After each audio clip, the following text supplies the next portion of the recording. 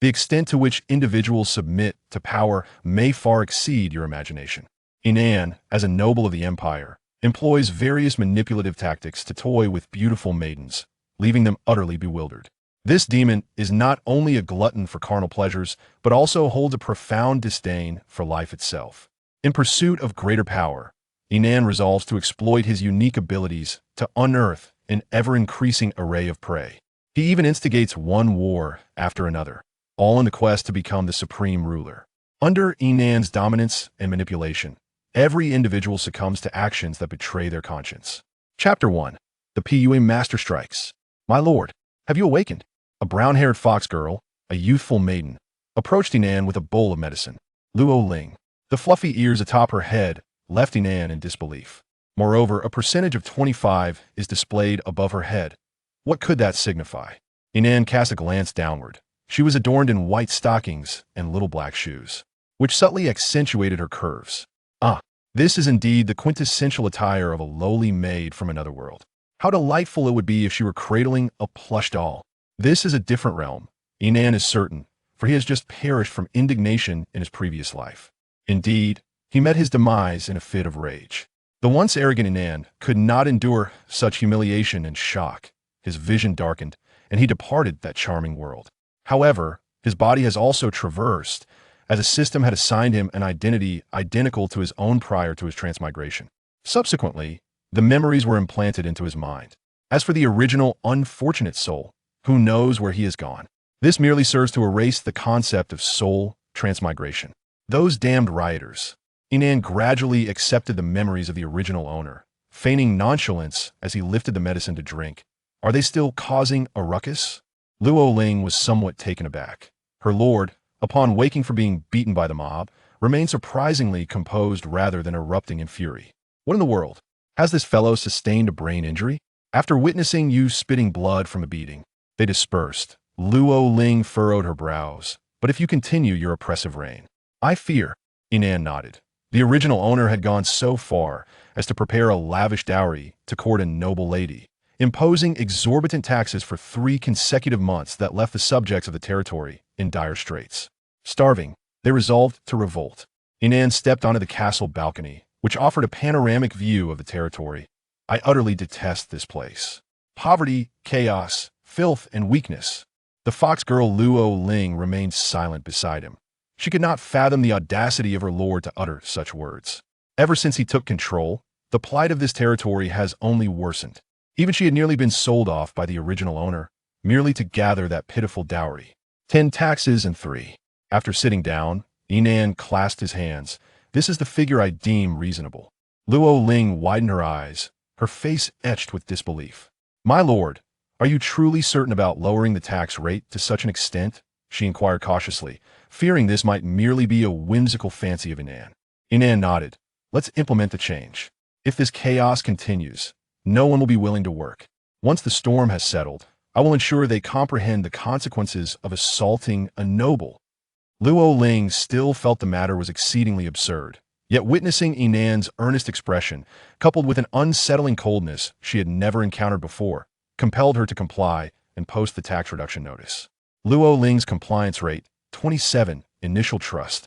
Inan observed the fluctuating percentage above Luo Ling's head and fell into contemplation. This must be a golden opportunity. Reaching 100% might yield some reward. However, how could he enhance her compliance rate? Drawing from Inan's experiences on Blue Star, how might one swiftly instill obedience in another? Many nefarious figures on Blue Star employed a particular method, dog training techniques. This entailed psychological manipulation, also known as PUA. This approach applies pressure through words and actions, leading the other party to doubt themselves, ultimately rendering them increasingly compliant. When Luo Ling returned to report, she found her lord leisurely savoring red tea at his desk. What is that flavor? Inan frowned as he set down his teacup, approached Luo Ling, and inhaled her hair, exclaiming, Luo Ling, you ought to take a bath. Luo Ling's face instantly flushed crimson. She instinctively took a step back, lowering her head, her voice laced with embarrassment. My lord, I apologize. I have been preoccupied with recent affairs and I have neglected my hygiene. It's quite all right. I understand you. Fortunately, no one seemed to notice you when you were out, right? Inan gently patted Luo Ling's head. However, you must be more mindful in the future. While I may not mind, as a noble's personal maid, you must uphold a proper image. Do you understand? As Luo Ling listened to Inan's words, which oscillated between criticism and encouragement, her ears drooped. Feeling aggrieved by the prior reprimand, yet bewildered by what seemed to be Inan's concern. My lord, Luo Ling hurriedly departed without looking back. I shall attend to it immediately. She sprinted to the bathroom, reflecting on her own scent. Although beastmen might possess a slight odor, she maintained cleanliness daily. She sniffed herself but discerned no peculiarity. Luo Ling was filled with confusion. Yet, given Inan's statement, it must possess some merit. Luo Ling's compliance rate, 36, initial trust. After her bath, as Luo Ling returned to her lord's side, Inan received a satisfying response. It appeared his compliance test had proven effective. Now that is more like it. You must maintain this standard moving forward. Inan spoke in a tone that was both condescending yet tinged with approval. I truly appreciate the fresh scent of fox tribe maidens. Luo Ling slightly bent her knees and softly replied, Yes, my lord. Luo Ling shall remember. Damn it, what is wrong with this scoundrel? Why has his demeanor shifted so dramatically? The original host was merely a clumsy, mindless sycophant. Yet this transformation perplexed Luo Ling. People can change. Inan seemed to see through Luo Ling's thoughts. Since the rebellion of the subjects, I have realized I can no longer continue in this manner. Luo Ling's heart skipped a beat. She could not fathom why this scoundrel felt compelled to explain himself to her. The previous lord had either struck or scolded her, holding the beastmen in contempt. He had purchased her solely for her beauty, yet had never laid a finger on her. Psychologically, he seemed unable to accept intimacy with a beastman. Shortly after the tax reduction, Inan received a letter from the neighboring baronial territory, sent by none other than the original host goddess. Inan Hill, my father remains opposed to our union, yet I believe you will rescue me. Everyone advises me to surrender, but I refuse to listen, even as they enumerate your flaws. However, I find you all the more endearing for it, and I shall await your return. Your beloved, Selina Lorendale. Good heavens, you two engage in PUA? Upon finishing the letter, Inan tossed it aside. This woman is downright insidious. Luo Ling gazed at Inan, discarding the letter with a flicker of astonishment. Hadn't this scoundrel previously cherished every letter from Miss Selina, kissing them as if they were treasures? My lord, this. Luo Ling could not help but speak, yet was at a loss for how to continue. Inan let out a cold laugh, remarking, What a devious woman. Yet our little Luo Ling is delightful. Upon hearing this, Luo Ling's ears perked up, seemingly filled with curiosity. Inan playfully pinched her fluffy ears. Come to my room tonight. Luo Ling was startled by Inan's sudden gesture. Her cheeks flushed bright red, and her ears instinctively trembled gently. My lord, is there something of importance that requires your attention in your chamber? This evening, I wish to indulge in the flavor of a fox. Inan is no longer the unfortunate soul he once was. He will seize the moment without hesitation, for what does it matter? Additionally, he can assess the level of obedience. Has this scoundrel finally succumbed to the temptation to take action against me? Oh heavens! It is the end. The little fox is destined for misfortune. As the personal maid, Luo Ling possesses no authority to refuse. Thus, as night descends, Inan has completed his bath, eagerly awaiting the service of the young fox maiden from the fox clan. Chapter 2. Selina, my sweetheart. Luling entered the room with a delicate demeanor, as this was her first experience of such nature. However, the merciless lord showed no mercy. He seized Luling's tail and commenced his actions. Inan transformed into a fox clan knight, while Luling's alluring nature was laid bare before him. The following day, Inan awoke to find the fox maiden nestled in his arms, her eyelashes trembling as if she were caught in an uneasy dream. Luling's obedience level, 40. Inan reached out to caress her adorable ears, the soft, fluffy texture sending delightful sensations through his fingertips. Lord, Luling murmured, her voice imbued with the languid sweetness of someone just awakened. But then a thought seemed to strike her, and her face flushed a deep crimson. Inan paid her little mind. After dressing, he began his meal. He continued to indulge in a life of opulence, demanding a glass of red wine and a roasted chicken for each meal. Inan had no intention of altering this demand. After all, wealth does not accumulate merely through frugality. If saving money were the key to prosperity, many would have already become affluent through generations of thrift. Yet, reality painted a different picture. Despite the citizens of his territory suffering from hunger, The life of the nobility remained untouched by such woes. Lulling observed quietly, having grown accustomed to this lifestyle. Meanwhile, Inan sipped his wine, pondering the management of his domain. This territory was merely a baronial fief, inherited through generations, akin to a larger village surrounded by scattered farmlands and woodlands. The fields were tilled by serfs, who were the lord's property, no matter how much food they produced. They barely managed to stave off starvation. With everyone struggling to eat, where would the fighting spirit come from? Yet, war loomed on the horizon, as evidenced by Selina's various actions that subtly encouraged the original lord to weaken the territory. The technological level of this world was relatively low, as magic and martial arts captured everyone's attention. Of course, Inan was no scholar of science, and instigating an industrial revolution was beyond his capabilities. Many things could be achieved through magic. For instance, flying through the skies required no technology. Pursuing technological advancement would only squander time. A first-tier warrior could easily send a dozen ordinary soldiers fleeing in terror. Please inform the council that I intend to exempt the serfs from rent for a year. Inan mused. Next year, a 60% grain tribute will suffice. The remainder they may choose to keep or sell as they see fit. Upon hearing Inan's decision, Lulling's eyes widened in surprise. She had expected him to remain ensnared in his lavish lifestyle, indifferent to the plight of the territory. Although she was uncertain why Inan had undergone such a significant transformation, she knew she must dutifully comply. Inan merely sought to bolster the serfs' work ethic, otherwise, their ongoing apathy would prevent any development in the territory. Glancing at the mere 800 gold coins remaining in the treasury, Inan felt a pang of despair. These coins had been extorted through oppressive means, and raising a military force would be a formidable challenge. It seemed much of the wealth had been redirected to the storm fief. The critical issue was that without offering substantial rewards, no one would heed his call for troops. The citizens were utterly disillusioned with their lord. They scrimped and saved only for their lord to pursue a woman who would not harbor resentment.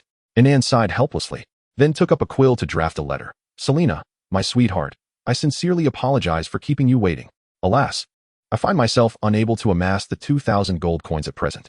I plan to venture afar to sell the territory's warhorses. I believe that if I traverse the mountains to the Earl of Wilbur's domain and procure the funds, I can purchase those precious tulip gems to propose to you. Your father shall witness my earnestness. Regrettably, I am still short by 200 gold coins, and in desperation, I must turn to you, your future husband, Inan. Inan employed the sunk cost fallacy from the Blue Star. When individuals are reluctant to part with their earlier investments of time and effort, they often make erroneous decisions, incurring ever greater costs. Selina of the Storm Fief received the letter and hesitated. This silver-haired, crimson-eyed beauty was astonished that this fool was genuinely willing to sell warhorses for tulip gems, stones that could enhance magical power. Once he sold the horses, the defenses of Silver Lake Fief would further weaken. Then, presenting the tulip gems to herself would bolster her own strength, truly a double-edged sword. She proceeded to discuss the matter with her father, and both concluded that this sycophant could not possibly deceive them, not even entertaining such thoughts. And thus they readily lent him the money. When Inan received the gold coins in Silver Lake Fief, he beamed with joy, casting aside the accompanying letter without a glance. The commander of the city defense quietly observed this scene, wondering if this wretched lord had finally regained his senses after a beating. Yuan, a retainer knight of the Hill family, and also the commander of Silver Lake's forces, was consumed with anger upon hearing that Inan had nearly been killed by the rioters. If Inan were to perish, the empire would merely dispatch another baron to take over, and all that he possessed would fall into the hands of another's subordinate. If fortunate, he might only become the underling of another's underling. If unfortunate, he could end up as the scapegoat, burned in the flames of a new official's rise. Yet, he was acutely aware that his lord had indeed been remiss in his duties. Yuan toyed with the pouch containing the 200 gold coins, contemplating a new set of equipment for the soldiers, as war was imminent. Soon enough, when the Storm Fief realized they had been duped, they would undoubtedly come to collect their debt. Regardless, they were already poised to strike Silver Lake Fief. At your command. Yuan knelt on one knee, recognizing that this lord was no longer the same. He was now contemplating the management of his territory. His subordinate would set to work. First, let us capture that group of rioters who attacked me. Now that the tide of rebellion has passed, it's time to settle old scores. Let them understand that not everyone can provoke me. Yuan accepted his orders and swiftly returned with a squad of soldiers, capturing the dozen or so rioters who had previously assaulted Inan. Bound and frightened, the rioters knelt before Inan, their faces pale with terror. Inan regarded them with a glint of coldness in his eyes. According to imperial law, any civilian who assaulted a noble faced the death penalty for their entire family. Upon hearing Inan declare, Your entire family shall face death by 1,000 cuts. The kneeling rioters turned ashen, some so frightened that they collapsed. Unable to even stammer a plea. Lord, spare us. One cried out, we were truly at our wit's end. Our children at home are starving. And we acted out of desperation. The other rioters echoed their pleas, cries and wails filling the hall. Lulling watched the pitiful rioters with a twinge of compassion. Truth be told, these individuals had been driven to such extremes by Inan's actions. Now that her relationship with Inan had evolved, she felt compelled to counsel her lord. It would be better to endure his reprimand than to allow the hearts of the territory's people to drift away. Should that happen, internal strife and external threats would plunge the fief into irretrievable ruin. Chapter 3. A callous treatment. Luo Ling inhaled deeply, summoning her courage to approach Inan, and softly remarked, My lord, these individuals are indeed deserving of punishment, yet to subject them to death by 1,000 cuts seems excessive. Might it be more prudent to relegate them to serfdom? Should they demonstrate improved behavior henceforth, they could regain their status as free citizens. Inan listened intently to Luo Ling's proposal, his gaze sweeping back and forth over the kneeling, pleading mob. He had never intended to execute them. After all, they represented a valuable labor force. Very well, from this day forth, you shall fish in Silver Lake, he declared after a brief contemplation. You must submit 100 silver fish daily, or I shall have no choice but to execute you. None anticipated Inan's sudden display of such ruthless authority. The silver fish were the unique specialty of Silver Lake territory. Although they did not enhance magical prowess, they were renowned for their exquisite flavor, adored by the local nobility. However, these fish were notoriously cunning and difficult to catch, making the demand of 100 fish per person nearly insurmountable. Yet Inan swiftly altered his tone. I am not entirely devoid of generosity. I require only 100 fish. The remainder is yours to keep.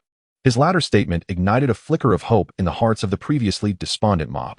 The market price for a single silver fish hovered around 5 silver coins, sufficient for a family to sustain themselves for a month. My lord, is this truly the case? Inquired an older member of the mob, gathering his courage. Inan cast him a cold glance. When I, your lord, make a statement, it is as good as law. However, you must first meet the daily quota of 100 silver fish. The mob responded with unanimous agreement, as if they had glimpsed a ray of hope. Once the matter with the mob was settled, Inan retrieved 500 gold coins and handed them to Captain Yuan, designating them for the soldiers' equipment. Ensure these are exchanged for supplies with utmost urgency. When war arrives, we shall all be in the same precarious situation. Yuan accepted the heavy purse with both hands, the sound of the clinking coins sending a shiver through him. He knelt on one knee and pledged, Rest assured, my lord, I shall not disappoint your expectations. That will be all. Inan waved him away dismissively. He glanced at the obedience percentage reflecting above Luo Ling's head, having just heeded her advice. It should have seen a rise. Luo Ling's obedience, 43, compliant. It seemed his recent actions had indeed borne fruit, providing Luo Ling with a stage to shine. Luo Ling, I cannot thank you enough, Inan said, affectionately ruffling her hair. You truly are a kind-hearted girl. My lord, you overstated, Luo Ling replied, her head bowed slightly. Her voice gentle. She merely believed those individuals did not deserve such a fate, especially as the territory required labor, making this course of action beneficial for all. In a hierarchical relationship, the superior's demeanor should oscillate like a roller coaster, sometimes warm, sometimes aloof. The superior ought to adjust their attitude based on the submissive's reactions. If the one being tamed displays obedience, rewards should be given promptly. Inan was well aware of this principle, observing Luo Ling's docile demeanor. He resolved to bestow further rewards to enhance her compliance. You shall have the day off, Inan declared, pulling several coins from his pocket. Go, enjoy your time. Indulge in delightful treats, and do as you please. Luo Ling gazed at Inan in astonishment, disbelief filling her eyes. This seemingly callous lord had transformed, exhibiting an unexpected concern for her feelings, granting her a holiday and gifting her coins, making her feel cherished. Though she considered declining, Inan swiftly pressed the coins into her pocket and playfully pinched her fluffy ears. Go and have fun, and remember to enjoy yourself, all right? Luo Ling's cheeks flushed crimson, her heart racing from his affectionate gestures, yet she recognized the undeniable authority in his tone. It was an assertiveness she had never encountered before. Yes, my lord, she acquiesced, clutching the coins tightly as she hurriedly exited the castle. Inan watched her retreating figure thoughtfully, plotting his next moves. Upon arriving at the bustling marketplace, Luo Ling was enveloped by the lively atmosphere. Numerous stalls adorned with vibrant wares beckoned her, from colorful trinkets to fresh produce, and enticing food vendors wafting delicious aromas. Unable to resist, the ravenous fox girl approached a stall selling candied fruits. The stall brimmed with an array of enticingly colorful fruits, their sugary coatings glistening in the sunlight, emanating a sweet fragrance. The little fox perked her ears, leaning closer to scrutinize each delicacy. "Miss, do try our candied strawberries. They are sweet and tangy, absolutely delightful," the vendor enthusiastically urged. Luo Ling accepted a small piece of the strawberry treat, savoring it as the sweet and sour flavors burst on her palate. The fragrance of strawberries harmonized perfectly with the sugary glaze, prompting a satisfied sigh to escape her lips.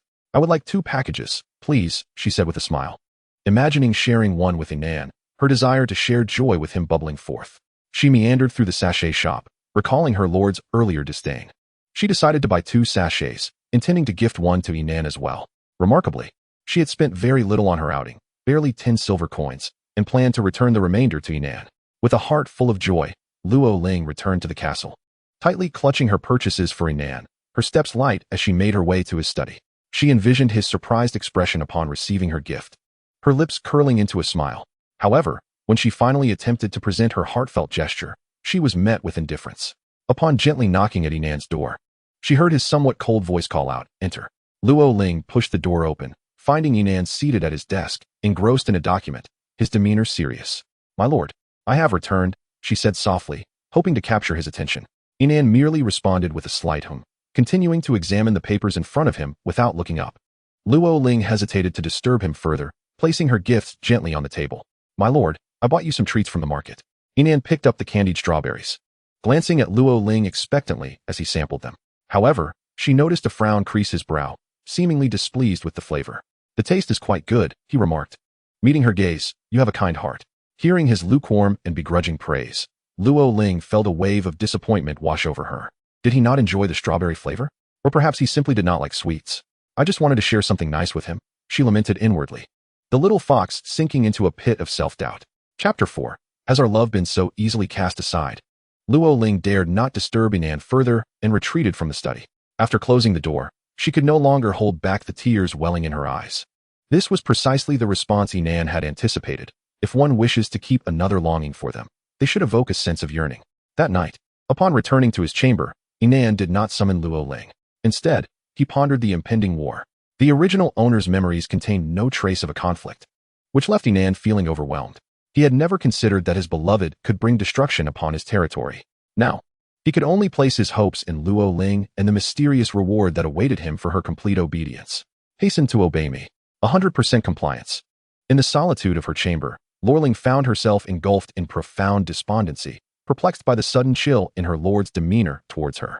The following day, as Inan meticulously groomed himself before the mirror, Lorling could only stand by in silence, acutely aware of the fact that this insufferable lord had chosen to disregard her very existence. The drastic shift in Inan's character ignited a fierce curiosity within her. He had begun to focus intently on the development and fortification of their territory, preparing for the impending war. Numerous enigmas surrounded him, awaiting resolution by his devoted maid. Yet his abrupt aloofness left her questioning what transgression she might have committed. On the morrow, Inan again produced 400 gold coins, intending to recruit soldiers and hastily assemble a small army. His actions soon drew the scrutiny of the neighboring storm territory.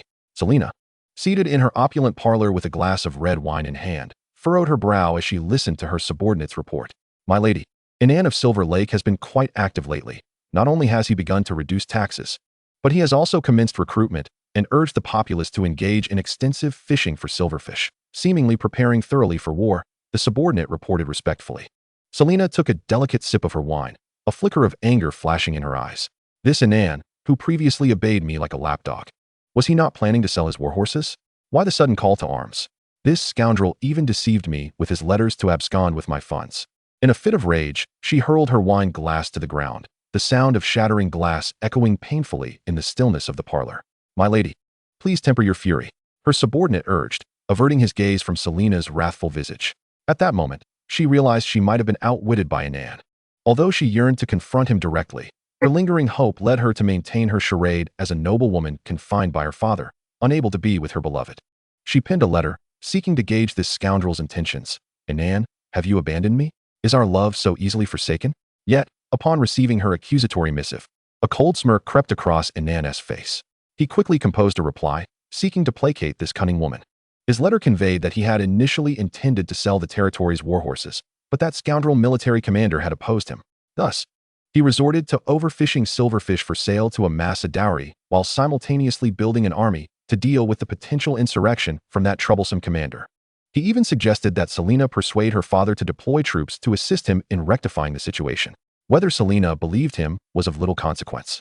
His aim was merely to delay. The impending overfishing would undoubtedly disrupt Silver Lake's ecological balance. Yet there was no alternative. Inan was fully prepared for war.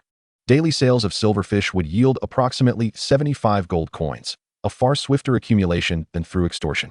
However, the original owner had foolishly considered Silver Lake to be a steadfast foundation, believing that diligent management would secure a life of luxury. As for the well-being of the common folk, nobility were utterly indifferent. At that moment, Inan's singular focus was to enhance Lorling's obedience to unlock the first reward of his golden finger. When Selena received Inan's letter, she hesitated. It must be said that his excuse was indeed quite plausible, and he dared to invite wolves into his fold by requesting assistance from other nobles to aid him in his plight. Such a notion was certainly befitting the mind of a fool. Is this Inan still the same lapdog? Selena murmured to herself, lightly tapping her fingers on the table as she pondered her strategy. The endearments in his letter raised the hairs on her neck. Struggling to suppress her discomfort, she reread the letter several times, attempting to discern Inan's true intentions hidden between the lines. Ultimately, she had no choice but to consult her father, who had long been scheming to consume Silver Lake's territory. Should they succeed, their family could exert more influence and potentially ascend to the rank of Viscount. Selena herself could become a noblewoman of a Viscount's household, rising from the lowest echelons of the imperial aristocracy. In a flurry, she rushed to her father's study, finding him seated behind a grand desk, poring over the territory's accounts. "Father, Inan of Silver Lake has been acting suspiciously of late." Foregoing pleasantries, Selena spoke directly. Loren set aside the ledgers, lifting his gaze to meet his daughter's, his eyes reflecting composure and shrewdness. "Oh, do elaborate." Selena recounted Inan's series of actions in detail. "So you are suggesting that," Loren tapped his fingers on the desk, suddenly grasping the crux of the matter, "he has provided us with a justification for an offensive?" Loren could hardly believe that someone would incite others to attack their own territory. Selena, furrowing her brow, expressed her doubts and concerns. "Indeed. But this fool is quite capable of such a deed." Loren fell silent for a moment, then slowly rose, pacing the study. Is Inan truly a fool? Or has he merely been concealing his true self? Seeing her father's hesitation, Selena interjected, "From his past behavior, I can discern that he genuinely harbors feelings for me." Stopping in his tracks, Loren regarded Selena with a scrutinizing gaze. "Selena, you must understand that emotions are often fragile in the face of self-interest. Yet, what could he possibly gain by inciting the Storm territory to assault his own land?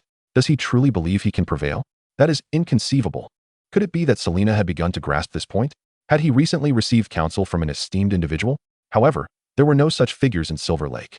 The father and daughter engaged in a mental tempest within the study. When a fool genuinely placed the cake before them, they found themselves too fearful to partake.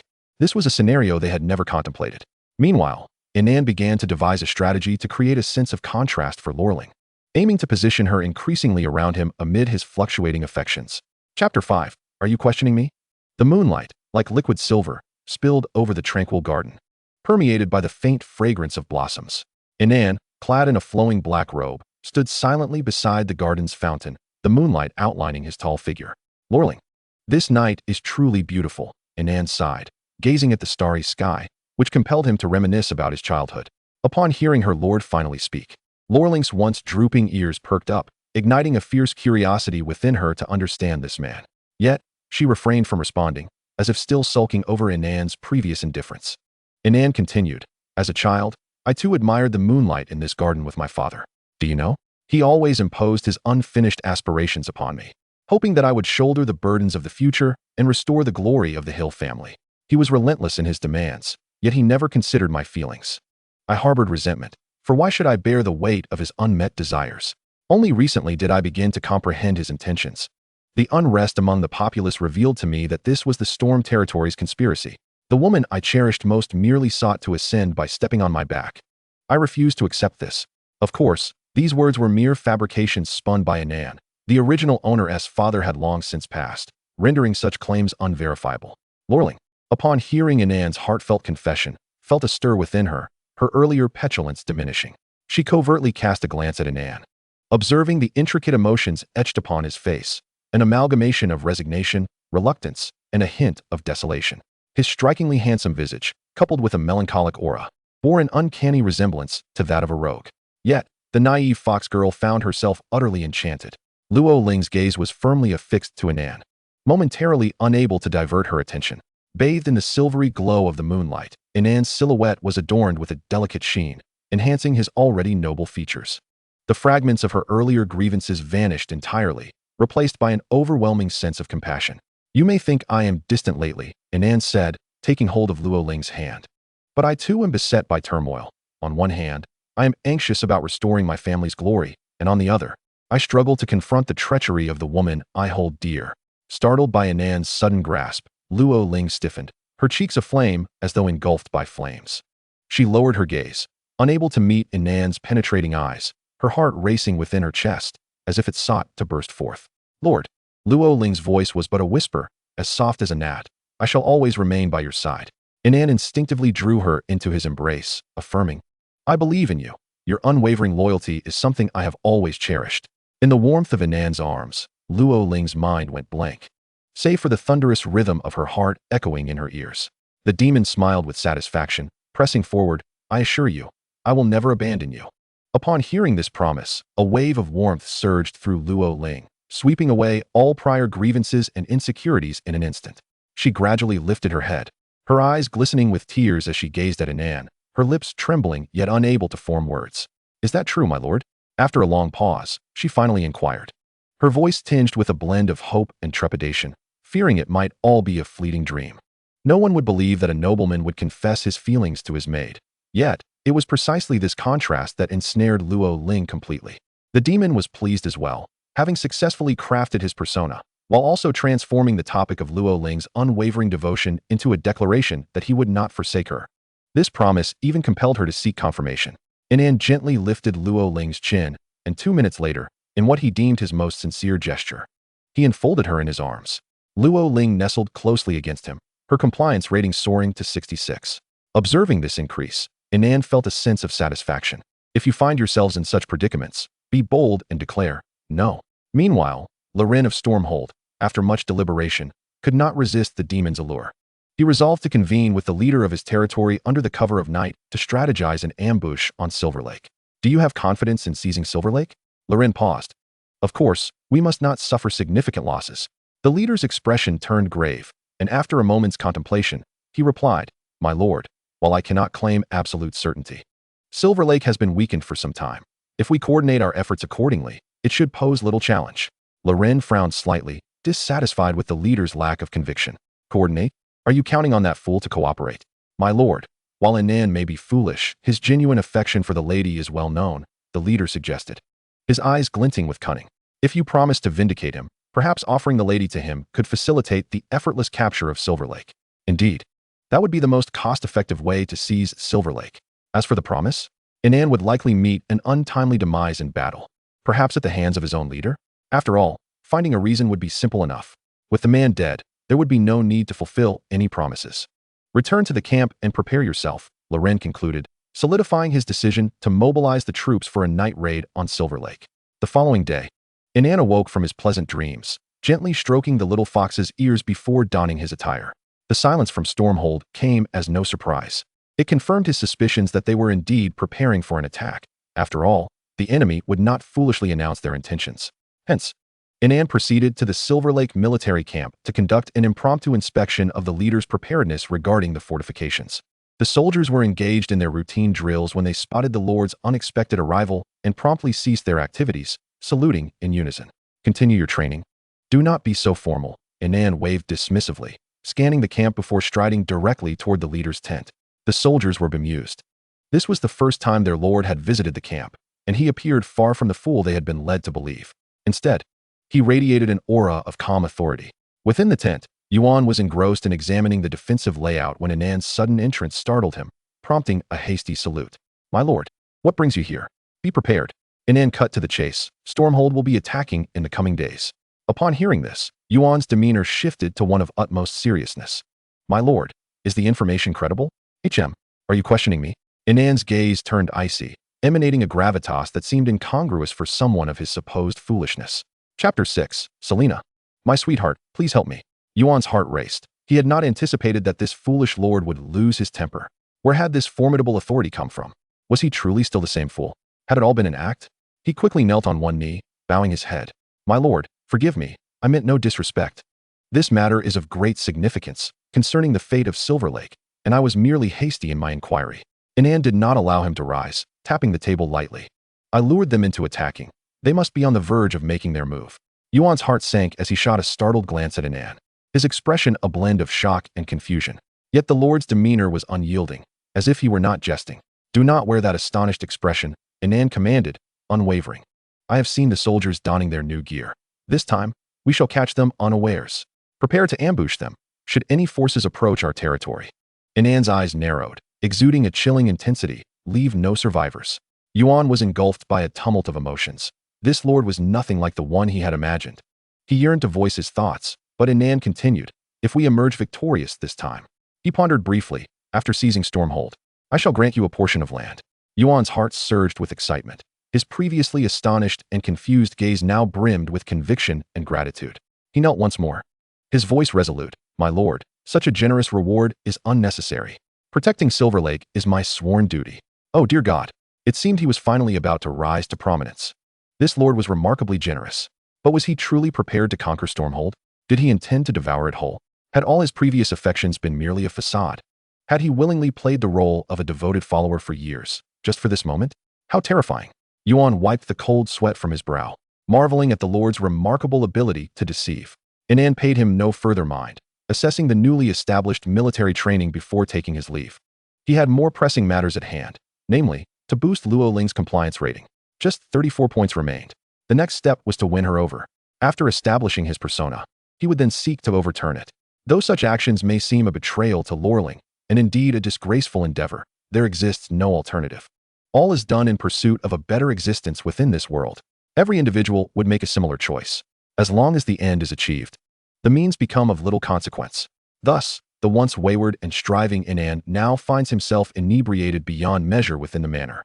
When Lorling finally discovers the drunken Inan nestled in a secluded corner of the garden, a wave of sorrow washes over her. My lord, how could you have descended into such a state? She softly inquires, kneeling to assist him. Inan, in a haze, lifts his head to gaze at Lorling, his eyes filled with anguish and confusion. Leave me be. The suddenness of Inan's outburst startles Lorling, her outstretched hand freezing midair, a flicker of grievance crossing her features. Swiftly replaced by concern. My lord, her voice trembles. What has transpired? What has happened? It is all over. All my efforts have been in vain. Everyone perceives me as a fool, a worthless being, merely awaiting my downfall. I thought I could change it all, but now it appears to be nothing but a jest. The little fox leaps into Inan's embrace, sobbing fervently. Inan is momentarily taken aback. Tears glisten in Lorling's eyes as she asserts, in my eyes, my lord. Your recent transformations have been significant. We have been steadily improving. You are neither a fool nor worthless. I believe you can change everything. Inan pauses, bewilderment fading, replaced by a flicker of emotion. Lorling, do you truly believe I can alter this fate? Lorling nods vigorously, her eyes brimming with determination. I believe in you, my lord. Inan pulls Lorling closer, whispering, thank you, Lorling. If not for your words, I truly would. Lorling offers no reply, rising to her tiptoes as they draw nearer. She believes the demon has found redemption in her, and the demon, too, is content. Lorling's obedience level, 75, dependency established.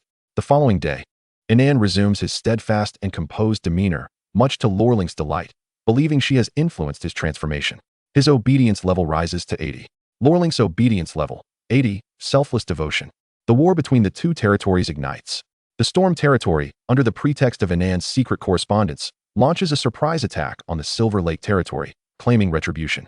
However, the Silver Lake Territory has long been prepared, ambushing the foolish assailants mid-journey. The cacophony of battle cries and screams intertwines, echoing throughout the valley. This unforeseen setback infuriates the commander of the Storm Territory. Why does this diverge from the expected script? His face flushes with rage as he kicks over the messenger, demanding an explanation. What is happening? How does Silver Lake know of our assault? Is there a traitor among us?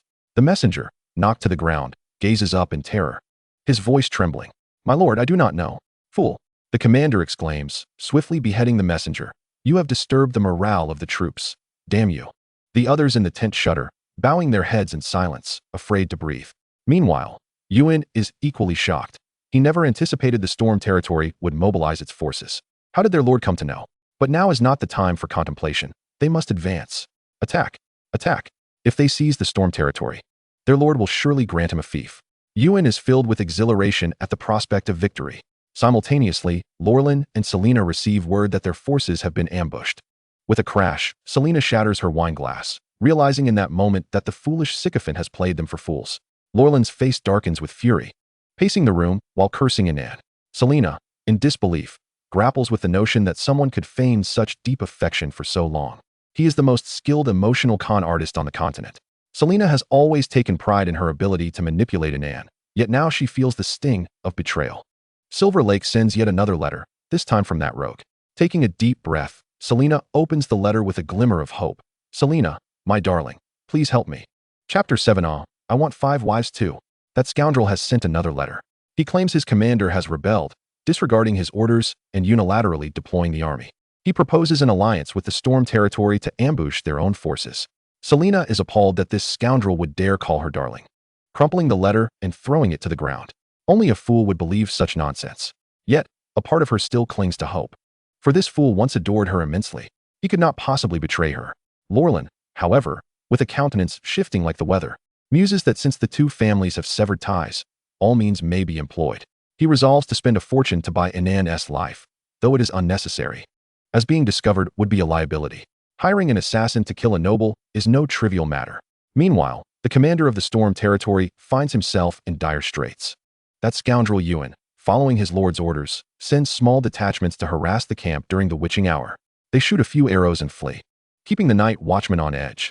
Each time they are attacked, he must sound the alarm, alerting his troops to the enemy's approach. Consequently, the Storm Territory's camp is thrown into chaos each night. Though he attempts to emulate their tactics, the enemy remains safe within their territory, undeterred by a counterattack. By day, the soldiers of Silver Lake are invigorated, while those of the Storm Territory languish in low spirits. Can we not capture them and bring back our troops? This sentiment resonates with all, including the commander of the Storm Territory, until a message arrives from Lorelin. Inan's life hangs by a thread. Hearing this news, the commander's previously dim eyes spark with a glimmer of hope. If the Lord of Silver Lake dies, they will have no reason to fight. Meanwhile, Inan peruses the battle reports within the castle, noting that this war seems all too favorable. The father and daughter duo, having been played, must be seething and will resort to any means necessary. My lord, Lorelin refills Inan's cup with tea. You seem troubled by the reports. Have you sensed something amiss? Inan massages his temples, realizing they have not reinforced their troops. Why? Suddenly, a dreadful thought strikes him. They're coming for me. As Inan utters these words, an arrow whizzes through the darkness, piercing the air with a sharp whistle, aimed directly at his throat. My lord, Lorelin cries out, instinctively throwing herself before him.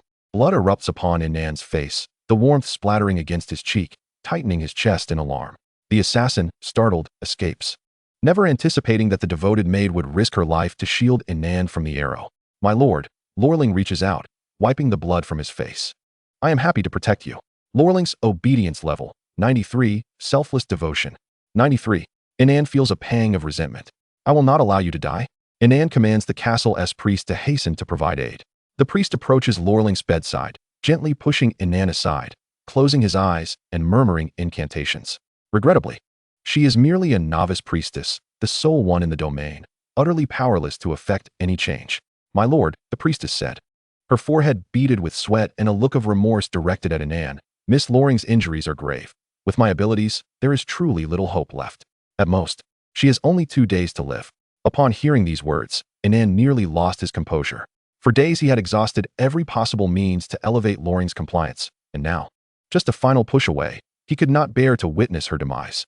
He promptly thrust a handful of gold coins into the priestess's hands, urging her to care for Loring. Given the threat of hired assassins, the castle was no longer safe, and Inan commanded the guards to escort the 3 of them to the military camp. Inan stood before a throng of soldiers, bloodied and disheveled, exuding a chilling aura of lethal intent. My subjects, he proclaimed from the platform, the Stormhold seeks our utter annihilation. Even I was nearly slain. The soldiers below wore solemn expressions, gripping their weapons with fierce determination. I shall make them pay dearly. Inan declared with conviction. I promise each soldier a slain enemy's head will earn them a woman. Should you slay 10 foes, you may also claim a plot of land and 2 free laborers. He presented an enticing prospect, offering 5 gold coins as compensation for each fallen soldier, ensuring their families would receive stable employment and the finest treatment in Silver Lake. Inan's impassioned rhetoric rippled through the ranks like a stone cast into a tranquil lake, inciting a fervor among the soldiers. Charge into Stormhold. Avenge our lord. The soldiers' battle cries surged in fervor, igniting their morale to a boiling point. Clear them out. Inan unsheathed his sword, calling for the attack. With a single command, the rallying cry electrified the entire camp as the soldiers surged forward like a tidal wave towards their designated battlefield. The atmosphere was charged. Such rewards were unprecedented. Perched upon a majestic steed, Inan gazed resolutely ahead, acutely aware that retreat was no longer an option. Should he falter in this battle, the people of Silver Lake would tear him asunder, for he could not afford the compensation. The army of Silver Lake surged toward the encampment of Stormhold like a relentless tide. Meanwhile, the soldiers of Stormhold were bewildered, questioning why the soldiers of Silver Lake had suddenly gone mad. What in the blazes is happening? Their commander exclaimed in disbelief. Yet, the soldiers of Silver Lake were consumed by a thirst for vengeance. Let me slay you, and your wife shall be mine. They cried. Just one more head, and I can claim a plot of land. My descendants shall never know want. Their shouts intermingled, threatening to upheave the entire encampment. Fear gripped Stormhold, compelling them to retreat, but the Silver Lake army pursued relentlessly.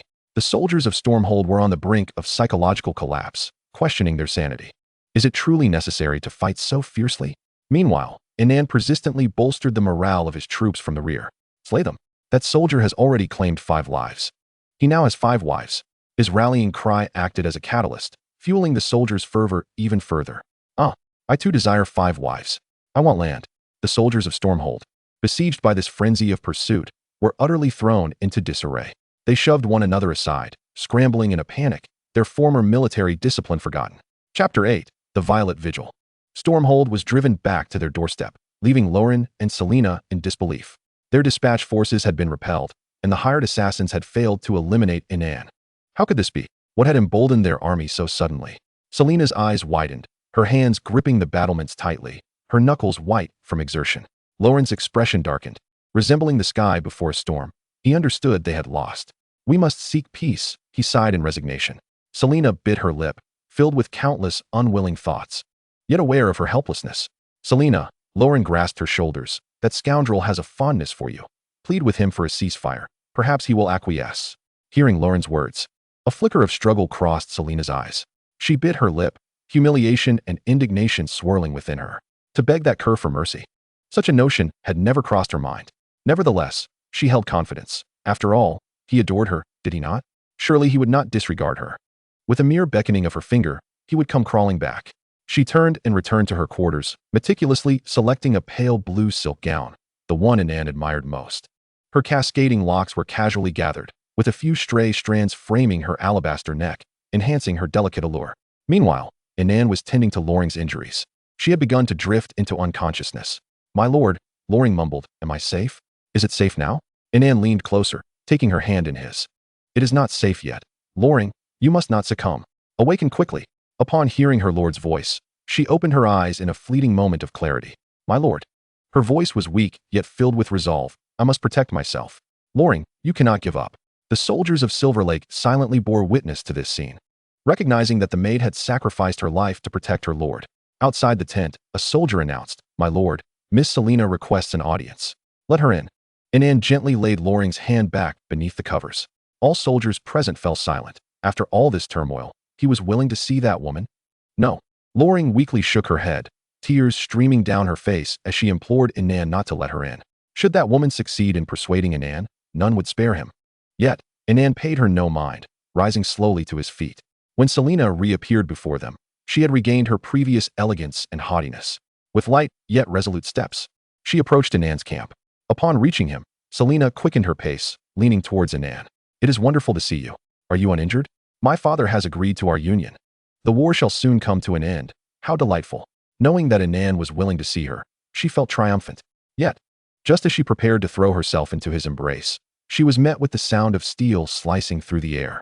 Inan gripped the dagger tightly, driving it fiercely into Selena's chest. All present stared in wide-eyed disbelief, including Selena herself, unable to fathom that Inan would commit such an act against her. Who told you the war was ending? Inan yanked the dagger free, blood splattering across his face as he coldly regarded Selena as she fell to the ground.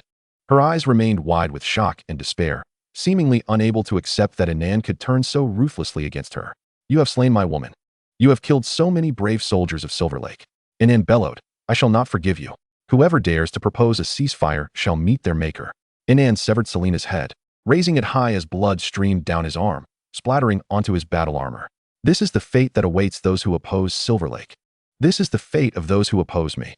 His voice resonated like a thunderclap, echoing throughout the entire camp.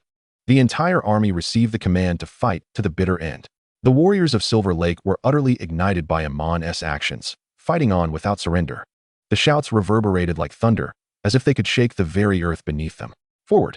Iman hurled the severed head of Selena with great force, his hands sweeping through the air.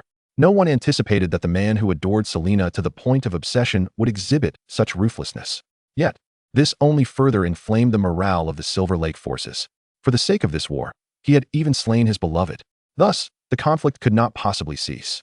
The army of Silver Lake surged like a tidal wave toward the castle of Stormhold. Inside the tent remained only Iman and Lolan, as Iman clutched his head in anguish. Although he had traversed into this world as a whole, the memories were indelibly imprinted within his mind. The risk of a split personality was undeniably present, and Iman sought to eradicate it completely. Why did I have to kill her? Do you understand how deeply I loved her?" A torrent of resentment battered against Iman's soul, but it was swiftly subdued by his fury. "Love her? What a ludicrous notion." The voice of Iman within his mind roared, "If I do not kill her, she will find a way to end my life. That love was merely a fabrication she concocted to manipulate you." This obsession seemed unable to withstand such a blow, gradually dissipating. Lolan bore witness to this scene, seeing Iman sacrifice his most cherished woman for her sake. In that moment, she could no longer contain herself. She did not wish to depart from this world. She longed to remain by Iman's side. "Oh, Moonlight Fox Spirit, allow me to stay. I wish to protect my lord for eternity."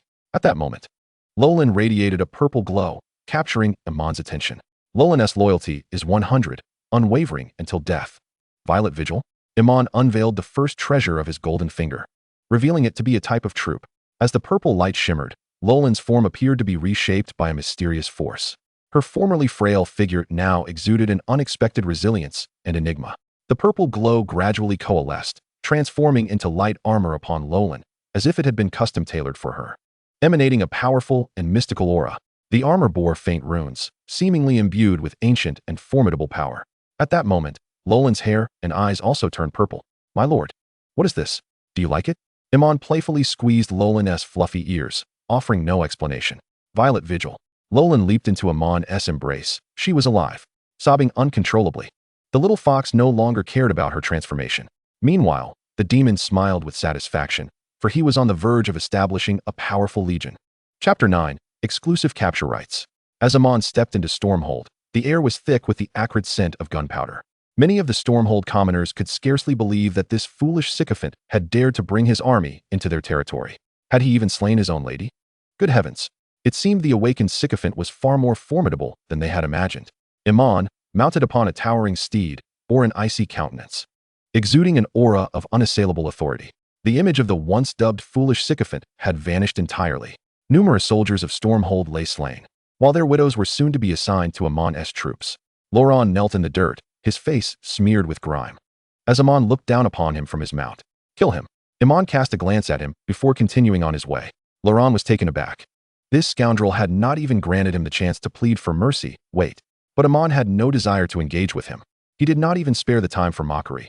The vanquished had no right to debate with the victor.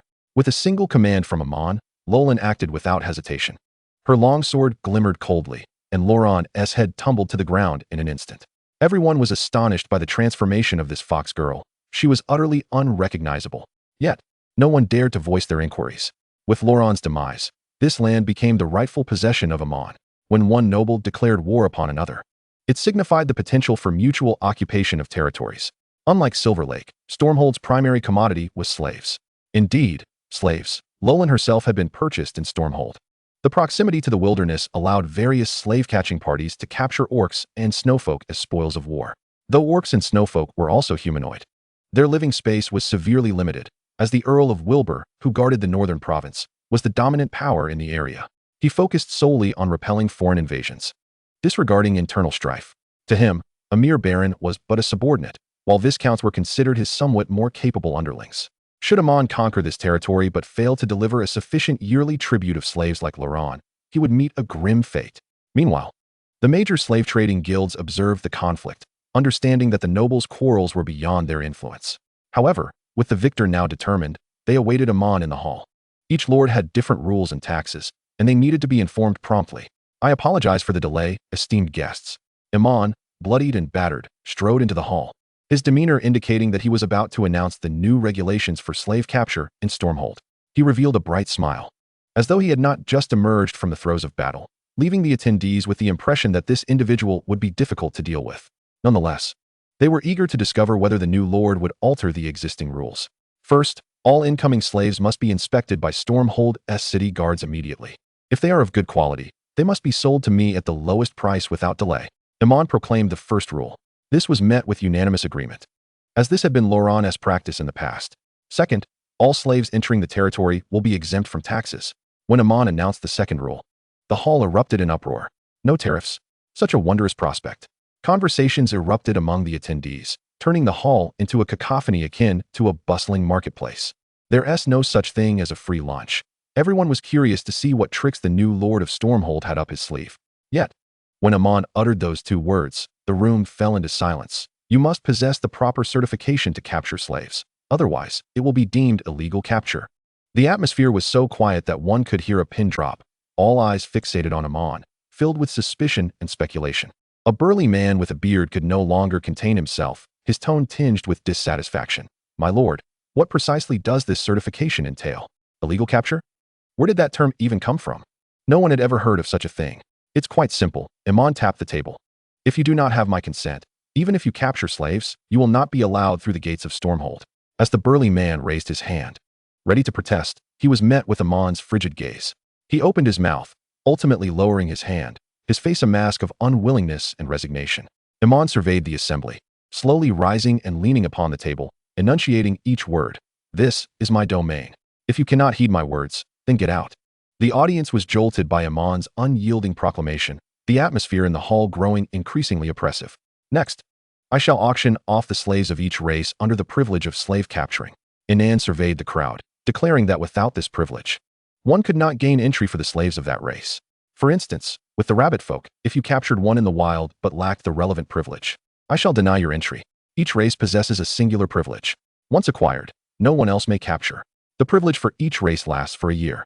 Upon hearing Inan's proclamation, the previously subdued atmosphere ignited once more, and a cacophony of discussions erupted in the hall. Is this not a veiled monopoly? A diminutive merchant furrowed his brow and murmured softly. Inan nodded, affirming, Indeed, I am granting you the privilege of monopoly. My lord, what advantages does this monopoly hold for us? Inquired a merchant donning an exquisite hat, his eyes filled with perplexity. Consider the multitude of capturing teams. Will conflicts not arise in the wild? Inan began to profit from an altruistic perspective. Once you secure the capturing privilege for a particular race of slaves, the risk of mutual slaughter diminishes. Moreover, those in need of a specific race's slaves will be compelled to procure them from you. By obtaining exclusive capturing rights, you effectively control the source of that race's slaves. The term exclusive capturing rights was novel, leaving the crowd pondering the thoughts swirling in the Lord's mind. Yet, their hearts burned with excitement, as they believed this new master of the territory was introducing something extraordinary. This would alter the very rules governing the slave-capturing industry in the northern province, and even neighboring lords would likely emulate this model. Capturing slaves is a perilous endeavor. They had already charted their own routes. Altering their pathways to enter another territory would incur even greater costs. Furthermore, should someone secure a specific race's privilege, they could sell the routes they had previously explored to other merchant guilds. Everyone was eager, awaiting the auction of that exclusive capturing privilege. Chapter 10. We are old married couples. What is there to feel shy about? This was precisely what Inan desired. Having just conquered the Storm territory, he had no time to leisurely collect taxes. He needed to amass sufficient gold coins to begin assembling the Violet Watch Legion. After entrusting the upcoming auction of exclusive capturing rights to the administrator, Inan returned to Silver Lake territory to commence writing letters. The content was merely an expression of loyalty and capability to Count Wilbur, asserting that he could bring greater benefits than Loren. Whether Count Wilbur would read it held little significance. What mattered was the attitude conveyed. He might not even notice until the day the quality and quantity of slaves from the Storm territory fell short. prompting him to realize that the Lord of the Storm territory had changed. Members of the Violet Watch Legion would be exclusively female. They would require various herbs for bathing and body conditioning, alongside the cultivation of relevant martial arts and offensive magic. Indeed, this troop was extraordinarily formidable, practicing the martial arts of warriors while dealing magical damage. Each female member would possess extraordinary agility and strength. Inan also had the methods for forging the necessary equipment. Clad in violet light armor, they would dazzle and devastate on the battlefield, hence their name, the Violet Watch. However, it would be quite costly. At present, Inan had merely over 1,000 gold coins left, freshly collected from the castle of the Storm territory. Thus, he could only afford to fund approximately 10 Violet Watch Knights. The initial funding for one Violet Watch Knight was around 100 gold coins, and this was merely the beginning. Subsequent advancement conditions would require even more funds. Inan had already procured the bathing herbs for Lauren's daily use. Lauren, her complexion flushed, soaked in the tub while the rogue lord leered at her incessantly, claiming a flimsy excuse of wanting to observe the miraculous effects of the medicinal bath. The water in the tub was dyed purple with the addition of violets and various magical herbs. As time passed, Lauren gradually absorbed the medicinal energy, becoming increasingly translucent. With Inan's gaze fixed upon her, she felt a rising shyness, turning her head slightly, reproaching, "My lord, if you keep staring like that, how am I to comfortably absorb the medicinal energy? We are old married couples. What is there to feel shy about?" The rogue retorted dismissively, his interest piqued. Upon hearing Inan's words, Lauren's face blushed deeper, akin to a ripe apple, yet her ears stood erect. As a master of fox taming, Inan was well aware of the signal. After an indeterminate time, the two emerged from the bathing chamber. As for the secrets that transpired, you shall have to speculate. The auction for exclusive capturing rights was fervently underway, with many slave trading guilds vying for the exclusive rights to various races, their faces flushed with fervor. With each increment called by the auctioneer, intense competition erupted among the crowd. Were elves present, they would undoubtedly come to blows. Yet the snowfolk would never yield to the elves. The snowfolk naturally possess a noble and ethereal beauty, their skin as white as snow, with hair and eyes of the same hue, even their eyelashes following suit. They are the most coveted slaves among the nobility of the northern province. And despite having established their kingdom, they remain subject to the fate of capture. Many slave-capturing teams would risk venturing to the borders of the Snow Nation in pursuit of slaves. Chapter 11. Is it not akin to the main theme of imperial power? This time, the exclusive capturing rights provided Inan with over 40,000 gold coins, far exceeding the slow accumulation of taxes, albeit at the expense of draining the primary economic resource of the Storm territory for the coming year. Now, Inan had recruited 100 women, establishing the Violet Watch Legion, directly expending over 20,000 gold coins. Each soldier's equipment required 80 gold coins, which could be directly fed into the system, awaiting the production of equipment. Otherwise, cultivating a batch of blacksmiths would consume considerable time. Once Lauren completed training this batch of soldiers, Inan would lead the legion to wreak havoc and seize funds. Upon returning to Silver Lake territory, the area's largest slave trader was already prepared to bring him a batch of snowfolk slaves. Carl, the preeminent slave trader in the surrounding territories, had also secured the exclusive capturing rights for the snowfolk, a symbol of dominance. Other races of slaves were somewhat available elsewhere. Yet the Snow Nation was established at the northern borders of the Arathos Empire, with the Storm territory serving as one of the nearby exits. Hence, Carl sought to curry favor with Inan, ensuring he could maintain the exclusive capturing rights for the snowfolk. Carl had visited Silver Lake territory before, but this time his experience was starkly different. Damn it, why are those serfs working so diligently? Don't they usually just lazily swing their hoes under the trees? And what of those fishermen by Silver Lake? Were they not once content to lazily cast a few nets and then gather to drink and chat? Unable to contain himself, Carl seized a passing serf, questioning, "What has happened? Why the sudden surge in industriousness?" The serf, glancing up at Carl, noted his opulent attire, recognizing him as a wealthy man, and grinned broadly. "Hey, my lord, you might not be aware, but the Lord has allocated the farmland to us and exempted us from rent for a year. We only need to hand over 60% of the harvested grain. The rest we may keep for ourselves." Carl, listening to the serf's words, was taken aback. Exempted from rent for a year? Only yielding 60% of the grain? The serf chuckled and continued, "Indeed, the Hill family has produced a remarkable lord this time. I hear that the soldiers who followed the lord into battle have taken several wives, and the more fortunate among them have even become landowners." Carl tossed 2 gold coins aside, declaring, "This is for you." The serf joyfully picked up the coins and bit into them, an overwhelming sense of pride swelling within him. Were it not for the lord, this group of wealthy gentry would hardly spare him a glance, let alone bestow 2 gold coins upon him. Stop the carriage. Carl commanded the driver, ordering a swift turnabout. As he sat in the carriage, he pondered the recent actions of the Silver Lake Lord, his brow furrowing in contemplation. This lord was unlike any other. His ambitions were vast, and he was a reckless gambler. It was not that he treated his subjects with kindness. Rather, this scoundrel resorted to usurious means to win the loyalty of the serfs, compelling each one to serve him with unwavering devotion. He resolved to return and present the recently captured Snow Clan noblewoman to Inan, hoping that by ingratiating himself further, he might one day be rewarded with a morsel of favor. When Inan beheld Carl bringing forth a batch of Snow Clan slaves, he was particularly pleased by the sight of the most exquisite mature beauty among them, who bore an impressive 0% in compliance. Clad in a resplendent blue gown, with flowing white hair and a graceful figure, she exuded an air of nobility that remained undiminished despite her dire circumstances. Her white lashes and blue eyes radiated coldness and haughtiness. This icy beauty was evidently yet to be tamed, but her status as a slave did not prevent her from adorning herself with opulent jewelry, creating a striking visual contrast. As Inan admired the Snow Clan noblewoman, he elegantly sliced through a bloody steak of beast flesh, the gruesome spectacle terrifying all present. Well done, Carl. Inan raised his goblet of red wine, gazing through the crimson liquid at the Snow Clan noblewoman with satisfaction. I am quite pleased. Carl, sweating nervously at the sight of Inan consuming raw beast meat, felt that pleasing the Baron was his greatest honor. I shall not take your offerings in vain, Inan stated as he set down his goblet. How would you like to become the treasurer of the Storm Territory? A jolt of shock coursed through Carl upon hearing Inan's words. Good heavens! Am I to be conscripted?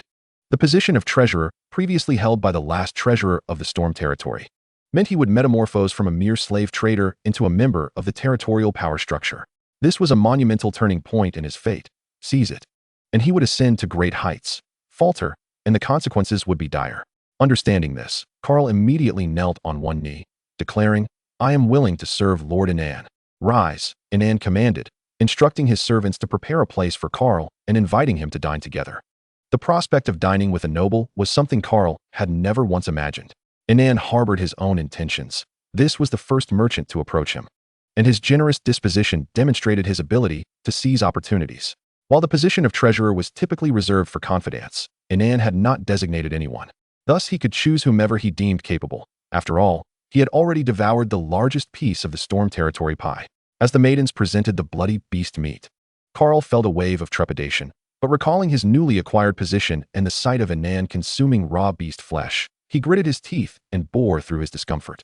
Taking up his knife and fork, Carl, do not be so restrained. Inan observed the changes in Carl's expression, a faint smile gracing his lips. Here, there is no need for excessive formality. This beast meat, though gruesome in appearance, possesses a unique flavor, is highly nutritious, and is beneficial for cultivation. It is akin to the very essence of imperial power, is it not? As Carl swallowed the bloody meat, he forced a smile and replied, Your Grace speaks the truth. The degree to which people submit to authority can far exceed one's imagination. Under the duress of hegemony, everyone is compelled to act against their conscience. Just like Carl at this moment, despite his profound aversion to the raw beast meat, he could only endure and swallow it down. Ilan Snow silently observed this scene, feeling nauseated by the hypocrisy and bloodshed of humanity. To lose oneself for the sake of so-called power, she murmured within. Having grown up in the Snow Kingdom, she was accustomed to the purity and simplicity of the icy world. Everything here was a stark contrast to what she had known. At around 30 years of age, she had a loving husband and a delightful daughter in the Snow Kingdom, yet her idyllic family was shattered by her repeated captures by the slave trader Carl. She would never forget how her husband was brutally slain by Carl's men while attempting to save her, and her daughter's fate remained uncertain, lost to the winds of time. She harbored a deep-seated hatred for the two men at the dining table, feasting on bloody beast flesh. Chapter 12, A First Encounter. After consuming the melody of power, Carl took his leave, eager to return to his duties in the Storm Territory. Before departing, he presented Inan with a pair of taming subjects, their compliance percentage displayed prominently, which delighted Inan immensely, as one of the subjects was particularly docile. Inan returned to the dining hall, savoring his red wine, his gaze resting upon Ilan Snow. This Snow Clan noblewoman was intriguing, displaying no inclination to accept her status as a slave, instead locking eyes with Inan defiantly. Ilan Snow compliance 0, unfazed. Ilan Snow. Inan raised his glass and took a sip, a rather delightful name. Ilan Snow was bewildered by how this man knew her name, as she had never spoken a word to any of those slave traders. The collar around her neck prevented any thoughts of suicide, leaving her to suppress her inner fury and resentment, expressing her anger through silence. Inan remained unfazed. He continued to sip his wine, regarding her with a mocking expression. There is a little girl named Aurora, quite adorable. What did you say? You know where she is? What have you done to her? Alan Snow's fury ignited as she felt cornered. If you dare to harm her, I will not let you go unpunished. Inan observed Alan Snow, whose emotions were nearing a breaking point, gradually soothing her. Rest assured, I will not harm her. In fact, I can grant you the opportunity to see her. He gestured towards his empty wine glass, indicating that she should refill it, but only based on her performance. Alan Snow shot Inan a fierce glare, struggling to contain her rage as she stepped forward to pour wine for him. The bottle trembled in her grasp, betraying her inner turmoil of anger and resentment. I will heed your commands, as long as they are not excessive. Let me see her. Alan Snow bit her lip, pleading for a glimpse of her daughter. Inan regarded Alan Snow, satisfied by her reaction. That's the spirit. From the moment you encountered me, your fate was sealed. He lifted her chin, asserting, do not think of escaping my grasp. Alan Snow swatted Inan's hand away, glaring furiously. Do not get too cocky. I am merely compromising for her sake. Do not push me too far. It seems you have yet to grasp your situation. Inan chuckled coldly, a glint of cruelty flickering in his eyes. You will come to regret this insolent behavior. With that, Inan prepared to leave. However, Alan Snow, recognizing the threat in his words, grasped his sleeve. No, I was wrong. Her tone carried a note of desperation, tears glistening in her eyes. Please forgive me. Inan caressed the top of her head, as one might a pet, saying, remember, this is the first and last time. Alan Snow suppressed her revulsion, not shying away, merely nodding slightly. I remember, my lord. Please, let me see my daughter. Inan cast a curious glance at her, his interest piqued. If you fail to satisfy me tonight, you shall never see her again. Unlike Luo Ling, Ilingsu could not be swayed to obedience through mere emotional manipulation. She needed to constantly remind herself of her identity, ultimately succumbing to it. The following morning, Inan awoke and glanced at the woman beside him. Ilingsu's obedience level, 18. Initial acquaintance, a secret, one that a clever mind like yours would surely decipher. The maids entered with a basin of water to assist Inan with his morning ablutions. As the demon gradually stirred to life, donning his garments and grooming himself, Ilingsu seemed to be roused by the commotion, slowly opening her eyes. Fatigue from the previous night still lingering in her gaze. I wish to see her, Ilingsu implored, clutching the blanket and speaking earnestly to Inan. As the maid styled his hair, Inan replied with a detached tone, very well, I am quite satisfied with you. A flicker of astonishment and disbelief flashed in Ilingsu's eyes upon hearing his response. She abruptly sat up, the blanket slipping from her unnoticed. Thank you for your grace, master. She now comprehended her situation clearly. In the dining hall, Inan cradled a little girl, feeding her. Aurora, he said softly. Inan, brother, Aurora asked, taking a bite of the sweet treat by her side. Will you truly help me find her? Of course, Inan replied tenderly, gazing at her and gently brushing her delicate nose with his finger. How could I deceive you when you are so well behaved? Aurora's obedience level, 22. Initial trust. Yesterday, Aurora had been utterly terrified. After being captured by the slave traders, she had been whisked away, leaving her in a constant state of alarm. She had learned from the books at home that snowfolk captured by humans were often sold to those vile old men. Fortunately, this kind and handsome older brother not only comforted her, but also promised to help her find her mother, instantly endearing him to her. In this strange and frightening environment, Inan's kindness and assurances shone like a glimmer of dawn in the dark, instinctively drawing Aurora to him. She raised a piece of bread to Inan's lips. Inan, brother, you should eat some too.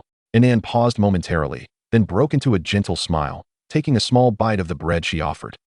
Delicious, but I must say, your hand seems even more delectable than this bread. Inan, brother, you truly jest, the girl replied, her innocence prompting her to look up, as if seeking confirmation that he was not being dishonest. Inan tenderly grasped Aurora's hand, placing a gentle kiss upon it. I assure you, I speak the truth. This made Aurora blush uncontrollably, a scene witnessed by Ilingsu, who had just entered the dining hall. Her expression turned a deep shade of anger, flames of fury igniting in her eyes. Aurora, I have already found her for you, Inan said, squeezing Aurora's delicate hand. From now on, you shall remain here. I will not allow anyone to bully you. Inan exhibited a previously unseen assertiveness, causing Aurora to swallow her words of appeal. Aurora's obedience level, 28. Initial trust. Aurora, taken aback by Ilingsu's presence, glanced at Inan. Inan, brother, may I step away from you for a moment? Of course, Inan replied, releasing her. Go on. Hurry and cling to her. Aurora felt as though a weight had been lifted, hastily running to Elingsu and grasping her hand tightly. Elingsu, overwhelmed with concern, shielded Aurora behind her, her eyes filled with vigilance and wrath as she glared at Inan. "Thank goodness you are safe," Aurora sobbed into Elingsu's embrace. "It was Inan, brother, who saved us." Elingsu's heart was a tumult of emotions upon hearing Aurora's words, yet tears streamed down her face as she gently patted Aurora's back, her gaze still fixed on Inan. "My dear, I am unharmed." Chapter 13. One must pay the price for hearing what one should not. Inan regarded the mother and daughter with a hint of amusement. "It is truly a rare occurrence to witness your reunion in this foreign land. My efforts have not been in vain." He fixed a smile upon Elingsu. "Wouldn't you agree, my lady?" Elingsu tightened her embrace around Aurora, warily observing Inan. Yet, she could only play along. "Indeed, we are profoundly grateful for your generosity, my lord," she remarked, struggling to convey her sentiments of gratitude. Inan's smile widened at her response, her compliance evoking a sense of pity, though the demon had no intention of allowing her respite. "It is hardly a grand favor," Inan scrutinized Elingsu brazenly. "Aurora is an exceptionally obedient child. It is but a pity that the surrounding territories are presently unsafe. I cannot yet return you to the Snow Kingdom." Elingsu's heart tightened, recognizing the underlying threat in Inan's words, yet she could only acquiesce. "Your consideration is thorough, my lord. We are immensely grateful to have a place to stay amidst such complex circumstances." Inan, brother, Aurora approached him, burying her face in his embrace. "I am so grateful." Inan, brother, is a good human, not a bad person. Inan held her close. Now, if you continue to cry, it won't be a pretty sight. Just stay here and let me know if you need anything, understood?" "Yes, I understand." Inan, brother, Aurora nodded, her eyes glistening with tears. Elingsu observed the affectionate exchange between Inan and Aurora, her heart a tumult of conflicting emotions. "I have arranged for an etiquette instructor for you," Inan remarked, ruffling Aurora's hair. "You should attend your lessons. I believe you will be even more charming upon your return to the Snow Kingdom." Aurora, a bit bewildered, nodded. "Etiquette class? That sounds so interesting. I will study hard, Inan, brother." Inan smiled at Elingsu. "My lady, given Aurora's adorability, she must be nurtured well. You wouldn't mind my taking the liberty, would you?" Elingsu forced a smile. "Your concern for Aurora is greatly appreciated, my lord." After facilitating the reunion between mother and daughter, Inan led Elingsu back to the study, with Luo Ling now entrusted with significant responsibilities. The role of personal attendant had shifted to Elingsu. "I never expected that child to resemble you so closely," Inan mused, stroking Elingsu's hand. "And yet not by blood?" Elingsu trembled slightly, suppressing her inner revulsion as she returned to her cold demeanor. Having learned of her daughter's safety, she reclaimed her meager dignity, no longer responding to Inan's words, merely fixing him with a frosty gaze. Just as Inan pondered his next course of action, Karl appeared unannounced. Upon seeing the rotund figure, Elingsu shot him a venomous glare, prompting Inan to take notice. "Baron Karl," he said, wiping the cold sweat from his brow, "there's been a significant issue." "Oh." Inan pulled Elingsu into his embrace. "Speak freely." Karl glanced at Elingsu, signaling for her to leave, yet upon seeing her seated in Inan's lap, glaring at him with malice, he found himself unable to voice his request. This woman had garnered the Baron's favor. "Just say what you need to say," Inan urged, squeezing Elingsu's chin and leaning close to her ear. "Don't frighten your old friend." Elingsu, however, remained silent, her gaze fixed intently on Karl. Karl felt a shiver down his spine under Aaron Snow's penetrating gaze. After much hesitation, he resolved to report the truth. "My Lord Baron, I have just received word that the eldest son of Earl Wilbur, the heir to the Tulip Duchy, has died." Upon hearing this, Ian's eyes flickered with shock and confusion. "What? Dead? How did this happen?" "It is said that he was jilted by the eldest daughter of Baron Baruch and, unable to bear the blow, took his own life." Karl swallowed hard. This time, Earl Wilbur had gone mad, publicly declaring war on Baron Baruch, and even asserting that any of his other children who could bring him Baruch's head would inherit the title and lands. Now, the young ladies and gentlemen of the Wilbur family were already mustering troops, eagerly anticipating the impending conflict, and many barons and viscounts had approached them to offer their allegiance. How could an earl's heir die in such a ludicrous manner? Ian tightened his embrace around the woman in his arms, yet Aaron Snow remained unfazed, glaring at Karl with fierce intensity. Thus, Earl Wilbur indeed prepared for war against Baron Baruch. The dignity of the nobility is sometimes a mere farce, yet at other times, it holds more value than life itself. Certainly, an earl's heir would not commit suicide over such matters, but regardless of the reason, the blame would undoubtedly fall upon Baron Baruch. Wilbur's decision would undoubtedly diminish the influence of his next successor in the surrounding territories. Ian narrowed his eyes, pondering that perhaps he could seize that position for himself. This proclamation left Carl in disbelief. Was this fool truly willing to risk his life? Did he not grasp the weight of his own domain? To speak such words in front of him? A mere baron aspiring to usurp an earl's position? Carl's legs felt weak with fear. Such sentiments should be expressed in private, not before him. At that moment, Carl realized there was no turning back. Having boarded this pirate ship, he could only row with all his might. Meanwhile, Erin Snow slightly turned her head. This man's ambition was utterly beyond imagination. The dynamics of this territory would irrevocably change, and both her and Aurora's fates would inevitably be drawn into a larger vortex. She understood all too well that if Ian's ambition ever turned against him, both she and her daughter would surely become his collateral. Observing Carl and Erin Snow's reactions, Ian's lips curled into a cold smile. What's the matter? Lacking courage, are we, Carl? Such a pity. I thought you aspired to nobility. Carl hastily steadied himself, forcing a smile more grotesque than tears. My lord, I am most willing to follow you. It is merely the gravity of this matter that has momentarily shocked me. I shall do my utmost to achieve your goals. Very well, bring me the information on the heirs of the Wilbur family. As for you, Ian firmly grasped Erin Snow's chin, compelling her to meet his gaze. Those who overhear what they ought not to will pay the price. This left Erin Snow in disbelief. The man's dark pupils radiated a fierce, murderous intent. It was he who had made her listen, and now he sought to kill her. Ian produced a dagger, pressing it against Erin Snow's throat, causing her heart to race as fear surged over her like a tidal wave. Chapter 14. He is destined to become the supreme sovereign.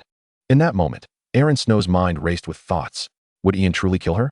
She dared not gamble, for this man, who still held her in his arms, had recently taken the life of her one true love, Selena, a fact she had learned from other maidens in the manor. Though Selena's death granted her release, what of Aurora? The mere thought of Aurora reignited Erin Snow's will to survive. For Aurora, she must employ every means to stay alive. My lord, Erin Snow takes a deep breath, striving to calm herself. I am yours, and I shall not betray you. How can I believe you? Ian roared, pressing the dagger tighter against her throat, drawing blood. Those not of my kin are bound to possess treacherous hearts.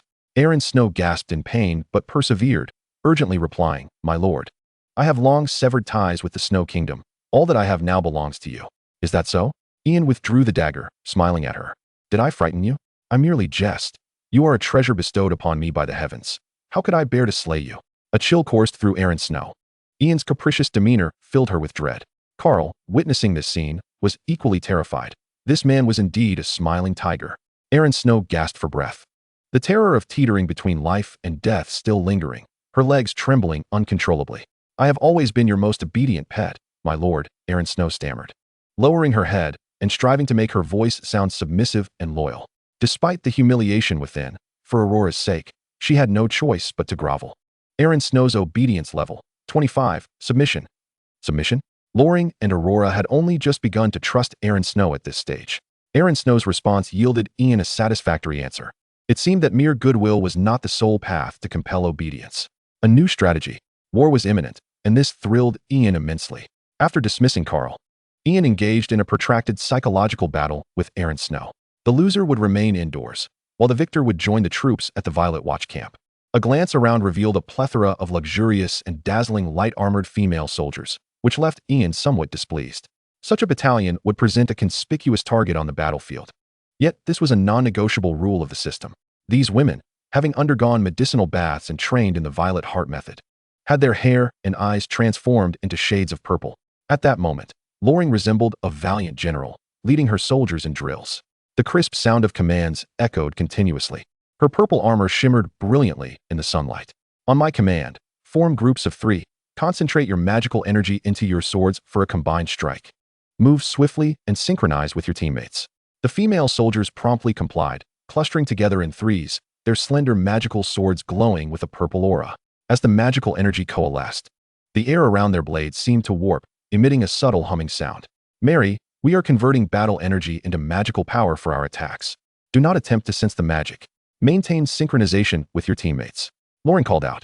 The soldier who was named flushed, quickly adjusting her breathing as beads of sweat trickled down her forehead, yet her focus remained unbroken. Just as the female soldiers immersed themselves in their rigorous training, a messenger rushed in, kneeling on one knee. Commander Loring, the Lord has arrived. Loring instantly straightened her back, her posture as upright as a pine tree, and commanded loudly.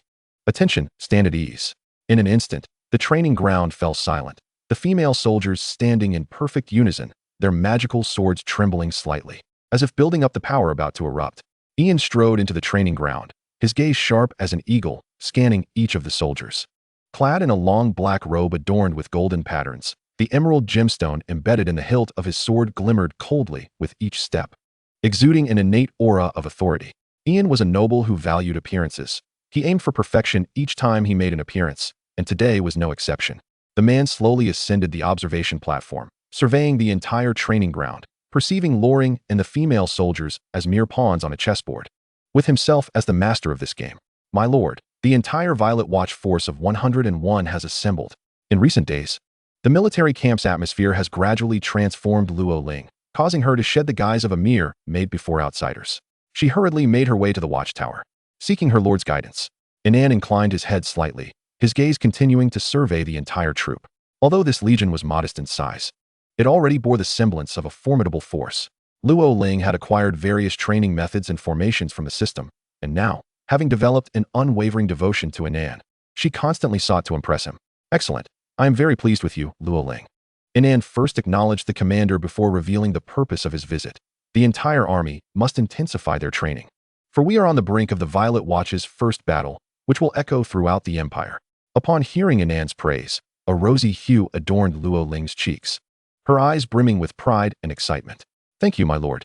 I will ensure that no one is neglected. As long as you follow me closely, you shall attain what you once deemed unattainable: wealth, titles, and fiefs. Inan proclaimed from the watchtower, his voice resounding through the training grounds, igniting the fervor within the hearts of the female soldiers. My lord, we pledge our unwavering allegiance. We shall fight for the Violet Watch. Luo Ling led the fervent cry, her voice resolute and powerful. We shall fight for the Violet Watch, echoed the female soldiers, their voices merging into a formidable chorus. The raucous sound startled the birds resting in the treetops nearby, sending them soaring into the skies. Observing the elevated spirits of the female soldiers, Inan's lips curled into a smile imbued with determination. This man was poised to irrevocably alter the course of the northern provinces amidst the impending turmoil. Despite currently commanding merely 100 soldiers, the ambition within Inan blazed like an unquenchable fire. His inherent pride would never allow him to bow to anyone.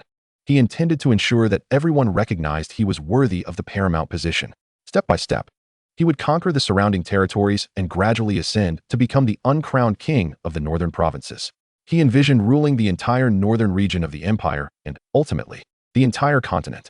He aspired to be the supreme sovereign. In Inan's eyes, every inch of this land should submit beneath his feet, and every living being should acknowledge his renown. Chapter 15. There is no short-term justice in this world. While Inan and Luo Ling engaged in their clandestine affairs within the military camp, Aurora had concluded her ceremonial class for the day. Clutching her notebook tightly, the astute girl masked her true understanding behind a facade of innocence. From the interaction between Eileen and Inan during their reunion, Aurora discerned one undeniable truth. They were ensnared by that man within this castle. Teacher Alice, may I hear the story of Brother Inan? Aurora inquired, her large, watery eyes sparkling with innocence as she gazed at Alice. Taken aback, Alice quickly donned a gentle smile, assuring, of course, this is hardly a secret. Collecting her thoughts, she began, once, the Lord was looked down upon by everyone. He once. Aurora diligently absorbed every detail about Inan, pondering why her brother had undergone such a significant transformation. In the tale of Inan and Selena's romance, the shocking revelation that the heroine ultimately met her demise by his hand left Aurora in disbelief. How could this pair of star-crossed lovers end up turning against one another? But teacher, if Brother Inan loved her so dearly, how could he do such a thing? Aurora pressed, her face a mask of incredulity. Only because Selena attempted to hinder the war between the two territories. Alice sighed softly, her eyes filled with compassion. She stood in the Lord's way. Aurora furrowed her brow, a chill creeping into her heart. Was it truly the case that, in Brother Inan's heart, power outweighed love? I cannot say. Alice hesitated, reluctant to continue. But the people of Silver Lake are undoubtedly living better lives, are they not? After answering Aurora's question, Alice returned, having noted the young SnowClan girl's commendable performance in class, prompting her to engage further. However, having learned of Inan's tumultuous past, Aurora felt increasingly uncertain about the impending escape. Inan's complex and perilous history painted him as a man of ruthless resolve, and the more she reflected, the more chilling her thoughts became. Steeling her resolve, Aurora silently wiped away her tears, vowing, I will find a way. Meanwhile, Inan had returned to his office. where Eileen had already erased any traces of their earlier activities. Do you wish to kill Carl? Inan queried, his gaze fixed upon the documents regarding the Earl's progeny. Addressing the woman beside him without looking up.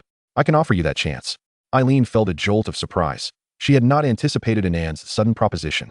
A frown creased her brow as she rapidly contemplated his motives.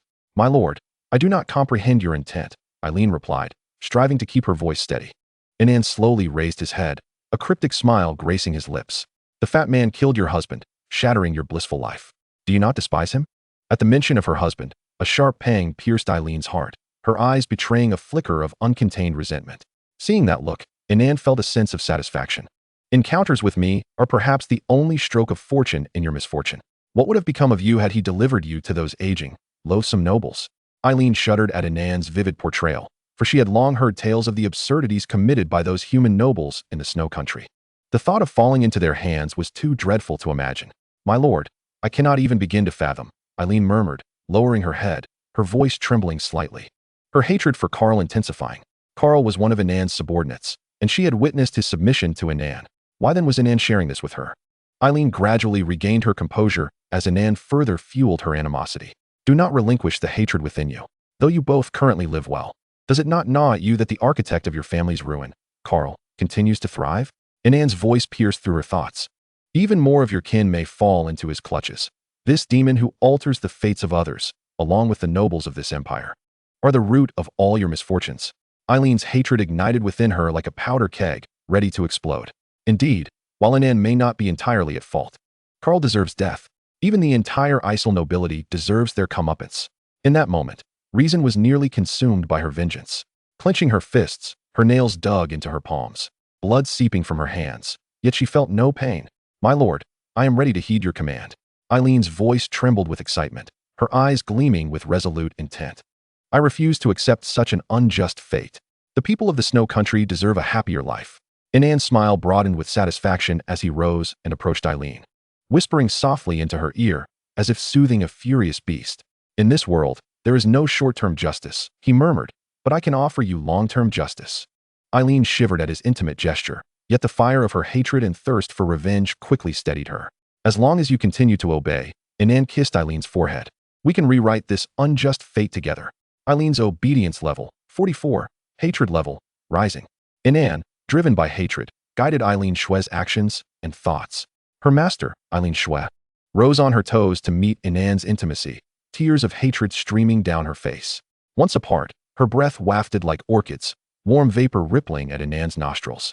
Their gazes locked. The flames of hatred within her seemed insatiable. As long as you are willing to assist me, I would sacrifice everything. I shall aid you when the time is right, and you too can wield power like my former maid.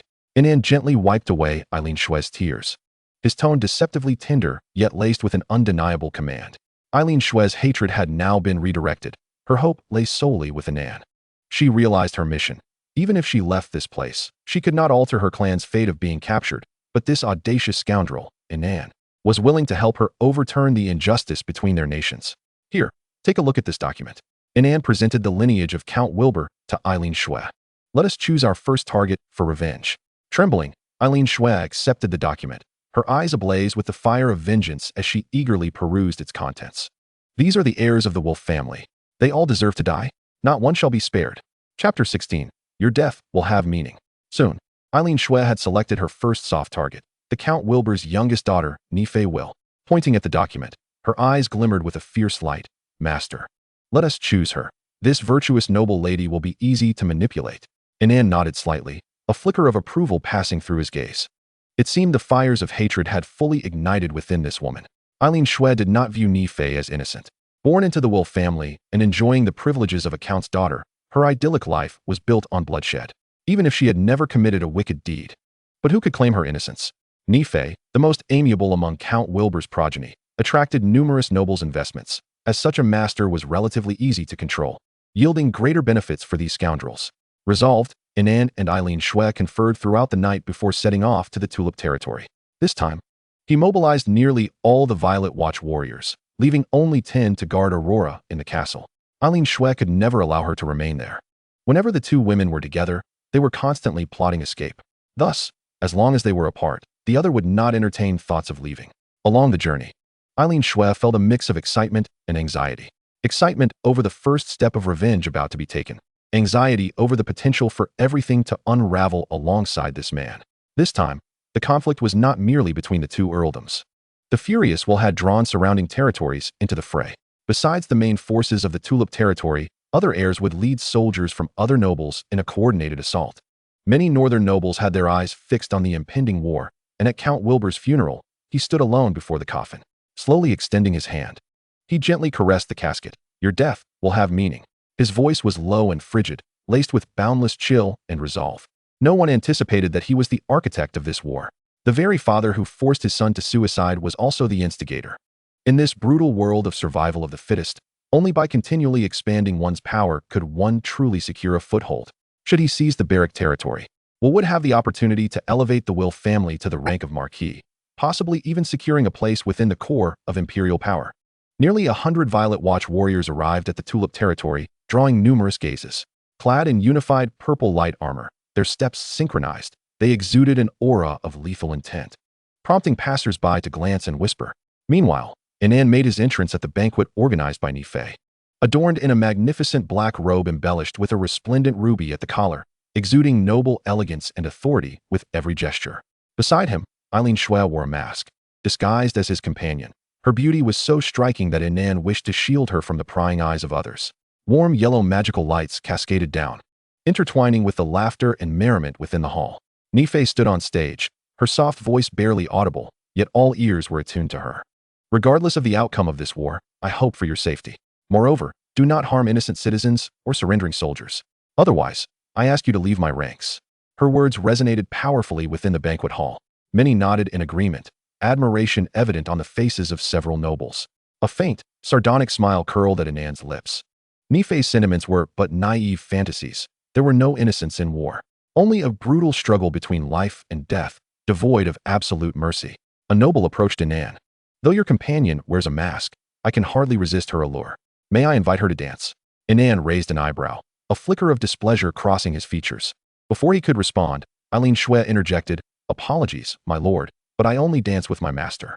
Her voice was cold, imbued with an unyielding finality. Master? So, she is but a slave? The noble's eyes flickered with surprise and disdain.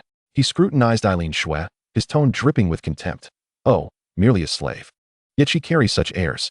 To receive an invitation from a viscount at this banquet is a privilege for you. Slap. Inan struck him sharply across the face. The sound echoed crisply, jarringly within the now silent banquet hall, drawing everyone's attention.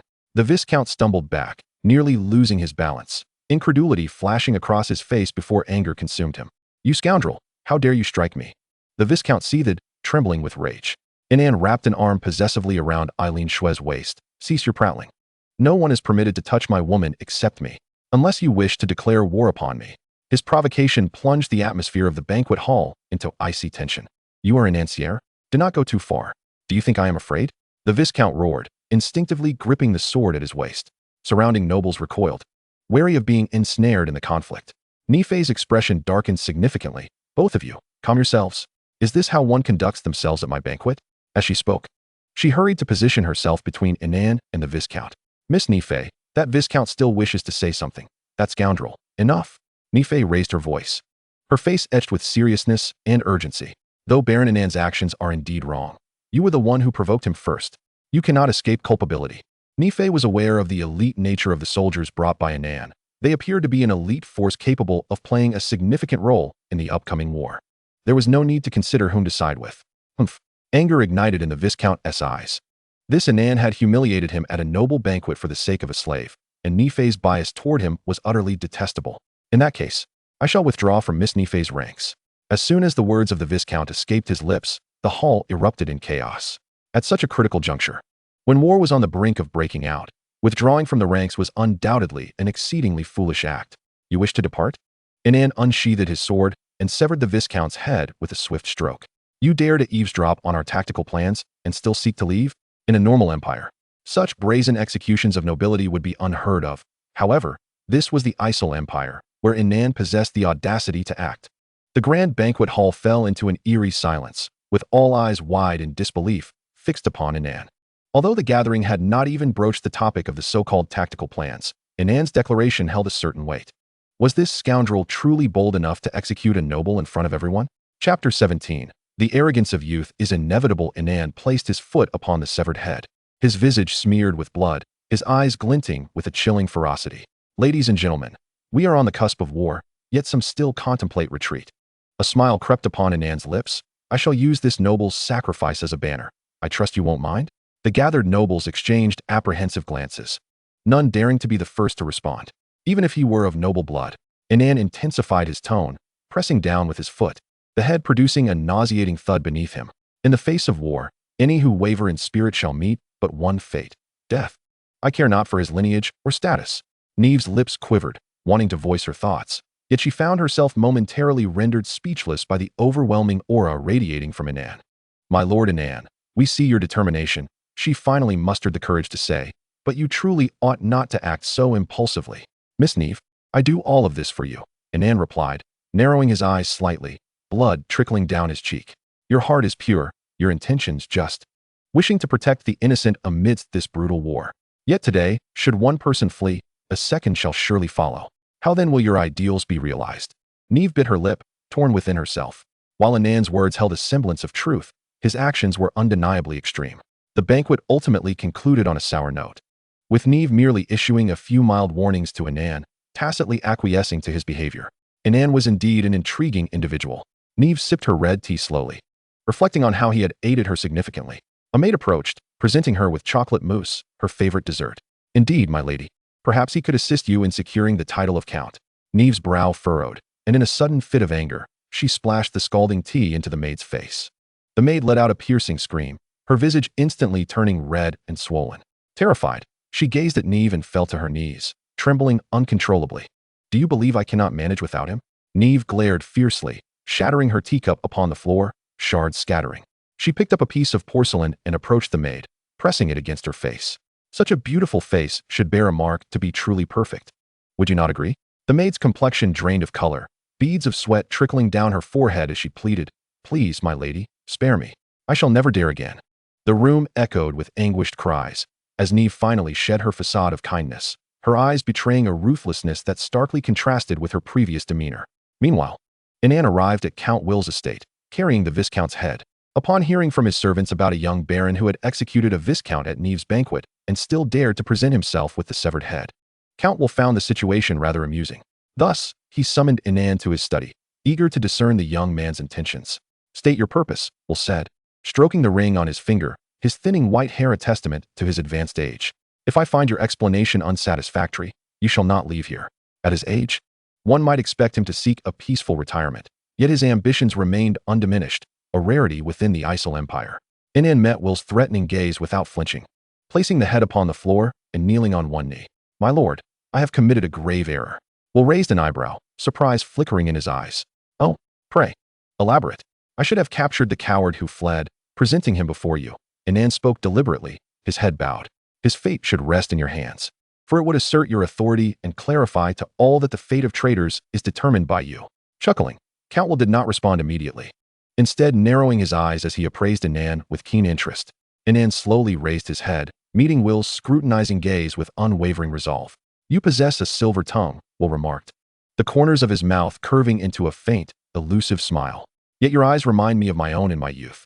Inan felt a stir within, though his expression remained one of respectful deference.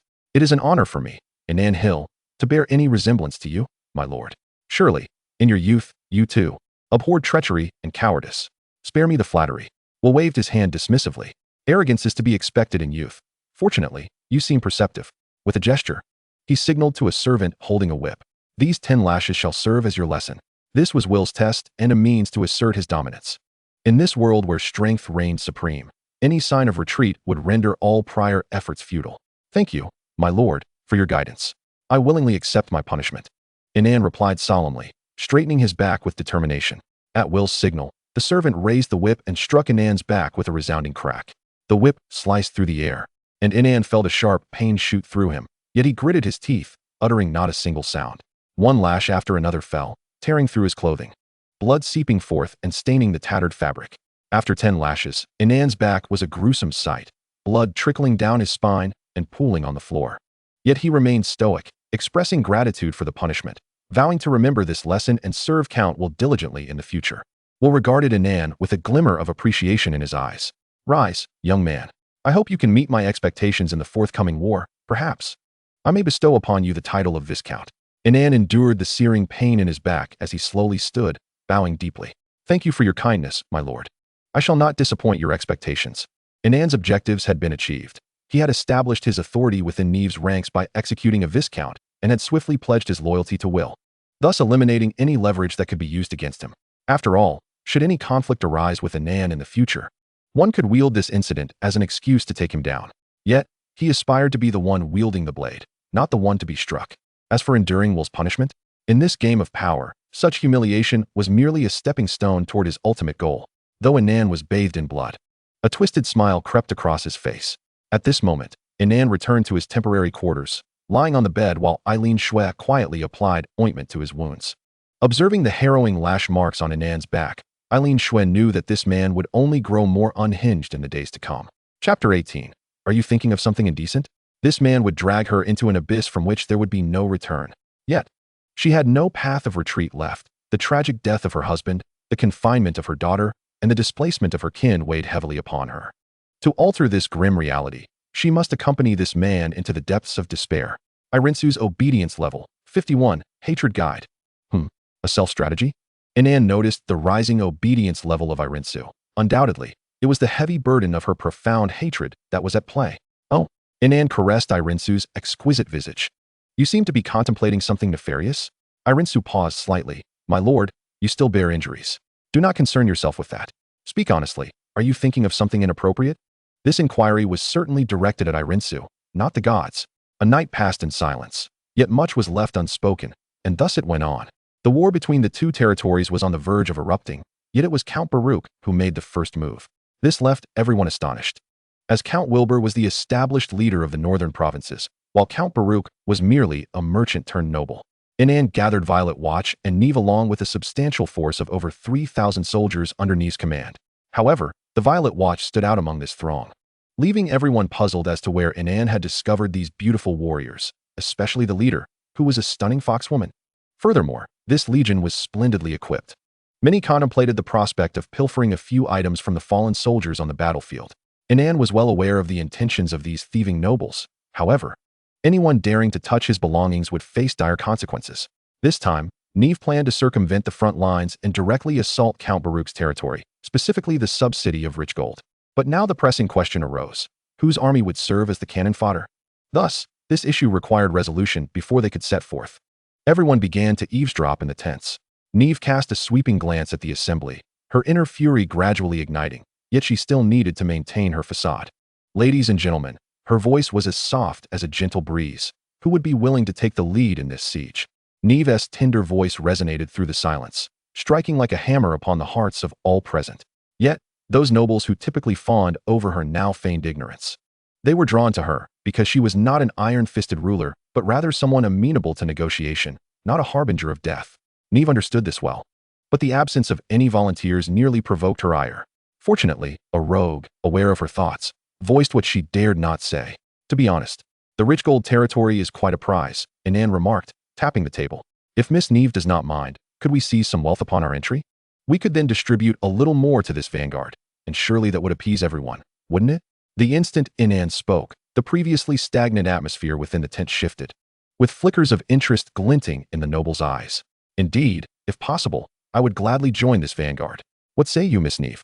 No. Neve waved her hand. How can we rob the innocent civilians? Woe is me, Miss Neve. Our subjects are also cold and hungry, a rotund noble wept. I merely wish to see if I could negotiate some funds to ensure a better life for them. Yes, Miss Neve, another noble chimed in, tears streaming down his face. Our subjects are eagerly awaiting my return with good news. Observing this theatrical display of sorrow from the nobles, Neve felt a mix of annoyance and amusement. Miss Neve, Inan continued, once again playing the part of the kind-hearted gentleman, I am aware of your beauty and kindness, akin to a goddess of this world. Yet the plight of our subjects is dire. Surely, it would not hurt to share a little upon our return? Neve bit her lip, seemingly torn. But we cannot build a better life upon the suffering of others. Inan, observing her turmoil, pressed on, Miss Neve, your compassion and benevolence do not go unnoticed. But consider this. If these subjects hoard too much wealth, it may not be beneficial. How could it not be beneficial? Neve grasped the edge of the table tightly, caught in a painful internal struggle. Inan approached her, clasping her delicate hands. Think, if these subjects have ample funds for food, they become soldiers readily recruitable by Count Baruch. Our own troops would face greater casualties. Inan held her hands firmly, his gaze sincere. Even if you do not consider the welfare of our subjects, you must think of the soldiers accompanying you into battle. Neve inhaled deeply. The moment had arrived, and if she delayed any longer, the battle would be lost. Very well. I consent to this operation. However, I must emphasize once more, no harm shall come to innocent civilians. Upon hearing Neve's words, the assembly erupted in joyous exclamations, nodding in agreement. Miss Neve, you are truly the most beautiful goddess in existence. Even the gods would praise your kindness, Inan expressed gratitude, bowing slightly to Neve to show his respect. Meanwhile, the position of vanguard, or rather cannon fodder, was seized by the rotund noble, whose fervent demeanor in seeking the welfare of his subjects was nothing short of tear-jerking. The others began to favor Inan even more for his eloquent persuasion. With their determination set, the assembly marched forth, the rotund noble leading the charge, his weight nearly breaking the back of his steed. Fortunately, it was a beast of mixed blood, otherwise he would have surely embarrassed himself. Damn it, everyone, pull yourselves together, the rotund noble shouted, cracking his whip against the lethargic soldiers. This time, we are the vanguard, bestowed with supreme honor by Miss Neve. We must repay her with victory. Do you all understand? The soldiers, jolted by the noble's whip, responded in unison, we understand. Thus, guided by the kind goddess, the brigands set forth, ready to plunder the sub-city of rich gold. Chapter 19. My brother is a great hero. Finally, the vanguard arrived at the sub-city of rich gold, beneath the walls of the Golden City. In the military camp of Golden City, a white-clad maiden tenderly caressed the face of a young man, her voice laced with trepidation. Is there such a commotion outside? Are enemies approaching? The young man, referred to as brother, was none other than Ron, the heir of Count Baruch. He furrowed his brow slightly, reassuring her, do not fear. Isabella, your brother is here. Wait for my return. Ron began donning his armor, his movements steady and practiced, each strap tightened infused with resolve for the impending battle. Isabella, remain within the tent. No matter what occurs, do not come out. As he spoke, he grasped his sword, its gleam reflecting his stern visage. Brother, I am afraid. Isabella's eyes brimmed with tears, her voice trembling as she clung to Ron, who paused, filled with compassion for his sister. Wait for my return. He turned his head and gently kissed the girl's forehead before walking away without looking back. Ron mounted his horse and galloped away, the hooves stirring up a cloud of dust. Brother Isabella will return. I shall protect you for a lifetime. This is our pact as siblings. He rode swiftly to the ramparts, gazing down at the dense throng of enemy troops below, his eyes sharpening to a hawk-like intensity. At that moment, he locked eyes with a young nobleman situated both on the walls and below. He sat upon a war chariot, surrounded by a cadre of beautiful female warriors clad in violet light armor, his arm wrapped around the waist of an elegantly masked white-haired noblewoman, an imposing and perilous sight. Who are you truly? This is our war against the Weir family, Ron demanded once more, his voice imbued with undeniable authority. The young nobleman curled his lips into a contemptuous smirk, gently brushing aside the hand of the white-haired lady resting on his chest, stepping forward. Who I am is of little importance. What matters is that your encounter with me has sealed your fate. Such arrogance. Ron leapt down from the rampart, landing deftly atop a warhorse. He raised his spear, calling out, all troops, advance with me. I shall ensure that you invaders will return from whence you came. In that moment, he resembled a valiant general. As the heir of the Fajan territory, he was no mere fool. He had undergone the most rigorous military training from a young age, excelling in both horsemanship and spear techniques. With a firm squeeze of his legs against the horse's flanks, it neighed and charged forth like an arrow unleashed from its bow, racing towards Inan. Confident in his ability to claim the head of Inan, he recognized him as the commander of this army. The soldiers behind him, invigorated by Ron's lead, surged forward with a thunderous battle cry, their voices echoing through the air as if to shatter the oppressive clouds above. However, the surrounding enemies quickly closed in, encircling Ron with an impenetrable wall. Inan, having achieved victories against the Storm Lord, had been thrust into a leadership position by a cadre of inept nobles, and Nive had her own scapegoat to consider. If they triumphed, credit would go to Nive. If they faltered, Inan would bear the blame. Amidst the encirclement, Ron fought fiercely, his spear cut through the air with ferocity, each swing sending foes crashing to the ground with anguished cries. Inan, ensconced in his war chariot, continued to lounge in the company of the violet-garbed warriors, one hand embracing Alicia, while the other toyed with a dagger, his eyes gleaming with mockery. My lady, is this internecine strife among the humans not a spectacle to behold?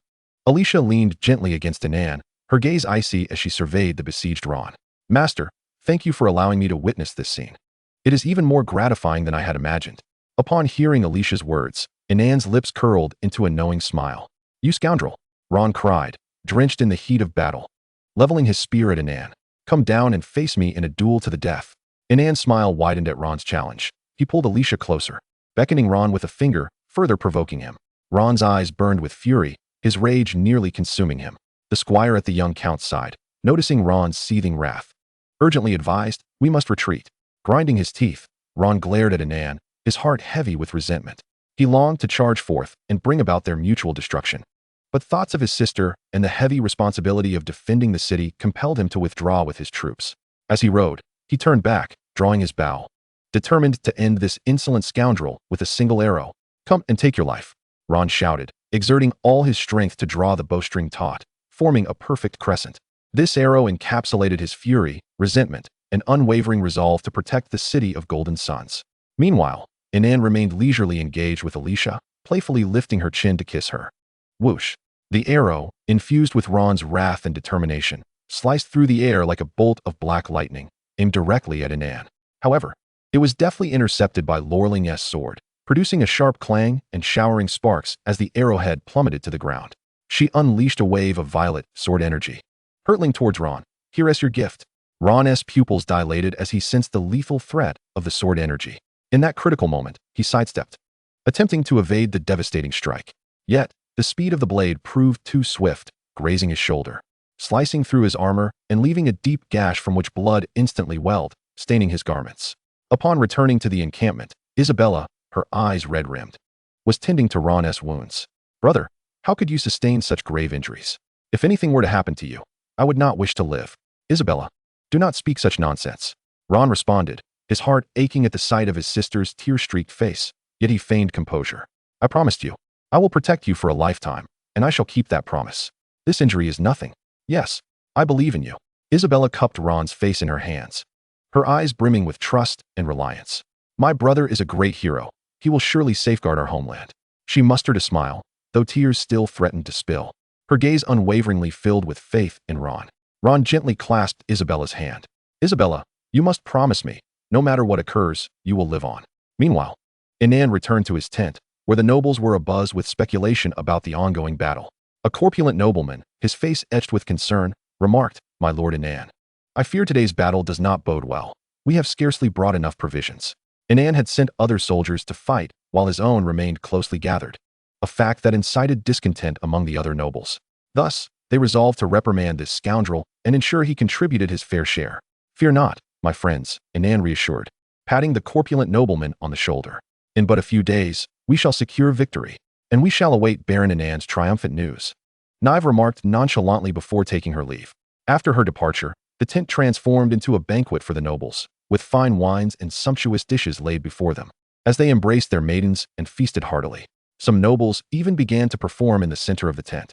Inan, indifferent to the scene, consumed cup after cup of wine, seemingly unaffected by the revelry around him. Yet, he was slightly stirred when he returned to his quarters, as the violet warriors outside overheard their shocking conversation. My heavens, that alien noblewoman must be quite aged, isn't she? How could such a thing be uttered? At 4 a.m, the chatter gradually subsided, and Inan donned his attire before stepping out of the tent, sounding the horn. The sharp call echoed through the still night, startling the birds resting in the surrounding trees. The nobles were roused, an ambush. Why did this scoundrel not consult us last night? Yet, they had no choice but to swiftly rally their soldiers and follow Inan's army towards the city of Golden Suns. However, as they stealthily approached the city gates under the cover of darkness, they were met with a barrage of arrows. This left Inan momentarily taken aback. My lord, we are ambushed, a soldier cried in panic. Inan quickly regained his composure, commanding loudly, shield bearers, step forward for protection. Archers, return fire. In an instant, the sounds of battle and cries of the wounded intertwined. Soldiers, Ron, mounted upon his steed, shouted, charge with me. The gates of the city of Golden Sun swung open, and the cavalry, already prepared, surged forth like a torrent, rushing towards Inan's forces. The sound of hooves thundered, shattering the tranquility of the night. Steadying their positions, the pikemen prepared to repel the cavalry. Inan remained unperturbed, issuing commands with a leisurely demeanor, even finding time to jest with Irinsu, resembling an absurd nobleman. Although Ron had made preparations for this battle, he still found himself at a disadvantage, ultimately retreating in anger. From the moment he laid eyes on Inan, a foreboding feeling gripped him. If this man were not to be eliminated, he would undoubtedly bring about Ron's ruin. Otherwise, he would not repeatedly take the initiative to strike. Despite his uncertainty regarding the accuracy of this premonition, his right eyelid had been twitching incessantly of late. Meanwhile, Inan had arrived at Knive's residence. Emerging a few minutes later to return to his own quarters, in search of his newly acknowledged goddaughter. As dusk fell, Inan finally exited his quarters, his neck adorned with several crimson marks, reminiscent of a dandy. Upon entering the command tent, he noticed the nobles' faces were less than cheerful, particularly the corpulent noble, who was exceedingly displeased. Although he had gained some advantage in this battle, most of the casualties were from his own ranks. Lord Inan, pray tell, he demanded with a face full of fury, why have our family's soldiers suffered such grievous losses while your troops remained inactive, not engaging in battle? Is there something amiss?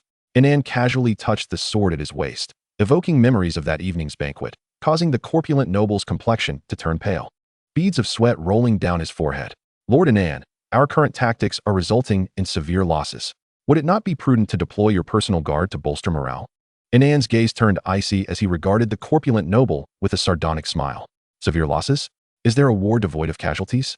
Are you questioning my command? The corpulent noble could only cast his eyes towards Knive, hoping she would intercede on his behalf, for she was the true authority in this war. While Inan was merely a pawn she had set forth, Knive furrowed her brow, about to speak, but was interrupted by Inan. The Violet Watch is the trump card of this commander. It cannot be so easily employed. Do you presume I am reluctant to sacrifice my own men, deliberately sending you to your doom? Inan withdrew his hand from the sword at his waist, instead drawing a dagger to toy with. His gaze dark and menacing as he fixed it upon the assembly of nobles. A baron, audaciously confronting so many viscounts, stirred discontent among the crowd. Yet they dared not voice their anger, fearing Inan's ruthlessness. Knive's ire ignited, understanding that she must temper Inan's arrogance. Baron Inan, I trust your strategy. But how can you indulge in frivolities with a woman on the battlefield? Do you think this is your family's balcony or kitchen? As a commander, your every action directly influences the outcome of this war, yet you engage in intimacy with a woman amidst the fray, leaving the soldiers to question your leadership. How can you expect them to fight valiantly for our cause? Several other nobles stood to chastise Inan, a few preparing to further undermine him. Suddenly, Inan slammed the dagger into the table within the tent, the metallic clang reverberating through the air, causing the assembly to flinch. My methods are not for you to dictate, he bellowed, kicking the table over. A bunch of drunken layabouts dare to discuss warfare with me? Knive's expression darkened. This rogue had included her in his tirade. Inan, you are being utterly insufferable. You are merely a commander I appointed. Do you truly believe you wield absolute power? Were it not for your capabilities, your recent outburst would have seen you dismissed. Inan rose, unsheathing his sword, its cold gleam flickering within the tent. Dismiss me? Humph. Do you think without me, you can seize Zijing City? You can fight your own battles. The atmosphere within the tent plummeted to an icy chill. Inan's sword was drawn, Knive trembled with rage, while the other nobles turned pale, scarcely daring to breathe. With that, Inan departed, leaving the nobles dumbfounded. Meanwhile, Ron leapt from his bed, hastily donning his armor. His sister Isabella appeared to be roused by the clamor of metal, rubbing her sleepy eyes. Where are you going? She inquired. Ron turned to her, his gaze filled with tenderness and resolve. My dear sister, continue to sleep. This time, I shall fight to determine our fate. He approached her bedside, gently stroking her head. A flicker of concern crossed Isabella's features. Brother, you must return safely. She grasped his hand tightly, as if to tether him to her and shield him from harm. Sensing the strength in her grip, Ron looked at her with warmth. Fear not, I shall protect you for a lifetime. How could I possibly succumb to these invaders? I believe in you. Isabella nodded slightly, her eyes shimmering with unshed tears as she kissed his forehead. I will wait for your return. Ron's heart swelled with emotion. He gazed deeply at Isabella once more before striding purposefully out of the tent. At that moment, one conviction consumed him: to vanquish the villain Inan, safeguard Zijing City, and protect his dearest sister. Isabella tenderly caressed her abdomen, her expression radiating warmth, as if she could sense the life within her. Ron received word of the discord among the noble coalition and resolved to exploit this opportunity to ambush Inan and sever his head. Leading the charge, he galloped forth with his elite cavalry towards the noble coalition's encampment. The thunder of hooves resounded, echoing through the silent night, as if fate itself was sounding the war drums. Clad in resplendent armor, lance in hand. Ron's eyes gleamed with determination. This battle would decide the fate of Zijing City and determine the happiness of his and his sister's future. However, as the Zijing City army marched halfway, they were suddenly confronted by a squadron of purple-armored, violet-haired female warriors. "Now, let me show you what it feels like to be ambushed," Loring declared, brandishing her longsword. Unleashing a wave of sword energy. "You dare oppose, my lord?" Ron's heart sank at the sight, but years of battle-hardened experience steadied his nerves. He yanked on the reins, commanding loudly, "All units, heed my call. Maintain formation, pikemen to the front, establish a defensive line. Archers, prepare to fire at my command. Activate shield magic." Loring shouted, "Charge." The violet-haired warriors summoned shimmering purple magical shields, the dazzling light standing out in the night, as if cloaking them in mystical armor. Without hesitation, the archers of Zijing City, under Ron's command, unleashed a hail of arrows upon the violet warriors. The sound of arrows whistling through the air resonated, countless projectiles crashing against the purple shields. Yet they were deflected with ease. "For our lord, for the Violet Watch." Loring surged forward, charging directly at Ron. Like a bolt of purple lightning, she reached Ron in an instant, her longsword imbued with cutting sword energy, thrusting towards his throat. Ron's eyes narrowed, raising his lance swiftly to block this lethal strike. As a warrior, he had willingly become the butcher's blade for the villain. Ron thrust his spear against Loren's long sword, contending that the actions of the nobles were merely a means to satiate their own selfish desires. Did he not comprehend the suffering and calamity they would unleash upon the city of Zijing? "Humph, do you even dare to comment on the Lord's grand vision?" A look of disdain flickered in Loren's eyes. "How could one as insular as you grasp the magnitude of the Lord's ambitions?"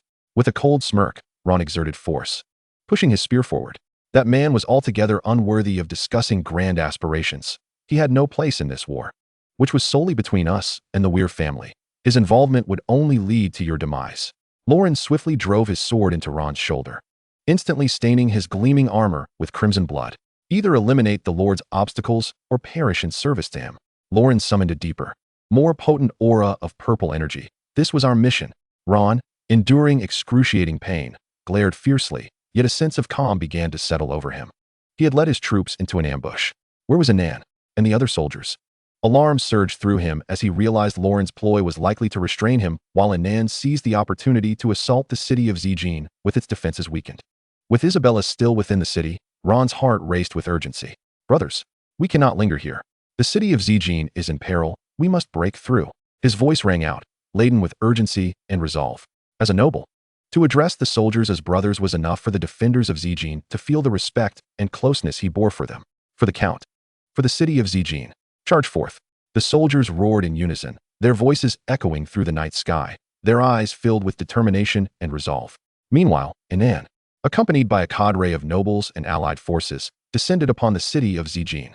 The main force had been drawn away by Ron, leaving nearly 100 violet-clad sentinels audacious enough to ambush over 3,000 cavalry. An unexpected turn of events. Inan sat confidently atop his chariot, embracing his daughter, a glint of malice and triumph flashing in his eyes. The battered city gates were breached, and the nobles, salivating with greed and desire, cried out, "Charge! Enter the city and seize its treasures and women." The rotund nobles, giddy with excitement, barked impatient orders to their soldiers. Within the tent, Isabella heard the sound of the gates being shattered, despair flooding her heart. She cradled her abdomen tightly, tears streaming down her cheeks. "Brother, where are you?" Her voice trembled, heavy with fear and helplessness. "I am so frightened." In an instant, the city erupted in cries of battle, blood staining the streets. Though the soldiers of Zijing embraced a resolute death, they could not withstand the onslaught of the marauders. "Quickly, kill them." A noble sporting a curled mustache abandoned all pretense of decorum, frantically shouting, "Whoever slays the most, I shall reward them with a few beauties to enjoy." Inan's sharp eyes caught sight of a group of Zijing soldiers shielding a white-clad maiden preparing to flee. He mounted his steed and commanded, "Quickly, seize her." The soldiers surrounding Isabella immediately formed a protective barrier around her, gripping their weapons tightly, their expressions resolute. "Protect the lady. We cannot allow these brutes to succeed." One soldier cried, and others echoed his resolve, forming a human shield to thwart Inan's advance. Inan, riding at the forefront, pressed on relentlessly, his eyes gleaming with avarice. "Oh, is that the Count's daughter?" Chapter 22, Forbidden Fruit. Neve had also spotted her. "She was the one who had broken off the engagement with my brother." Now that my brother was gone, the implication was clear. She must be eliminated. Upon hearing Neve's outcry, a flash of cruelty crossed Inan's gaze. Since she chose to side with Weir, then let the Baruch family bear the consequences. Inan charged forward, leading the noble soldiers directly towards Isabella. He raised his sword, intent on delivering a fatal blow to the woman. "Please, no," Isabella cried, despair enveloping her as she closed her eyes, tears spilling forth. She could feel the breath of death drawing near, her heart heavy with a longing for life and a sorrow for the child she had yet to bear. Clang! A resounding crash echoed as Inan's sword was deflected by a spear. Ron, mounted on his steed, had hurled the spear with lethal intent aimed at Inan's life. Yet, he dared not take the gamble. "Do not harm my sister." All the soldiers Ron had led remained to resist Lauren's group, providing cover for him to rescue his sister. "Stop him." Inan was taken aback that Ron had managed to break through the siege of the Violet Sentinels. Noble soldiers surged towards Ron like a tidal wave, attempting to block his path. Unfazed, Ron drew his sword, its blade glinting coldly in the moonlight. He charged into the throng of noble soldiers like an enraged lion.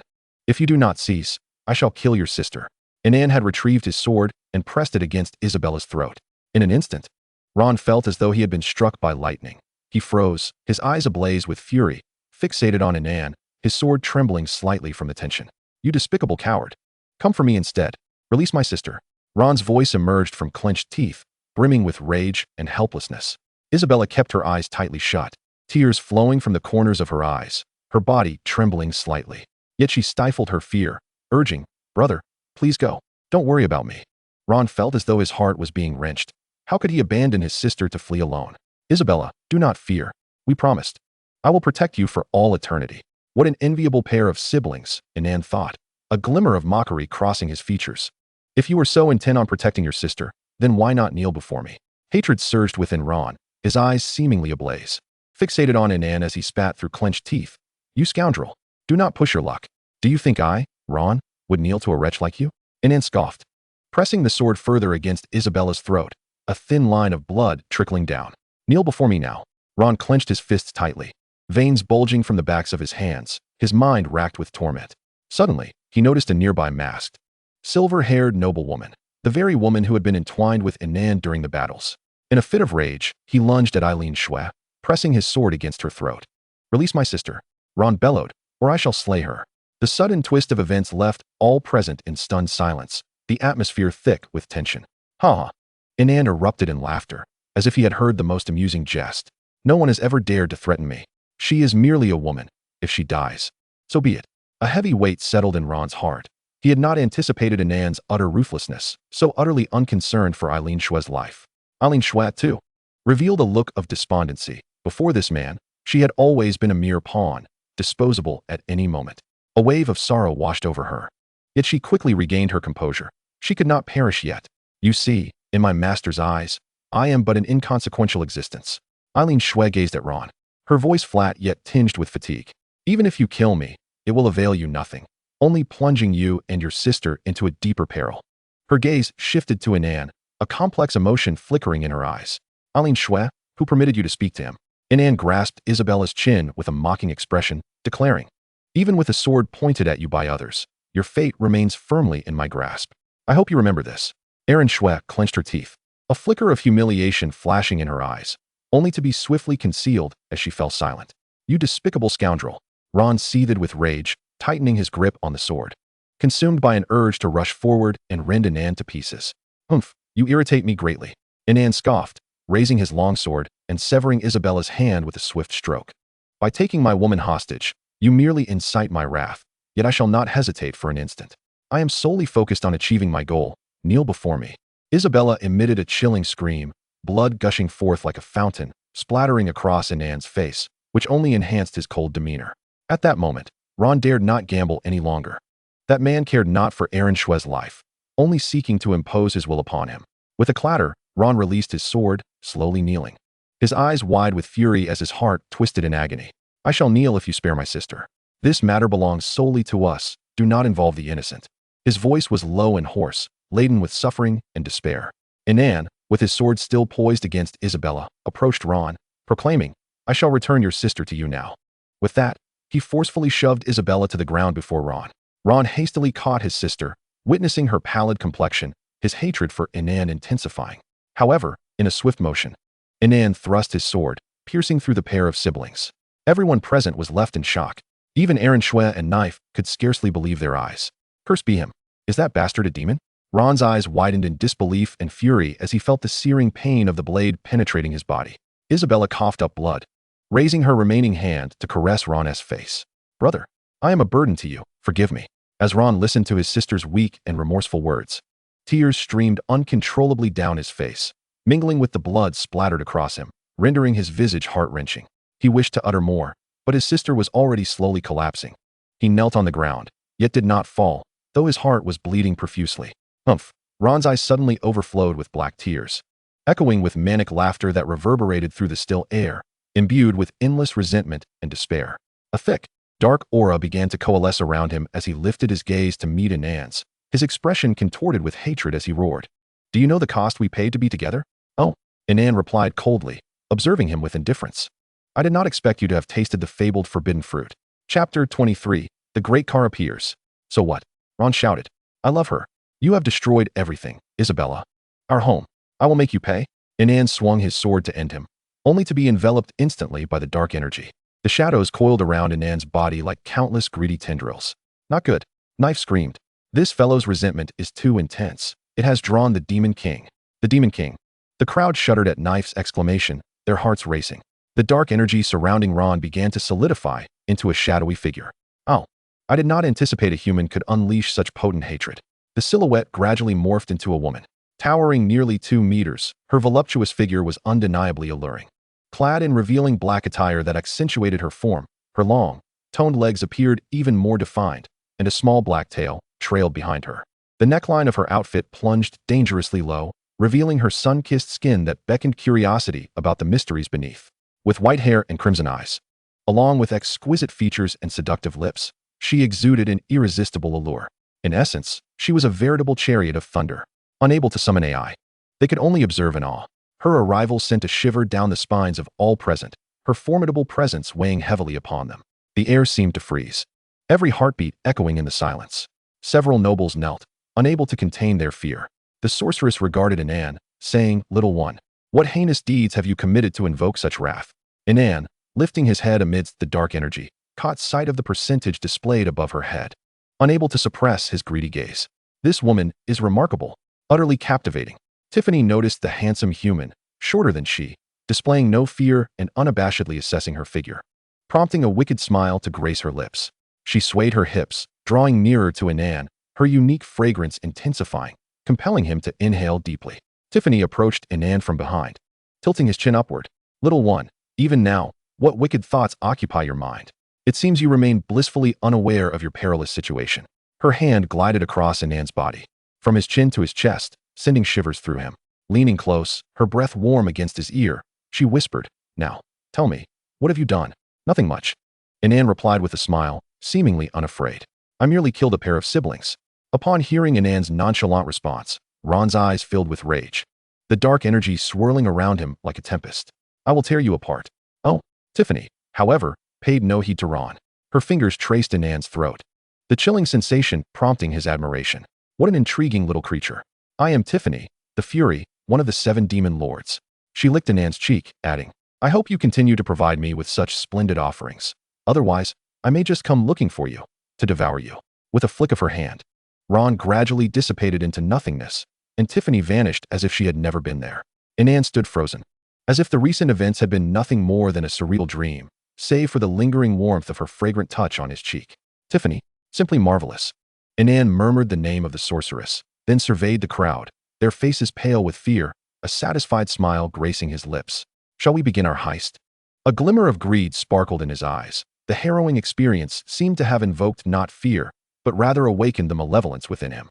The others stared wide-eyed, incredulous that this rogue was still contemplating robbery after being targeted by the fabled Fury. Gradually, however, the nobles regained their composure, revealing expressions of avarice. The rotund noble was the first to respond, rubbing his hands together, a sycophantic grin plastered across his face. Lord Inan, you are absolutely right. Such an opportunity must not be squandered. As the other nobles gathered around, a cacophony of voices erupted as they plotted how to extract the commoner's wealth. Everyone hold on. Inan interjected with a smirk. First, we must eliminate that treacherous traitor. The crowd paused, confusion washing over their faces at Inan's proclamation. One nobleman with a prominent mustache stared in disbelief. This scoundrel? Waiting until now to turn against us? Is he planning to settle scores after the fact? This revelation left him utterly dumbfounded. However, he resolved to maintain his facade. Yet, when Inan gazed at him with a half-smile that was anything but reassuring, he realized his fate was sealed. Sir Neve, the mustachioed nobleman, immediately knelt, placing his hopes in the benevolence of this kind-hearted goddess. Spare me, I implore you. At that moment, Neve signaled to Inan with her eyes. Then, upholding her persona as the benevolent goddess, she endeavored to save his life. With a swift motion, Inan understood her intent and swiftly severed the traitor's head with a single stroke. My apologies, Miss Neve, he murmured. I am aware of your kind heart. But harboring such a traitor poses an insurmountable threat. For the safety of us all, I had no other choice.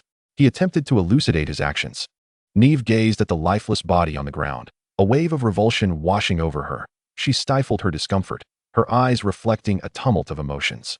I comprehend your concerns, Baron Inan, but I hope you refrain from such hasty and reckless decisions in the future. Indeed, Inan replied, revealing a dazzling smile as he bowed slightly. I have always been your most loyal follower, Miss Neve. Your kindness and wisdom have consistently guided my path, and I shall adhere to your principles. The nobles, witnessing Inan's brazen act of executing yet another nobleman, were left in disbelief. When did the lives of the nobility become so cheap? However, they had little time for such thoughts, hastily instructing their soldiers to check the water meters house by house. Meanwhile, the Violet Watch had just arrived on the scene. Loring expressed her regrets to Inan, acknowledging that infantry could hardly keep pace with cavalry, despite their best efforts. All the cavalry that had been sacrificed for Ron were cut down. My little fox, Inan said, helping Loring to her feet as she knelt on one knee, playfully nibbling her fluffy ears. You have done exceedingly well.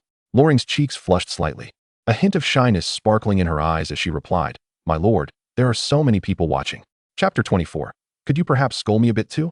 The nobles began dispatching their soldiers to negotiate a sum of money from the commoners, while they themselves were already reveling in a celebratory feast in Zijing City. They drank wine, feasted on meat, and indulged heartily. The soldiers of the corpulent nobleman suffered heavy casualties, yet he wore no expression of sorrow, shaking his champagne as he popped the cork, splattering champagne all over a nearby maid. The atmosphere was infectious, and Neve distanced herself from the absurdity of the scene. These nobles were capable of the most sordid acts. Inan, having taken a few sips of wine, departed as well, disinterested in the upcoming festivities of the nobility. He retreated to the encampment of the Violet Watch, where Loring poured him red wine and massaged his shoulders. Whenever they were alone, Loring reverted to her role as a devoted handmaiden. Inan reclined comfortably, savoring the warmth of her embrace. As the main battleground, the gates of Fukin City lay in ruins. Baruch, upon receiving news of the deaths of his eldest son and daughter, was struck with a thunderous blow. In a fit of rage, he vowed to dismember the two scoundrels, Will and Inan. The news of Ron and Isabella's demise prompted him to strike out frequently, but as reports of his crushing defeats reached him, he regained his composure. Will was quite pleased with Inan's performance, as the fall of Zijing City allowed him to launch more audacious attacks. Will's other offspring exhibited jealousy towards Neve, who had achieved the most significant military success. However, there is a saying, the early victor is the paper, while the later victor is the gold. Baruch's head was their ultimate goal. By closely following the main forces, they could seize Baruch's head first.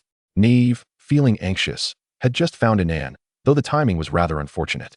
Yet, that scoundrel disregarded her arrival, openly discussing war strategies with his little fox before her eyes.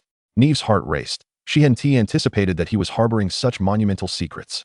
It was hard to believe that this seemingly genteel man would utter such crude remarks, each word striking her as a slight, though not directed at her, causing her cheeks to flush with embarrassment. Miss Neve, Inan said, adjusting his attire casually, casting her a questioning look. Is there something you wish to discuss? Neve could only inwardly curse his shamelessness, suppressing her dissatisfaction. Baron Inan, now that Zijing City has fallen, should we not coordinate with the main forces and dispatch troops to attack Fukin City? Inan raised an eyebrow, a meaningful smile gracing his lips. Certainly, however, it is not an opportune moment to advance. We have just secured a victory, and the troops have yet to revel in their triumph before facing the specter of death again. Morale may wane. Neve furrowed her brow, suspecting that Inan's words were merely an excuse, yet she hesitated to counter him directly. Baron Inan, I understand your concerns, but opportunities in war are fleeting. Baruch is consumed by rage. He will undoubtedly be thrown into disarray. If we strike now, we might catch him off guard. No. Inan decisively rejected Neve's suggestion. As the adage goes, a proud army is destined for defeat, while a grieving army is destined for victory. This is absolutely not the right time for an offensive. Of course, this was merely an excuse. Until Neve made a tangible move, Inan had no intention of sending his soldiers to their deaths. The noble coalition was already severely weakened, and Fukin City, as the stronghold of an earl, would not be easily subdued. Neve, driven by her own interests, would naturally desire everyone to risk their lives, but at this moment, Inan represented the interests of the nobility. In recent days, several nobles had approached Inan, offering tokens of goodwill. Accepting such goodwill came at a price: delay. For at least the next few days, an offensive was out of the question. Unless that old rascal will personally issue the command, Inan dared not mobilize his troops, lest the greedy rogues tear him apart for not having seized enough wealth. As Neve observed Inan's resolute demeanor, her anxiety deepened. She wished to voice her thoughts, but could only cover her mouth in silence. Suddenly, Loring leaped into Inan's embrace. Witnessing this scene, Neve felt a mix of anger and frustration. The two were so openly affectionate in her presence, causing her great discomfort, and she could only leave in embarrassment. Thus, in the following days, Inan indulged with the nobles in Zijing City, completely disregarding the war. By day, he would scold his little fox, calling her a little waste, and by night, he would return to care for his daughter. Meanwhile, Eileen Shui could not fathom where this scoundrel had learned such vulgarities, leaving her utterly humiliated. Days later, within Inan's residence, "You little waste, like a puppy. You clearly deserve a scolding," Inan remarked disdainfully as he donned his attire. Were it not for the scrutiny upon Eileen Shui, he would have relished the opportunity to chastise her further. Eileen Shui's face flushed crimson, a mix of shame and anger flashing in her eyes as she glared at Inan. Yet she found herself at a loss for words, merely watching as he departed. Meanwhile, Inan noted Eileen Shui's compliance level. Eileen Shui compliance level 64, hatred. It was evident that she had thoroughly endured his scolding. Inan lifted the tent flap and took his seat, declaring, "Now that everyone has had their fill of spoils and revelry, it is time to prepare for the offensive."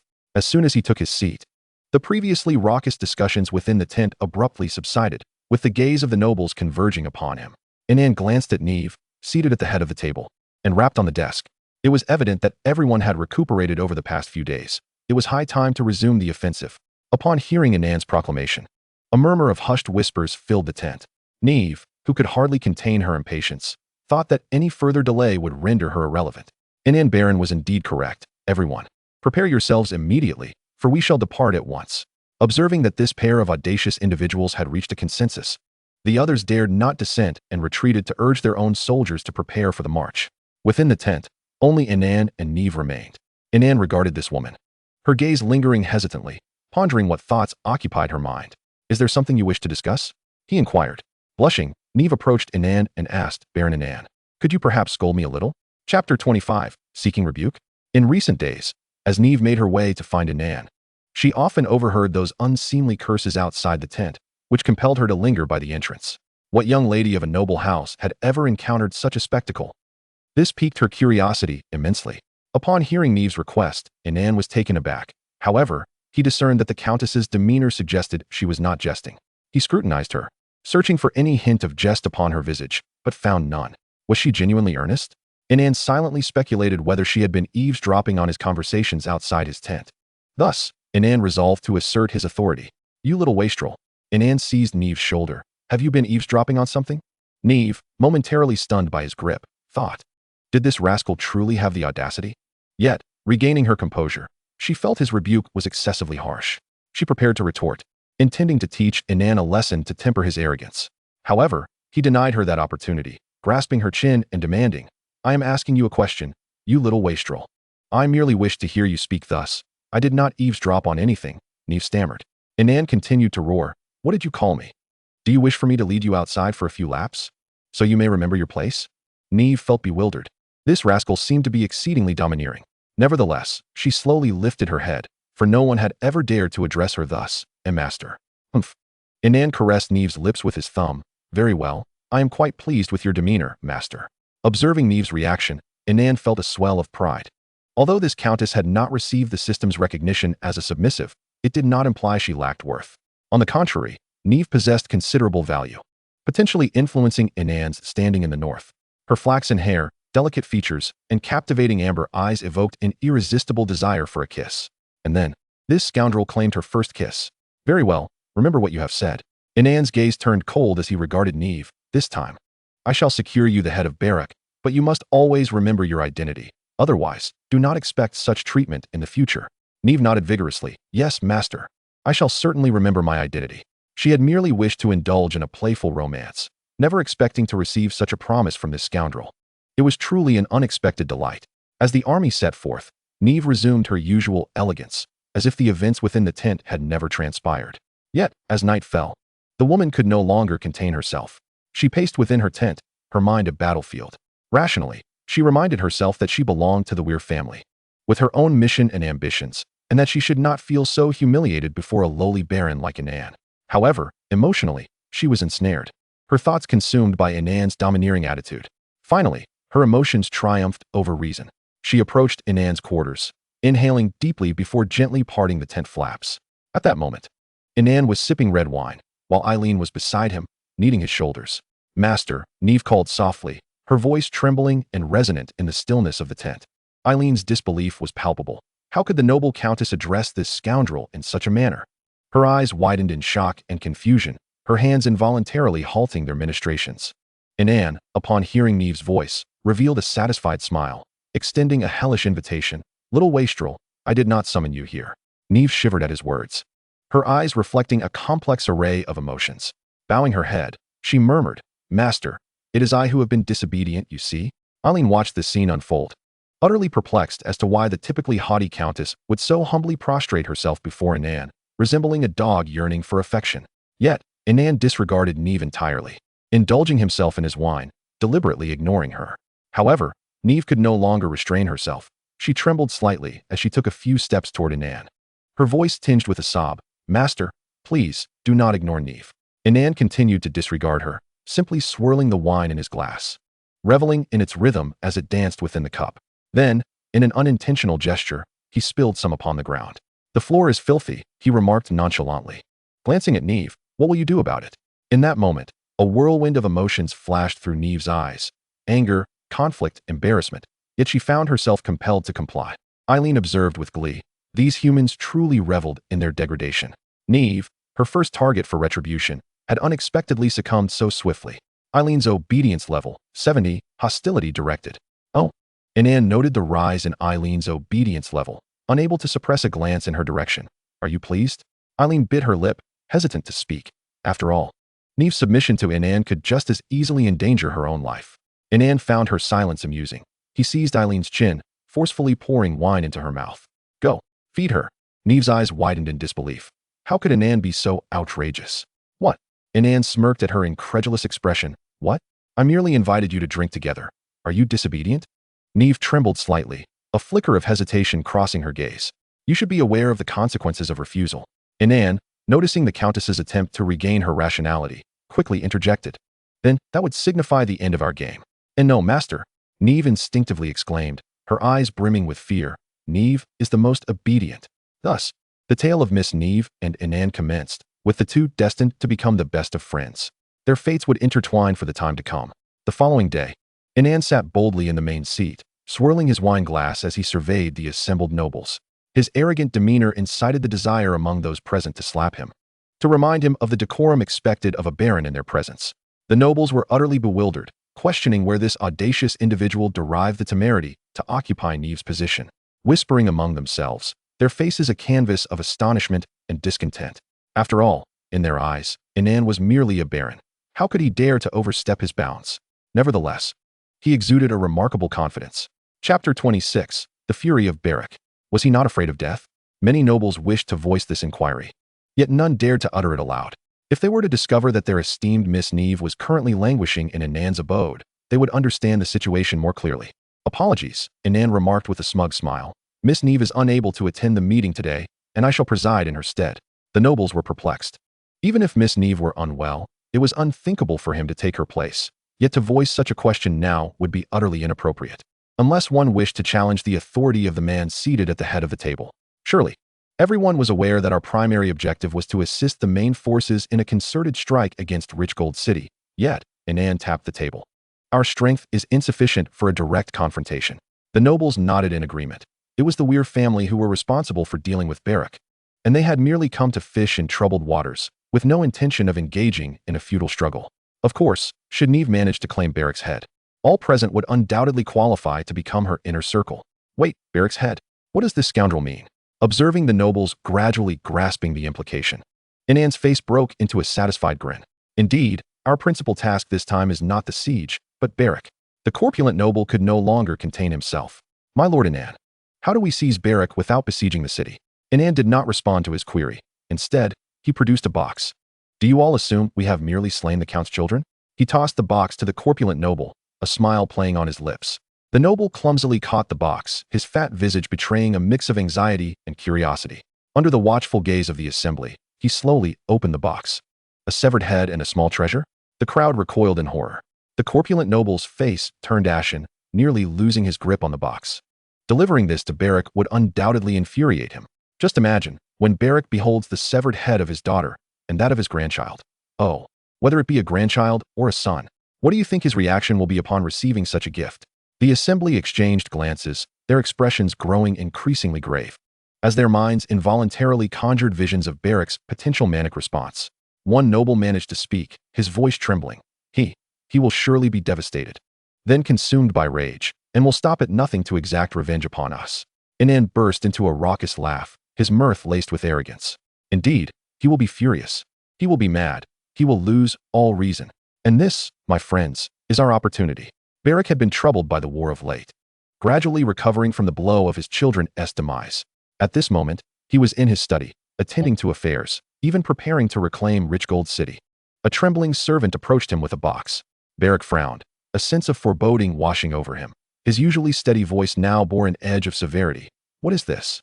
The servant dared not lift his gaze, his voice trembling with fear. My lord, it was delivered to the gate, specifically addressed for your personal perusal. Beric snorted disdainfully, rising to approach the box. He stared at it, as though it were a bomb ready to detonate. After a moment's hesitation, he reached out to open it. The box had 2 layers. The topmost contained a letter. Esteemed Count Beric, I wonder how you would feel upon discovering that your daughter is, in fact, your daughter-in-law? Upon reading the contents of the letter, Beric's face, already flushed with anger, turned a ghastly shade of pale, his eyes bulging as he fixated on the words, as if attempting to pierce through the paper itself. How is this possible? His voice involuntarily rose, trembling with a mixture of rage and shock. Yet his gaze was uncontrollably drawn to the lower layer of the box, where the severed head of his daughter lay, along with a small, unrecognizable body. His emotions became increasingly tumultuous. Beric felt as though the world were spinning around him, anger, sorrow, and humiliation crashing over him like a tidal wave, threatening to drown him. This is a lie. It must be a lie. Beric screamed in anguish, his voice laced with desperate struggle. He refused to accept the reality before him. Yet memories of Ron and Isabella's intimacy, along with the horrific contents of the box, made the moment all too tangible to escape. Inan Hill, you wretched beast. Beric cursed through gritted teeth, each word dripping with unending hatred. I will kill him with my own hands. The depths of his fury rendered him incapable of maintaining his composure. He violently overturned the desk in his study, ink and paper scattering across the floor. Philip! Beric seized the servant by the collar, his eyes blazing with rage. Go tell Philip that I want blood. The servant, terrified by Beric's ferocious demeanor, stumbled and scurried away to find Philip. Philip, Beric's strongest enforcer, a third-tier knight of rich gold, had been prepared to be dispatched to the front lines, yet was suddenly summoned to the study. As he rushed in, he was met with Beric's almost palpable fury. Instantly, he dropped to one knee. My lord, how may I serve you? Beric lunged toward Philip, grasping him by the collar. Philip, that scoundrel from the Hill family has gone too far. He has not only slain my daughter and son, but Beric choked on his words. Before continuing in a furious tirade, I want you to take a band of assassins and return tonight with his head. Philip had intended to counsel him, but faced with this enraged lion, he found himself at a loss for words. A glance at the box revealed the dreadful truth. No father could accept such a fate. This was an unprecedented blow. In that moment, he could only mentally curse Inan's ancestors. My lord, rest assured. Philip gritted his teeth, resolute. I will select the assassins at once. Tonight, we shall avenge the young baron and the lady. Beric released his grip on Philip, panting heavily. Good. If you can procure Inan's head, I shall ensure you become the most esteemed individual in rich gold, enjoying endless wealth and glory. Meanwhile, Inan led the noble coalition in a vast expanse, awaiting Beric's retaliation. Chapter 27. That which does not belong to you. At that moment, Inan was entwined with the white-haired noblewoman, Aelin Snow, engaged in a semblance of romantic dalliance. despite the absence of any genuine affection between them. Aelin harbored disdain for him, yet this did not impede their mutual amusement. "Do you miss your daughter?" Inan teased, tilting Aelin's chin, his interest piqued by the discomfort in her eyes. "I do not wish to think about it." Aelin evaded Inan's smoldering gaze, turning her head away, yet she could not suppress her thoughts. Inan inhaled the scent of her snow-white hair, his expression one of intoxicated amusement tinged with mockery. "Your hair possesses a unique allure, much like you." A woman shrouded in enigma. A chill coursed through Aelin, yet she could only endure. This man incessantly manipulated her emotions. In times past, her demeanor had not fluctuated so wildly. Living in a warm household, with a considerate husband and a well-behaved daughter, her world had been filled with sunshine and affection. In that era, she was gentle and kind, her eyes brimming with a profound love and yearning for life.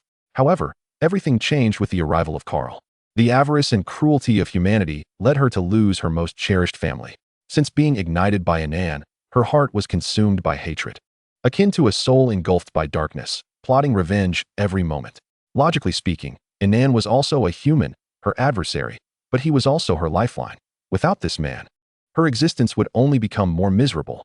Emotionally, this scoundrel presented her with fresh delights each night, although there was no semblance of love between them. That thrill rendered her somewhat entranced. Ailungsu's heart was in a relentless torment, struggling between pain and conflict. She despised herself for betraying her deceased husband emotionally, growing increasingly shameless. Even now, as she sipped red wine, she purposefully let a drop trickle from her lips, cascading down her chin, leaving a glistening trace upon her fair neck, ultimately vanishing into her collar. It was as if she were enticing Inan to trace the path of that disappearing liquid. Inan, observing this scene, felt a surge of desire.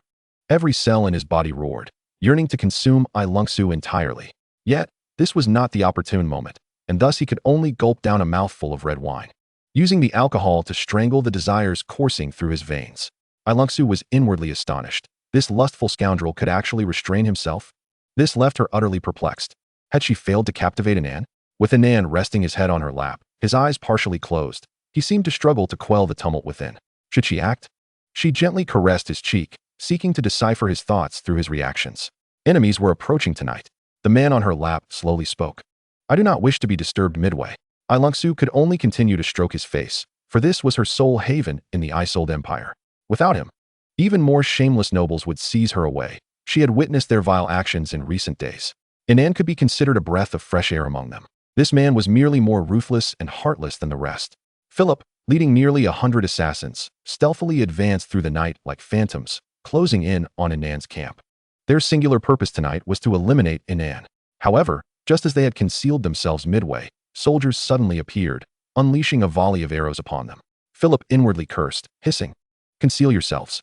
The 100 assassins instantly dispersed like specters, skillfully seeking cover from the rain of arrows. Damn it, that bastard Inan was already prepared. Philip ground his teeth, filled with rage and resentment. As a third-tier knight, he was usually unharmed by arrows, and he readied himself to find the perfect moment to assassinate Inan. Yet, before he could make his move, that scoundrel appeared.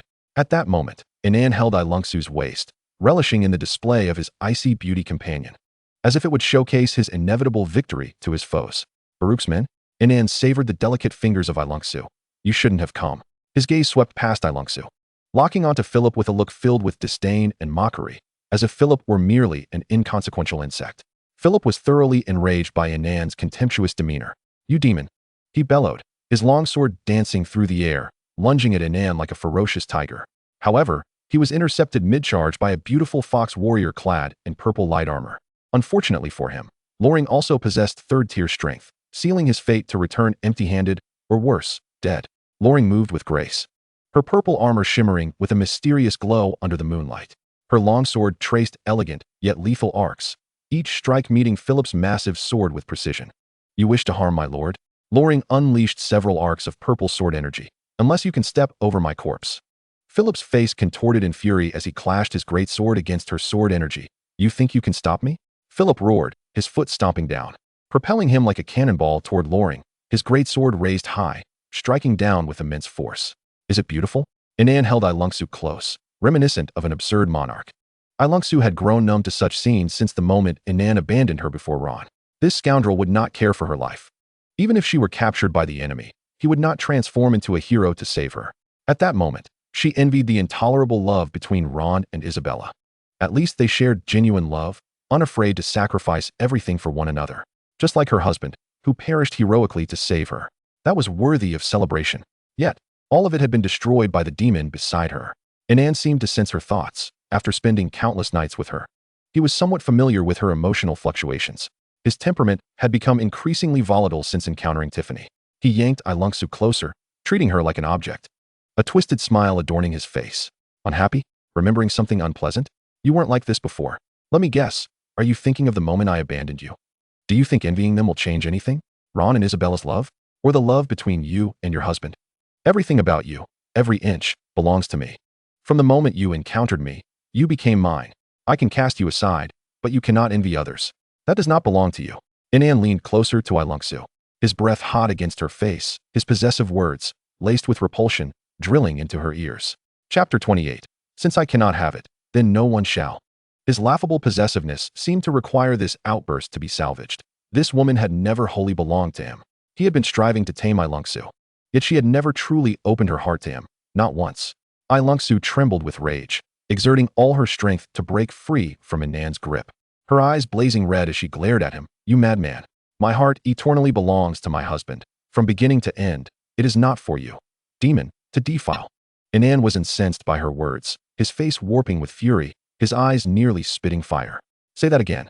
He longed to claim that abandoning her was merely a tactic against his enemies. Yet, inexplicably, a flame surged within him, as if he were predisposed to rage. Such a temperament should not belong to him. Ilungsu stood undeterred, holding her head high, enunciating each word. I say, you are a demon. My heart will forever belong to my husband, and you shall never possess it. Inan's laughter turned manic, filled with madness and despair. Good. Very well. Since I cannot have it, then no one shall. With that, he disregarded the chaos surrounding them, his hands tightening around her throat like an eagle's claws. Think of how I have treated you. Think of your daughter. Inan, like a deranged lunatic, exclaimed, have I not been good to you? He could not fathom that this woman, who had always submitted to him physically, had her heart bound to another. All you need to do is acknowledge that you are entirely mine. Inan's voice trembled with fury, his grip on her unyielding. Then I shall spare you and your daughter. Irinsu's compliance plummeted to a mere 54, a reality Inan found intolerable, all due to her wretched husband. Irinsu felt her life ebbing away with Inan's tightening hands. Her husband and daughter's faces haunting her vision, the last vestiges of warmth and hope in this bleak world. Even as death loomed, her gaze remained resolute, unwavering in its defiance. The love she shared with her husband was her red line, one that would never permit the intrusion of a third party, even in his absence. Such tenderness and affection were unattainable from Inan. You are so obstinately deluded, Inan hissed through clenched teeth, unintentionally increasing his grip. For the sake of a corpse, are you willing to sacrifice your own daughter's life?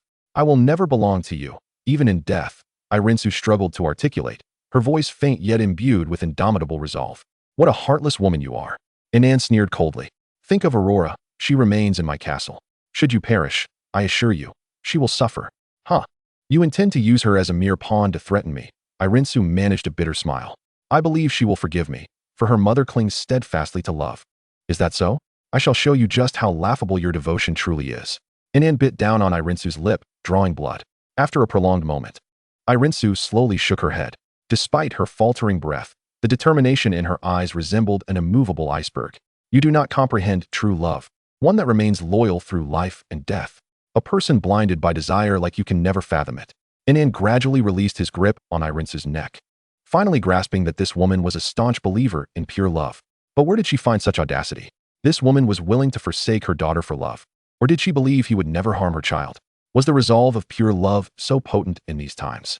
Inan found himself taken aback. Irinsu gasped for air, her eyes reflecting a mix of relief and deep-seated hatred towards Inan. Do you think you can threaten me with my daughter? You will never understand that some things are far more precious than life itself. Inan's gaze turned scornful. I have given you everything. Yet you remain ungrateful and dare to betray me. Betrayal? Irinsu laughed coldly. We are sworn enemies. My submission was merely a guise, waiting for the moment of vengeance. Are you truly acting, or have you lost your mind thinking this charade is real? Inan chuckled derisively. Indeed, it is a mere pretense. But who among us is truly acting? I have seen your disgraceful demeanor far too often. Irinsu turned away, unable to meet Inan's gaze. She possessed rewards he yearned to unearth, Yet Inan's true intention was never to earn her affection. With this thought, the demon tentatively threatened Irinsu, eager to observe whether she would react with further extremity. Psychologically, this step is termed testing boundaries. Aggravating her was a strategy to identify her reactions and limits. As the saying goes, the small-minded fear authority, but not virtue. So, is Irinsu truly a small-minded individual? This was something Inan needed to explore and validate step by step. At that moment, a sinister smile crept across his face. Since you so dearly miss your husband, I shall send someone to the snow country to retrieve his remains. Irinsu's complexion turned ashen, a flicker of fear crossing her eyes, quickly replaced by seething rage. You dare, Inan, if you so much as lay a finger on his remains, I will ensure your demise, even at the cost of my life. Inan's smile twisted further at her outburst. Oh, do you believe you have the power to stop me? You are but a plaything in my grasp, and your husband's remains shall be dealt with as I see fit. Philip, witnessing the entire exchange, was consumed by fury. Inan, you despicable wretch, you do not even spare the dead, and you dream of being a hero? How laughable.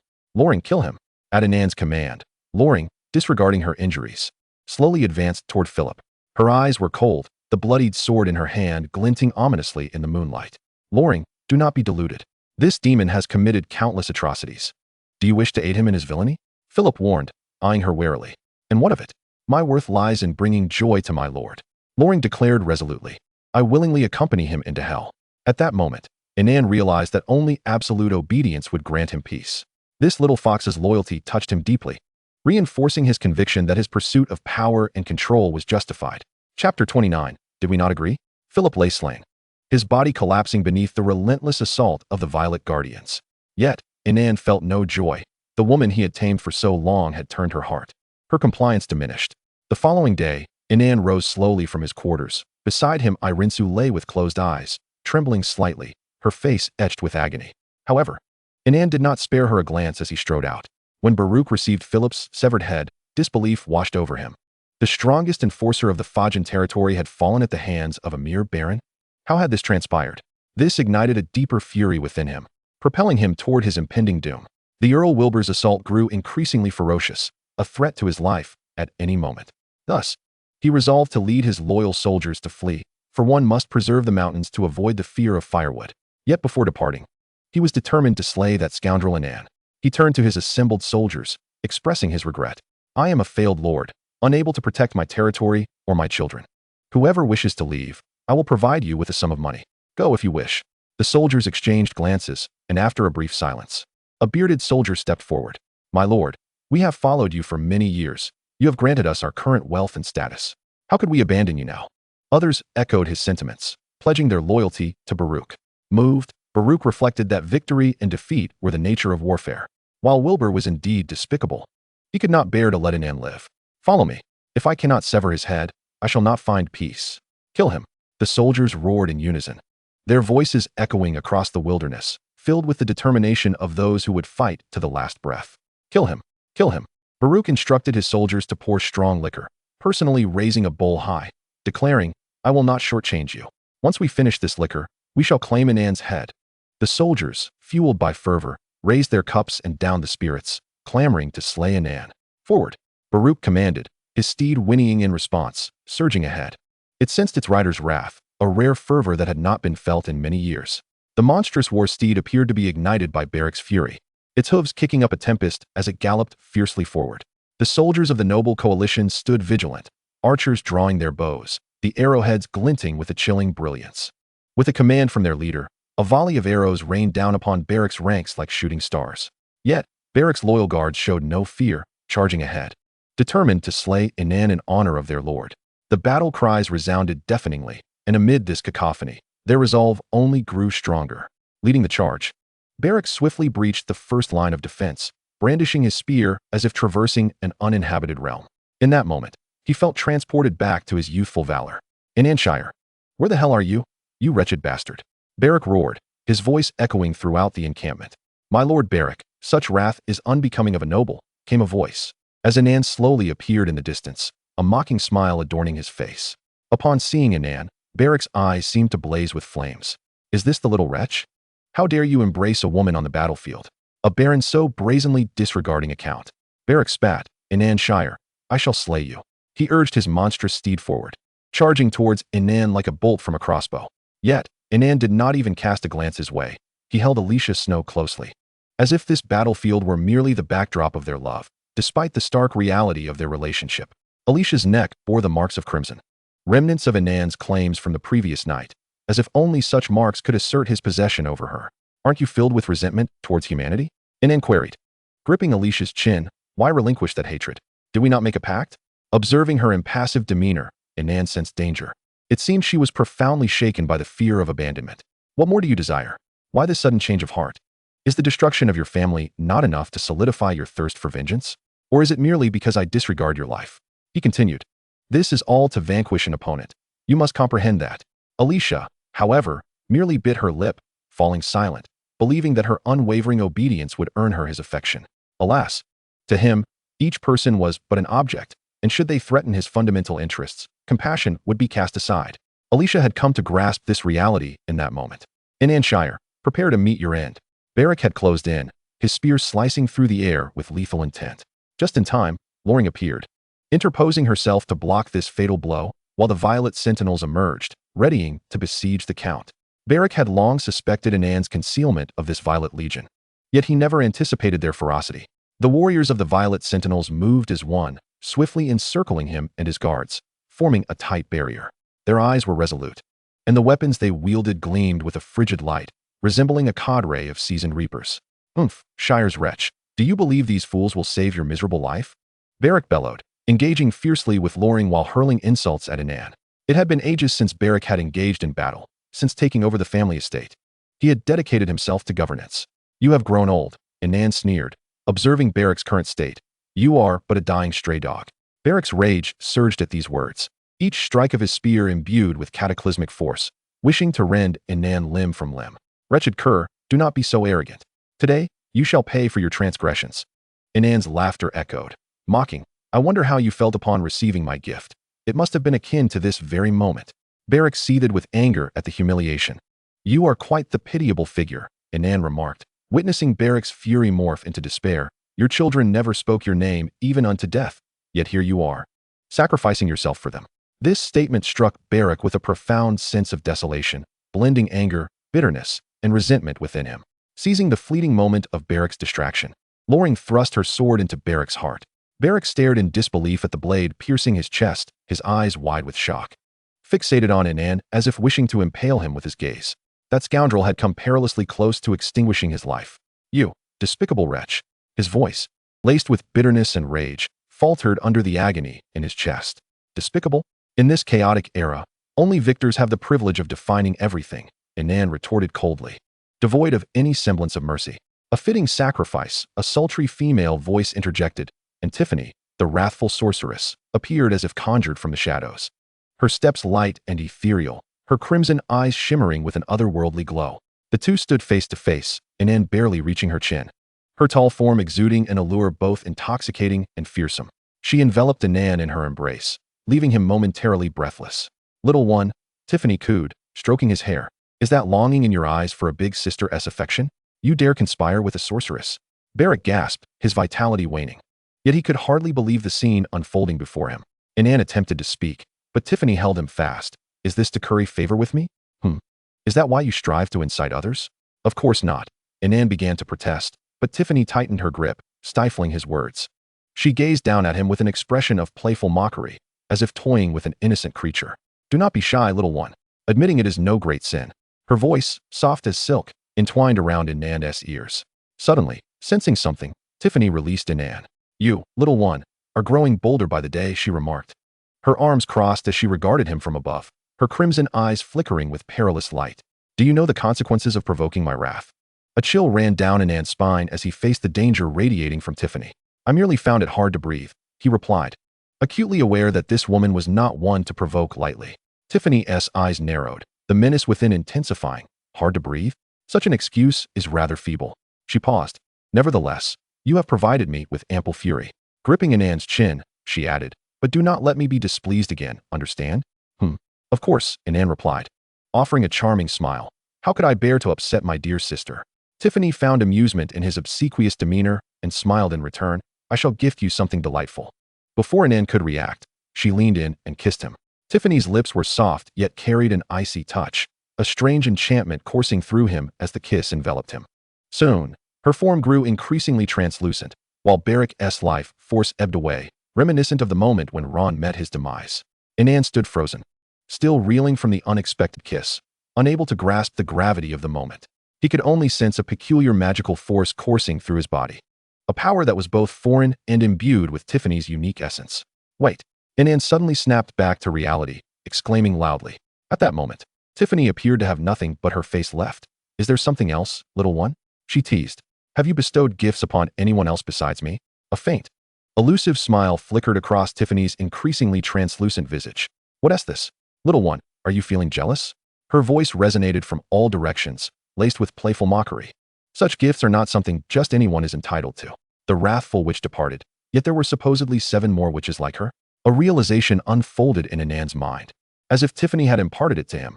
Pride, envy, wrath, sloth, greed, gluttony, lust.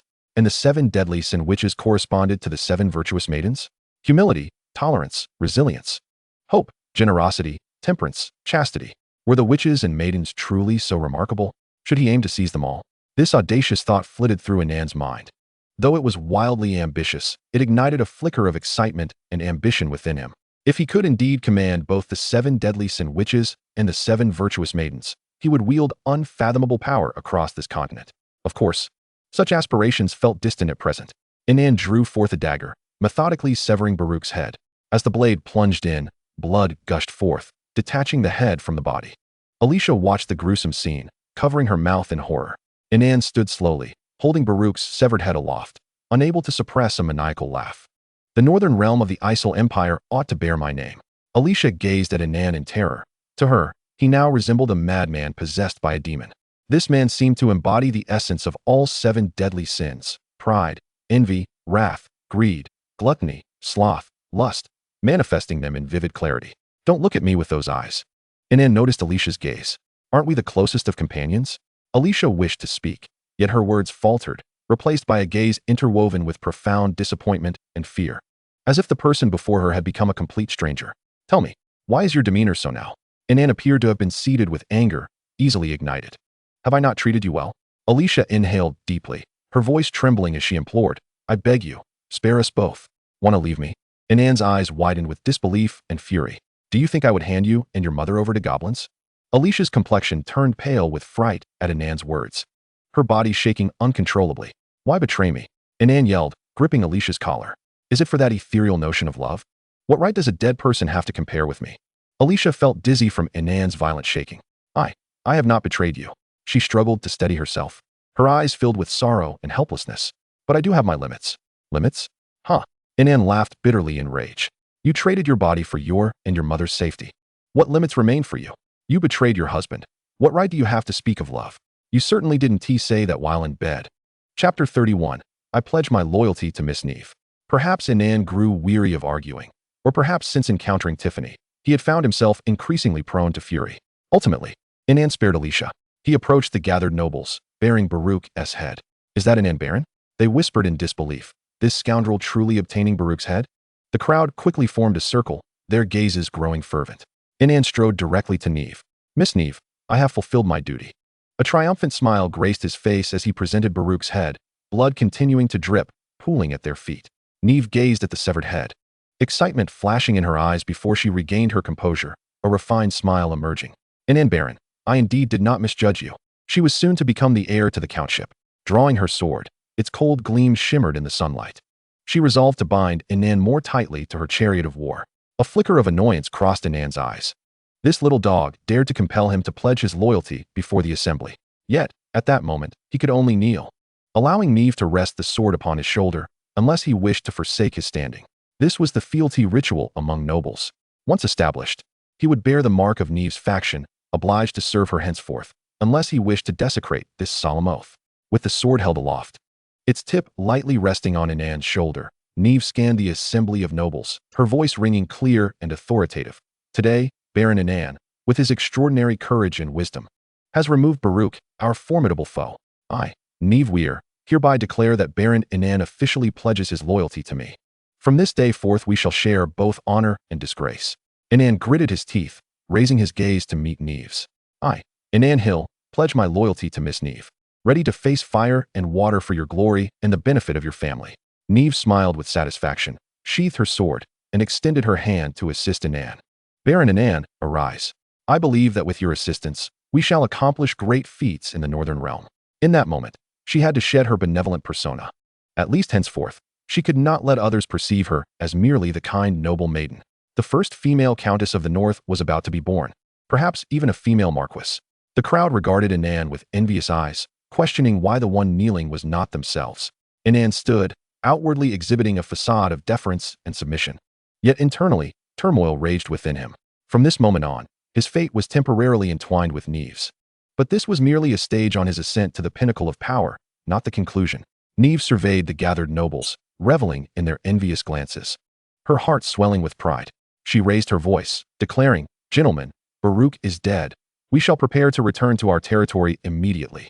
Once the crowd dispersed, only the two remained within the tent. "Little fool Inan, I did not ask you to do this," Neve remarked, a glimmer of excitement flashing in her eyes. It had been a long time since he had addressed her so, yet the circumstances had shifted, and she could no longer afford to languish.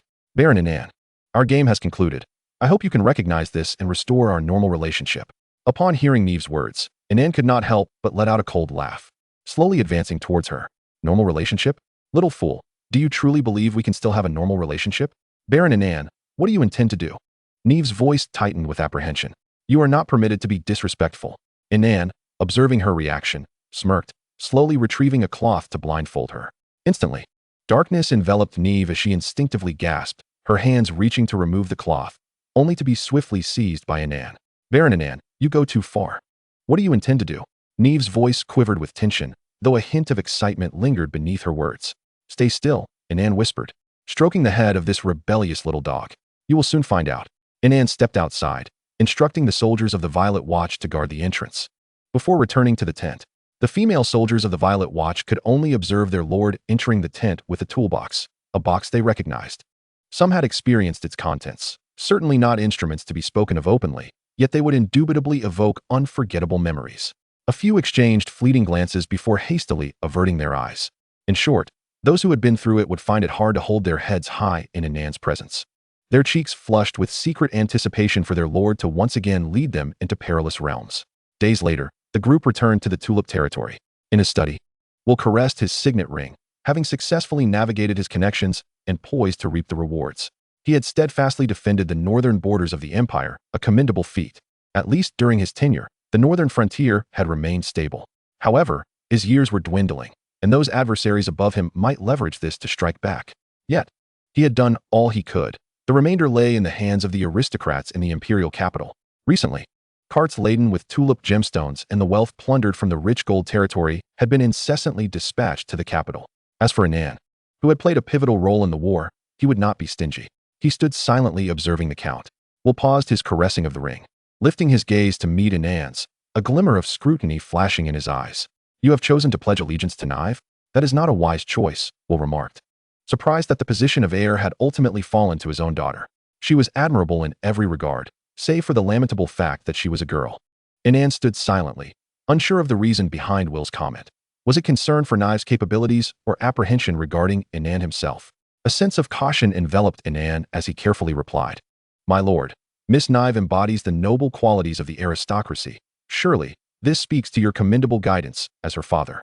It is my honor to serve both you and Miss Nive."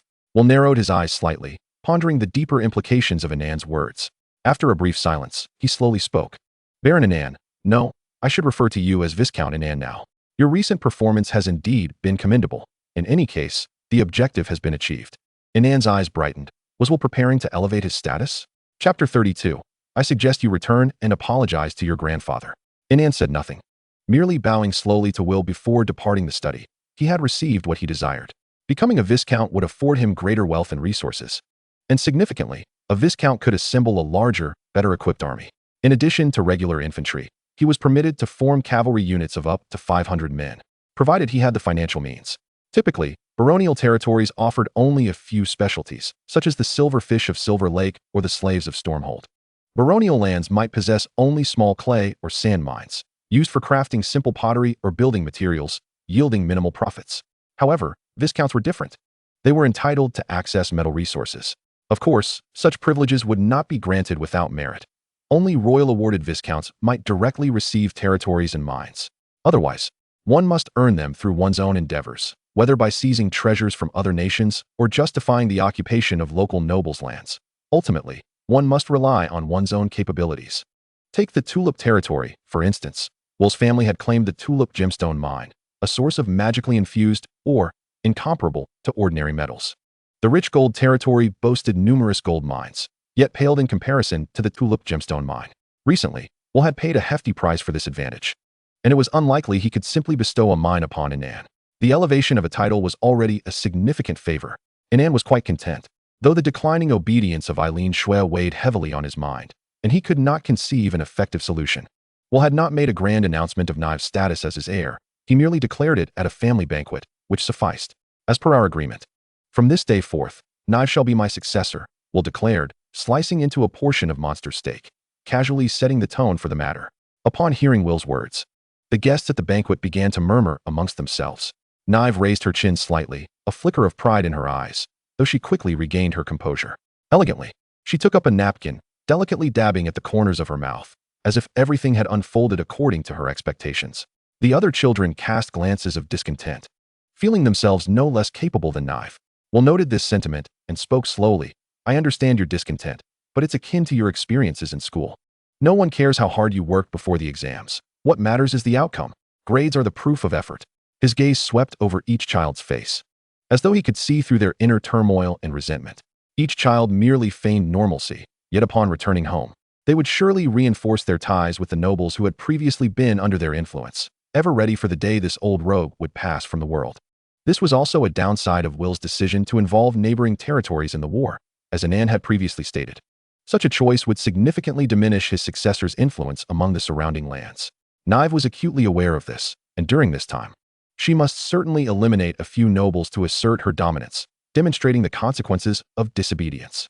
In the imperial assembly, the aristocrats had been embroiled in heated arguments over a proposal that had remained stagnant: the elevation of Count Will to Marquis. The young empress, the most influential vote in the assembly, refrained from casting her ballot.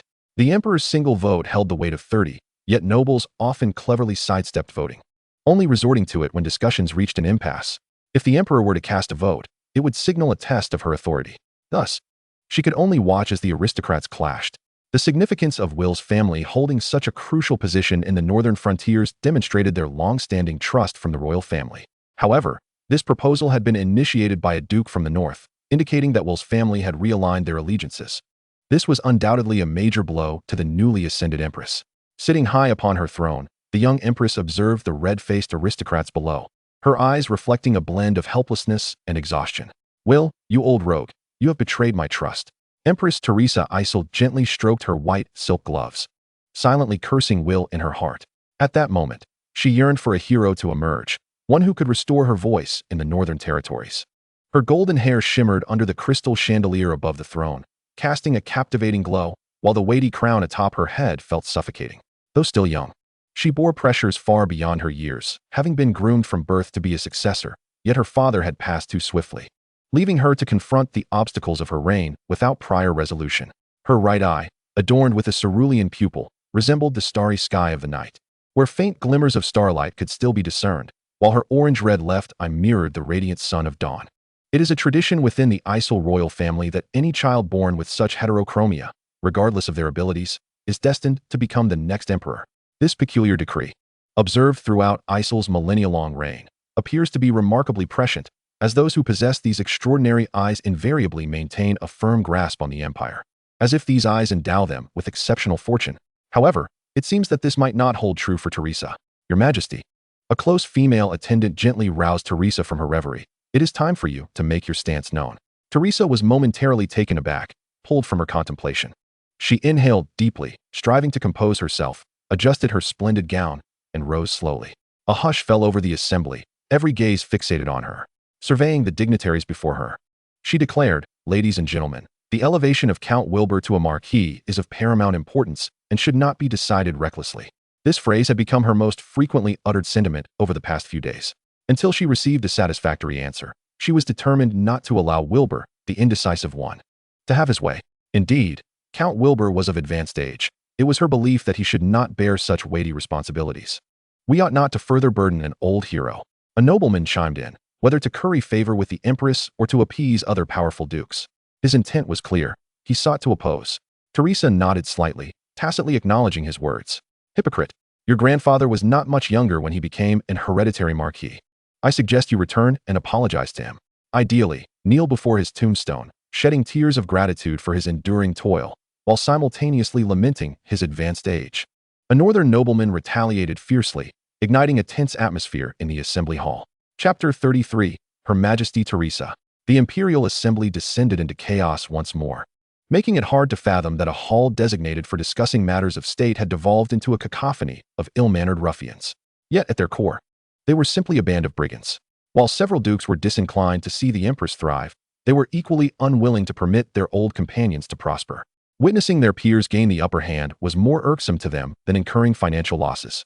Thus, the priority became finding a delicate balance, ensuring the young empress's satisfaction while preventing the other three dukes from feeling aggrieved by financial losses. With the northern duke acquiring yet another marquis, all eyes were on their subordinates as they entered into heated debates, striving to achieve this balance. Silence, Teresa commanded, her voice imbued with undeniable authority. The din gradually subsided, and the nobles turned their attention to the empress seated upon the throne. With her gloved hand, she seized the imperial scepter, prompting a collective gulp among the nobles. Goodness, that hand is exquisite. When might I have the honor of kissing it? If she permits it, I would gladly pledge my loyalty. As Teresa grasped the scepter, she noted some nobles fixating on her hand with inappropriate thoughts in such a solemn setting. A wave of revulsion washed over her. This is not a place for your bickering, she proclaimed, embodying the regal demeanor she had observed in her late father. This matter has my approval. However, the North has also lost a count, and I believe another should be dispatched to oversee the rich gold territory. My God, the sound of Her Majesty's voice is exquisite. When can I have the pleasure of kissing those cherry lips? I would give anything. Indeed, this epitomized her current status. Under the indulgence of the four dukes, numerous nobles felt little fear of her, even entertaining romantic fantasies involving Teresa. Yet, they still took note of the empress's declaration. Was she poised to seize a piece of meat from Count Wilbur's mouth? According to protocol, that was indeed Wilbur's to claim, yet the old rogue's pretext for war was rather flimsy, presenting a viable opportunity for critique. Upon Teresa's pronouncement, the entire assembly hall fell into a silence so profound one could hear a pin drop, followed by a murmuring of hushed discussions. The other three dukes opened their eyes slightly, awaiting the empress's next words while observing the northern Frostwolf duke's reaction. The Frostwolf duke merely toyed with his ring, unfazed. After all, he sought only a marquis, which would afford him an additional supporter in the imperial assembly. Whether Wilbur would willingly relinquish this position was of no concern to him. Accepting Wilbur into his circle was already an act of considerable benevolence. As for the count's position, it was beyond his purview. Having finished fiddling with his ring, he spoke, his hoarse voice cutting through the air like a sharp blade. I am in favor. The Frostwolf duke's endorsement sent ripples through the assembly, effectively shattering the prior low murmurs, as all eyes turned toward him. Inan remained oblivious to the machinations unfolding in the imperial capital, strategies being devised for the northern territories. These were not within his reach. Generally speaking, only those serving in the capital as viscounts or barons could aspire to become members of the Imperial Advisory Council, a body limited to 100 seats, representing the pinnacle of the empire's hierarchy. With mere words, they could conjure storms that would shake the very foundations of the empire. In that moment, he was simply seated in a dining hall, enjoying a meal, accompanied by a mother and daughter, as well as a rotund man. I've heard you've made quite a profit recently, Inan remarked casually, slicing a piece of bloody monster meat, glancing at the newly appointed treasurer of the Stormhold, Karl. Once weighing around 200 pounds, Karl now appeared even heavier. Upon hearing Inan's words, a hint of embarrassment crossed his face as he wiped the sweat from his brow. My lord, please don't jest. I merely handle mundane financial tasks in the Stormhold. There are no opportunities for significant profit. Is that so? Inan smiled slightly, savoring the morsel before him. You've been rather indiscreet. How long has it been since I entrusted you with exclusive capture rights? You've blatantly ignored this and allowed other slave traders to bring in slaves that do not belong to them. Karl's complexion paled instantly, beads of sweat rolling down his already plump face. Aurora, nestled in Inan's arms, lifted a napkin to dab the blood from the corner of his mouth. Meanwhile, Eileen, sitting at a distance, observed the closeness between her daughter and Inan, a wave of discomfort washing over her. Yet, Witnessing the portly man who had caused her family's ruin seemingly facing retribution brought her a sense of satisfaction. My lord, I truly recognize my error. I was momentarily foolish, tempted by those wretched slave traders. Please forgive me this once. I assure you I will adhere strictly to the rules henceforth. Carl dropped to his knees, nearly at his wit's end. What are you afraid of? Inan held Aurora's small hand, tasting it lightly. I haven't said I wouldn't forgive you. Aileen watched this exchange, her tumultuous emotions surging ever more intensely. She loathed Inan's affectionate gestures toward her daughter. Carl felt a slight relaxation in his taut nerves upon hearing Inan's words, yet his heart remained tumultuous, unable to fully relinquish its tension. Aurora playfully pinched his cheek and inquired, You said this wicked man who killed your father has done wrong. What punishment should he receive? With her large, glistening eyes, she regarded the trembling Carl, tilting her head in contemplation. Her innocent voice resonated through the quiet dining hall. He has committed misdeeds and should return everything he has taken, and he must promise never to do wrong again. A subtle smile graced Inan's lips. You are truly kind. Hearing Aurora's defense of him, Carl felt a surge of gratitude towards the little girl, who, despite the fact that he had slain her father, still pleaded for his mercy. However, a wave of dizziness soon overtook him as Inan abruptly smashed his wine glass upon the ground, shards scattering like dangerous confetti. Pointing at the jagged glass, Inan pronounced a demonic decree. You shall consume these, and I shall spare you. Carl's eyes widened in horror as he beheld the pile of sharp glass, his face a canvas of terror and despair. Chapter 34. The Departure of Eileen Snow. What? Inan's smile morphed into one of cruelty. Do you not comprehend the fate that awaits those who betray me? At that moment, regret consumed Carl as he lamented his foolishness in succumbing to the persuasion of his so-called friends. He had believed that seizing power would allow him to reign unchecked. Yet some boundaries were never meant to be crossed. While Inan permitted him to exploit his authority for profit, he would not tolerate any transgression against his principles. Carl's lips trembled, yet he struggled to articulate a coherent thought. My lord, I truly spare me your words. Inan interrupted impatiently. Unless you wish to drag your entire family into this demise. Trembling, Carl reached for the shards of glass on the ground. I am truly disappointed in you, Inan lamented, holding Aurora's eyes shut. I once believed you to be a remarkable businessman, but alas, you lack the skill to manage. Carl's hand shook like a leaf in autumn's chill as he slowly brought the glass to his mouth, each swallow amplifying the dread within him. He tightly shut his eyes, his face contorting in agony, his features twisted in a grotesque mask of pain, emitting a muffled whimper akin to a wounded beast's lament, saturated with suffering and hopelessness. The rotund figure writhed on the ground, unleashing a cacophony of indistinct cries, blood oozing from the corners of his mouth, staining the floor with a harrowing crimson. His corpulent body convulsed violently, the broken glass beneath him screeching in a lament of its own. Aurora shivered in Inan's embrace, frightened by the anguished sounds. Inan hastily reassured her, Fear not, my dear. He suffers thus because of his transgressions, but you shall never err, will you? Aurora sniffled, nodding vigorously against Inan's chest. Her voice trembling, Aurora will not make mistakes, brother Inan. Indeed, my sweet. Inan kissed her forehead tenderly. Eileen Snow observed Inan's affectionate gesture towards Aurora, her heart a tumult of conflicting emotions.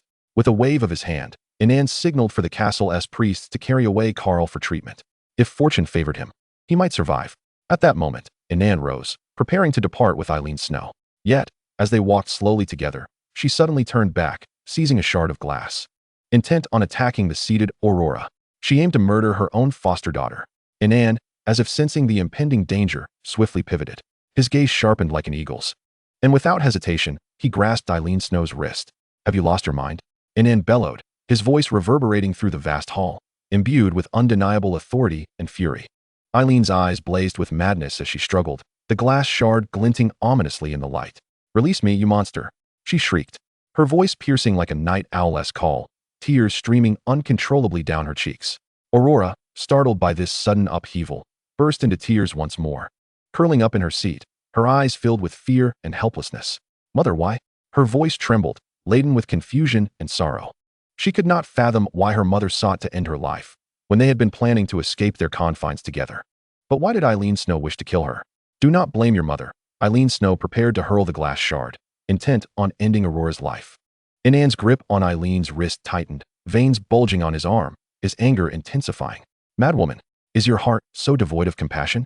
Eileen cried out, her voice hoarse, tears mingling with sweat as they cascaded down her face, her features contorted in extreme rage and agony. The woman had truly lost her mind. Inan dragged Eileen back to his chamber, forcefully throwing her onto the bed.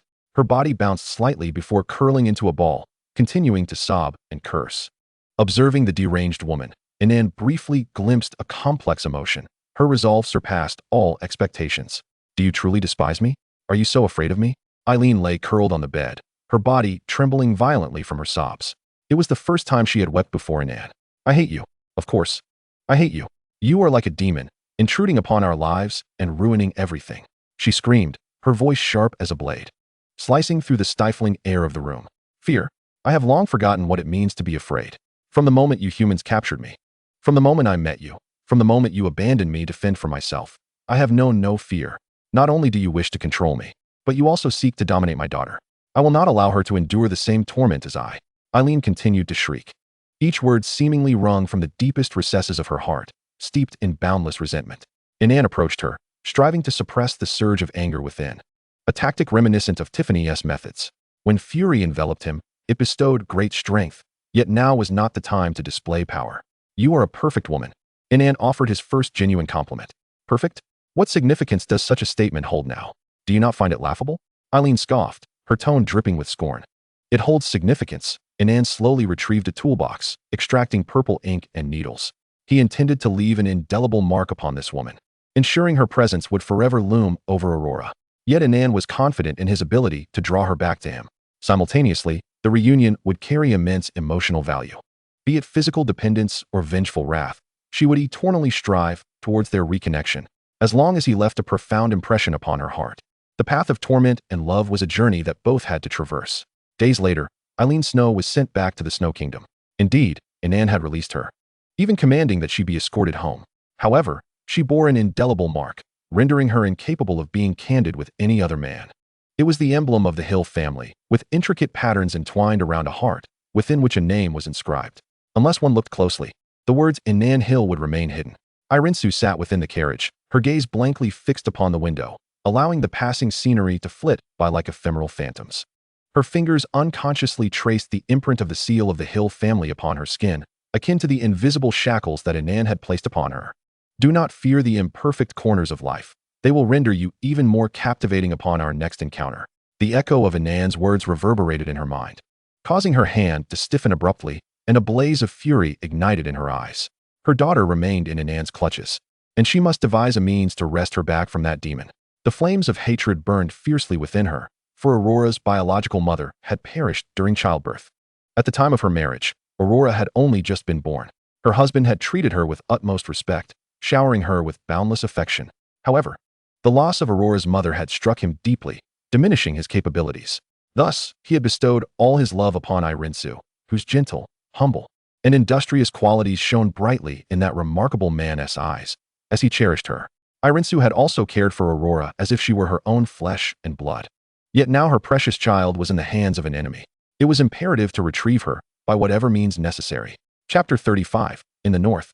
The flames of war have yet to extinguish. Wait for me, Inan Hill. Irinsu clenched her fists, her nails digging deeply into her palms. Meanwhile, Inan had just lulled the little darling to sleep in his arms. Aurora could scarcely fathom the events of the past few days. Her mother had abandoned her and left alone. Inan had told her that Irinsu had fled. Had she been slain by Inan? But why would Inan wish to kill her? There was no reason to do so. How had she escaped? If she had indeed departed, why had she not taken her with her? She wept inconsolably in Inan's embrace. He was all she had left now. Observing the rapid rise in the little darling's vitality percentage, Inan felt a sense of redemption wash over him. The following day, Inan awoke to unexpected news. An envoy informed him to proceed to the fief of Fuin for a title conferral ceremony. Why not to the tulip fief? The envoy offered no explanation. Nevertheless, he prepared himself, donning his attire, an imposing black long robe adorned with golden embellishments, exuding an air of solemn authority. His black hair complemented his crimson irises, harmonizing with the resplendent black and gold ensemble, emanating an innate sense of pressure. Accompanied by a retinue of a dozen violet-clad guards, he made his way towards Fuin. Aurora stood upon the castle balcony, gazing in the direction Inan had departed, tears once more blurring her vision. Clutching the hem of her garment tightly, she was overwhelmed with helplessness and uncertainty. The maid beside her offered soft reassurances, yet she could not absorb a single word. Upon entering the castle of Fuin, The opulent decorations and the incessant flattery of the passing nobility filled the air. However, these accolades belonged to the new master of the castle, entirely unrelated to Inan. Where were the members of the Wolf family? Why was not a single one present? At that moment, the surrounding nobles ignored Inan, one of the key figures of the ceremony, as if conspiring to isolate him. This was hardly a promising omen. Inan felt as though he had stepped into a trap. What significant event transpired nearby? Why was he completely oblivious? The atmosphere in the hall grew increasingly oppressive until a woman appeared, silencing the crowd. What manner of woman was she? Her gaze bore the weight of the world, yet it did not diminish her allure. She was clad in a deep purple gown, its hem flowing like a river of dark night, trailing behind her, embroidered with intricate silver patterns that shimmered like stars in the night sky as she moved. Her hair cascaded down her back like a waterfall, as dark as ink, with a few stray strands framing her pale cheeks, accentuating her cool demeanor. Though she appeared to be in her 30s, her eyes seemed to have witnessed the passage of time, imbued with a sense of wisdom. She approached Inan slowly.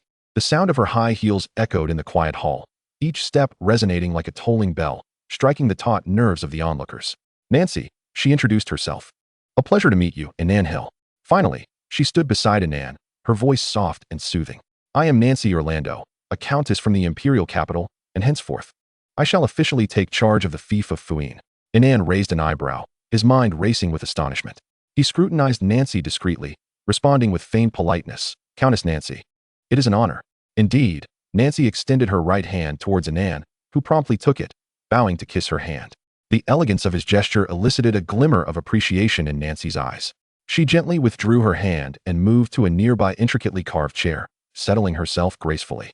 After gesturing for Inan to sit, Nancy continued, My Lord Inan, His Majesty has dispatched me not only to take charge of Fuin, but also to collaborate with Marquis Will in safeguarding the security of the North. Therefore, I have requested a title of Viscount from His Majesty, and I now formally bestow this title upon you. Inan's heart sank. He had not anticipated such a twist in fate. Was he to become a puppet? Marquis Will had been elevated to his rank. Offending him was hardly a prudent course of action. However, Nancy offered him no opportunity for a reaction, directly retrieving an exquisite longsword from a maid and rising.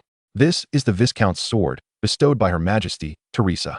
Nancy approached Inan. My lord, I hope you shall not squander the grace of the Isle royal family. Inan inhaled deeply, kneeling on one knee, his voice steady and resolute. Countess Nancy, I, Inan Hill, shall forever remember the generosity of His Majesty and the Isle royal family. I will dedicate my life to their service. Nancy rested the sword upon Inan's shoulder, reciting the lengthy proclamations of the title conferral ceremony with deliberate calmness. Inan Hill, today you stand in Fuin, favored by Her Majesty, Montresa, and are bestowed the title of Viscount. The honor of the Isle royal family rests upon your shoulders. In the north, the flames of war still burn. External foes covet our lands, while hidden dangers lurk within. The lengthy proclamation flowed from her lips without pause, as if she had long since memorized it. Finally, she concluded with a flourish, in the name of the royal family, I grant you the title of Viscount. May glory be yours, and may you not disappoint the sacred grace. As Nancy's words hung in the air, an enveloping silence engulfed the room. With all present absorbed in the solemnity of the moment, Inan raised his head, his eyes resolute as he articulated his gratitude, his emotions a swirl of complexity. He had been drawn into an invisible vortex by this woman, yet he had no choice but to proceed. Countess Nancy, I shall adhere to His Majesty's decree, and not fail the royal family's trust, dedicating all for the North and the Empire. Nancy nodded slightly. Viscount Inan, I expect you to fulfill your promises. Meanwhile, the scoundrel had just returned to his study after receiving his own title at the Frostwolf Fief. There he perused Nancy's dossier, while a servant recounted the recent happenings in the territory. By the way, my lord, Lord Inan has also traveled to Fuin today to receive. Before the servant could finish, a torrent of blood erupted from his neck, and clutching his throat, he fell silent. It was as though a third party had suddenly severed his life. Yet only the two of them occupied the room. Marquis Will stared in shock as the servant crumpled before him, blood rapidly spreading across the floor, forming a ghastly dark crimson pool.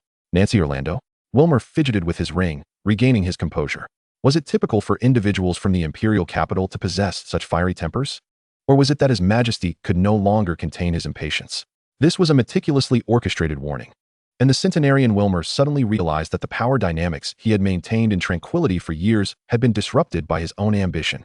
He slowly crouched down, gently dipping his fingers into a drop of blood on the ground, watching as the crimson hue spread across his fingertips. as if revealing the tumultuous undercurrents hidden beneath the surface. Chapter 36. Then let us strike.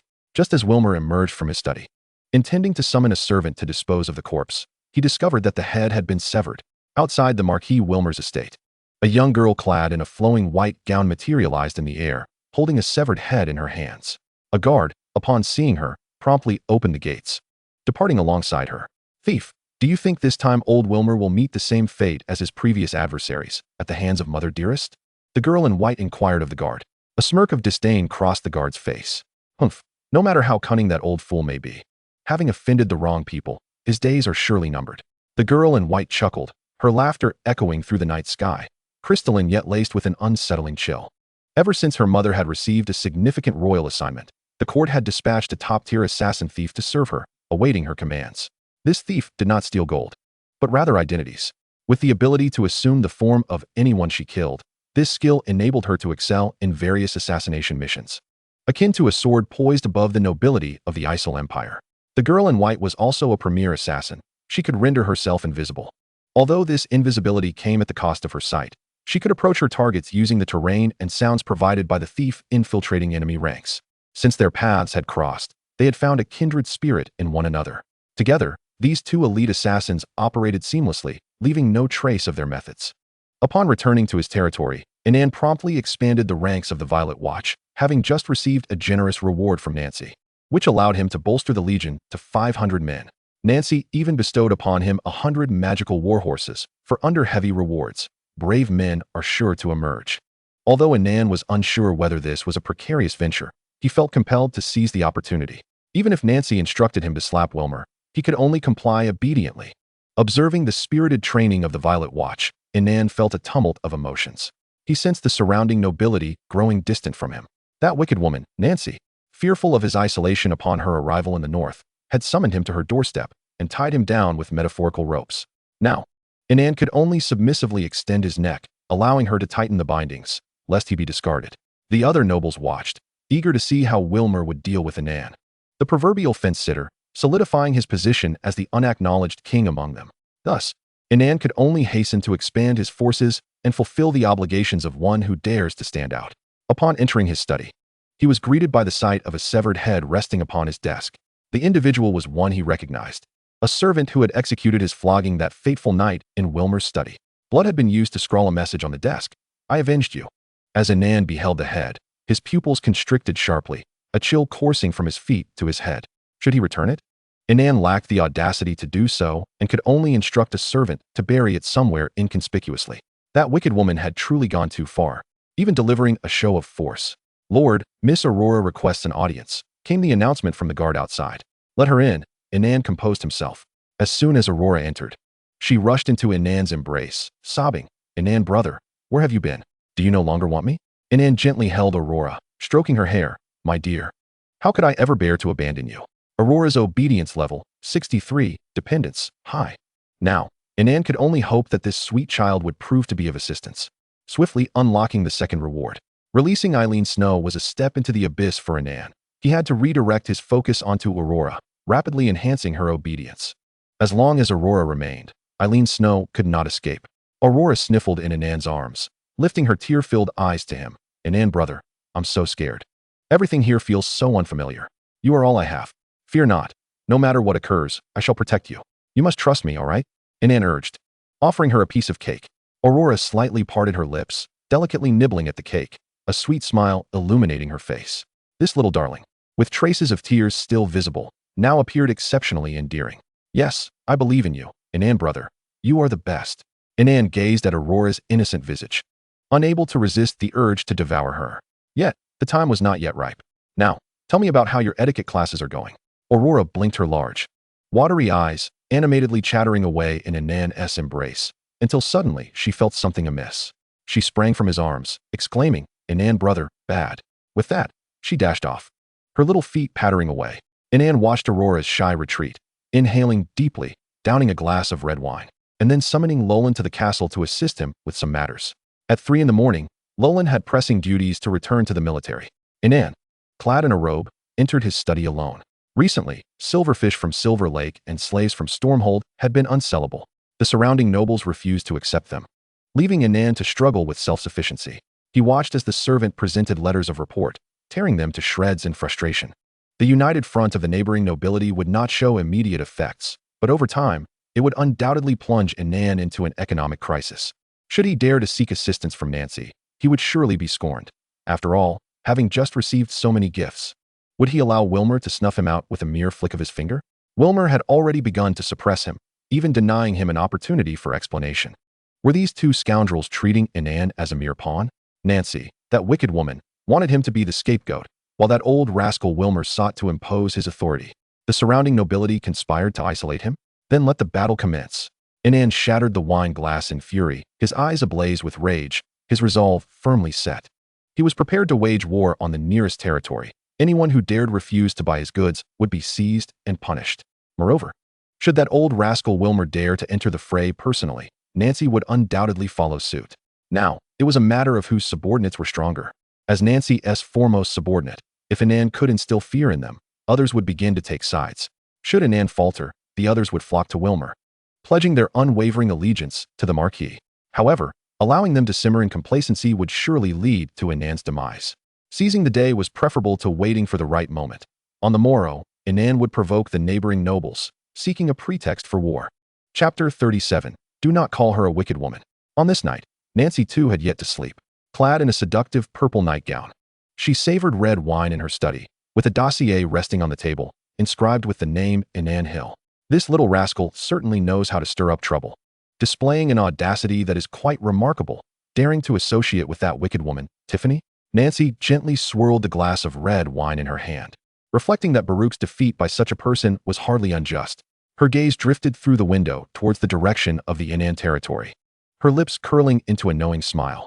As a devoted supporter of Teresa, she had voluntarily come to the north, intending to educate those scoundrels who dared to bully Her Majesty Teresa. Were it not for Will's downfall, she would have remained in the imperial capital to care for Teresa diligently. The delicate fragrance of the incense wafted through the air, yet it only served to warm the room further. She delicately undid the buttons of her silk nightgown, her fair skin subtly illuminated by the gentle glow of the lamp. As she languidly leaned back in her chair, her gaze dreamy, a girl in a white dress appeared behind her, tenderly kneading her shoulders.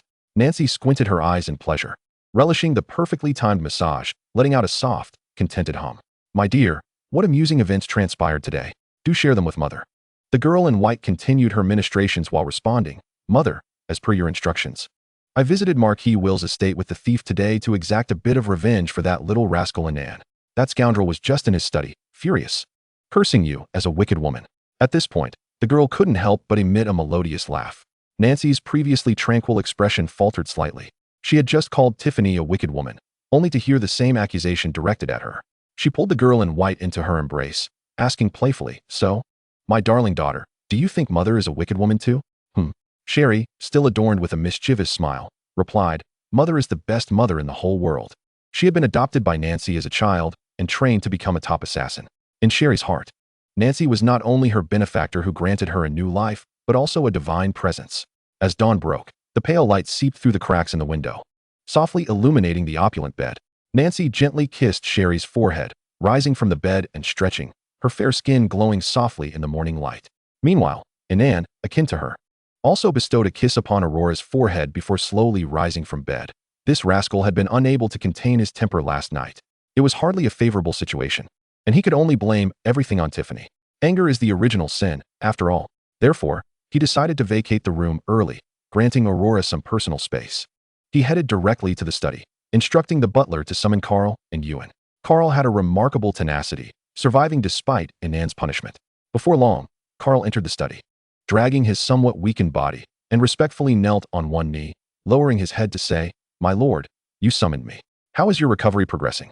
Inan, already indulging in red wine early in the day, felt a shiver of apprehension at the sight of the wine glass. In answer to your question, my injuries have nearly healed, Carl replied cautiously, his voice trembling slightly. Ewan also knocked on the study door. It had been a while since his lord had summoned him. Since Loring became the military commander of Silver Lake Territory, he had been dispatched to Stormhold. Nevertheless, he was quite content, relishing his own domain, and every day, after diligently training the soldiers, he returned home to embrace his beloved wife and concubine, living in utmost comfort. After saluting Inan, he took a seat at Inan's gesture. Inan rested his hands on the table, fingers interlaced, his gaze sweeping back and forth between Carl and Ewan, the atmosphere in the room suddenly becoming tense. Abruptly, a servant entered to inform Inan of a noble visitor. Inan paused momentarily before consenting. The study door slowly creaked open, and Inan was taken aback. This was the corpulent noble from the previous noble coalition. Why was he seeking him out? Was he perhaps looking to collaborate? Yet, the expression seemed somewhat uncharacteristic for such a purpose. Carl's eyes widened slightly upon seeing someone even larger than himself. The corpulent noble revealed a chilling smile. Lord Inan, Lady Nancy has sent me to convey a message. You are henceforth forbidden from referring to her as a wicked woman. Inan's heart sank at these words, his countenance darkening instantly. Who are you?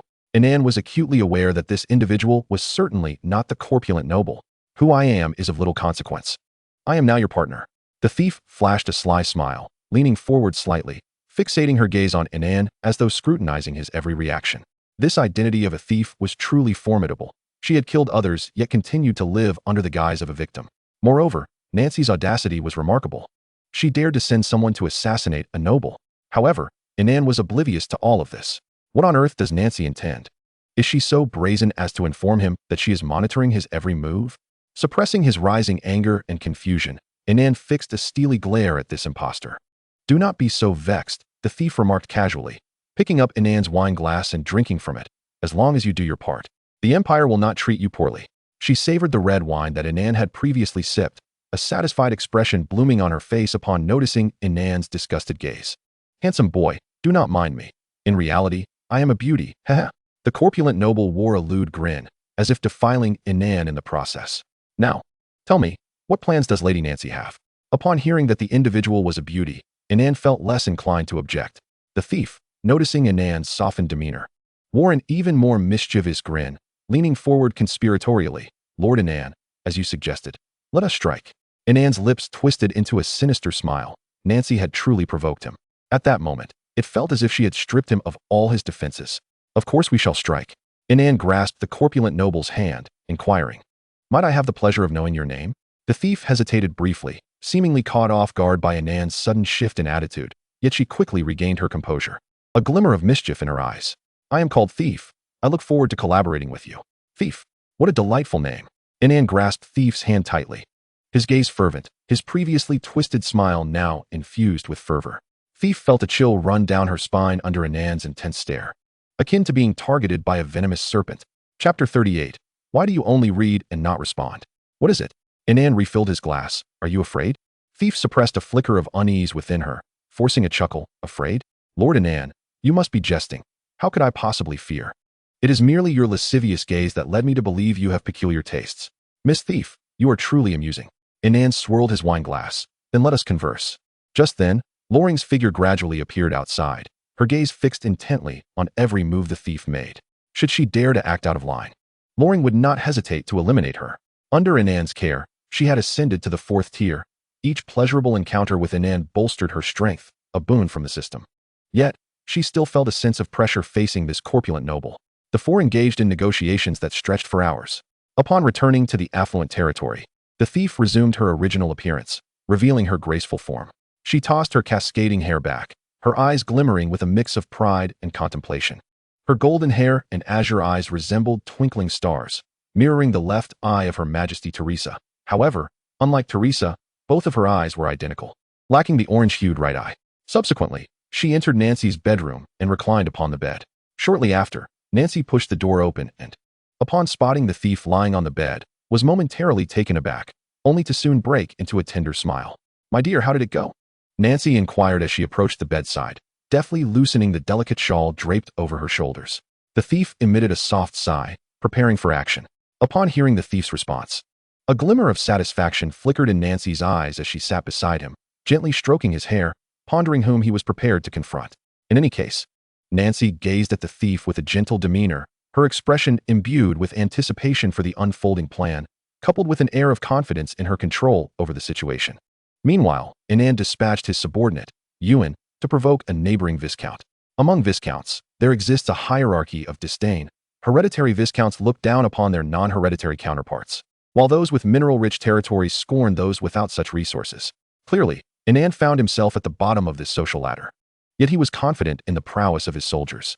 At least, aside from Will and Nancy, no one could subdue him. He held that conviction firmly.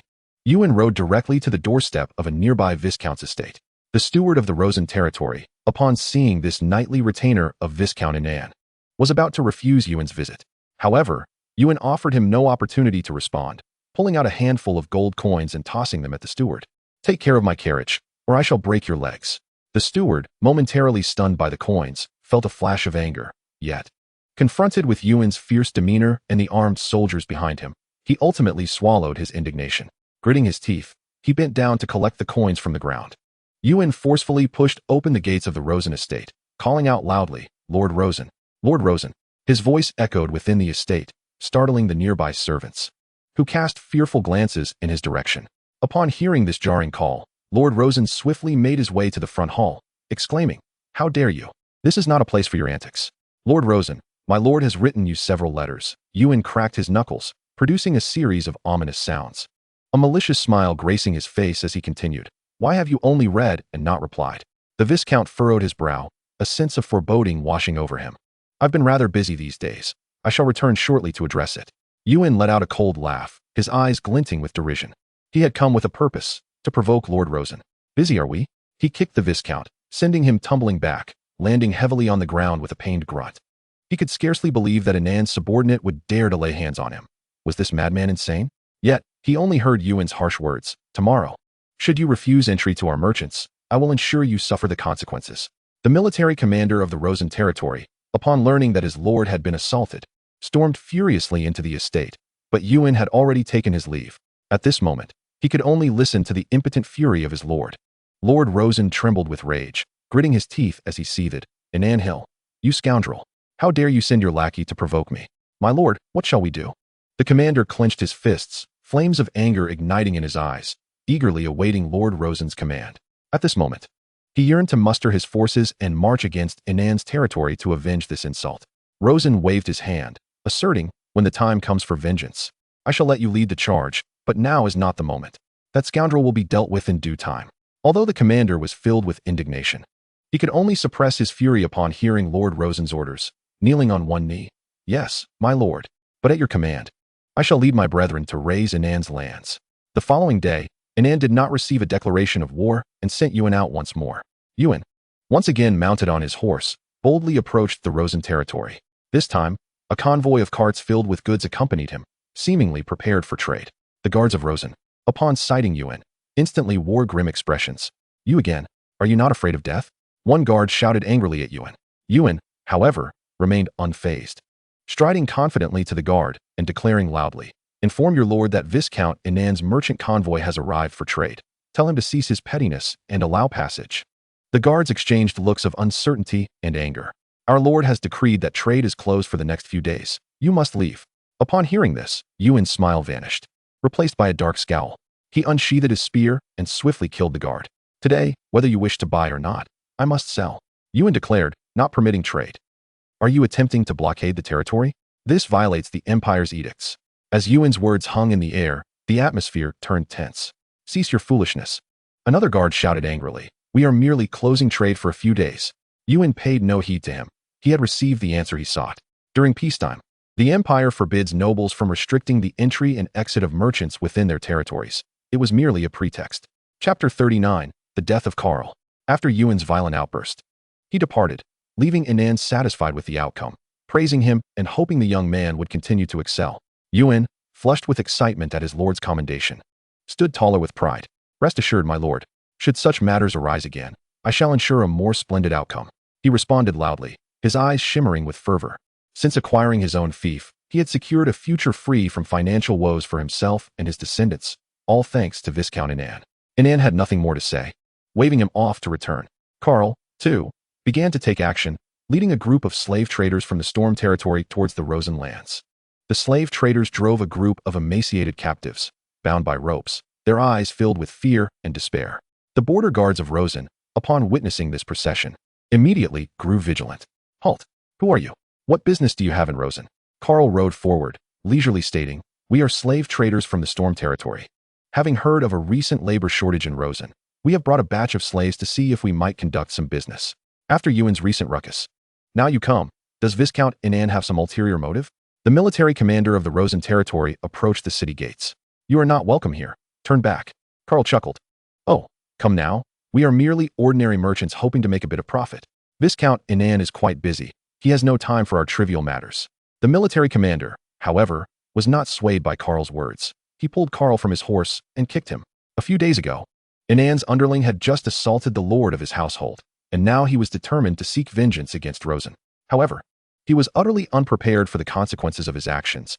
As his foot made contact, Karl immediately coughed up a mouthful of blood.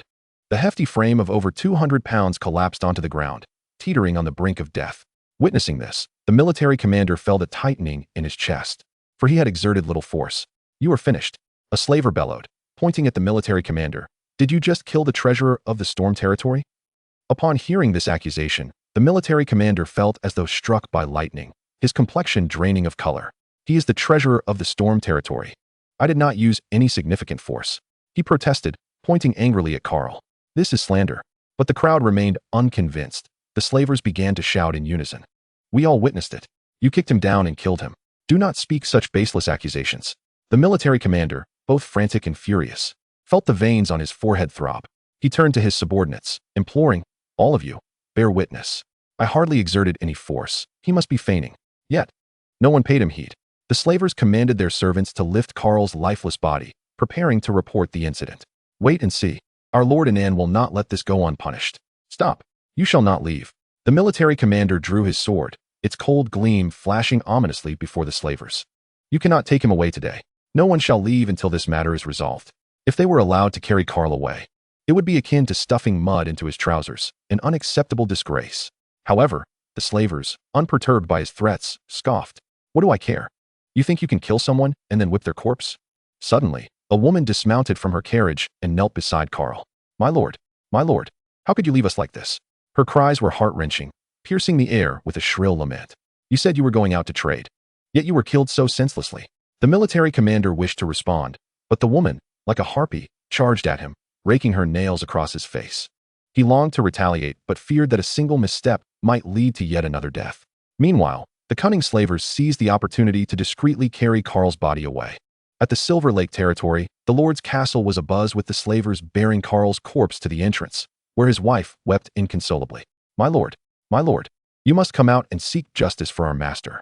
The guards within the castle, alerted by the commotion, swiftly informed Inan. Upon learning that his treasurer had been slain, Inan was so enraged that he fainted. It was only later that evening that he gradually regained consciousness. As he approached Karl's bedside, where the man still clung to life, Inan's expression was one of profound sorrow and simmering fury. Karl, he whispered, his voice trembling, you must hold on. I have sent for the finest priest. You shall not perish. Karl barely opened his eyes, laboring to meet Inan's gaze. My lord, I fear I can no longer serve you. The power of Rosen is formidable. Please do not provoke them for the sake of my wretched life. With those words, he closed his eyes, as if truly departing. Rosen. Inan's eyes reddened as he bellowed in fury. You will pay for this. Everyone present understood that this incident had escalated to the brink of war. The following day, Inan boldly declared war on the Rosen territory, vowing vengeance for his fallen treasurer. The Silver Lake and Storm territories swiftly entered a state of war, their soldiers assembling with alacrity, armor glinting coldly in the waning sunlight, and steeds whinnied, sensing the impending conflict. Standing upon a platform, Inan surveyed his troops and proclaimed, Brave warriors, our own have been wronged. Lord Karl toiled for the prosperity of our lands, only to meet such a tragic fate. If we do not avenge this, how shall we hold our heads high in the northern territories? Today, we fight for Karl, for justice. We shall raise the Rosen territory and make them pay for their sins. Raise the Rosen territory. Vengeance shall be ours. The soldiers echoed, their voices resonating with fervor, their morale soaring to unprecedented heights. Rosen, taken aback, realized that this insolent fool had gone too far. Not only had he persistently provoked them, but now he had the audacity to slander his military commander. He resolved to teach this newly elevated Viscount a lesson in humility. Meanwhile, the nobles eagerly awaited the unfolding spectacle, with some even covertly supplying various resources to the Rosen territory, ready to exploit Inan's precarious position. Nancy, unfazed, listened to Sherry's report, reclining languidly in a plush armchair, delicately swirling a fine wine glass in her hand, the ruby liquid rippling as it reflected her contemplative expression. Little one, do hurry and show me the extent of your capabilities. If you perform well, I may just introduce you to the circles of the imperial capital. Sherry was beside her, gently massaging her thigh. Mother, your legs seem to have grown ever more tender. Chapter 40, the Imperial Penal Code. Is my brother Inan interested as well? Inan allocated 100 magical warhorses to Yuan and subsequently spent a staggering 150,000 gold coins to upgrade 100 violet light infantry from light to heavy armor. This expenditure nearly depleted his recent earnings. The 100 violet light heavy infantry began their transformation, wielding purple heavy shields inscribed with arcane runes capable of deflecting magical assaults. Their long spears, exceeding 2 meters in length, glimmered with a chilling brilliance, as if they could effortlessly tear through any defense. The evolution of the Violet Light Guardians always favored infantry, for mounting would diminish their combat efficacy. Observing the transformation of these 100 heavy infantry, Inan felt a surge of confidence. These formidable armored warrior maidens would undoubtedly slaughter their foes on the battlefield with ease. Soon, Yuan and Loring led their respective armies into action, while Inan refrained from rushing to join them, knowing that without his oversight, his forces would falter against the Rosen territory. He might as well throw himself against a wall. Instead, he returned to the castle and knocked on Aurora's door. The little one seemed oblivious to his presence, engrossed in her reading. Dear, are you still upset with your brother Inan? Aurora continued to ignore him, merely huffing softly as she flipped through the pages of her book more rapidly, the sound echoing distinctly in the quiet room. Inan felt a pang of regret for his impulsive behavior, yet he found solace in the increasing compliance reflected in Aurora's demeanor, now at a score of 72. He approached her, bracing himself against her sides and lifting her into his embrace. Aurora initially squirmed slightly, but soon settled, though her lips remained slightly pursed in a display of lingering displeasure. What are you reading? Inan leaned closer to her ear, whispering softly, his warm breath brushing against her neck and prompting her to instinctively retract slightly. She held the book up before him, exclaiming, "The Imperial Penal Code. Are you interested too, Brother Inan? That is not suitable reading." Inan gently took the book from her hands. "Do not be angry, dear." He placed the book aside and enveloped Aurora tightly in his arms, resting his chin gently atop her head. Aurora twisted slightly in his embrace and murmured, "I'm not angry. Although Brother Inan looked quite fearsome that night, he taught me many valuable lessons." Inan was momentarily taken aback. Hearing Aurora's soft whispers made him feel a touch of embarrassment. "I shall teach you some new knowledge when I have the time." According to the Empire's laws, Aurora had already reached adulthood, and it was not uncommon for girls of her age to marry and bear children. He refrained from saying anything further, merely offering her some comfort before leaving the room, ensuring that this little darling's compliance remained intact. This was his hidden ace, perhaps useful against the nefarious Will and Nancy. As Inan exited the room, gently closing the door behind him, his expression turned stern upon hearing the report from the servants. He boarded the carriage and set off for the Duchy of Fukin, uncertain of the wicked woman's intentions in summoning him so abruptly. Meanwhile, a war had erupted between the two viscounts, Inan and Rosen. From atop the city walls, Rosen gazed at the heavily armored soldiers, an involuntary shiver coursing through him. As the 100 Violet Watch heavy infantry advanced, the clattering of their armor echoed ominously, reverberating through his nerves like the footsteps of death. Where on earth had that fellow procured such warriors? Rosen could scarcely believe it. Even Nancy could not have supplied him with such soldiers. The military commander stood solemnly upon the battlements, fixated on the heavy infantry. "My lord, do not fret. Despite their formidable armor, these soldiers are merely targets for fire magic." At the commander's words, a glimmer of hope flickered in Rosen's eyes. "You are correct. Quickly, summon the mages to prepare fire spells and concentrate their attacks upon them." Soon, the mages of Rosen's domain gathered swiftly on the city walls, beginning to chant intricate incantations. Orange-red fire elements gradually materialized in the air, coalescing into fiery orbs that rained down upon the violet heavy infantry. However, they remained unfazed, raising their shields to meet the onslaught of fire magic.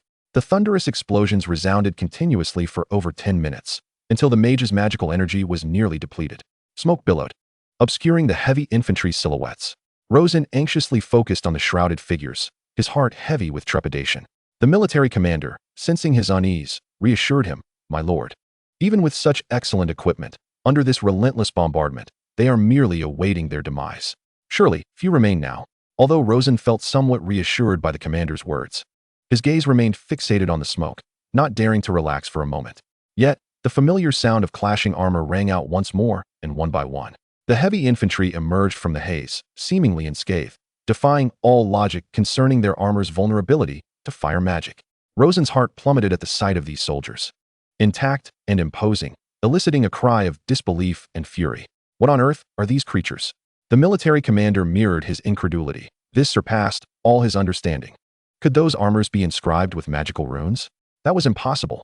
How could a mere viscount possess the resources and connections to acquire such gear? Under the leadership of Loring, the violet heavy infantry approached the city gates, striking their massive shields against the doors with resounding thuds. Thud, thud, thud. Each impact reverberated through the gates, causing them to tremble violently, as though they might collapse at any moment. Rosen felt dizzy atop the battlements, bewildered by these monstrous warriors' origin. The military commander, equally frantic, urged, "Mages, continue your spells to reinforce the gates. Adjust the crossbows to target those battering our doors." The mages of Rosen's domain, battling against their exhaustion, strained to chant their spells once more. Uran, witnessing the heavy infantry draw all firepower towards themselves, commanded all cavalry to ready their bows and charge. The cavalry mounted their magical war steeds, drawing bows and aiming directly at the mages. Arrows rained down like a torrential downpour upon the mages, the whistling wind echoing like the whispers of death. In that moment, Rosen finally grasped the dire truth. His forces and Inan's were operating on entirely different planes. Had that scoundrel traded his allure to curry favor with some duchess or become the favored paramour of Her Majesty Teresa? He could not fathom how a viscount could conjure such an army. Chapter 41. The Generous Saintess. Inan arrived at the castle of Fukin, marking his second visit. This time, Nancy did not greet him in formal attire. Instead, she wore a sensuous purple silk nightgown. Such attire was utterly inappropriate for a noble, especially for a woman as graceful as Nancy, who should not belittle him so. Yet, upon catching a glimpse of her fair skin through the translucent fabric, Inan found himself momentarily startled. Nancy noted his reaction with a smirk. "I apologize, Lord Inan. It's a bit warm in the castle, and since I'm not going out, I simply threw on a nightgown. I hope you don't mind." Of course. How could I possibly be upset at the sight of the Countess's radiant beauty? Inan's words felt disingenuous even to him. This wicked woman harbored no good intentions. With a playful giggle, Nancy raised her foot and playfully commanded, "Give it a rub for me." Faced with such a request, what could Inan do? As her foremost subordinate, how could he dare refuse the demands of their leader? Thus, he extended his hand and gently grasped her delicate foot, massaging it softly in his palm. Nancy reclined on the couch, her eyes partially closed in pleasure, emitting satisfied sounds as she relished Inan's ministrations. After a while, she languidly remarked, "Quite impressive. I refer to your technique." Inan managed a slight smile. "I'm glad to have pleased the Countess, but did you summon me merely for this?" "What?" Nancy slowly opened her eyes to regard him. "Is this not important?" "Indeed, it is important." Inan recognized her ulterior motives and discreetly tickled her soul. Yet, Nancy appeared unfazed, merely closing her eyes and savoring the moment, as physical contact indeed seemed to draw them closer. Inan, aware of this, resolved to exert himself further in his foot massage, knowing he must cling tightly to this woman's favor. Otherwise, what would surely bring about his ruin in the north. After a time, this mischievous woman finally spoke. "I advise you not to get too close to that wicked woman Tiffany. Is she the one providing you with those armaments?"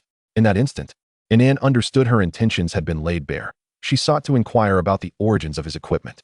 But did these two women know each other? No wonder these older ladies were so adept at seduction.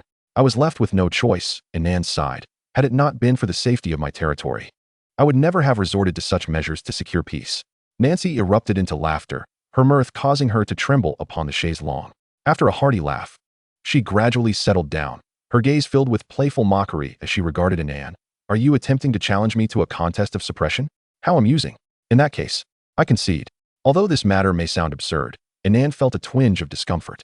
He found himself utterly incapable of explaining the emergence of the system, and could only assert decisively, "Yet, she has inexplicably fallen deeply in love with me, to the point of being lovesick. I, too, have set aside my pride to seek her affection." A beguiling feminine voice slowly materialized in the air. "Oh, you are loved to the point of despair, little one." Tiffany placed a hand on Inan's shoulder from behind, leaning down to meet his gaze, exhaling softly. "What nonsensical words are you uttering, Tiffany? I do not recall inviting you here." Nancy narrowed her eyes slightly, glaring at her. Tiffany merely chuckled, unfazed by Nancy's ire, as she nonchalantly took a seat on a recliner, propping her feet up on Inan's lap. "And give me a massage too." Inan felt a surge of exasperation. What did these two women take him for? A foot massage parlor? Nevertheless, he understood that he mustn't offend either of these troublesome women and reluctantly extended his hands to commence the massage for Tiffany. Seeing Tiffany's brazen behavior, a flash of irritation crossed Nancy's eyes. "Tiffany, you are being excessive. This is my castle. Do not overstep your bounds." Tiffany, however, brushed off the admonition with a dismissive hum. Oh, come now. This little one has quite the skilled touch. I am merely indulging myself. Besides, aren't we supposed to clarify the matter of the equipment today? As Inan massaged her feet, he anxiously contemplated a strategy. Humph. The witch and the saint cannot possibly coexist, Nancy declared, though she showed no intention of reclaiming her feet. Moreover, this pertains to our empire. It has nothing to do with you. Oh, the generous saint should not be so stingy. Tiffany squinted her eyes in delight as she relished Inan's ministrations, disregarding Nancy entirely. The generous saint. Nancy is the generous saint? No wonder this woman has been so lavish towards me since her arrival, showering me with glittering treasures and warhorses. Inan slowly raised his head to glance at her, and suddenly, a progress bar indicating obedience appeared above her head, showing 0. Nancy paid no mind to Inan's astonishment and exchanged a knowing look with Tiffany. In unison, the two women addressed Inan. Reveal the source of your equipment. This is a sacred heirloom of the Hill family. Inan could hardly articulate the truth and could only exert effort in massaging their feet. Upon hearing Inan's response, both Nancy and Tiffany simultaneously wore expressions of skepticism. Very well, if you do not wish to divulge, it matters not. After all, you are still of use to us. The two women echoed the same phrase, their gazes locking in mutual defiance. What do you intend to do? He is a noble of our empire. He is mine. Did you not hear him just declare his undying love for me? It appeared that the rivalry between the witch and the saint was not one of fatal conflict after all, at the very least. These two women had not yet reached the point of mutual destruction. Ignoring Tiffany's comical remarks, Nancy issued a command to Inan. Listen, you may engage with Rosen, but he must not be killed. That is my bottom line. Inan felt a shiver of resolve and promptly replied, Yes, Saintess. I understand your intentions and will adhere to your command, ensuring Rosen's life is spared. Tiffany rolled her eyes. Nancy, what scheme are you concocting? Little one, feel free to eliminate him. I will have your back. This time, Inan wisely refrained from responding. Nancy was his public superior, while Tiffany was more of a private ally. He resolved to agree with Tiffany later in private. Nancy regarded Inan with satisfaction. As long as you are aware, it has shifted from a situation where others bully you to one where you assert control. Surely, you do not wish to be besieged by a coalition of several nobles under Will's command? Inan grasped the implication of Nancy's words. If Will did not take action himself, then Nancy would remain uninvolved. Chapter 42. From now on, you shall be the woman of Viscount Inan. Upon grasping Nancy's insinuation, Inan understood that their conversation had reached its conclusion, and he prepared to take his leave. However, the system suddenly issued an urgent task. Task: desecration. Complete within 1 hour, or the system will deem the host an incompetent man and terminate the connection. Reward: increased obedience by 10 from Nancy and Tiffany.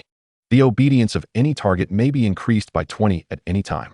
Reward: skill, painful desire. Upon seeing this reward, Inan was elated.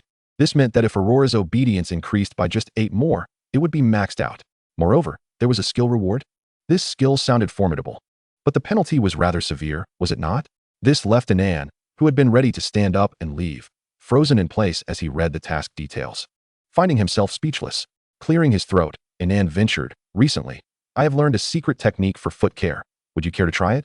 Both Nancy and Tiffany turned their gazes toward Inan, their eyes filled with skepticism. They wondered if Inan harbored some peculiar inclination. After all, what noble would study such a thing? Inan, with a serious demeanor, spoke to the two beauties, Saintess, which, I must confess, this is a technique I discovered while perusing the ancestral records of the Hill family. It can enhance blood circulation and beautify one's appearance. Exchanging glances, Nancy and Tiffany's skepticism did not entirely dissipate, yet they found themselves intrigued by the purported beauty-enhancing effects. Oh, Tiffany raised an eyebrow, little one. If you are reluctant to leave, just say so. Why beat around the bush? Nancy said nothing, closing her eyes to see what this scoundrel was up to. Let us begin. Receiving permission, Inan instructed the attendants to prepare hot water, towels, rose essential oil, and a plethora of herbs, anything that would suffice, as long as it could soak the feet. Soon, the attendants brought forth the necessary hot water, towels, rose oil, and various herbs. Inan began to crush the herbs one by one, allowing their potent aromas to waft through the air before slowly pouring them into a basin filled with warm water. He then placed a hot towel over the eyes of both women and submerged their feet in the water. Surprisingly, it was indeed quite pleasant. However, this was not an experience they had not encountered before, so they merely regarded it as a small indulgence for Inan's peculiar preferences. They then closed their eyes and began to enjoy the moment. After a while, Inan removed their delicate feet from the herbal concoction and dried them off. With utmost gentleness, He used a towel infused with rose essential oil to meticulously wipe Nancy's and Tiffany's feet, his movements cautious, as if handling the most precious of treasures. The fragrance of the essential oil intensified, filling the tranquil room, and the two women appeared to be on the verge of slumber. Noticing their lack of reaction, Inan set his plan into motion. As Nancy savored Inan's massage, the hot towel resting on her eyes provided such comfort that she had no desire to remove it. She sensed that Inan's ancestral technique was indeed extraordinary. Viscount Inan, you may visit my castle more often in the future. Of course, Saintess. Feel free to summon me whenever you require assistance. At that moment, Inan refrained from addressing Nancy as Lady Countess, feeling that referring to her as Saintess was far more suitable for the current scenario. Meanwhile, on the other side, Loring led the heavily armored warriors of the Violet Watch to breach the gates of Rosen territory, as the soldiers of Rosen began to repel the enemy's assault. Yet, before the might of the heavily armored warriors, they seemed but a mere joke. Aside from their slightly slower mobility, this cohort of heavily armored warriors possesses virtually no weaknesses. Their defenses are impenetrable, yet a single strike from their formidable weapon can extinguish your life. Lorling leads the charge, wielding her heavy firearm with the grace of a dragon. Each swing carries the weight of 1,000 pounds, while other violet-armored soldiers surge forth, transforming the entire gate into a sea of purple. Upon witnessing this spectacle, Rosen immediately sought to flee, desperately searching for Will. However, Lorling offered him no such opportunity. In her eyes, any foe of Inan must meet their demise. She hurled her spear, delivering a fatal blow to his head. There was no chance of survival. No one anticipated that Inan's forces could seize Rosen's territory so swiftly. Even Inan himself had not foreseen it. He believed he had time to make arrangements. Yet Rosen's life was extinguished just like that. From this moment on, this land would belong to the noble Inan. Stepping over Rosen's lifeless body, Lorling withdrew her spear, surveying the gathered soldiers of Rosen's domain with an air of superiority. Upon realizing that their lord had perished, the soldiers surrendered without hesitation. The reason was simple. Rosen had no heirs to inherit his lands, and despite his marriage, his beautiful wife had been unable to conceive over the years. Thus, they had lost the will to fight, for even if they pressed on, there would be no pay for their service. Furthermore, they found themselves utterly powerless against this formidable battalion of armored warriors. When Lorling stormed into Rosen's castle, his stunning wife sat in the grand hall, appearing composed, yet her eyes betrayed an unmistakable turmoil. Upon seeing Lorling, bloodied and armed, enter the hall, she could not suppress a slight tremor. "Where's my husband?" she implored, pointing at the violet-clad sentinels. Her mournful expression resembled that of a victim cruelly toyed with by fate, her gaze filled with sorrow and helplessness. Lorling, captivated by Freya's beauty, felt a rush of admiration. Although Lorling herself was not lacking in allure, Freya's mature charm was something she lacked. The delicate and enchanting demeanor of Freya made Lorling feel somewhat inferior. Even though she had once been a maid, she lacked such innate qualities, an unrefined gem. This was Lorling's immediate impression upon seeing her. "Your husband is dead," Lorling declared, looking down upon her. "From now on, you shall belong to the noble Inan. Such a beautiful woman must be offered to the Lord. He would surely reward her generously." Upon hearing of her husband's demise, Freya could not contain her tears. She grasped a dagger, preparing to end her own life. Lorling's expression shifted, and in an instant, she darted towards Freya like a bolt of lightning, snatching the dagger from her grasp. "Your fate is no longer in your hands." Freya's heart filled with despair at these words. Meanwhile, Inan remained oblivious to these events. At that moment, he was busy wiping sweat from his brow, tidying up the scene. Fortunately, the plan was proceeding smoothly. Had it been discovered, his life would have been forfeit. He wiped the perspiration from his forehead when suddenly, a cold blade pressed against his throat. He could not even see who was there, but he was certain someone was nearby. Chapter 43, The Arrogant Sorceress Liliana. Nancy also removed the towel from her eyes, smiling mischievously at Inan. "My dear Inan, you don't think I was unaware of your little antics, do you?" Inan remained remarkably calm. The truth was out, and now he could only wait to see if that reward skill would prove useful. Well, it might not come in handy. Although he was puzzled as to why the system would issue such frivolous tasks, he did not wish to fail. Since these two women were aware from the start, yet chose not to intervene, it indicated that his life was still safe. Seeing Inan's silence, Nancy revealed a dangerous glint in her eyes. "Is this amusing to you?" Just as she finished speaking, Inan felt the cold pressure at his throat tighten. Undoubtedly, a knife was poised against his neck, yet he could not see it. Was it magic? Or something else? Inan could not decipher it. But he knew he was on the brink of death. Tiffany propped herself up slightly, watching Inan with keen interest. "You have quite the nerve," she said. In that moment, any normal individual would have knelt and begged for mercy. Yet witnessing the fury of the sorceress, which had not yet erupted, suggested there was room for negotiation. "State your terms," Inan replied with a calm demeanor, as if he had merely undertaken a trivial task. The three women present were taken aback by Inan's audacity. Even the invisible Sherry felt the urge to scold him. This scoundrel had sullied her mother's name. Had it not been for the lack of orders, she would have been tempted to strike him down on the spot. "Since you are so perceptive, I shall not be coy," Tiffany began. "I want you to disclose the identity of the mage who inscribed the magical runes for you." Nancy nodded in agreement, slowly adding, "A mage capable of inscribing magical runes is generally at least of the 6th tier, though their strength can vary. To inscribe fire resistance runes on heavy armor is the mark of a truly rare mage on the continent." Inan was completely unaware of this fact. Had he known, he would never have acted so impulsively. Yet, he also had no idea how to locate such a mage. Even if he wanted to fabricate a name, it was impossible. He had no comprehension of the extensive networks these women possessed. "I cannot divulge that information." Inan firmly rejected their request. "In fact, I cannot provide you with such equipment. The training expenses for a violet armored sentinel far surpassed the cost of their gear, and they could only obtain such armor through advancement. Each could possess only one, which could be repaired but not purchased. Even if they were to perish in droves, Inan could not afford such losses, nor could he jeopardize the morale of his troops." Upon hearing Inan's refusal, Nancy's expression darkened. "Do you understand the consequences of insulting a count? Especially one who is also a saint?" The immense pressure emanating from Nancy was palpable. Though she had not taken a life in quite some time, it did not mean she lacked the capability. Today, these two women had set a trap, for Inan was not yet in a position to be killed. While they could take action, Nancy still needed Inan to stir the pot, so she required a reason to compel him to reveal the source of the equipment, ensuring he could not refuse. From the moment she donned that alluring nightgown to confront Inan, it had been a carefully laid snare, even if the atmosphere was thick with tension. They were in tacit agreement. Indeed, they were enticing Inan. Inan was not a fool, and he intended to leave. However, the system's urgent task left him with no power to refuse. He brushed his fingers against the icy dagger at his throat, tracing it back to the hand that held it.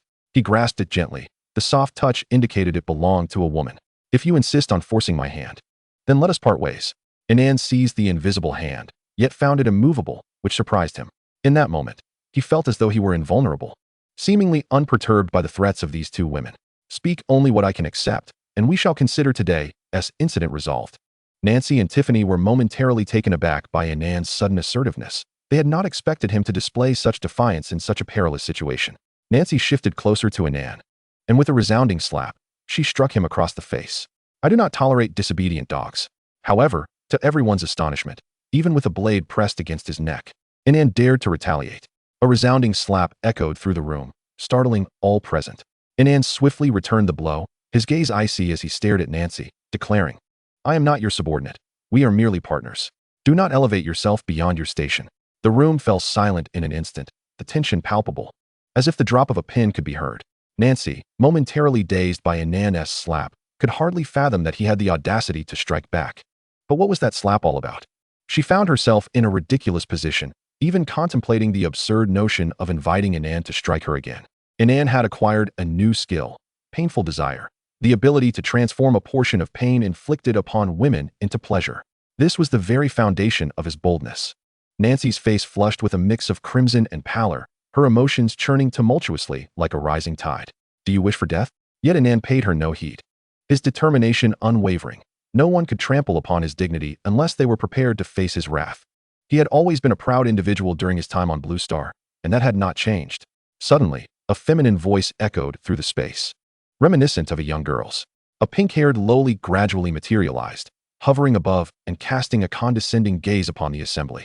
"I simply adore trampling upon those with dignity," she declared, her golden eyes glinting with disdain as they settled upon Inan. "Of course, only I can. So you three, do not touch my people." "The arrogant sorceress Liliana?" Nancy glanced up at her. "Do you witches consider my castle your base?" Liliana gracefully descended, chin held high, responding to Nancy with palpable disdain. "Nancy, do not overestimate your worth. There is no place on this continent I cannot reach." Tiffany, witnessing Liliana's haughty demeanor, felt a surge of indignation rise within her. This anger, in turn, influenced Inan, planting the seeds of fury deep within him. Before Tiffany could unleash her wrath, Inan could no longer contain himself, shouting, "You little wench. Come down. I do not enjoy looking up at others." Chapter 44, Return. Liliana merely cast a disdainful glance at Inan, regarding him with indifference.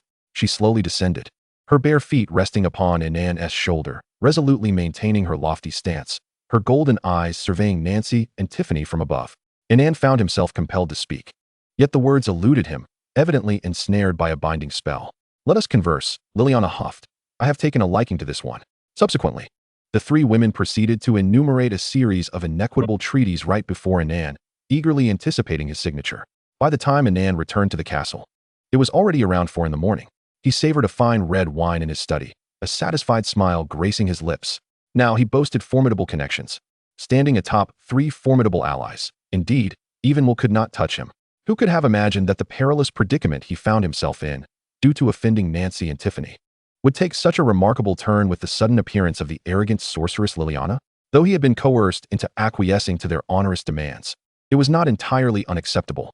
Beside him stood a violet-armored warrior, who had already removed her entire suit of armor and placed it upon the desk. After the 3 women had examined the enchantments on the armor, they took their leave. "Put it back on," Inan mused, caressing the metallic armor. "Today's events shall remain buried within." "Yes, my lord." The violet warrior nodded in acknowledgement and began to proficiently reassemble the armor. "Wait," Inan suddenly rose, setting aside his wine glass. "Do not don it just yet. I have a request." Inan recalled his newly acquired skill, the ability to transform a portion of pain into pleasure, and resolved to experiment with it. When he awoke the following day, it was already noon. The warrior had also awakened, and after seeking Inan's permission, began to dress before departing. She had uncovered a secret. Her lord was a master in certain domains, which left her feeling utterly embarrassed before him. "Oh no, my lord cannot possibly think of me as a wanton woman, can he? How could I have acted so foolishly? This is so humiliating. He must surely have a diminished impression of me," she muttered to herself, hastening back to the barracks in an attempt to shake off her embarrassment and unease. Meanwhile, Inan had dressed and made his way to the dining hall, where he dined alone. Following the murder of Rosen, the surrounding nobles had grown quiet. That scoundrel had seized a viscount's territory in less than 2 days and even snatched another's wife. This spurred them to impose even harsher economic sanctions upon Inan, for even he could not wage war on over a dozen territories simultaneously. As he sliced through his steak, Inan pondered strategies. Realizing the point of no return had been reached, Aurora had returned to her usual demeanor, approaching Inan after finishing her etiquette class, playfully seeking his affection as though the events of that night had been forgotten. Inan gently stroked Aurora's hair, contemplating the remaining 8 progress points needed to elevate her to level 80. The rest could be swiftly attained through task rewards. "Do you wish to see your mother?" Inan asked, presenting a piece of steak to her. Aurora's eyes sparkled at his words, only to dim shortly thereafter. "I do not know," she replied, her hands clutching her dress tightly. "Does she even want me anymore?" The haunting image of her mother, Irinsu, frantically wielding shards of glass in an attempt to harm her lingered vividly in her mind, along with the memory of her abandonment during that frantic escape. "Your mother must have her reasons," Inan said softly, wiping away her tears. "If you wish to see her, I can arrange for your return to the Snow Kingdom." "Return?" Aurora turned in Inan's embrace, gazing into his earnest eyes, sensing his sincerity. Her voice trembled as she clutched the hem of his clothing tightly. "Please do not abandon me." "Inan, brother, I am so frightened." "Then I shall accompany you," Inan replied, pinching her chubby cheek. "Do not fear, I will always be here." Aurora merely requested time to consider, before stepping away from Inan, her emotions in disarray. When the moment came for Inan to truly send her back, she found herself unexpectedly reluctant. Under specific circumstances and conditions, anyone could experience such psychological phenomena. Irinsu had returned to the Snow Kingdom some time ago, now residing with her family there. The snowfolk bore a striking resemblance to elves, yet unlike the elves, they were not solely female. They included both genders, and they lacked the elves' longevity. An elf, if captured by humans, could potentially become a treasured heirloom. However, it is exceedingly rare for an elf to fall in love with a human. To them, the long-lived races were eternal, while the short-lived were mere fleeting visitors in their extensive lives. It was akin to how common folk may keep a small dog, no matter how deep the bond. That dog could only live for a decade or so. Those years might represent a significant companionship in a person's life, yet to an elf, they were but a brief interlude in the grand tapestry of time. Having experienced countless such interludes, elves find it challenging to fully invest their emotions in a race as ephemeral as humans. This is the conclusion they have reached. Thus, even if they are reduced to mere slaves of humanity, in their eyes, humans are but transient little dogs basking in temporary power. However, the Snow Clan is different. They merely enjoy a lifespan slightly longer than that of humans, and are very likely to fall in love with them. Just like at this moment. Aaron Snow's mother harbors deep suspicions that Aaron has indeed fallen for the human lord who sheltered her. At this moment, she gazes at Aaron with a helpless expression in her bedroom, imploring her, "Tell me why, Aaron." Aaron opens her mouth, struggling to articulate a response. Her mother lets out a gentle sigh, her eyes brimming with concern. "Aaron, you have now inherited your husband's wealth and title. You must consider the greater good. I have heard you calling out that human's name countless times at night. It's beyond measure." Her mother brushes Aaron's hair tenderly. "Do you not wish to forget him?" "I was having a nightmare." Aaron retorts vehemently, thoroughly displeased at being misunderstood. "Every time I think of Aurora still being by that demon's side, I cannot find peace." Her mother furrows her brow slightly, a flicker of doubt crossing her features. Yet upon seeing Aaron's impassioned demeanor, she contemplates the veracity of her words. "Mother, I have recently received news that human has now fallen out with the surrounding nobles." Aaron exclaims, throwing off her covers and rising in her nightgown. "I wish to request your intervention. Let our two armies strike together to bring Aurora back." Chapter 45. From this day forth, she shall also be my Lady Inan. Inan arrives at the Rosen territory, a fief that ranks above average among viscounties, blessed with iron or resources. Within the castle resides a stunning lady with golden hair and blue eyes. Loring informs him that she is the wife of Rosen. Observing the displayed loyalty level of 3 ignites excitement within Inan, yet pressing matters still linger. A thief has informed him that the neighboring nobles are increasingly interacting, seemingly poised to form a large army under the pretext of avenging Rosen. This insider knowledge provides Inan with a modicum of reassurance. Though he hopes she does not reveal her identity, he now finds himself at the prisoner camp, where the soldiers from the former Rosen territory are held. Dressed in a splendid black noble attire adorned with golden trim, he appears starkly out of place in this squalid environment, immediately drawing the attention of the prisoners who surmise his identity. Is this the noble who conquered Rosen in just 2 days? He seems so young. Inan senses the gazes of the prisoners, filled with surprise, curiosity, and certainly not devoid of hostility. Standing upon a platform, he surveys the group of surrendering soldiers. "I know what you are thinking." Inan's voice, though not loud, resonates clearly in the subdued atmosphere of the prisoner camp. "You perceive me as an invader, a villain, who will not spare you, correct?" The prisoners remain silent, yet their eyes betray a complex swirl of emotions, tacitly acknowledging his words. The subjects of the Storm territory once thought the same. "That land was never mine," Inan asserts, observing their fervent expressions. "But the truth is that I have given them a better life. Even the soldiers from Storm territory have taken your heads in this battle, exchanging them for the status of free citizens." For the first time, Inan sees a glimmer of hope in these prisoners. "Believe me, even if other nobles seize this territory, you will still remain slaves, condemned to toil in the iron mines for the rest of your lives."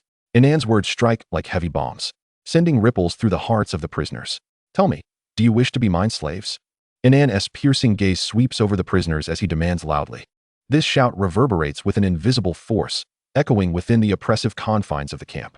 The prisoners, momentarily awed by Inan's presence, fall into a silence, but their faces reveal a struggle and conflict within. At last, a relatively slender soldier steps forward, clenching his fists, summoning his courage to declare, "My lord, I do not wish to be a mine slave." With this soldier's boldness, others follow suit, vocally expressing their refusal to endure such a life in the mines. Inan gestures with his hand, summoning some able-bodied miners from the Rosen mines to the prisoner camp. At that moment, these miners seem to have seen the light of day once more. Their eyes brim with fierce hope, further igniting the atmosphere among the prisoners. "From this day forth, you are no longer mine slaves." With Inan's proclamation, the miners appear enchanted, shouting and celebrating, kneeling on the ground, clamoring to pledge their loyalty to their lord. Witnessing this scene, the other soldiers, compelled by the miners' actions, also kneel one after another, swearing allegiance to Inan. Delighted by this spectacle, Inan waves his hand, signaling for provisions to be distributed. Fragrant loaves of bread and steaming bowls of stew are promptly delivered to the soldiers and miners. A piece of bread, a bowl of meat soup, allows these famished prisoners and miners to feast as if they had never eaten before. Inan stands aside, quietly observing the ravenous scene until they have finished before continuing. "From now on, every meal shall meet this standard. Henceforth, for every enemy you slay on the battlefield, I promise to restore your status as free citizens." Amidst the revelry, Inan approaches the carriage and extends his hand. A delicate hand rests upon Inan's, and its owner gracefully descends from the carriage. Freya gazes at Inan with a complex expression, her thoughts swirling. This scoundrel dares to threaten her with the lives of these soldiers, and even now, they regard Inan as a good man.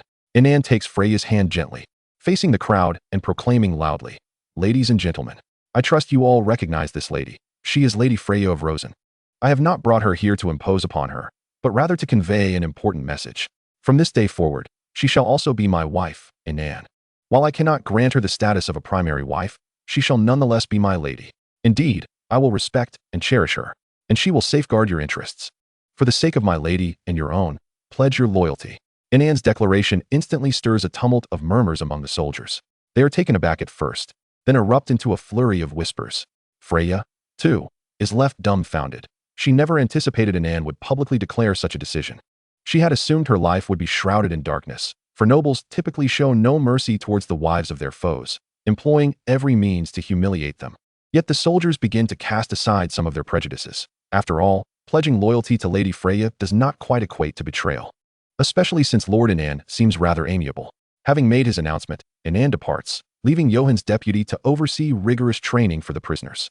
Remember, these miners must perpetually express how dreadful life in the mines is, igniting their yearning for the status of free citizens. Johann's deputy comprehends his task, respectfully nodding in the direction Inan has departed.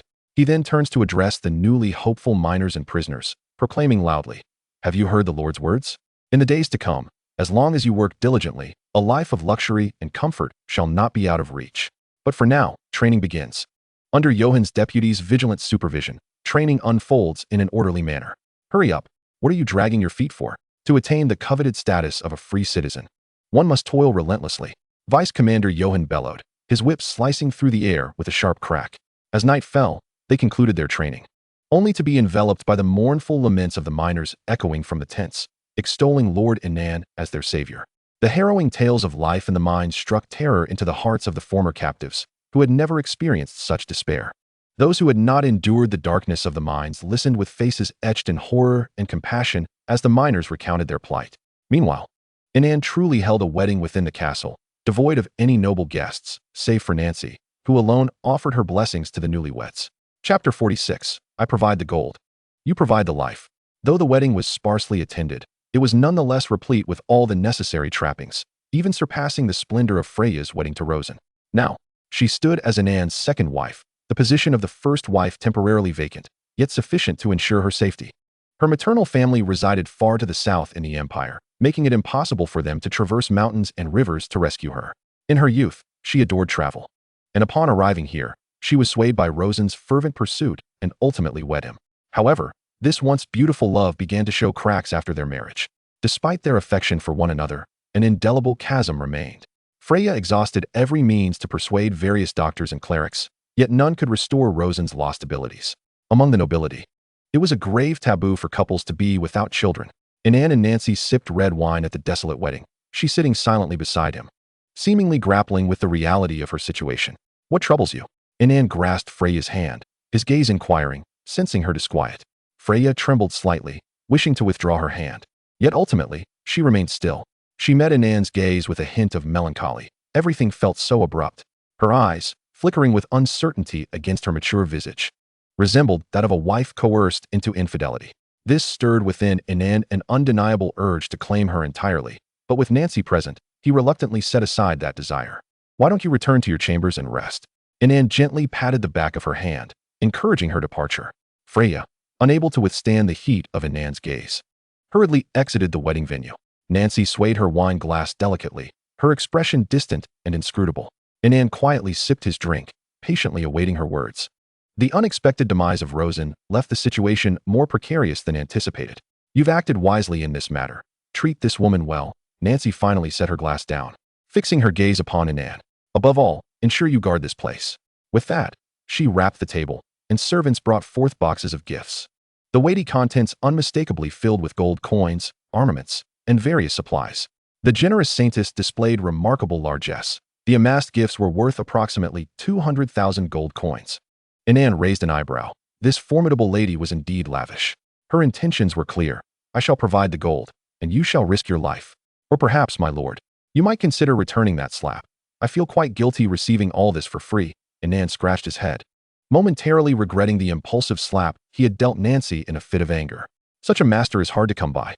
She is truly a woman of action. Nancy, hearing Inan's words, couldn't help but chuckle softly, a glimmer of mischief dancing in her eyes. "What's this? Regret already?" That slap was willingly offered. "I never forced your hand. However, given your current sincerity, I'll let bygones be bygones." She gently tapped Inan's cheek, her gesture laden with ambiguous intimacy. Inan understood that this cunning woman was up to no good. "Remember our agreement." Nancy caressed Inan's cheek, her tone reminiscent of a lover whispering sweet nothings. Yet the true nature of their pact, if revealed, would change everything. The first agreement stipulated that any spoils from future wars must yield 30% to her. Thus, apart from paying taxes to the empire, Inan would essentially be working for them, although they would provide him with necessary assistance. Despite the unequal terms established with the three cunning women, Inan felt no sense of loss. Their willingness to wager stemmed from the existence of that elusive mage. Had he been merely a sixth-tier sorcerer, they would hardly have been interested. Yet, he was a mage capable of innovating magical runes. As long as Inan remained firmly tethered to them, the mage's latest discoveries would be presented to them without delay. Inan, of course, was unperturbed. Such gifts were bestowed by the system, and even if they sought to replicate them, it would require considerable time. At that moment, he boldly clasped Nancy's hand, declaring, "I shall forever uphold our agreement, pledging my life to follow you." Observing Inan's earnest demeanor, Nancy's lips curled into a satisfied smile. "Very well, Baron Inan, as long as you dutifully honor the agreement. The benefits shall be yours in abundance." Nancy patted Inan on the shoulder, encouraging him to excel in his endeavors before taking her leave. Inan returned to his bridal chamber, where Freya sat forlornly at the edge of the bed. Hearing his approach, she lifted her gaze, their eyes meeting. The sorrowful expression in her eyes was undeniably captivating. Inan retrieved a toolbox. Endowed with the skill of painful desire, he had attained mastery in certain aspects. Freya gazed at the tools, speechless, her hand covering her mouth. After entering the bridal chamber, Inan did not depart for the Violet Watch military camp until the following night, having spent an entire day within those walls. Inan produced 150,000 gold coins, upgrading 100 Violet Light Infantry soldiers to Violet Light Shield soldiers, an essential support for heavy infantry. Their equipment was lightweight, equipped with javelins as their ranged weaponry. Each javelin was intricately etched with magical runes, shimmering with a mysterious and resplendent glow beneath the sunlight. When wielded, the javelins glimmered as if they could pierce any defense. Inan returned to the castle chamber with one Violet Light Shield soldier, commanding the soldier to remove their armor before utilizing sensing magic to summon the three cunning women.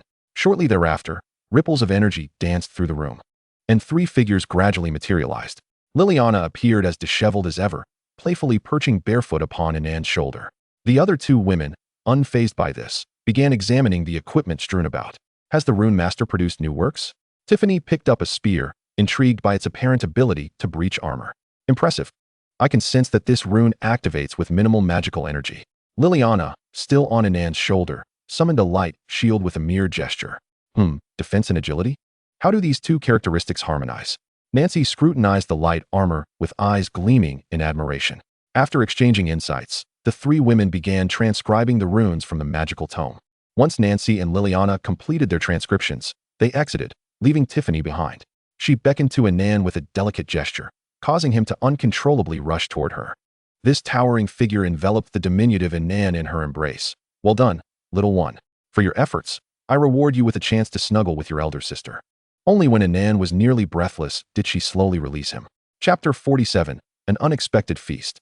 Emerging from Tiffany's embrace, Ian retreated to his chamber, cradling his beloved wife as they succumbed to slumber. Days later, in the stillness of the night, Ian, clad in a robe, stepped out of the bedroom. Meanwhile, Freya struggled to rise, tending to her disheveled hair in front of the mirror. Adorning her ring finger was the wedding band she had received when she wed Rosen. It was not that she wished to replace it, but rather that Ian, that scoundrel, forbade her from doing so. She found herself at a loss to critique her new husband's peculiar whims. Gazing into the mirror, she noted how time had whisked away her youth, yet left behind a visage of maturity and allure. The beauty mark beneath her eye only added to her charm, a trait that originally belonged to Rosen but was now savored by Ian. In recent days, the nobility had been feigning preparations for war, a ruse that compelled Ian to funnel substantial military funds into his army. Aside from the specialized units of the Violet Watch, he also needed to cultivate a conventional military force. The prospect of conflict loomed, and while one might hope for peace, complacency would surely invite disaster. Ian felt ensnared in the quagmire of war, with nearly every income source diverted to military expenditure, causing the citizens of his three territories to abandon production and development. Many, lured by the military's benefits, enlisted, Whether for rations, pay, or promotions, the conditions were undoubtedly the finest among neighboring realms. Yet, these able-bodied men forsook their trades, dedicating their days to military drills and the art of killing, convinced that glory awaited them on the battlefield. Rubbing his temples, Ian pondered the implications of this ongoing situation. Without the nobles' intervention, it seemed inevitable that the economy of his territories would collapse if he ceased hostilities. Even disbanding troops would offer little respite, as there were not enough positions to accommodate this cadre of soldiers solely trained in violence. However, if war was to be avoided, it would be impossible for Ian to sustain such an army. Thus, even if the nobles chose not to strike, Ian found himself compelled to initiate conflict. A gentle knock at the door heralded Freya's entrance into the study. "Is something amiss?" he inquired, taken aback by her presence. This woman truly possessed a remarkable resilience. Freya gracefully approached Ian, draping a blanket over his shoulders. "My dear, what could be keeping you so occupied at this late hour?" Through their days of newfound affection, she had gradually embraced her role as his wife, experiencing a happiness that Rosen had never afforded her. "Unless there is something pressing, you may retire," Ian replied. Sipping his red wine, his demeanor unyielding, he harbored no notion of mutual support in their marriage. The age gap between them, a decade or more, rendered him averse to the maternal gaze she cast upon him. Taken aback by his curt response, Freya's eyes flickered with disappointment. "Very well, but do not labor too late. Take care of your health," she said, noticing the wine on the table, which she promptly removed. "It is unwise to indulge too much in the wee hours. It is detrimental to your well-being." In that moment, Freya felt compelled to fulfill her duties as a wife, striving to embody her role despite the unconventional circumstances of their union. Though she had been taken from another, and their marriage had been hastily arranged, she believed it her responsibility to act accordingly. No one had ever dared to exert such authority over Ian, leaving him momentarily flustered. Even this seemingly trivial gesture momentarily stunned him, and he watched as Freya departed. Irritated, Ian uncorked another bottle of red wine, yet he hesitated to indulge. Wrapping the blanket tighter around himself, he began to strategize his response to the impending noble attacks. Meanwhile, the Weir family had become exceptionally quiet. No one emerged to lead the nobles against Ian, not even the new heir, Nive, who had remained conspicuously absent from the public eye. Nevertheless, the nobles spontaneously rallied against Ian, even hosting boisterous feasts at 3 in the morning. Typically, they reveled in their own domains, but now they were transformed into avid socialites. The corpulent noble, in particular, downed drink after drink, his capacity earning the raucous applause of his peers.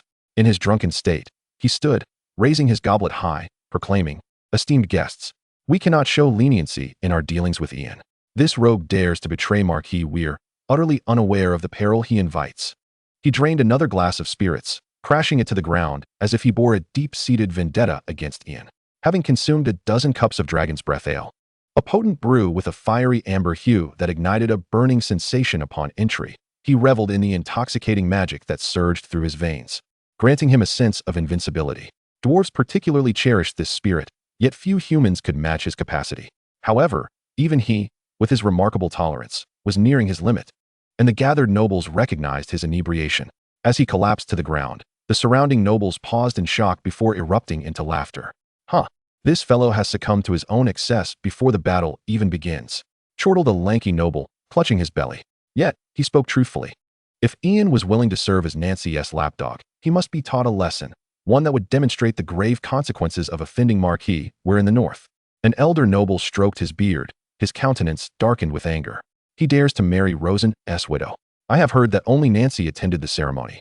I doubt those three ever shared a bed together." Another noble chimed in, unable to contain his lewd imaginings of Nancy's form. The laughter that ensued took on a more vulgar and suggestive tone, igniting a simmering rage within the drunken noble sprawled on the floor, who longed to rise and take vengeance. Yet, a thief who resorts to murder cannot reclaim their former life. They must don a new guise and continue the charade. However, he need not act, for in a flash, the offending noble's throat was slit. The assembly could scarcely comprehend the suddenness of the act, only witnessing the abrupt appearance of the wound and the subsequent eruption of blood. The banquet hall fell into an oppressive silence, all present stunned by this unforeseen calamity. The laughter that had once filled the air froze on their faces, replaced by expressions of sheer terror. "Assassin! There is an assassin among us!" One noble shouted as guards rushed into the fray. "Search thoroughly," commanded the elder noble, his visage etched with fury and fear. How could one of their own, who had just offended Nancy the Countess, fall victim to such a fate? The implications were chilling. Had their recent conversations been overheard? A cold sweat broke out among them as they recalled the beauty of Nancy, whose name had been uttered in intimate moments with their wives and maidservants. Would they, too, face death for such indiscretions? No one dared to wager, for such a method of demise was unprecedented, an inexplicable slaying in their midst. Thus, the banquet concluded with palpable unease, and the elder noble, compelled by risk, made his way to the tulip territory to seek Marquis Weir's counsel. Surely, the invisibility spell must have its limitations, perhaps tethered to blood or detectable by some means. Yet, it appeared that the lewd noble had met his end as if snatched away by a ghost. Chapter 48. The Treasure Girl. As the elder noble approached the study of Will, he was taken aback by the sight of a demure maid hastily exiting. A flicker of surprise crossed his mind. Could this old rogue, nearing a century, still possess such vigor? Before he could ponder further, Will summoned him into the study. Wiping the perspiration from his brow with a handkerchief, Will fixed his gaze upon the Viscount, demanding a justification. The elder noble, feeling a chill run through him, quickly gathered his thoughts and recounted the details of the banquet. In a similar turn of events, an invisible assassin, upon Nancy's arrival, executed 2 more murders. That woman merely seeks to intimidate you, a mere delay in the impending war, Will stated, rapping his knuckles upon the table. Disregard it. Carry on with your affairs. The elder noble remained silent. No one could withstand such fatality, and the nobles were loath to face sudden demise. As Will concluded, the maid who had just departed returned, bearing a box filled with a dozen rings. Take these. They can activate a magical barrier upon sustaining harm. Will fiddled with a ring, ignoring the Viscount. The elder noble, glancing at the box of rings, felt a glimmer of excitement. These magical rings would undoubtedly save their lives in critical moments. He accepted the box, only to witness the maid settle directly into Will's embrace. This left him incredulous. What secret of longevity had this old rogue recently acquired? Moreover, he astutely noted that strands of black had begun to emerge from Will's previously pallid hair, as if this touch of color had infused it with vitality. Suppressing his astonishment, the elder noble hastily took his leave, now acutely aware that he and Will existed on entirely different planes. His willingness to lower himself to meet Will was solely for the purpose of confronting Nancy. He vowed to excel in this war and follow Will's lead closely. No noble could resist the allure of immortality. The following day, Inan awoke in bed. Aurora was still sound asleep beside him, her rhythmic breathing indicating a deep slumber. He paid her no mind and made his way to the dining room, where Freya, having instructed the servants to prepare breakfast, rose to greet him upon his arrival. Her gaze held a hint of intrigue, accompanied by a barely perceptible air of melancholy. Freya approached Inan and, disregarding the presence of the maids, enveloped him in a tight embrace, pressing their bodies closely together. She longed for this boy to hold her. Inan was somewhat taken aback by Freya's candidness, but upon observing the subtle sadness and yearning in her eyes, he couldn't help but marvel at her. This lady was truly remarkable. She was adept at self-pursuit. A treasure of a girl. Inan lifted her effortlessly and carried her to the dining table, determined to let her experience the sensation of being cared for like a child. He selected a piece of fruit cake, spearing it with a fork, and presented it to Freya's lips with a smile, saying, "Here, try this and see if it suits your taste." Seated in Inan's arms, Freya's cheeks flushed crimson. She recognized this as a form of payback from her husband. Given that he despised being treated like a child, he had turned this tactic against her. Freya delicately took a bite of the cake, the sweetness of the cream blossoming on her palate, and she couldn't help but softly close her eyes in enjoyment of the delightful flavor. Each individual possesses unique preferences, and for Freya, overflowing with maternal affection, this was merely a playful tease from the boy. Inan felt a twinge of disappointment. He had hoped to witness a shy expression on her face, yet instead, he was met with increasingly indulgent gazes. "Thank you, dear. Do you have any plans for today?" Freya inquired, stroking Inan's hair, attempting to understand her husband better, who had adjusted her demeanor so. "Oh, it was he himself. Nothing to worry about.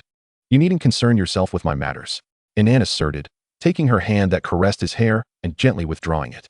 Freya, momentarily taken aback by his sudden action, displayed a flicker of hurt in her eyes but quickly regained her smile. "Very well, dear. I understand you have your own plans. I was merely inquiring about you." Her tone bore an unmistakable resemblance to a mother forgiving a mischievous child. This compelled Inan to suppress his irritation, no matter his actions. He felt perpetually juvenile in her presence. Each time he sought to elevate her obedience, an inexplicable sense of guilt washed over him. Following breakfast, the roles reversed, with Freya feeding Inan, ultimately leaving him unsatisfied as he departed the castle for the mines of Rosen territory. After finishing her meal, Freya instructed the servants to take breakfast to Inan's room, inadvertently waking Aurora with the commotion. This impish lady couldn't resist the allure of the adorable child. scooping Aurora into her arms. "You've worked hard, my dear." Aurora, still dazed from being suddenly embraced, felt as though she had returned to her mother's warmth. Her nose tinged with emotion, she nearly shed tears, fearing that Inan's wife had come to bully her, especially after having spent the night with Freya's husband. "Madam, Aurora stammered shyly, but before she could gather her thoughts, Freya began to tenderly adorn her with a dress. Freya's gentle demeanor evoked memories of the past, reminiscent of Irince's kindness. Overwhelmed with emotion, Aurora flung herself into Freya's embrace, crying out, "Mama!" At this endearment, Freya's face radiated with even greater warmth. "Good child. Let your tears flow. Release all the grievances you've kept inside." Aurora sobbed fiercely in Freya's arms, as though unleashing the pent-up longing and sorrow she had harbored for so long. Freya held her tightly, comforting her. This woman was utterly consumed by the desire for a child. Inan, meanwhile, encountered increasingly peculiar women, yet ultimately, he was merely reaping what he had sown. At this moment, he was in the mines, inquiring of the overseer, for this iron mine, barring unforeseen circumstances, promised to be a stable source of income. Nobles may forego their purchases of silverfish and slaves, but ironware? That was a necessity. Even if other nobles possessed it, these items would be indispensable in the forthcoming war. Though Inan might be their target, it mattered not. He could leverage the hefty nobles as a means to amass wealth. "My lord, as you can see, our current extraction progress suggests a potential increase in yield by 20% next month, provided we address the rocky impediments." The mine overseer interrupted Inan's thoughts. Chapter 49, The Astonished Inan. The overseer informed Inan that behind the rocky layer lay an even richer vein of ore, and he would stake his career on it. This prompted Inan to draft a letter, dispatching it to Fujian territory, requesting that his elder sister send a team of earth mages and miners to assist. After some consideration, Inan deemed it better to go in person. After all, it seemed inappropriate to request assistance through a letter, as that was typically the prerogative of superiors over subordinates. He climbed into a carriage and made his way to Nancy's castle, where the maids welcomed him into the hall, informing him that Nancy had traveled to the imperial capital and would not return for several days. This raised an eyebrow for Inan. Given the current tense situation in the north, why would she venture to the capital? Was there some significant matter at hand? Soon after, a young girl in a white dress slowly pushed open the hall doors and took a seat across from Inan. He regarded the girl before him, frowning slightly, and inquired, "Who are you?" "Viscount Inan. I am Sherry, the daughter of Count Nancy. Please feel free to speak your mind." The young maiden offered a gentle smile, revealing two delicate dimples that enhanced her beauty. Particularly striking were her silken, silver locks that cascaded down her back. Had her eyes not been a deep black instead of blue, Inan might have mistaken her for a member of the Snow clan. "Wait, Nancy's daughter? She is married." Inan's disbelief culminated in the shattering of the teacup clenched in his hand. Sherry observed the destruction with a flicker of surprise in her eyes, yet quickly regained her composure. With a playful grin, she inquired, "Are you truly so astonished, Viscount Inan?" Inan inhaled deeply, striving to recover from his shock. After all, he had previously committed an affront against Nancy, and he couldn't help but wonder if her husband might discover it and seek retribution. At that moment, Inan felt an illicit tension between them, as though they were engaging in a secret affair. How dare that woman entice him when she was already wed? Yet, with Nancy exhibiting a compliance level of 10, surrendering was out of the question. He had to win her over. Slowly, Inan opened his eyes, revealing a glimmer of menace, though it dissipated swiftly. However, as a top-tier assassin, Sherry could hardly fail to notice. She had merely intended to jest, not anticipating that this little rascal would take it seriously. Nevertheless, she maintained her playful demeanor. "Viscount Inan, do you have business with my esteemed mother?" After conveying his needs to Sherry and receiving her response, Inan departed. He then returned to his territory accompanied by several earth mages and a mining team, instructing his servants to escort them to the mines before retreating to the castle. Upon witnessing Freya cradling Aurora in her arms while the latter indulged in playful antics, he was momentarily stunned. A tumult of shock, anger, and helplessness surged within him. He could even see Aurora's compliance level subtly rising to 74. This was utterly unacceptable. What had that woman done? "Darling, you're back?" Freya's warm smile greeted Inan as she looked at him, her eyes brimming with tenderness and anticipation.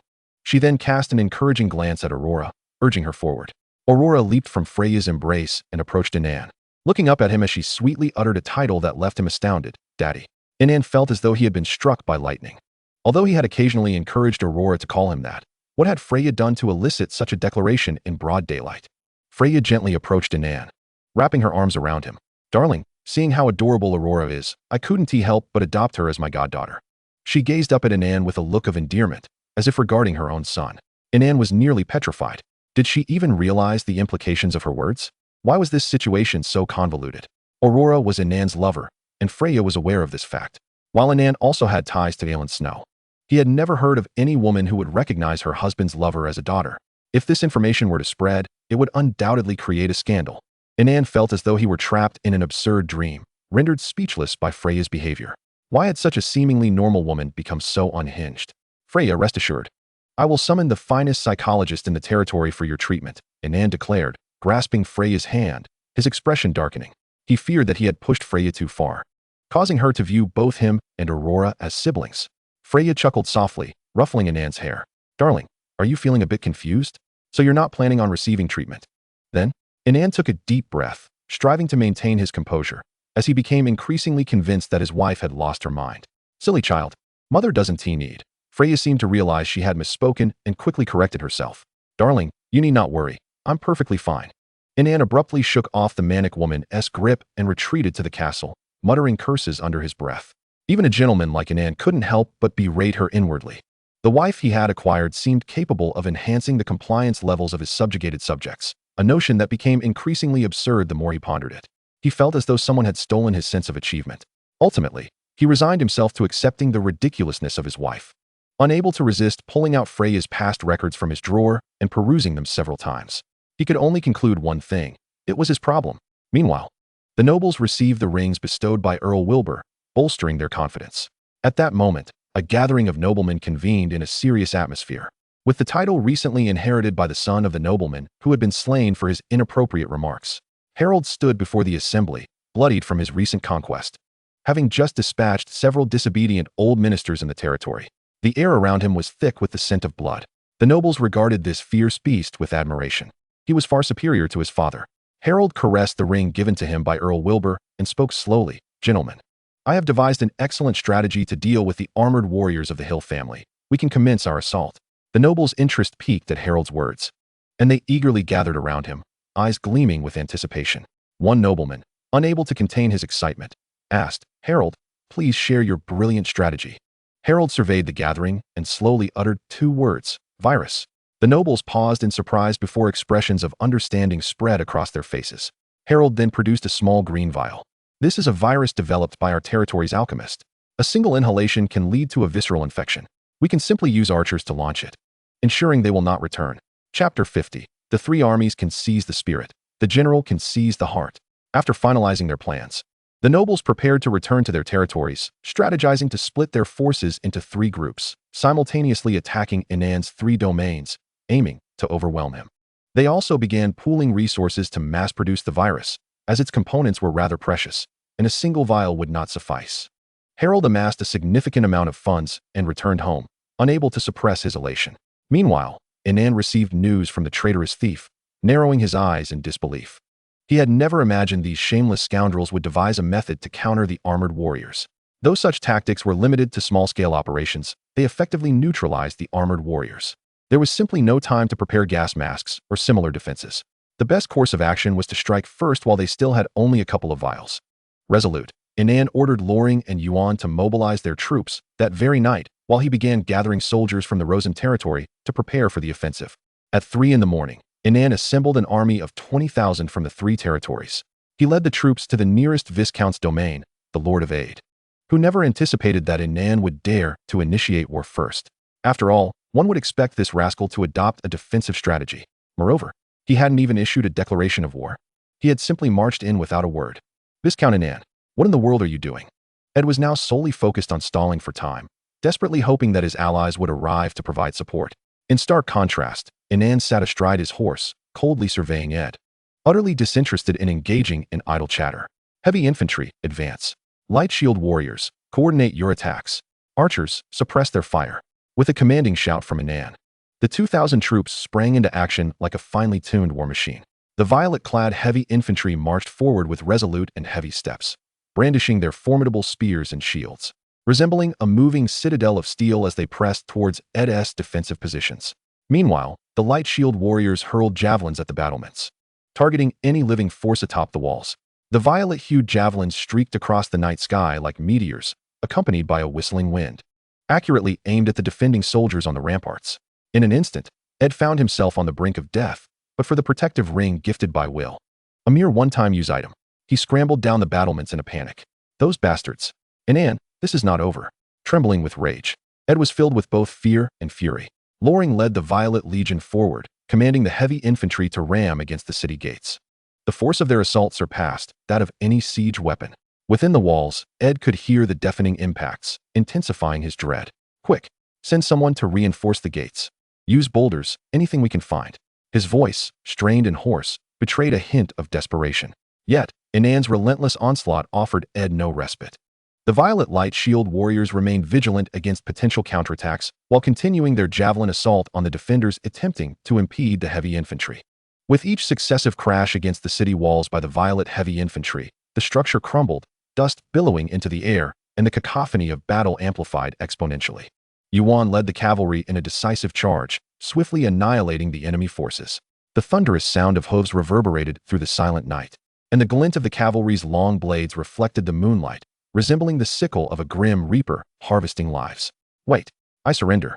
Ed, realizing the futility of resistance, was overwhelmed by despair. After uttering those words, he felt as though every ounce of strength had drained from him, collapsing onto the ground. However, Inan had no intention of sparing anyone here. Kill them all, leave not a single soul.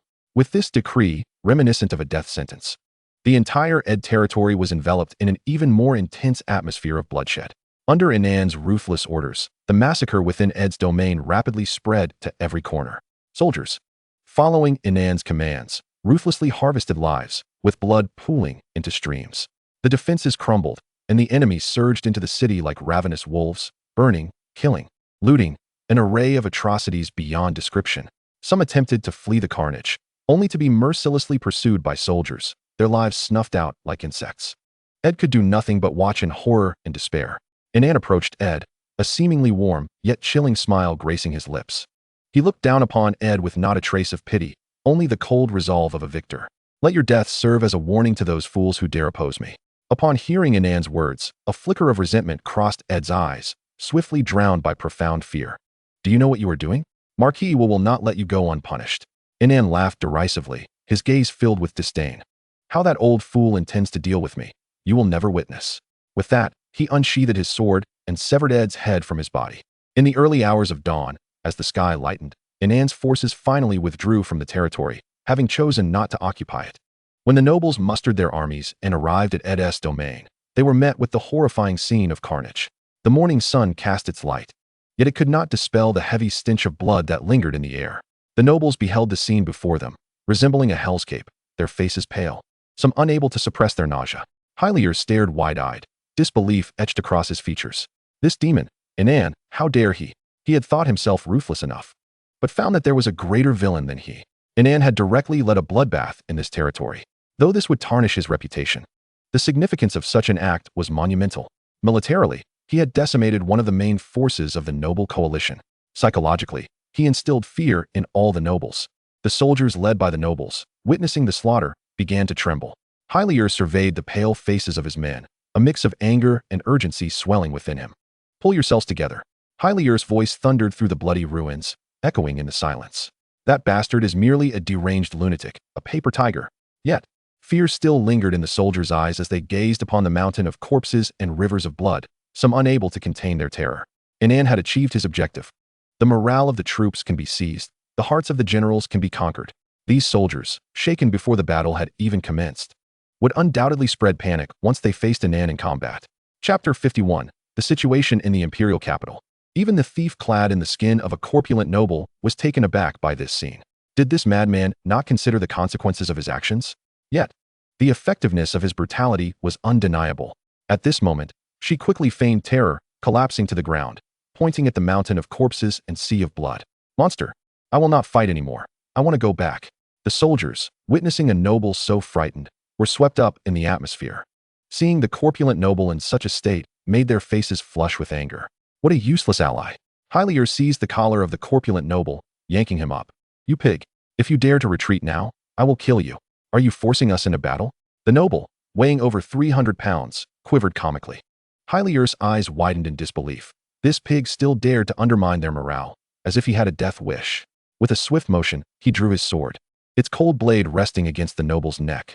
"You fat pig, utter one more word, and I will behead you."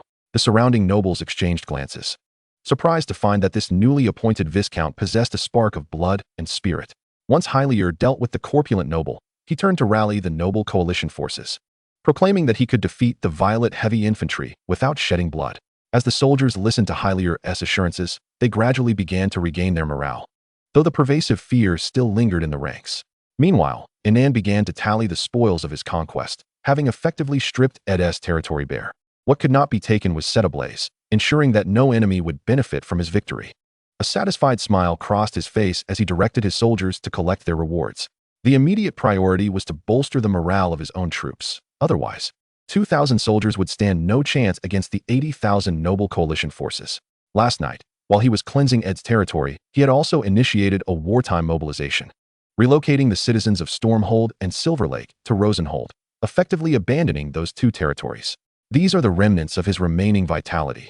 Under the relentless prodding of the military, the common folk could only gather their valuables and make their way to the Rosen territory. Recently, Karl had miraculously resurrected and began assisting the denizens of the two fiefdoms in settling into their new abodes in Rosen. The accommodations offered were far from ideal, consisting merely of rudimentary shanties. Yet he understood that, amidst the tumult of war, providing a shelter from the storms was the greatest solace he could offer. Nevertheless, this gesture was met with considerable discontent. An elderly man approached, concern etched upon his face. "My Lord Karl, we have forsaken our homes. Will we ever be able to return?" A shadow flickered in Karl's eyes for an instant before he donned a warm smile. "Of course. We must have faith in Lord Inan. After this war, we shall all live better lives." The old man, having caught a glimpse of the darkness in Karl's eyes, felt a pang of unease, yet was reassured by his subsequent amiable words. "Ah, let us hope for what you say, my lord." With a sigh, the elder turned back to assist in organizing their belongings, his gaze still laced with worry. In the north, Inan was left with fewer than 80,000 gold coins.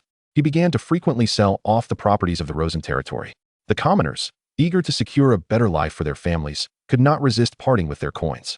No one knew how long this war would endure. An army of 80,000 was poised for conflict, marking the most significant internal strife in the surrounding territories in nearly a decade. The citizens of Rosen were filled with trepidation, yet dared not flee, knowing their lord had just bloodied his hands in a neighboring domain and would surely not hesitate to slay fleeing refugees. Observing the gold coins accumulating, Inan felt a flicker of confidence. These funds would ensure he had willing souls to fight for him. The north was vast, dotted with countless fiefdoms. The death of a few barons would hardly capture the empire's attention. Nancy had returned to the imperial capital, primarily due to a momentous event. The chancellor of the Isle Empire, this venerable elder who had lived for over 4 centuries, had passed away. The man who had stood atop the pinnacle of imperial power ultimately succumbed to the ravages of time. Young Empress Teresa felt as though the heavens themselves were collapsing. With Chancellor Foster's demise, the 4 Grand Dukes were poised to bully her mercilessly. Standing amidst the bustling streets of the capital, Nancy gazed at the towering palaces, her eyes betraying a deep-seated fury. Foster's death was undeniably a seismic event for the empire.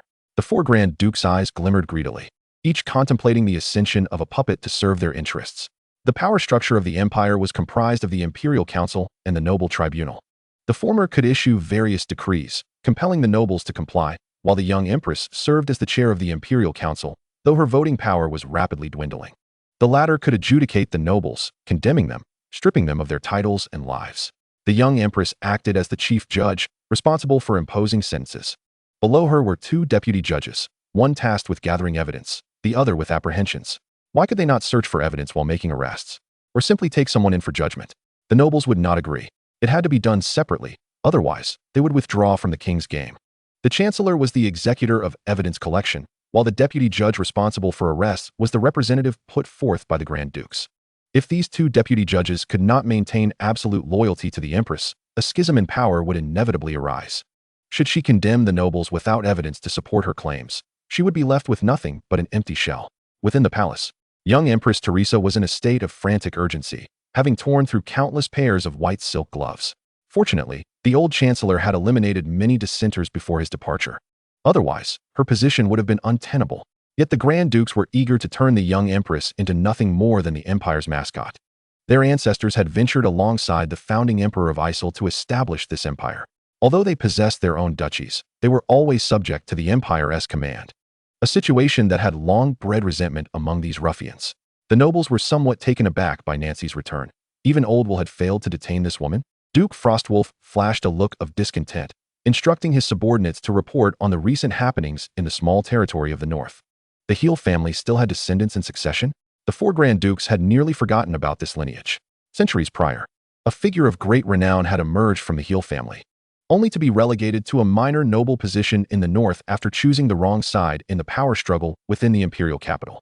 Little did they know that a descendant of that rogue had now emerged to stir up trouble in the north, as the Grand Duke's gaze turned complex. Chapter 52. The Chaste Saintess Atya. While the high-stakes games in the imperial capital raged on, the lower echelons in the north were equally ablaze with activity. Harold led a coalition of noble forces to directly assault the Rosen territory, launching a virulent plague from outside the city gates. The contagion rapidly spread at the entrance, and several guards, merely catching a whiff, succumbed to its effects, their bodies rotting away before their demise. Siege towers were steadily pushed forward by the coalition soldiers toward the city gates. Inan, observing the guards collapsing at the gates, remained unperturbed. Such was the nature of warfare. Marked by both gains and losses, the coalition's morale seemed to surge anew as they charged towards Rosen, clamoring for the head of Inan. Loring commanded the Violet Light Shield soldiers to disperse, acquiring new capabilities with each unlocked unit. The Light Shield soldiers, unaffected by the noxious fumes, took to the battlements, brandishing javelins to hurl at the soldiers manning the siege engines. The javelins shot forth like meteors from the ramparts, slicing through the air with a whistling sound as they struck the coalition's soldiers pushing the siege towers. Each volley of 100 Light Shield soldiers claimed 100 lives. Any soldier struck by a javelin fell lifeless at once. This effectively stymied the coalition's pace of assault. Harold, witnessing the constant fall of his soldiers surrounding the siege towers, was seething with rage. The poison reserves were dwindling, with only a few doses remaining to counter the heavily armored soldiers. Yet, unable to breach the city gates was an unbearable frustration. Press on. If they fall, replace them. We must breach this gate today. Under Harold's frantic urging, the noble coalition surged forward like a tide toward the siege towers. Despite the continual loss of soldiers to the javelins raining down from the battlements, those behind pressed on, determined to push the siege engines closer to the gates. Inan swiftly summoned soldiers, outfitting them in airtight garments ill-suited for battle, making even breathing a struggle. You, take those corpses infected with the virus and catapult them over to the other side. I shall return poison for poison. Though the soldiers clad in airtight clothing found movement arduous, they quickly complied. Those who had made small holes for ventilation in their garments, seeking comfort, found themselves bleeding from the nose upon nearing the infected bodies, instilling greater fear in their comrades and causing them to hesitate. Whoever dares to halt will face my wrath. Inan commanded a group of archers to keep watch from a distance. If you perish, I shall ensure your families are well cared for and provided with the finest treatment. The soldiers dared not delay any further, enduring the agony of their internal injuries as they cast one corpse after another outside the city walls. With each body they discarded, the soldiers themselves gradually succumbed to exhaustion. Inan observed them with an impassive expression, indifferent to their plight. As long as the objective was achieved, the sacrifice of a few lives was deemed necessary. With the toxic corpses being thrown out, the ranks of the noble coalition were thrown into disarray once more. As the virus began to spread among the vanguard troops, panic ensued. They sought to flee back, but were halted by Helor, who bellowed, "Stand your ground. Anyone who dares to retreat shall face immediate execution." Wielding his longsword, he shouted vehemently. Within the city walls, as more bodies were cast out, Inan ordered the archers to eliminate those who were discarding the corpses. These soldiers, already on the brink of death from the virus, were powerless to evade the arrows that swiftly pierced their bodies, causing them to collapse lifelessly. "My lord," one commander observed this scene with a twinge of remorse. Hesitating to speak, Inan cast a cold glance in his direction. War was inherently cruel. They were already infected by the virus and would not survive long. Rather than allowing them to return bearing the contagion, it was more prudent to resolve the matter swiftly. The commander lowered his head, daunted into silence, pondering whether his lord's heart was fashioned from iron and stone. In the Imperial Council, the nobles did not engage in their usual cacophony, but rather maintained an eerie silence. Nancy sat beside the young empress, her dear friend, the holy maiden of purity. With a darkened countenance, she scrutinized the assembly of nobles, as if ready to have anyone who dared to speak out drawn out and beheaded. An earl might lack the stature to do so, but a holy maiden certainly wielded such weight. Holy maidens do not belong to any empire or ecclesiastical authority. They are free to choose whom to support. Their recognition across the continent stems from a legacy steeped in ancient history, the details of which few can accurately recall. Regardless, each holy maiden, at the brink of death, finds her successor to pass on her mission and authority, while the witches seize the right of inheritance through bloodshed, ultimately earning the acknowledgement of their predecessors. The relationship between witches and holy maidens is exceedingly complex, not easily articulated in mere words. Ultimately, both wield extraordinary power, a truth acknowledged across the continent. They are formidable fighters, and unless absolutely necessary, few would wish to provoke them. Most nobles had only just realized that Nancy's faction, the Night Roses of the imperial capital, was composed of the benevolent holy maidens. Moreover, she had brought along her friend to support the empress. However, the Grand Dukes were unperturbed by them.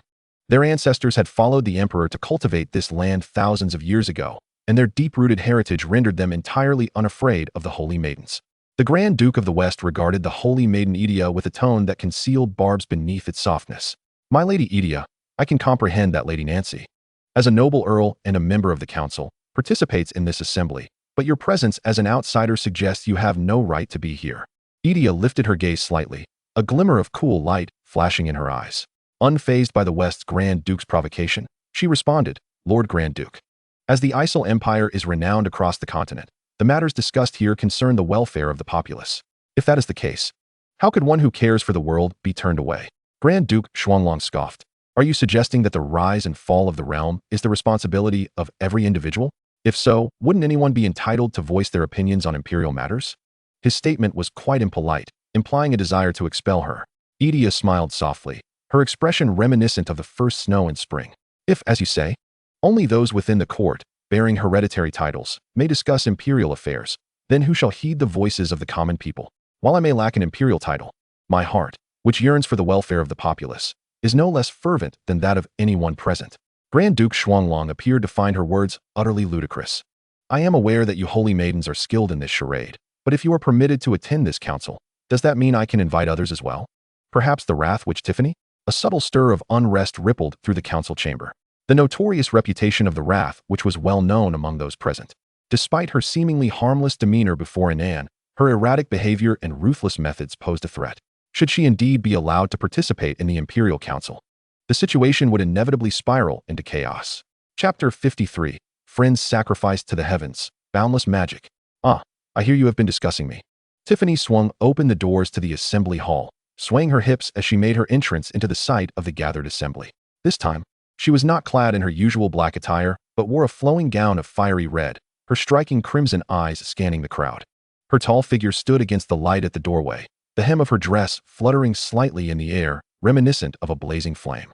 The contrast of her snow-white hair against her sun-kissed skin added an imposing aura.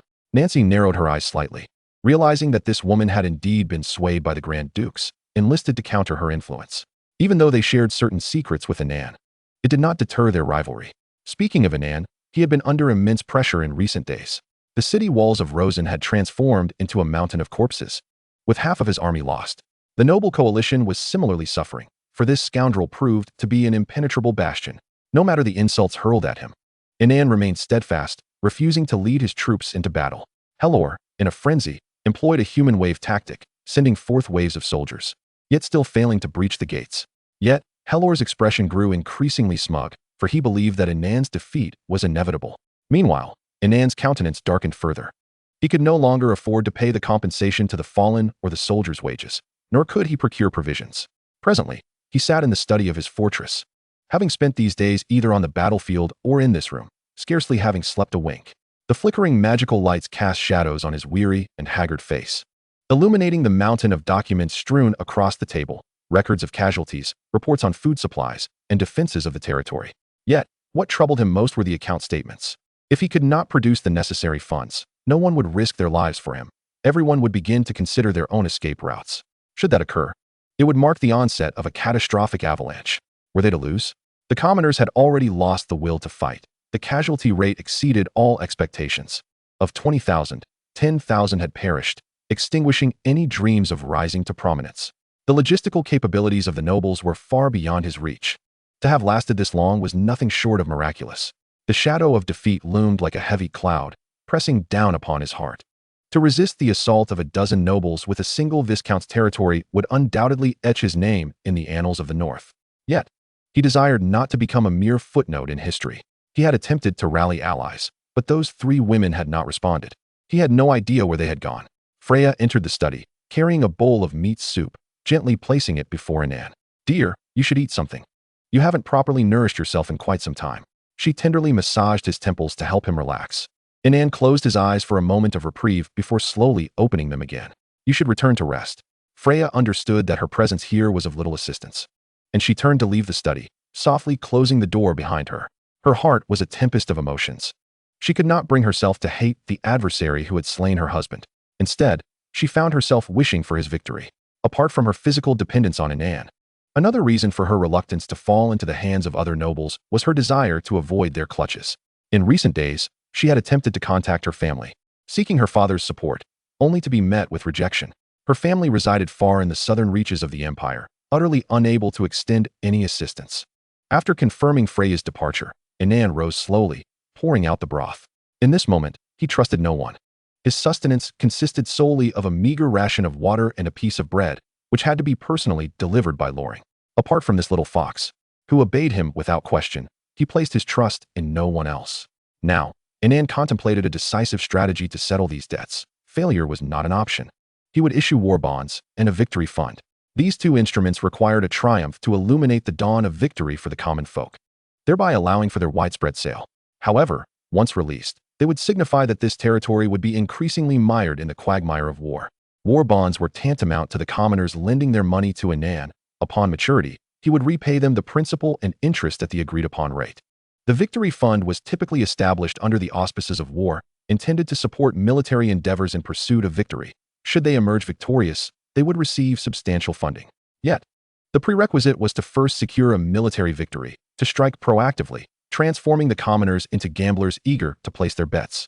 With his resolve firm, he penned a confidential letter to the thief, preparing to dispatch Yuan for an assault that night. If the opportunity arose, he would coordinate with Yuan. If Yuan were to perish, he would take his place. He was uncertain of the thief's capabilities, yet if she could masquerade as a gluttonous noble, surely she could embody Yuan as well. Yuan received the summons from his lord in the dead of night and made his way to the castle's study. Inan regarded Yuan, standing before him, and declared, "Tonight, I have resolved to take the initiative. You shall lead the cavalry to attack the encampment of the noble coalition. Upon your return, I promise you a barony." Yuan's countenance reflected a tumult of emotions. This venture was fraught with peril, and his lord intended to leverage his sacrifice for a glimmer of victory in the war.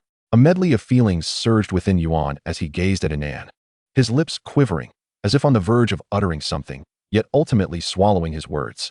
In that moment, Inan recognized that this commander was not easily swayed, impervious to the allure of wealth.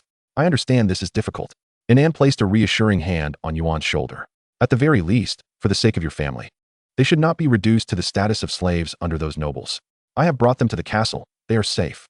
Upon hearing these seemingly warm yet threatening words, Yuan understood that he had no choice but to proceed. He inhaled deeply, suppressing the tumult of emotions within, and lifted his gaze to Inan, his eyes a tapestry of complexity. He knew that his companion, who had played alongside him since childhood, would not send him to his death unless absolutely necessary. "Inan, I will go, but remember, if I do not return, you must take care of them." His voice was low and hoarse, each word seeming to emerge with great effort. This time, he refrained from addressing him as Lord, instead opting to use their childhood names, signifying his resolve to fight to the death. Inan steadied him. If it were not for their dire circumstances, he would not wish to sacrifice Yuan's life for a mere skirmish victory. What a pity to lose such a valuable piece. "You may go," Inan said, unbuckling his sword and placing it in Yuan's hand. "I hope it can accompany you into battle on my behalf."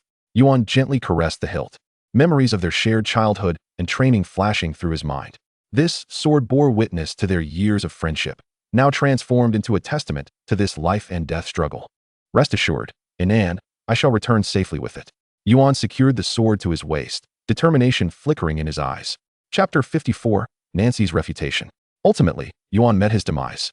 He brought a momentous report to the Rosen territory, having not only launched a surprise assault on the noble coalition's camp, slaying a viscount, but also capturing a significant number of prisoners. This instilled a glimmer of hope in the hearts of the common folk.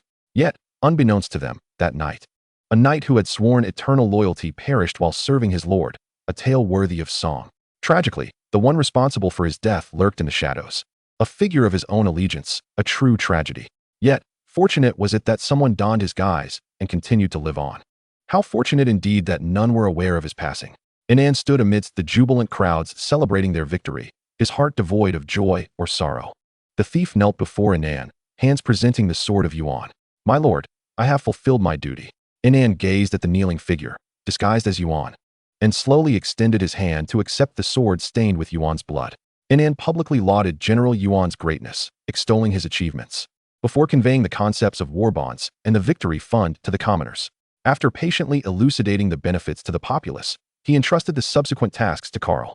Returning to the castle, Inan contemplated the potential impact of this money, while the thief, clad in Yuan's form, knocked on the study door. "Enter." Inan's deep voice resonated from within, and he looked up at this faux Yuan. "What is it?" The thief discerned that Inan's mood was less than favorable and finally spoke. "He asked me to convey one last message to you." "Oh, pray tell," Inan replied, downing a gulp of dragon's breath ale. "Was it to take care of his wife and daughter, or something else?" He said, "Damn you, Inan. If you dare to lose, I will come to haunt you in hell." With this parting message, the thief departed, returning to the military camp. Inan suppressed his tumultuous emotions. The memories of the original owner were etched in his mind, akin to having experienced the joys of childhood with Yuan. Yet, friends are sacrificed, their power is boundless. As Inan listened to the sound of the thief departing, he contemplated his next course of action. Ultimately, it was Aurora who knocked on his door, pulling him back to the present. "Enter." Inan responded to the knock. Aurora gently pushed open the door and entered the study. Noting that Inan was drinking not wine, but strong spirits, frowning slightly. "Father, Inan." She approached him, her gaze laden with complexity. Inan looked up to see Aurora and asked, "What is it? I have already told you not to disturb me during this time." Upon hearing his somewhat impatient words, Aurora's eyes flickered with a hint of grievance. Yet she settled herself in Inan's lap. He did not refuse her, but his mind was far from romantic inclinations. Aurora nestled in Inan's embrace. Sensing his rigidity and inner turmoil, she did nothing, simply falling into a deep slumber in his arms. Wishing to convey to him that she would always be by his side, the following day, Inan received a substantial sum of money. The gamblers had recklessly wagered all their fortunes, eagerly awaiting sudden wealth. This was enough for Inan to clear his debts and even have some left over. Yet he too transformed into a gambler, upgrading 50 Violet Light infantrymen to Violet archers. This depleted his entire fortune. He prepared to take the initiative, denying the nobles time to manufacture their viruses. In an instant, the entire northern region seemed shrouded in ominous clouds, and the imperial capital was no different. The nobles were embroiled in a heated dispute within the imperial council, and despite the formidable strength of Nancy and Etya, the four Grand Dukes proved to be an insurmountable challenge for them. Ultimately, even the mightiest force must yield to the machinations of power. This is the prevailing theme of this continent. No matter how sharp the sword, if it lacks a master, it is merely a piece of scrap metal. This time, 3 individuals vied for the position of chancellor. The first to step forward was the imperial finance minister, who wielded considerable influence over the empire's fiscal policies and economic development strategies. Melon, a hereditary marquis of the empire, had served in the imperial capital for generations. His visage was stern, characterized by a square jaw, and his authoritative demeanor led many to perceive him as an incorruptible statesman. Clad in resplendent diplomatic attire, he adorned his chest with the golden emblem of his lineage, signifying his noble status and rank. At this moment, he expressed neither joy nor sorrow. Rising to articulate his governance philosophy to the assembly, "Esteemed Her Majesty, Teresa," he began, "the empire flourishes and prospers. We must not allow foreign forces to disrupt this tranquility. Should fortune favor me with the chancellorship, my primary focus will be to stabilize the empire's situation." He paused, his gaze resolute as he continued. "I advocate for the reinforcement of control over the neighboring small states, ensuring they become vassals of the empire, providing a continuous stream of resources and manpower." He elaborated extensively, his political agenda underscoring the need to fortify the empire's hegemonic status. This rhetoric garnered enthusiastic applause from the majority of the attending nobles. "This is precisely the chancellor our empire requires," proclaimed Duke Frostwolf, leading the ovation. "Only by solidifying the empire's dominance can we remain steadfast upon this continent." The applause instigated by Duke Frostwolf ignited a fervor among the nobles, their cheers nearly threatening to lift the roof off the assembly hall. Melon smiled, nodding slightly, humbly acknowledging the crowd. However, Nancy flashed a cold smile. "Marquis Melon, regarding your assertions about consolidating the empire's hegemony, I have a question for you." Melon nodded, maintaining a calm gaze upon Nancy. "Countess Nancy." "Oh no, my lady the saint, please proceed." His deliberate alteration of her title served as a reminder to the assembly that this woman was not entirely one of their own. "There are matters I wish to discuss with you," Nancy began, pausing momentarily. Last year, the entire Isle Empire's tax revenue amounted to 34 million gold coins, while 4 years ago, it was nearly 50 million gold coins. In these 4 years, 358 nobles have perished, not on the battlefield defending the homeland, but in the Empire's internal strife. Over the past 4 years, there have been 53 large-scale internal conflicts and countless smaller skirmishes, with many territories transformed into battlefields. The Empire's military strength has not only diminished, but tax revenues have also decreased year by year, while many individuals' coffers grow fatter with each passing year. Some nobles even demand funds from the treasury under the guise of waging wars abroad. They claim 10% of treasury expenditures each year. And you have signed off on these allocations. Many nobles, under various pretexts, have seized others' lands, yet their annual tax contributions remain largely unchanged. Is such a tax system just? In this context, how does consolidating external hegemony contribute to the empire's development? In light of the empire's declining circumstances, how do you intend to realize your political aspirations? Strengthening the empire's external dominance. Chapter 55. The Woman Who Kills to Ascend. In the imperial capital, verbal sparring had commenced, and it was only a matter of time before that raucous assembly would devolve into violence. Meanwhile, Inan had already begun his bloody work, having slain many. Under Inan's command, the 50 newly promoted violet archers relentlessly reaped lives from the noble coalition. Their arrows, akin to javelins wielded by light shield bearers, activated their inscriptions upon release, rendering them one-time use. This meant Inan would need to invest funds anew to produce more, and these funds were entirely drawn from the common folk. The coalition remained oblivious to how that rogue Inan had procured dozens of skilled archers, though only a handful. These archers were enough to target and eliminate officers, plunging the coalition's command structure into chaos. As night fell, they began to stealthily infiltrate the noble coalition's encampments. The nobles were on the brink of collapse, yet Hylier discerned that Inan was already at the end of his rope. The provisions for Inan's forces were dwindling. Many soldiers barely managed to stave off hunger. Hylier wore a cold smirk. This rogue had inflicted substantial losses upon the nobles, and once the city fell, he would see to it that Inan and all his women were auctioned off to recoup his expenses. Inan's appearance would likely fetch a handsome price among affluent ladies or certain nobles with particular tastes. He launched reckless assaults, disregarding consequences, even diverting funds originally meant for crafting a virus to military expenditures. Inan could not sustain this. This isolated city would inevitably fall, and he would gain the favor of Marquis Weil, perhaps even becoming his son-in-law. Within his tent, Inan had just received news from Loring that his army would soon run out of provisions, and even their arrows were running low. No funds meant no arrows. He summoned the vice commander of Yuan, the officer previously responsible for training prisoners of war.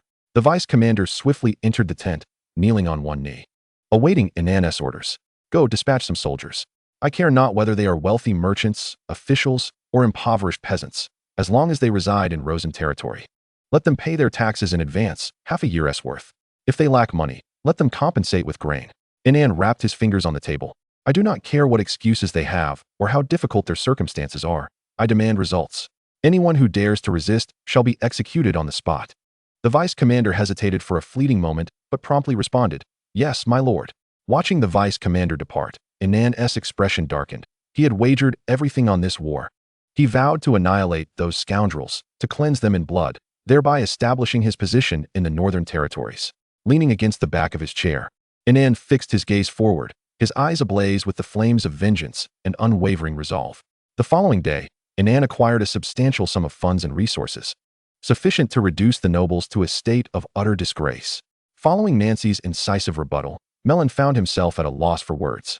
Meanwhile, the candidate selected by the royal family pushed open the doors of the council hall and slowly approached the assembly. However, after expressing a few words of loyalty and affirming his ideals, the meeting adjourned. Upon returning home, he discovered a masked man within his abode, binding his wife and daughter while pouring liquor on the floor. "You've returned just in time." The assassin slowly presented a fire starter to the nobleman before vanishing. This ominous warning conveyed that the lives of his family rested squarely in his hands. The nobleman gazed at his bound wife and daughter, a surge of terror and rage flooding his heart. Their eyes were filled with fear and pleading, tears welling up, muffled cries escaping from their gagged mouths. Witnessing this scene, he resolved to withdraw from the power struggle at the next meeting. The following day, as everyone awaited the arrival of the third candidate, Impatience grew among the nobles until they finally beheld a woman slowly pushing open the doors of the council hall. She held in her hand a bloodied head, unmistakably that of a man. She donned a pair of spectacles, her fair and delicate visage exuding an air of refinement. However, her gaze betrayed a chilling ferocity that sent shivers down one's spine. "I beg your pardon, everyone." She adjusted her glasses and began to speak slowly. "My husband advised me against campaigning for this position, warning that our family cannot withstand the wrath of these powerful figures. Should I choose to run, it would bring utter ruin upon us. I am uncertain whether he has been swayed or threatened by others, but I have prepared myself for death. Thus, I took his life first. When my time comes, we shall reunite in paradise." The moment her words escaped her lips, the entire assembly hall plunged into an eerie silence, as all present were rendered speechless by her audacious and sanguinary proclamation. This woman boldly declared her resolve through the act of patricide, leaving no doubt in the minds of those gathered. Her Majesty, Queen Teresa, sat high upon her throne, trembling slightly as she fixated on the woman before her, who held a severed head in her grasp, her expression a complex tapestry of emotions. Idia furrowed her brow, seemingly unable to reconcile the presence of such a ruthless individual. After a prolonged moment, Queen Teresa regained her composure and addressed the assembly. "Duchess Fiona, please present your statement. Given your manner of expressing determination, I presume you possess unique insights on governing the empire." Duchess Fiona inclined her head slightly, her countenance remaining as placid as ever, as if the head she held was merely an ordinary object. "2 years ago, I proposed that for the Isle Empire to attain prosperity and strength, the first and only course of action we must undertake is the imposition of a war tax. Whoever dares to declare war must surrender 20% of their territory's wealth as a war tax, regardless of the outcome. These funds shall be allocated to replenish the empire's treasury, bolster military strength, and facilitate post-war reconstruction. The noble who is declared upon need not pay this fee. However, upon achieving victory, they must forfeit 10% of their spoils. In light of the current severe internal strife within the empire, should I assume the role of chancellor, I will relentlessly advocate for this proposal until it is passed by the Imperial Assembly. Only with this proposal's endorsement can I pursue my political ambitions." Her words did not advocate for the prohibition of internal conflict. Rather, they sought to regulate it. The nobles whispered amongst themselves, their expressions a kaleidoscope of emotions. Some wore looks of concern, while others pondered the implications of this policy on their own fortunes. One noble boldly broke the commotion, exclaiming, "Duchess Fiona, your policy appears ingenious, yet it is fundamentally absurd. Internal strife already undermines the empire's foundation. By failing to prohibit it and instead taxing it, do you not inadvertently encourage discord?" Duchess Fiona cast a cold glance at the noble and replied nonchalantly, "My lord, you understand but one aspect and neglect the other. Internal conflict has long been entrenched within the empire. It cannot simply be eradicated by decree. Imposing a ban would only incite discontent among you all, leading to even fiercer clandestine struggles and greater peril for the empire. My proposal acknowledges the existing state of affairs while providing a framework for regulation, thereby transforming conflict into something orderly and simultaneously yielding tangible benefits for the empire." Marquis Mellon could no longer contain himself. If this woman were to assume the chancellorship and meddle with taxation, it would equate to a covert seizure of his authority. He interjected urgently, "Nevertheless, the implementation of this war tax and the requirement for spoils is fraught with challenges. The nobles will undoubtedly devise countless schemes to conceal their wealth and evade payment. How do you intend to address this?" Duchess Fiona adjusted her spectacles, a glint of coldness flickering in her eyes, as she calmly engaged with the gathering of nobles. Chapter 56. A ceasefire? Impossible. As Fiona silenced the assembly of nobles with her eloquence, Nancy realized in that moment that this woman owed allegiance to no one. She was neither a staunch royalist nor a supporter of the nobility. Her loyalty lay with the empire itself. She sought power and a platform to realize her ambitions. Compared to the candidate proffered by the royal family, she possessed a more iron-willed and resolute demeanor, unafraid to confront the nobles directly. Yet, she was not a pawn to be manipulated by the crown. She exchanged a meaningful glance with the young Empress Teresa and Idia. To be candid, the primary function of these two holy maidens' presence was to bolster Teresa's candidacy. Nancy already commanded a substantial following in the imperial capital, and now, with the status of a holy maiden, her popularity soared. Idia similarly wielded her formidable martial prowess as leverage in negotiations, offering protection to certain nobles when they found themselves in peril. Thus, if the voting phase were to ensue, they would expend their resources in support of Teresa, ensuring her triumph. The four Grand Dukes were acutely aware that Mellon held no advantage against Fiona. Even with their backing, it did not guarantee a favorable outcome. Numerous nobles had suffered under the Grand Duke's bullying. Should the voting stage commence, the neutral nobles would likely oppose the Grand Duke's ascendancy and might cast their votes for Fiona. Furthermore, should they steadfastly support Melon and subsequently lose, they risked losing their long-established authority within this assembly. Ultimately, in the ensuing days of political maneuvering, this woman carved a bloody path through the ranks of the nobles, ascending to the position of chancellor. Meanwhile, Hylier found himself counterattacked by Inan, who was inexplicably gaining momentum despite the absence of funds and supplies, consistently managing to procure resources, unbeknownst to Hylier, to secure these supplies. The majority of the populace in Rosen had been starving for days, their faces gaunt and hollow, anxiously awaiting news from their lord. Should their hunger persist, they would undoubtedly rise against Inan's tyranny and regime. As the war progressed, Inan's fervor for battle intensified, while the nobles grew increasingly disinclined to continue fighting. Prolonged conflict served no one's interests, ultimately benefiting only that old rogue, Will. He observed with cold detachment as the surrounding nobles engaged in their internecine struggles, gradually depleting their strength. Inan opened the city gates and initiated a proactive offensive, organizing his heavily armored soldiers into teams of 10. Hylier had no means to deploy sufficient poison. Following closely were light shield soldiers and archers, accompanied by a significant number of expendable troops charging into the fray. Although these expendable soldiers were poorly equipped, they surged forward under Inan's rallying cry. For the sake of becoming free men, to marry multiple wives, and to become landowners. Charge! Inan's impassioned rhetoric served as a potent catalyst, igniting fervent aspirations in the hearts of these expendable soldiers. Their eyes gleamed with fervent desire as they shouted and charged towards Hylier's coalition, undeterred by the rain of blades and arrows ahead. In such dire circumstances, the nobles found themselves in retreat, compelled to return with their respective armies to defend their own territories. Inan pressed relentlessly, knowing he could not afford to retreat. Should he dare lead his troops back, the impoverished civilians and soldiers would certainly tear him to shreds. Clad in armor and mounted on horseback, he surveyed the retreating noble coalition, devoid of any compassion. He had reached his first objective, arriving at the domain of a viscount. He commanded his soldiers to dispatch letters, the contents of which were brutally straightforward. Inform your lord that I grant him 10 minutes. His first and only task is to swiftly open the city gates and allow me entry. Delay even a moment, and I shall unleash a massacre upon the city. The guards atop the city walls, upon reading the letter, were immediately thrown into a state of panic, exchanging bewildered glances, uncertain of how to proceed. Soon, the Viscount received the letter, and upon reading its contents, his complexion turned as pale as parchment. This was sheer madness. He exclaimed in terror, his legs trembling, nearly unable to support his weight. While he hesitated, time slipped away. Inan directly commanded the army to besiege the city, and with a single command, the horns of assault sounded forth. This territory was undergoing the same horrific fate that had befallen the domain of Ed, with cries of slaughter and pleas for mercy filling the air.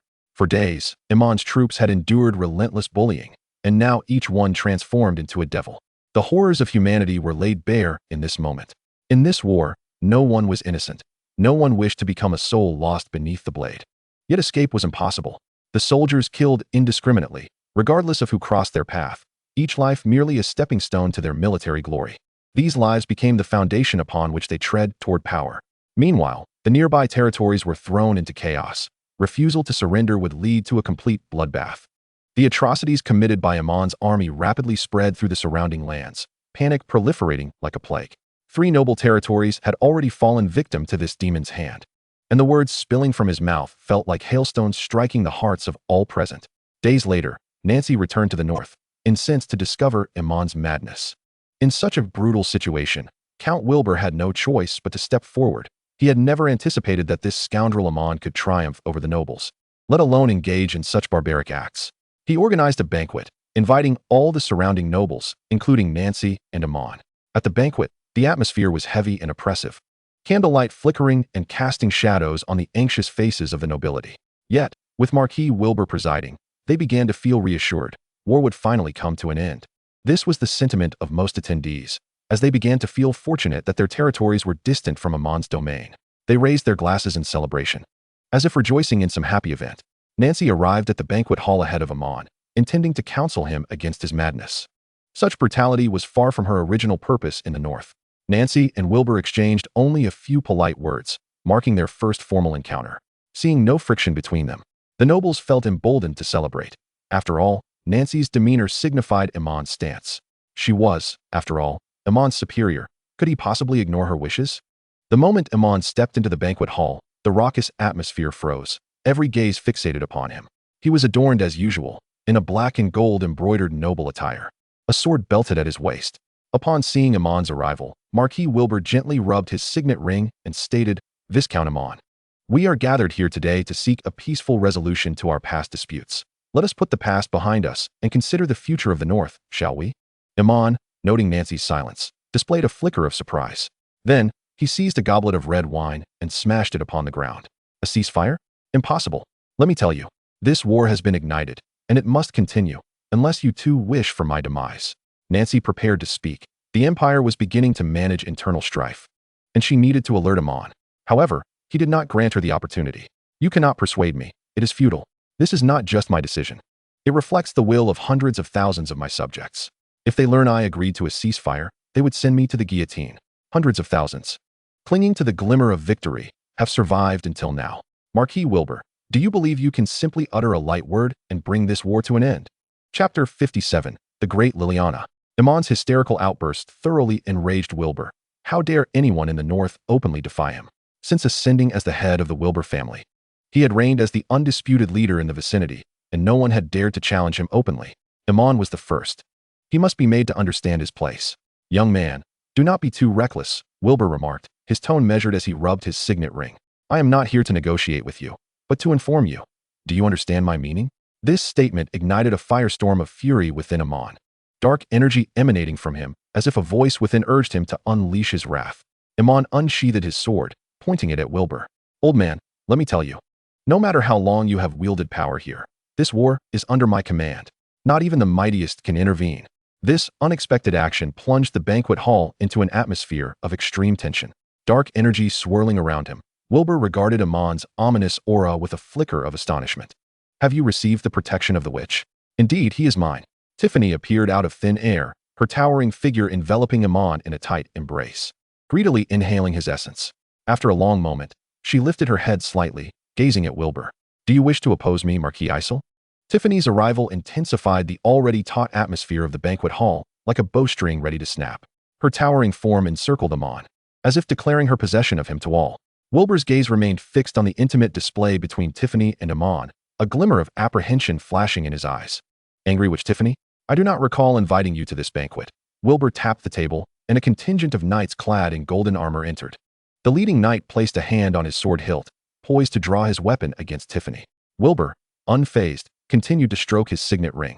"I heard that not long ago, you fought with your archrival, one of the 7 virtues, the saint of resilience, and sustained serious injuries. I wonder if you can still withstand my tulip knights?"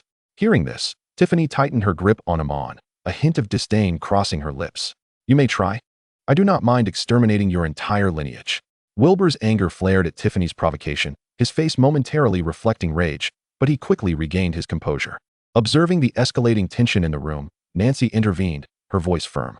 "Enough, Tiffany. This is not the place for your rampage. Leave at once." "Nancy, had it not been for your scheming, I would not be at odds with you," Tiffany retorted, her eyes narrowing as she addressed the woman.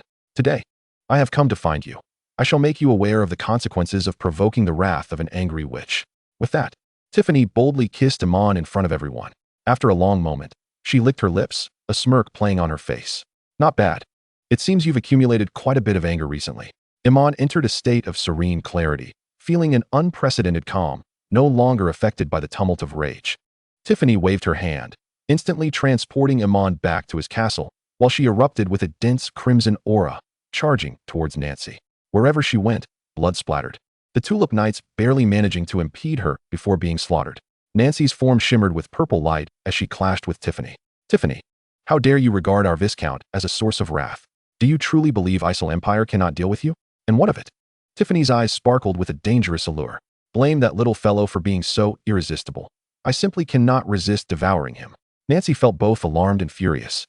Fully aware of Tiffany's formidable strength and her current madness, this battle would undoubtedly be exceedingly arduous.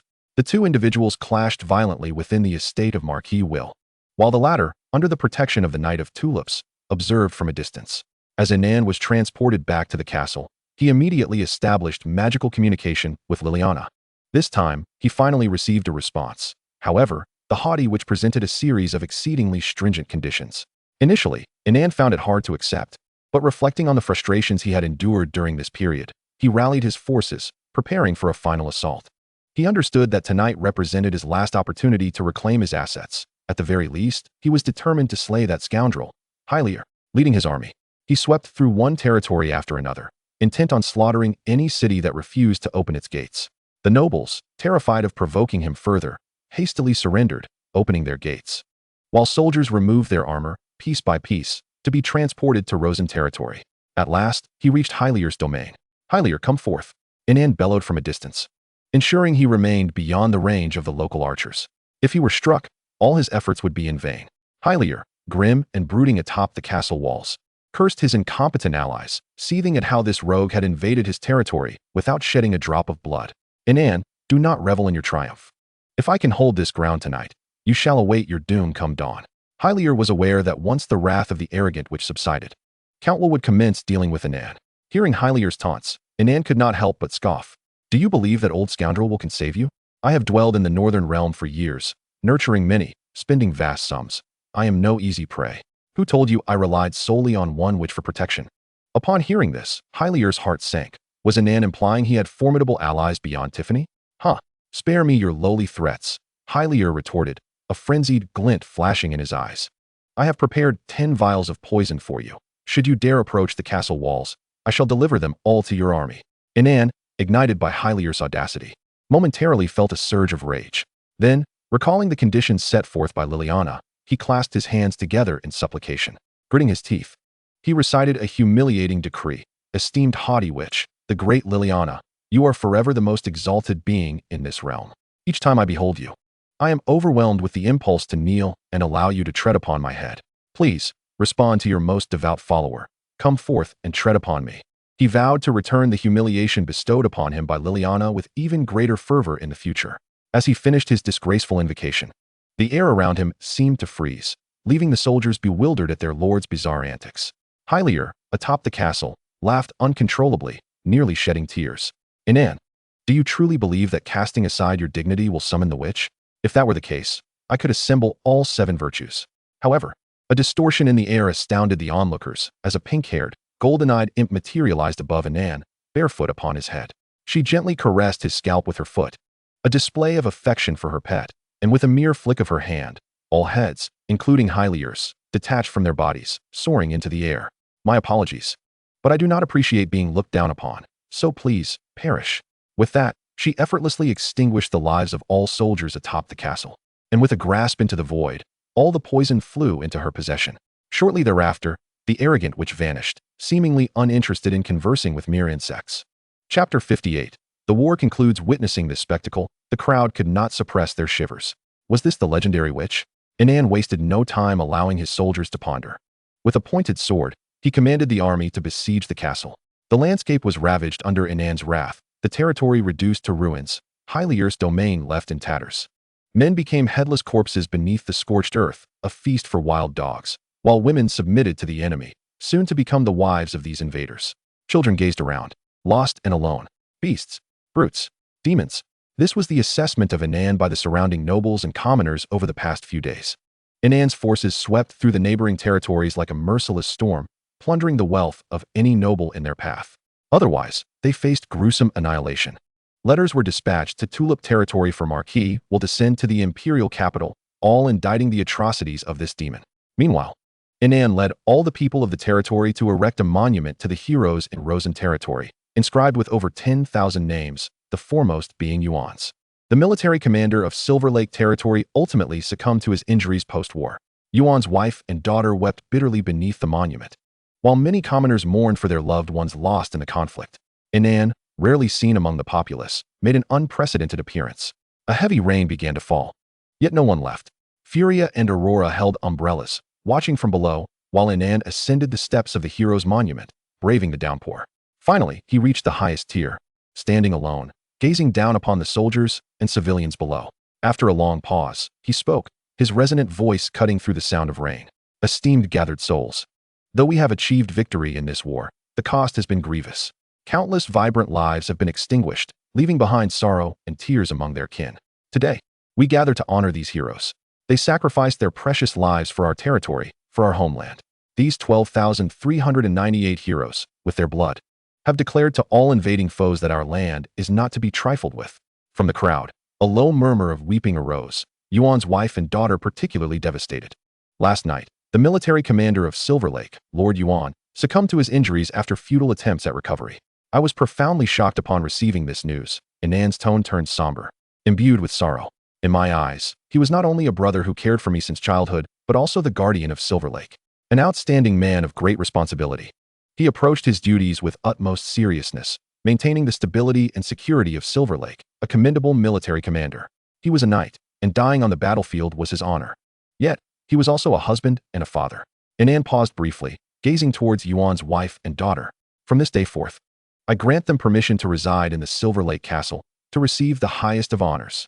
I shall ensure their well-being for the remainder of their lives. Regardless of the path Yuan's daughter wishes to pursue, or the knowledge she wishes to acquire, I will do everything in my power to nurture her. And the sacrifices of these warriors shall be honored likewise.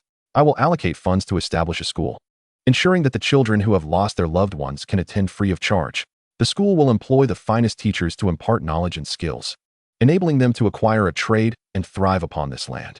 Whether it be swordsmanship, magic, literature, or arithmetic, whatever the children wish to learn, we shall teach them. As Inan's words resonated, the faces of the grieving populace gradually illuminated with a glimmer of hope.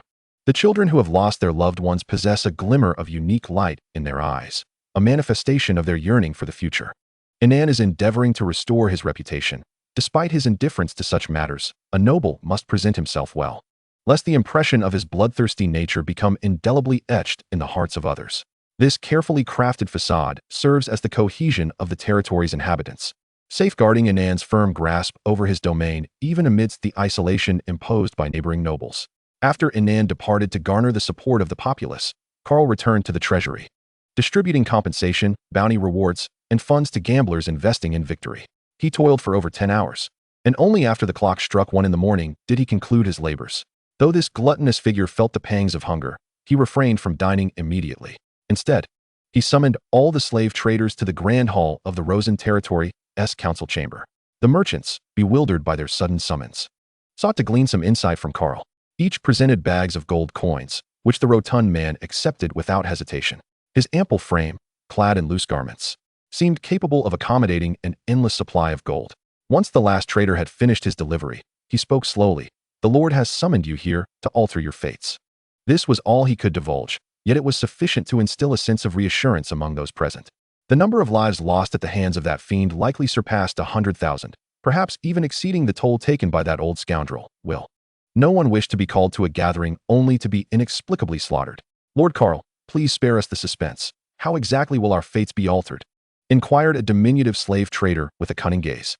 Karl retorted sharply, chastising the insolent fool, asserting that when the time was right, they would be informed, and commanded everyone to remain silent as they awaited the Lord's announcement. His standing had shifted. No longer could he engage with these old acquaintances as equals. He now understood the importance of maintaining his position and the boundaries of acceptable conduct. Meanwhile, Inan awakened in bed and gently extricated himself from Freya's embrace. As the maidservants entered to assist him in dressing, Freya, utterly exhausted, was oblivious to her husband's midnight rise. "Clean up this place," he instructed after donning his attire, and then departed. Once Inan exited the room, the maidservants silently tidied up the scattered belongings. He adjusted his clothing and, maintaining a composed demeanor, boarded the carriage en route to the council chamber.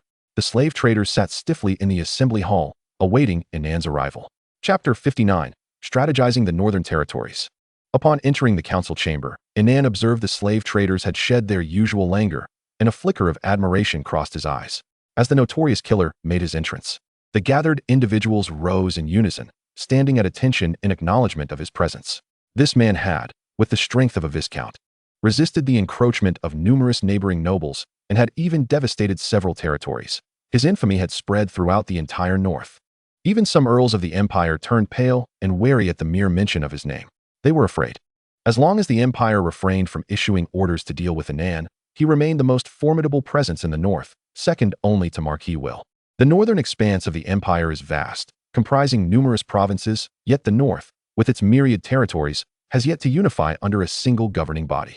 This region is rife with turmoil, with battles erupting almost daily. The empire has relinquished its governance over this land, treating it merely as a buffer zone for wars between the Isle Empire and other races and nations. Fortunately, the illustrious Isle royal family had dispatched the ancestral nobles of the Will family to oversee the north, preventing too great a disturbance. However, with Will's succession, that farcical agreement had become a relic of the past. In Will's generation, in his quest for marquisate, he had become a vassal to the Frostwolf Grand Duke, and the royal family was at risk of losing its authority here at any moment.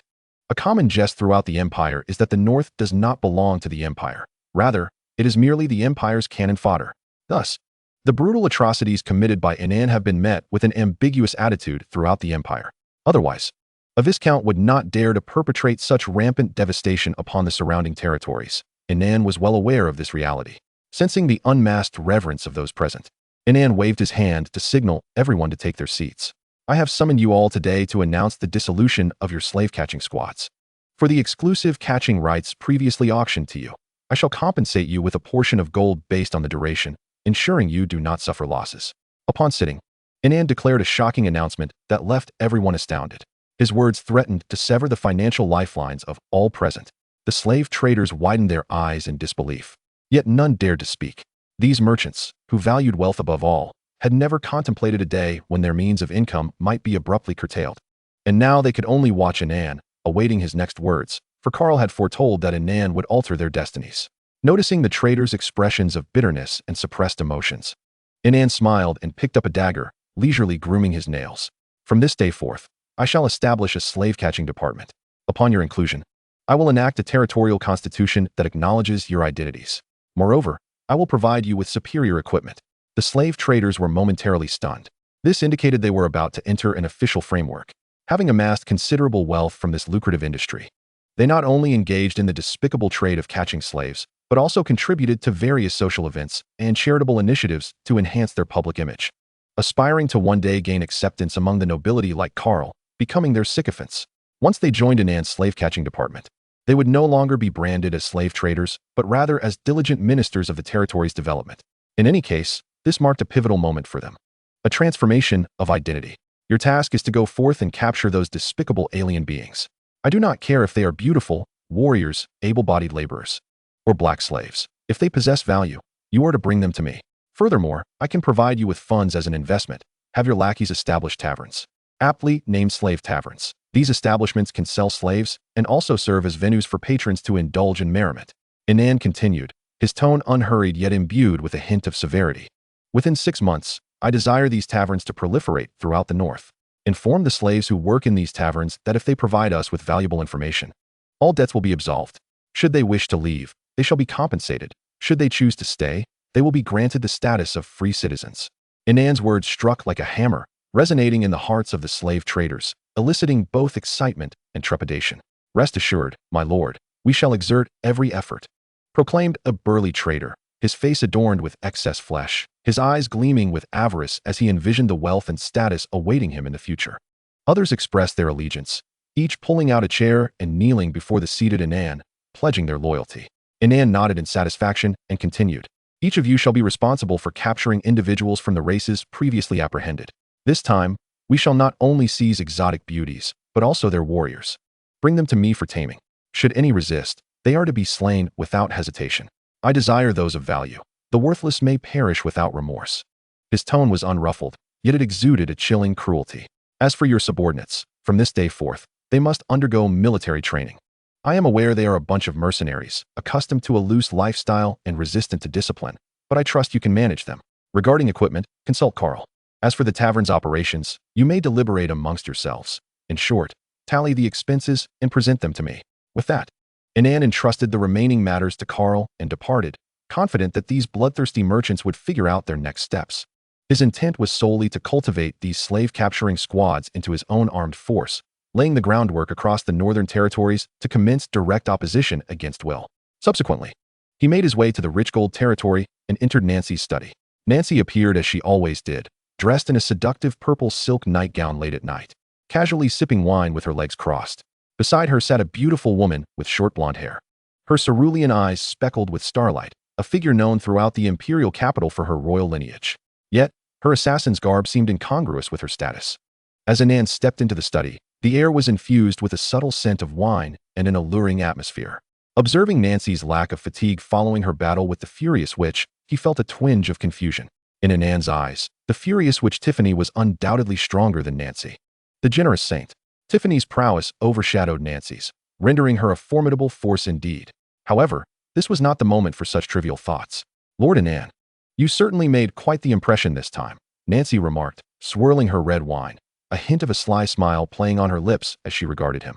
Inan, unreserved, settled into another sofa, stating, "It's nothing extraordinary. It is merely for the Empire and to assist Countess Nancy in stabilizing the northern region." As he spoke, he poured himself a glass of wine and took a delicate sip, seeking a brief moment of relaxation from the rich beverage. Stabilizing the north? Nancy chuckled lightly, her voice tinged with amusement. "Your methods are quite forceful. You have bloodied several territories, and now your renown echoes throughout the northern lands. Those unaware might even believe you are aiming to establish yourself as a ruler here." Inan's expression remained calm as he set down his glass without haste. In chaotic times, stringent measures are essential. Employing such tactics is necessary, yet the outcomes appear favorable, do they not? Our objectives have been achieved, have they not? Nancy nodded slightly, a flicker of complexity in her gaze.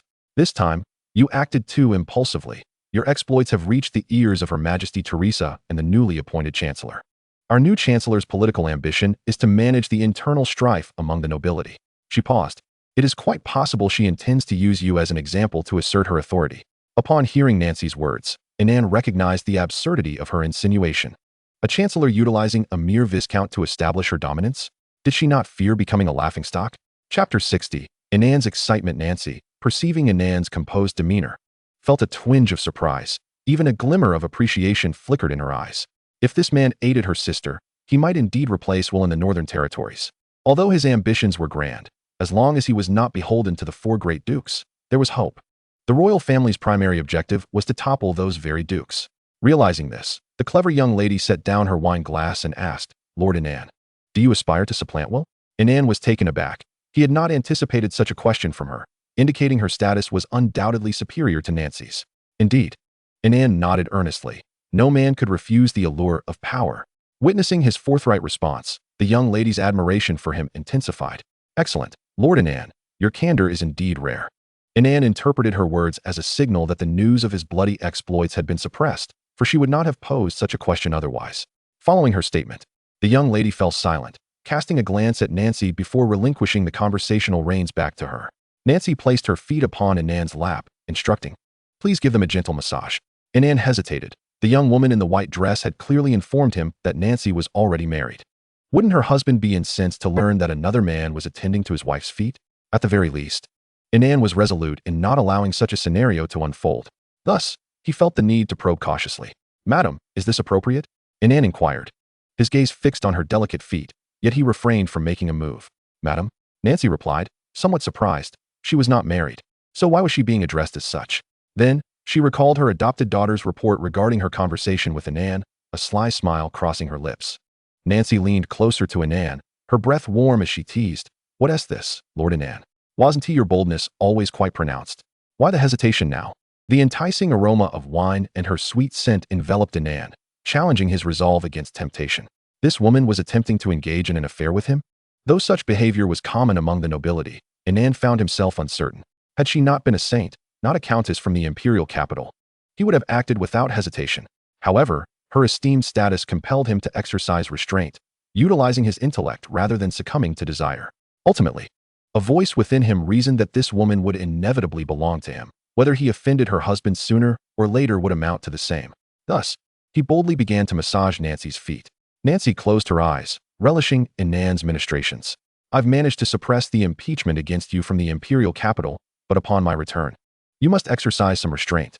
Inan's movements faltered. This woman intended to return to the capital?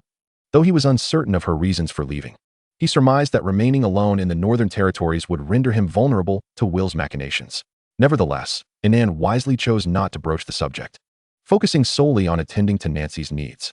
"Countess Nancy, rest assured, I shall remain your subordinate, sending you weekly letters to report on my progress." Nancy opened her eyes slightly, casting a glance at Inan, a satisfied smile curving her lips. "Oh, I look forward to your correspondence. Do refrain from sending me love letters, however, lest my husband become jealous. Moreover, she added, I have heard you are a notorious seducer.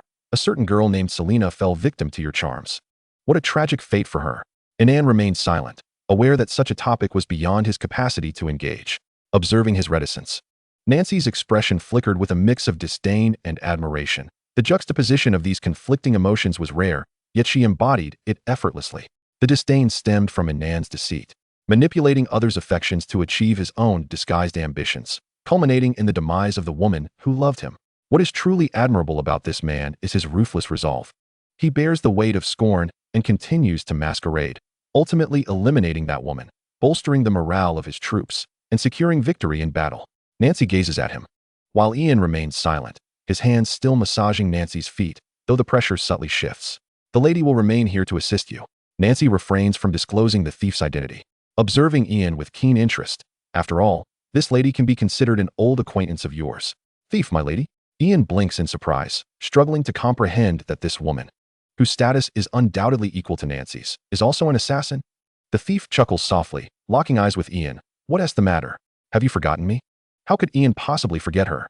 This identity thief infiltrated the ranks of the enemy, masquerading as a wealthy noble, providing him with invaluable intelligence. Subsequently, she aided Ian in achieving a minor triumph, even transforming into the likeness of Yuan, offering him a breath of relief. This woman is indeed a miraculous turning point. Is this truly your real identity, thief? Ian poses an audacious question, clearly captivated by the golden-haired beauty before him. Such a stunning figure ought to serve him. If she were an enemy, Ian would undoubtedly be the first to eliminate her. Although his wife, Freya, is also a fair-haired beauty, this woman is sleek. Short hair and azure eyes twinkle with starlight.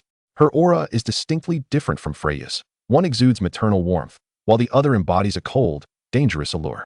He desires them both. I mentioned before that I am a beautiful thief. She smiles gently. Do you still doubt me, Lord Ian? Their interaction is reminiscent of online acquaintances finally meeting in person, igniting a thrill within Ian. With such a formidable ally by his side, how could he possibly fail in his grand endeavors? The thief is equally pleased. She plans to utilize Ian to confront the four great dukes, shaping him into a deadly weapon. Her true identity is known to few. Even the maiden in white, Shirley, remains oblivious to her royal lineage, recognizing only her reputation as an assassin. The name of the thief is notorious, known among many nobles across the continent. It is effortless for her to eliminate any target.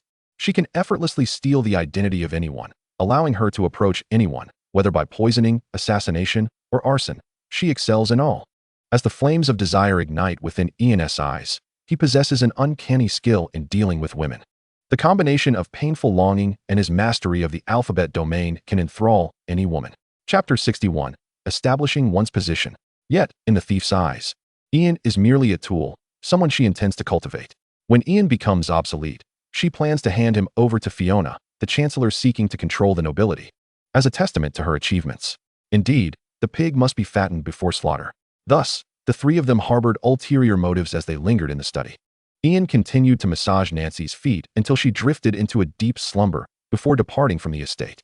Upon returning to the castle, it was already 7 or 8 in the morning. Freya and Aurora had yet to awaken. Nobles are not diligent lords if they have no pressing matters. They often sleep until past 10, then seek leisure, indulging in afternoon tea and teasing the maidservants. In the evenings, they attend various parties, forming social circles. Meanwhile, Ian finished his meal and collected a toolbox from the maidservants, who had cleaned the props from the previous night.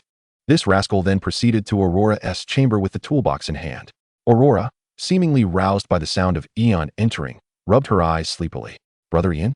As she blinked away her drowsiness and caught sight of the toolbox, curiosity sparked within her. Ian busily extracted a white lace strip from the toolbox, binding it around Aurora's head to obscure her vision.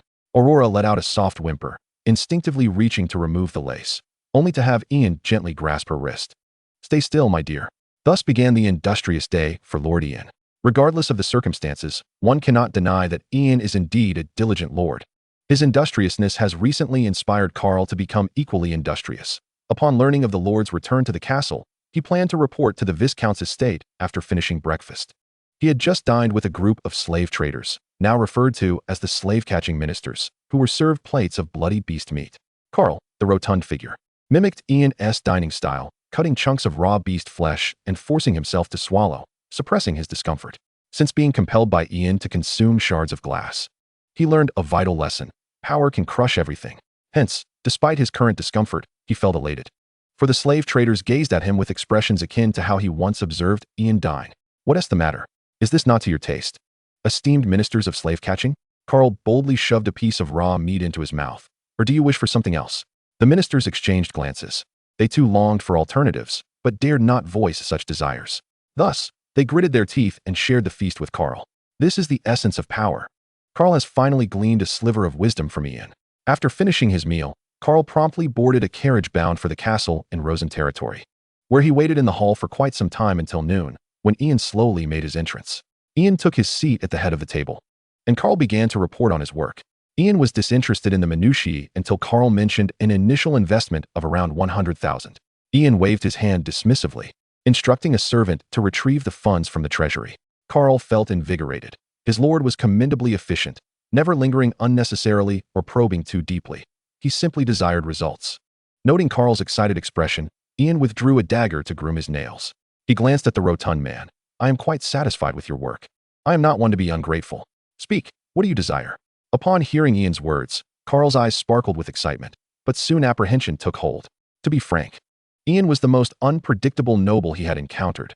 During their conversations, one could never ascertain which words might trigger his ire. Thus, he knelt, trembling, his body quaking with trepidation, unable to speak. Seeing the rotund man so frightened, a faint smile graced Ian's lips. "I have stated before, I am not ungrateful. When I am elevated to the rank of Earl, I guarantee you will be the first noble in the empire to rise from slave trader to baron." Carl's eyes widened in shock, his trembling body freezing in place. After a lengthy pause, he finally reacted, his voice quivering with excitement. "My lord, is what you say true?" His eyes sparkled with disbelief, and he immediately began to bow his head fervently, his forehead striking the ground with a dull thud. "The great kindness of my lord is something I shall never forget. I shall be your loyal dog. Direct me east, and I shall never dare to stray west." The corners of Inan's lips curled into a subtle smile, his satisfaction evident as he observed Carl's demeanor. "Very well, if there is nothing further, you may take your leave." Upon exiting the castle, Carl found it impossible to contain his excitement. He vowed to remain fiercely loyal to Inan. Anyone who dared oppose him would meet their demise. It was only by safeguarding Inan's interests that he could secure his own sustenance. Meanwhile, Aurora struggled to rise, aided by a maid as she tended to her delicate form. Her emotions had been tumultuous in recent days, and she had been somewhat inattentive during etiquette lessons. Noticing Aurora's distracted state, Miss Alice furrowed her brow. "Aurora, what occupies your thoughts?" Startled, Aurora snapped back to reality, casting a complex gaze toward Alice, with tears threatening to brim in her eyes. "Miss Alice, do you believe what Brother Inan has done is right? Everyone is saying he is a demon, a beast, having ravaged several territories, valuing human lives as mere trifles.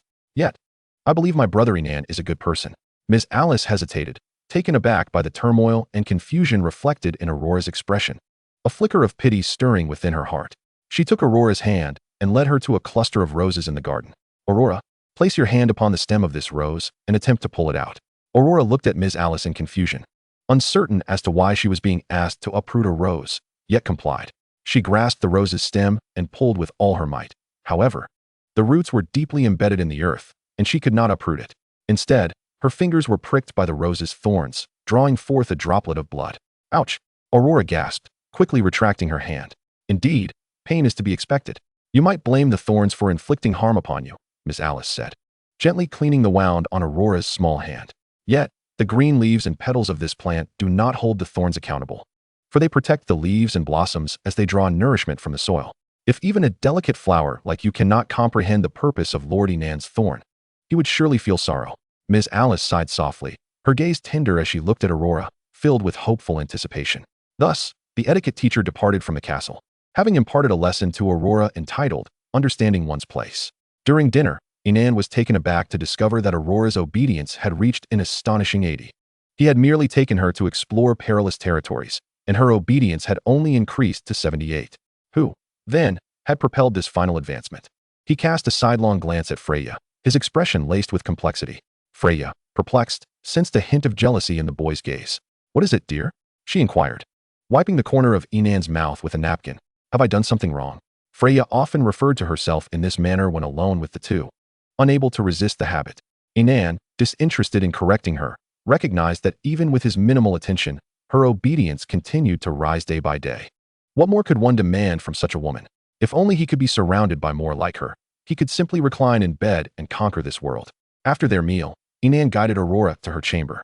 "Brother Inan, please allow me some time to recover," Aurora exclaimed, her cheeks flushing as she noticed Inan following her inside. Unperturbed, Inan applied the system's granted increase of 20 points in obedience to Aurora. Aurora's obedience, unwavering to the point of death. A soft glow began to emanate from her being. "Brother Inan, I feel a surge of energy," Aurora exclaimed, her cheeks aglow with warmth. "Good girl," Inan said, gently stroking her head in reassurance. "Yes," Aurora nodded, her trust in Inan unwavering. Grateful for Inan's protection, she yearned to remain by his side, to be his cherished one, and to gain the abilities of healing and safeguarding. Although she had awakened her combat skills and powers, Aurora felt ill-suited for leading troops and preferred to stay close to Inan. The Radiant Knights, a formidable class of warriors endowed with healing abilities, were akin to a battalion of nurturing fighters. Who could dare to challenge them? Inan resolved to entrust this unique unit to the leadership of the little fox, Lolan. Furthermore, he gained the ability of Aurora's healing chain. Regardless of the severity of his injuries, except those that could be fatal, Aurora could mend him. Additionally, his vulnerable areas were fortified. In a surge of excitement, Inan lifted Aurora into his arms and kissed her fervently. This delightful little one was truly remarkable. Aurora, her face glistening with his affection, felt no disdain, but rather a radiant smile of happiness blossomed upon her lips. She wrapped her arms around Inan's neck. "Brother Inan, I sense our fates intertwining more closely. Do you like it?" he asked, bestowing upon her a prolonged kiss that lasted several minutes. In that moment, words were unnecessary, only action mattered. The following day, Inan gently set the precious girl aside and donned his attire before departing for the military camp of Violet Watch. Carl had arranged for a plethora of magical herbs to be delivered, which were to be used for the healing baths of the Radiant Knights. The newly recruited 500 female soldiers placed all the herbs into the bathing tubs. Inan waved Carl away, then supervised the soldiers as they absorbed the medicinal properties, their hair gradually turning white. Subsequently, he deposited gold coins into the system, awaiting the production of equipment and steeds. Once these knights were fully developed, he intended to expand both Violet Watch and the Radiant Knights, confident that he could capture and thrash Will. Coupled with the tavern's operations and the assistance of the cunning Miss Thief, failure would be a challenge. In that moment, his eyes burned with the fervor for power. Although he currently lacked substantial wealth, he was determined to become the king of the Northern Realms. After assigning the knightly order to Lolan, Inan returned to the castle. The Snow Kingdom's initial plan for an offensive was thwarted by the objections of Ellen Snow's mother. For an invasion of Isil's borders would inevitably lead to war between the two nations. Days later, Ellen Snow mysteriously vanished, as if she had simply ceased to exist, leaving no trace behind. After just reuniting, mother and daughter were separated once more. Ellen Snow was not one to throw a tantrum and run away from home. She was well behaved. Thus, her mother suspected that the nefarious human Inan was involved. This noblewoman from the Snow Kingdom resolved to send a formal invitation, intent on discovering whether this human had indeed abducted her long-adopted daughter. Should Inan consent to her visit, it would be considered a diplomatic engagement, ensuring her safety within human territory and preventing her from being captured as a slave. Upon returning to her chamber, Nina was engulfed in sorrow, gazing into the mirror at her haggard reflection, a result of her daughter's disappearance, and her hatred intensified. If she and Ellen Snow were to stand side by side, they might easily be mistaken for sisters. Generally, the lifespan of the snowfolk far exceeds that of humans, and their beauty remains eternal. Wrinkles never mar their visage, even in death. "Human, if you have truly harmed Ellen Snow, I shall not let you escape unscathed," Nina murmured softly, her eyes reflecting unwavering resolve. Why must humanity continually inflict harm upon the Snow tribe? All they yearn for is simply to live a better life. When Inan received a letter from the Snow Country, a flicker of surprise crossed his mind. The noblewoman Nina, the adoptive mother of Aaron Snow, was coming to pay him a visit? A wry smile tugged at the corners of Inan's lips, as it presented a perfect opportunity for Aurora to meet her grandmother and mother. Currently, he was orchestrating the entire slave capture operation in the Northern Territory, and Inan merely sensed that the Snow Country was under threat, prompting them to seek negotiations with him. However, Inan found utility in her presence, so he did not mind extending a gesture of goodwill. "I consent," he penned a letter, instructing the steward beside him to send it to the Snow Country and, to prepare some gifts for the meeting. Upon receiving the command, the steward departed to attend to the task. At that moment, Inan remained unaware that Aaron Snow had gone missing. The thought of reuniting with his snow slave filled him with excitement. He wondered how that woman would react upon seeing Aurora so obediently inclined towards him. Meanwhile, Aaron Snow was in a secluded chamber within the imperial city of Isel, engrossed in reading a tome of magical knowledge. Beside her stood a woman of seemingly divine grace, patiently guiding Aaron through her studies. In recent days, Aaron had struggled to believe the letter she received. The woman named Atya, who professed herself a chaste saint, intended to groom her as a successor. Aaron felt tainted, utterly devoid of any connection to purity. Yet, the chaste saint assured her that her heart remained the purest of all. Chapter 63. The encounter between Inan and Zwenina. Aaron's heart, the purest? The thought of Atya's assessment caused Aaron to gently caress her abdomen, where the intricate patterns of Inan's mark lingered beneath her dress, a complex design intertwined with a heart. This was Inan's lingering pink tattoo, a mark she could never erase, as it served as a constant reminder of her past humiliations.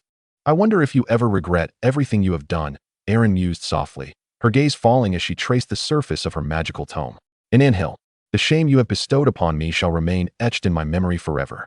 Taking a deep breath, she suppressed the tumult of emotions within her and gazed into the distance, her expression gradually hardening. Though she could not fathom why this saint deemed her pure, there must be some rationale behind it. For now, Aaron's singular desire was to grow stronger and rescue Aurora from the clutches of darkness. Days later, Freya and Aurora awaited the arrival of Aaron's mother, Zwenina, at the castle. This woman, too, possessed flowing silver hair and striking blue eyes, her gaze revealing an endless melancholy. Unlike Aaron's aloof demeanor, Zwenina exuded a unique blend of sorrow and maternal charm, a grace befitting a mature woman. Dressed in a flowing black gown, her hair elegantly styled, adorned with simple jewelry, Zwenina emanated an effortless elegance that captivated everyone present. Aurora, clutching her skirts, scampered towards Zwenina, embracing her. Grandmother. Zwenina's tears flowed freely as she held Aurora close, kissing her forehead. My little darling.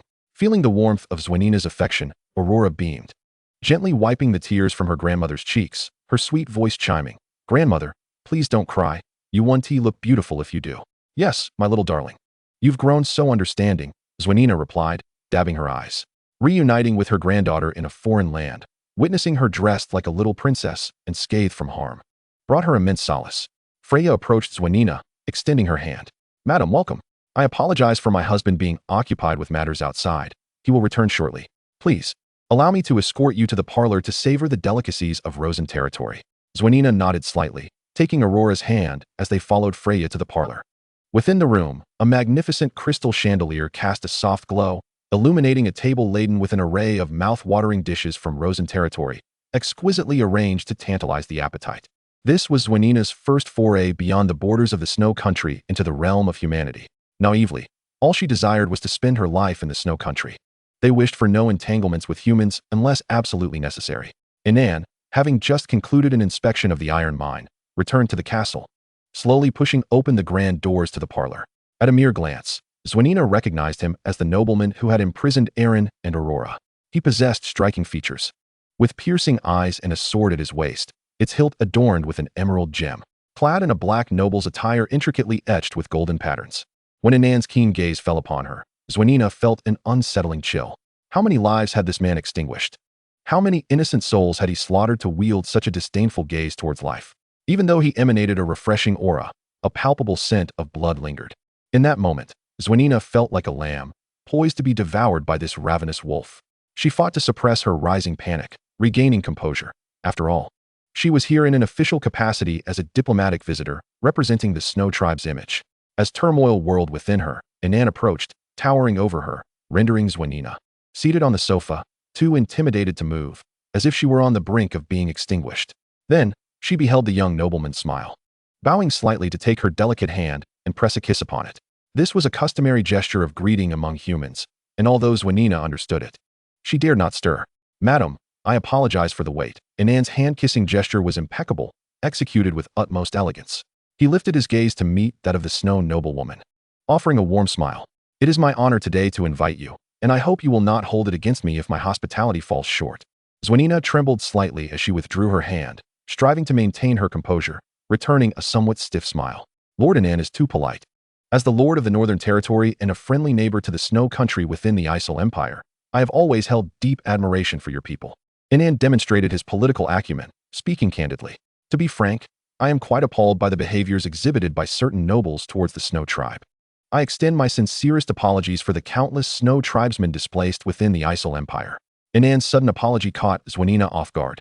From Aaron's descriptions, she had come to know of this loathsome human, thus understanding this was merely Inan's empty courtesy. However, she had not anticipated his duplicity, even towards her. He maintained such polite demeanor, undoubtedly concealing an ulterior motive. Yet, the innocent Snow tribe had no experience with such formalities. They were utterly unprepared to respond. Fortunately, Inan discerned her discomfort and deftly alleviated the tension. I have instructed my subordinates to ensure the release of all Snow tribe slaves. When you return, you may take them with you. It shall serve as my gesture of goodwill. Zwanina's heart lurched, while Inan's actions appeared to be a gesture of kindness. She sensed a deeper conspiracy lurking beneath the surface. She raised her eyes to Inan, striving to uncover any hint of deceit in his expression. Yet she could only express gratitude for his overture, as his sincerity was evident. Lord Inan, I extend my heartfelt gratitude on behalf of the suffering citizens of the Snow country within the Isle Empire. Inan smiled, for his sole intention was to exchange these Snow slaves for one island Shui. As for whether this transaction could be completed, it seemed that this woman had little power to refuse. You need not express your thanks. Rather, I should be the one to apologize. After a brief pause, Inan revealed his ulterior motives, pondering the whereabouts of Island Shui. Did she not accompany you on this visit? Island Shui Nina wore an expression of disbelief. Is she not with you? Inan, too, was perplexed. He had long since returned Island Shui to the Snow country. Did this mother truly not know? After a moment of hesitation, Nina slowly divulged the news of Island Shui's disappearance. Upon hearing this shocking revelation, Inan was engulfed in a fierce aura of murderous intent. What? She is missing. Who dares to harm her? He crushed the teacup in his hand. Who would dare to lay a finger on my woman? Chapter 64. Then let's focus our firepower. A palpable wave of murderous energy filled the hall, causing the three women present to tremble. Freya clutched Aurora tightly, the little girl quaking in her embrace. Nina tightened her grip on her thigh, striving to maintain her composure in the face of Inan's ferocity. Nina could ascertain that this human had not taken her daughter from her again. Madam, I shall provide you with an explanation regarding this matter. Inan reigned in his murderous aura. No matter where she is, even if in the farthest corner of the continent, I will retrieve her. Nina took a deep breath, struggling to recover from the terrifying pressure Inan had just unleashed. Lord Inan, I hope you will remember your words today. Island Shui is more precious to me than my own life. Though her voice remained steady, the unwavering determination in her gaze was undeniable. Are you instructing me? Inan narrowed his eyes, fixing his gaze on Nina. Since the transaction had faltered, he demanded something else in return. No one would gain anything from him for free. Nina felt a pang of anxiety as Inan's capricious dominance overwhelmed her. I am merely deeply concerned for Island Shui, she stammered. As a noblewoman on a diplomatic mission from the Snow country, her display of panic was quite disheartening. Fortunately, Inan seemed indifferent to this. This devil had never intended to let the beautiful woman escape his grasp. He was utterly captivated by both noblewomen and young girls, an obsession he could not shake. Thus, he grasped Nina's hand, offering her comfort. I truly understand your feelings, madam. Inan kissed the back of her hand once more. Do not worry. Leave everything to me, all right? Nina stiffened, a mix of anger and fear coursing through her.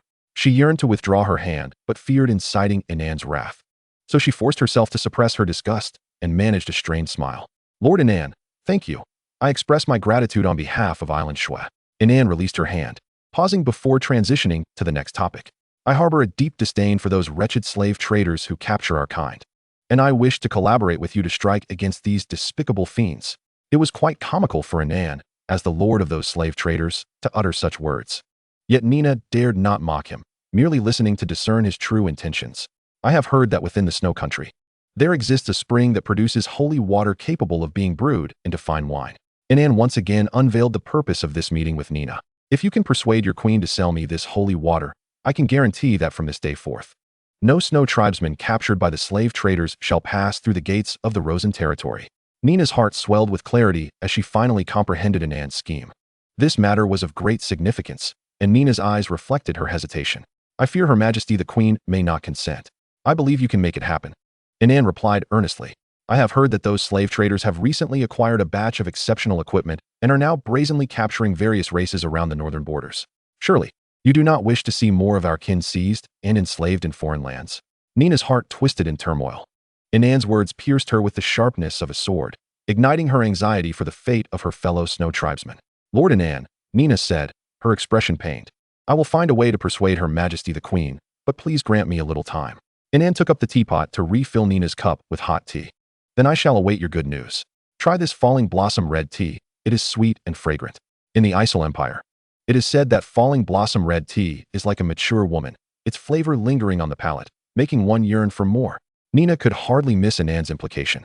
This scoundrel had already laid claim to both Aurora and Island Shui, and now he had no intention of releasing her.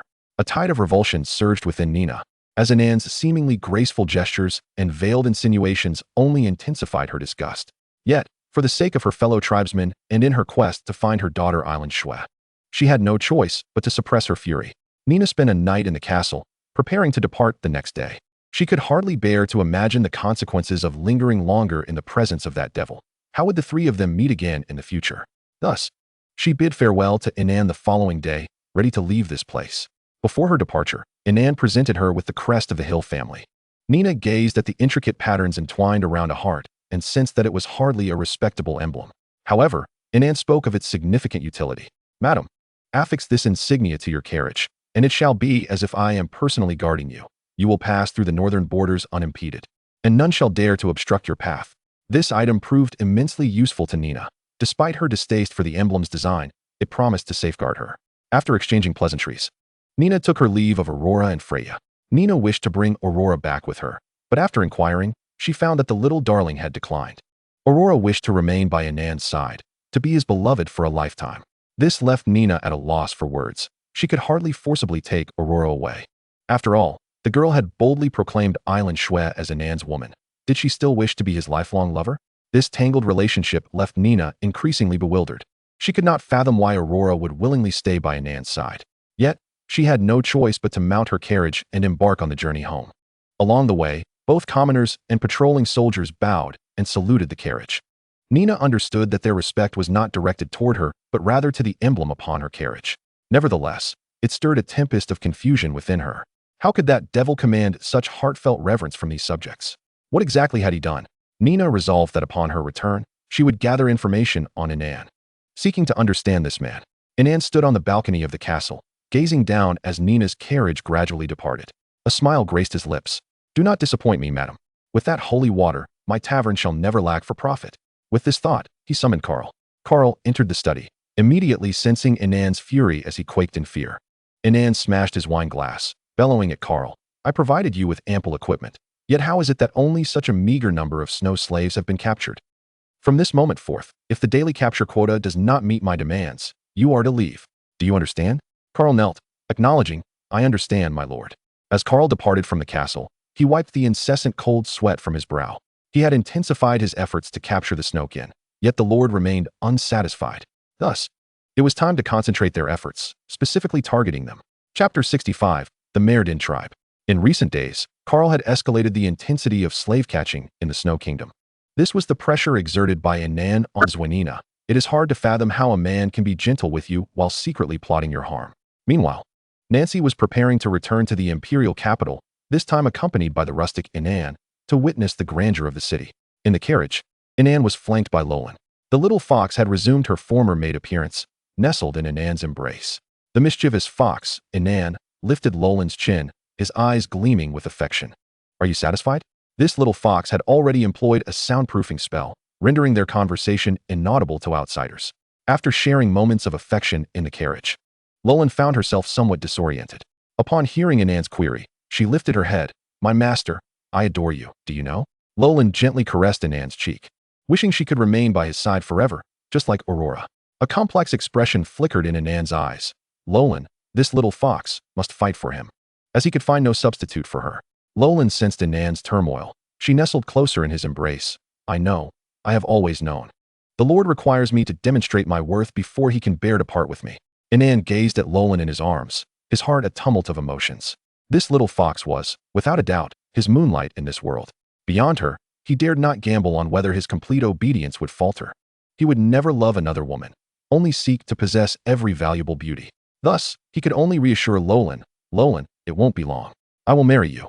Do you know? Upon hearing Inan's promise, tears glistened in Lolan's eyes, a mixture of joy and emotion.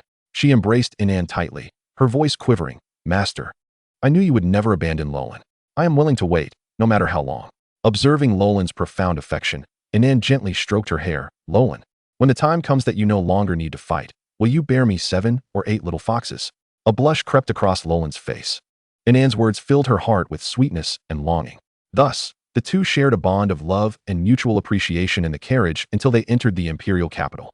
Nancy had intended to show Inan around the city, but a servant whispered in her ear, compelling her to make her way to the palace at once.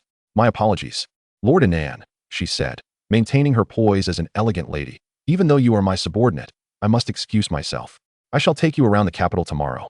Inan nodded with a smile, exchanging pleasantries while displaying his gentlemanly demeanor. Nancy provided Inan with the address of a manor and instructed the servant to take her to the palace. She advised Inan to temper his temperament in the capital, for it was not a place for recklessness. In a city where every inch is precious, even offending a commoner could lead to unimaginable repercussions. Inan was not a fool. He understood that this was the power center of the Isle Empire, not the chaotic regions of the north. Consequently, when Inan's carriage traversed the streets and encountered a count's carriage, he made way. However, the capital was extraordinarily prosperous, bustling with people in a manner incomparable to remote villages, and the roads were exceedingly crowded. Unless one were to reverse, traffic congestion was inevitable. Just as Inan contemplated instructing the coachman to backtrack, he found himself confronted by a man emerging from the opposing carriage. The man, with skin as dark as night, was clearly of mixed heritage with the Merdin tribe. Seeing him, Inan felt that reversing his carriage would be a humiliation, igniting an unquenchable fury within him. Even if the carriage were to retreat, Inan had no intention of forgiving this lowly Merdin who dared to impede him.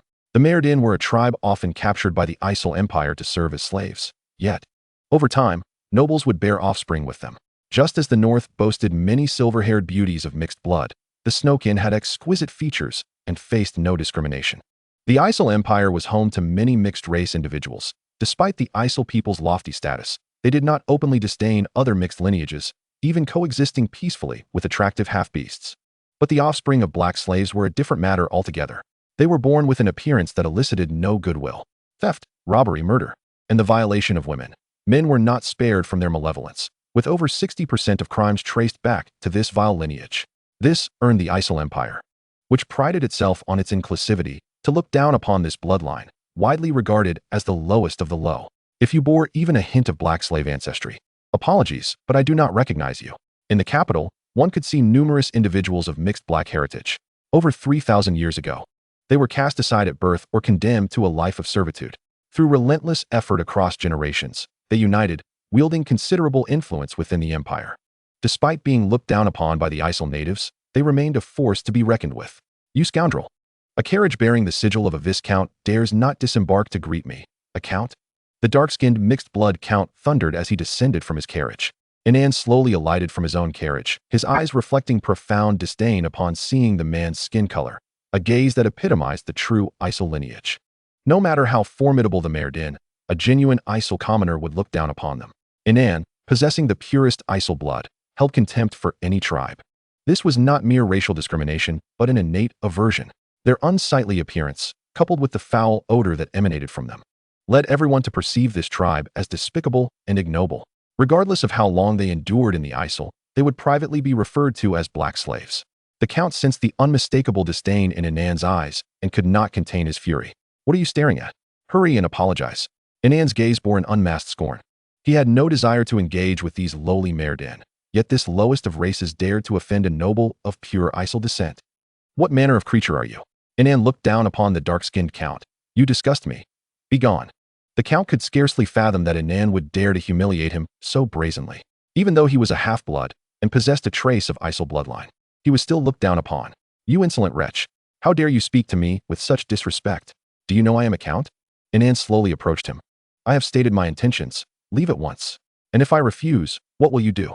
On the bustling street. Inan unsheathed his sword and swiftly severed the throat of the Merdin count. He had no desire to cause trouble. Yet these black-skinned mongrels appeared to him as mere ants. Killing them was trivial. How could a pure-blooded Isle engage in conversation with this band of Merdins? That would be an utter waste of time. Inan's sudden action left everyone present in stunned silence. Chapter 66. The Black Slave's Foolish Demise. Inan's Backstage Power Play. Inan took a deep breath, suppressing the anger boiling within him. That wicked woman Tiffany had done something to him, and his temper was increasingly volatile. Rage could cloud one's judgment, yet he felt justified in his actions. Bystanders on the street were taken aback. Which country bumpkin dared to kill in the imperial capital? However, they applauded. Rightly done. The city guards had already been monitoring the two nobles. Verbal sparring among aristocrats was not uncommon in the capital. But for Inan to take such lethal action, this was a count. The captain of the guards rushed over, maintaining an air of professionalism. Name: Inan Hill. Inan wiped the blood from his sword with a handkerchief, feigning disdain. A viscount from the Hill family of the north? The captain pulled out a magical tome, confirming Inan's full name. Indeed.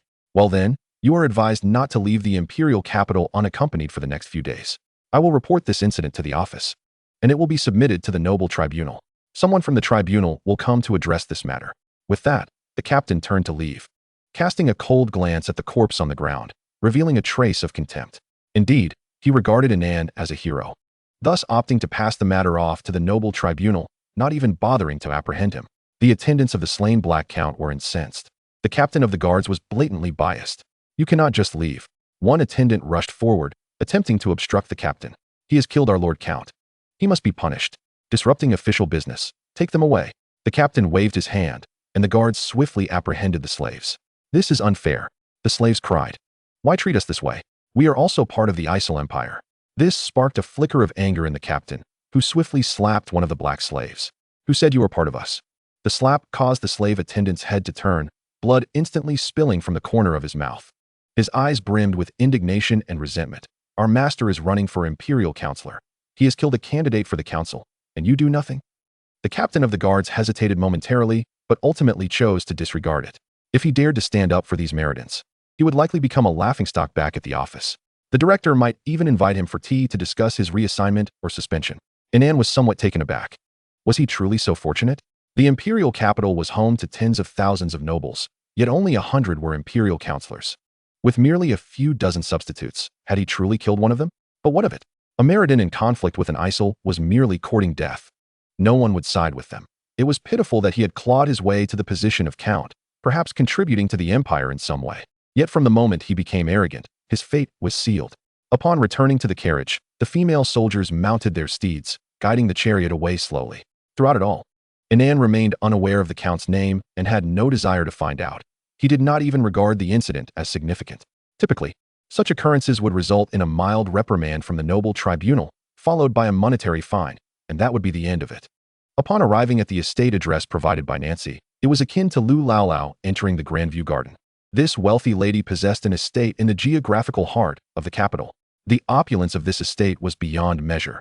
Indeed, the aristocratic foundations of the capital were profound, far beyond what a provincial noble like Inan could compare to. However, even provincial nobles harbored ambitions of conquering the capital's elite and vying for power. After dispatching the Meridan Count, Inan felt a wave of physical discomfort. He first indulged in a bath at the estate, simultaneously cleansing his sword. When he emerged from the bath, he encountered a stunning beauty with golden hair and azure eyes, none other than the thief. Oh, Inan, my dear Viscount, you are quite the surprise. I must say, your physique is rather commendable. Inan frowned slightly, not overly concerned with the thief's banter. He casually draped a robe over himself. Miss Thief, it is a pleasure to see you again. As he tied the belt of the robe, he fixed his gaze on her, his demeanor regaining its composure. Speak plainly. You brought me to the capital for a reason, did you not? The thief giggled softly. Of course I do. Lady Nancy and I are preparing to help you secure a position as an imperial counselor. Inan could scarcely believe it. He was to become an imperial counselor, and not merely a substitute. This signified his imminent entry into the circle of 100, where every marquis was an elected counselor, exempt from the campaigning process. Counts, viscounts, and barons had to toil among substitutes for ages before gaining entry to the core of imperial power. Aside from dukes and those of significant stature, who could directly propose initiatives, the remaining counselors only possessed voting rights. Yet one must not underestimate the power of a single vote. Once you occupy a counselor's seat, you will find your path in life unobstructed.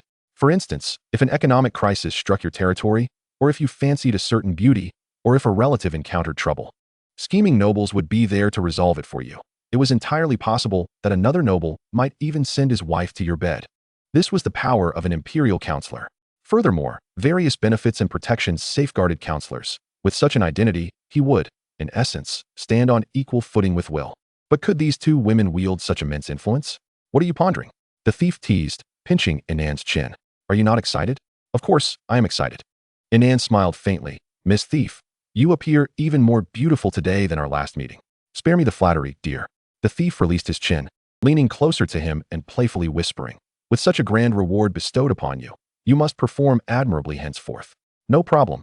Whoever you say to take down, I shall do so. Inan resolutely affirmed his loyalty to the thief. Our newly appointed female chancellor has a rather fiery temper. She has dealt with a few unruly counselors. The thief nibbled on Inan's earlobe. So, I hope you will be obedient. Do you understand? This was an unmistakable warning, yet Inan remained unfazed. As long as he could secure his share of the pie, what did a warning matter? Even if the thief demanded his body at this moment, Inan, the rogue, would not flinch. Chapter 67. The Fall of the Pure Love Frostwolf. The Golden Sand Tyranny is on the verge of success. The thief left these words for Inan before departing, and it was clear that their relationship could not develop so rapidly. They must tread carefully. With nothing pressing to occupy his time, Inan decided to indulge in the delights of the imperial city. When asked where the most captivating entertainment lay, many would inevitably mention a club named Night Revelry Paradise.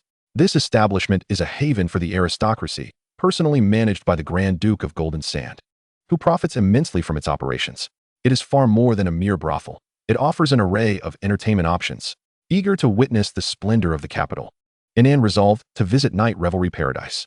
However, upon his exit, he encountered Nancy, who informed him that the entrance fee was a staggering 100,000 gold coins, which promptly dissuaded the penniless fellow. 100,000 gold coins, while not beyond his reach, could afford him many other opportunities. Even purchasing a few luxuries to please his wife would be more worthwhile. To gain mere entry for such a sum? How extravagant could these nobles be? The once mighty Lord Inan, who wielded power in the northern territories, found himself unable to afford even a visit to a brothel in the capital, much to the amusement of both the thief and Nancy, who were nearly brought to tears with laughter. Yet, with two stunning beauties in the manor, the prospect of visiting a brothel ignited a flicker of annoyance in the hearts of both women. Meanwhile, within a private booth at Night Revelry Paradise, the Grand Duke of Golden Sand and the Grand Duke of Frostwolf savored fine wine, accompanied only by a bevy of beautiful maidens. Fiona, having taken on the role of Chancellor, quickly began collaborating with Her Majesty, Queen Teresa, to redistribute the spoils of power. This woman was nothing if not decisive.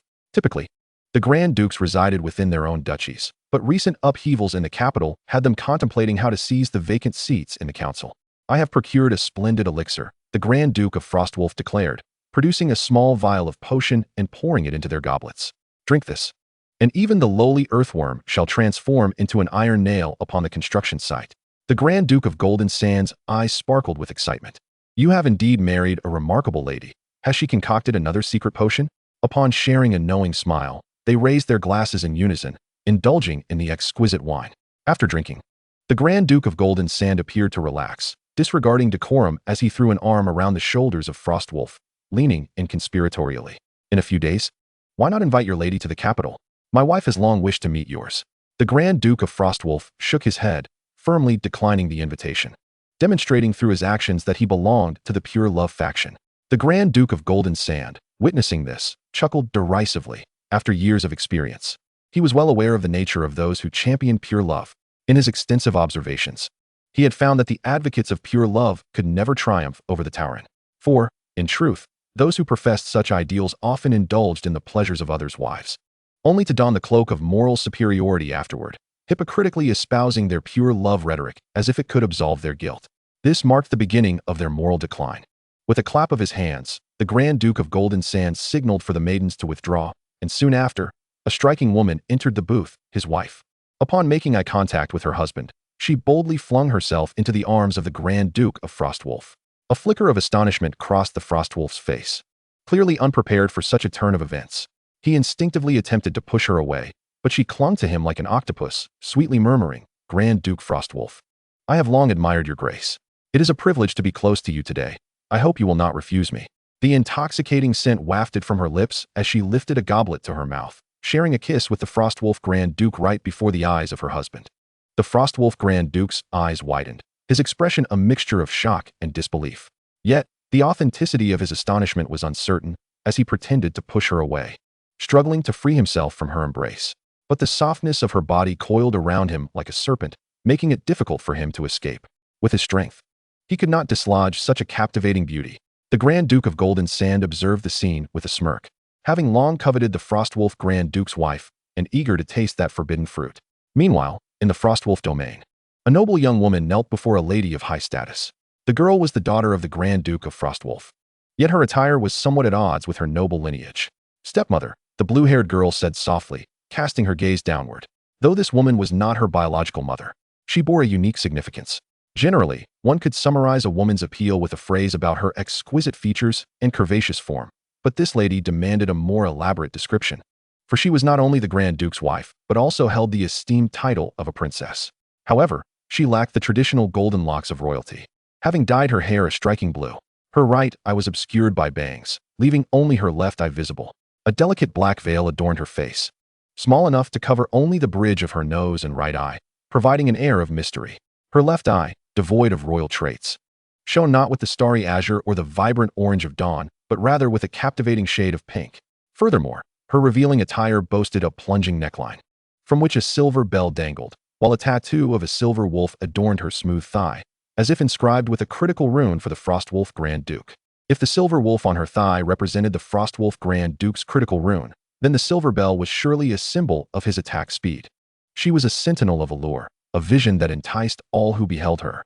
Her name was Mizella, a name that in Isarian translates to passion and fervor. At this moment, Mizella playfully placed her foot atop the young woman's head, gently tousling her blue hair.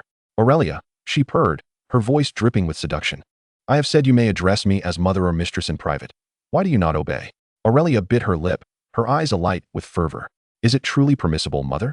Mizella's lips curled into a knowing smile, her gaze filled with mischief and a sense of control.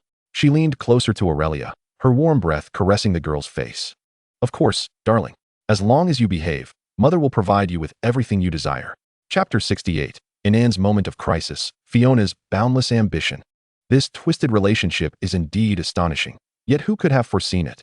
The wedding ring on Mizella's ring finger gleamed with light, signaling a communication from her husband, prompting her to coo sweetly. "What is it, my dear? Have you been eating well in the capital? Do you miss me?" A deep voice resonated from the ring. "Yes. Do come to the capital soon." The Grand Duke of Frostwolf spoke, while Golden Sand's wife remained draped over him, eavesdropping on the couple's exchange. Mizella straightened, brushing her hair back, and responded to the ring. "Very well. I realize it has been quite some time since I last visited the capital." Suddenly, a flustered voice emerged from the ring. "Please hurry, my lady. I have a special party planned for you." Mizella's eyes gleamed with cunning as she sensed an opportunity. "Oh, a special party? My dear, are you jogging?" She licked her lips, her eyes shimmering with excitement. The Frostwolf Prince, upon hearing Mizella's inquiry, responded calmly, "Indeed. It has been far too long since I last engaged in physical activity. Nevertheless, you must set forth as soon as possible. This gathering is of utmost importance." Mizella chuckled softly, severing the communication. She gently caressed Aurelia's hair, saying, "It's one thing for your father to be with another woman, but to communicate with me as well? He certainly seems to relish in seeking thrills." Aurelia's complexion turned pale, uncertain if her stepmother would unleash her frustrations upon her. "Fear not," Mizella reassured, pulling Aurelia into her embrace and stroking her hair, akin to comforting a frightened puppy. "I shall take you along to the imperial capital. Since he desires excitement, let us give him a splendid show, shall we?" The next day, Inan awoke from his slumber, while Lolan remained cozily asleep, utterly exhausted. His spirits, however, were remarkably high as he entered the study within the estate, reviewing reports sent from the territory, a smile gracing his lips. Everything appeared to be progressing favorably.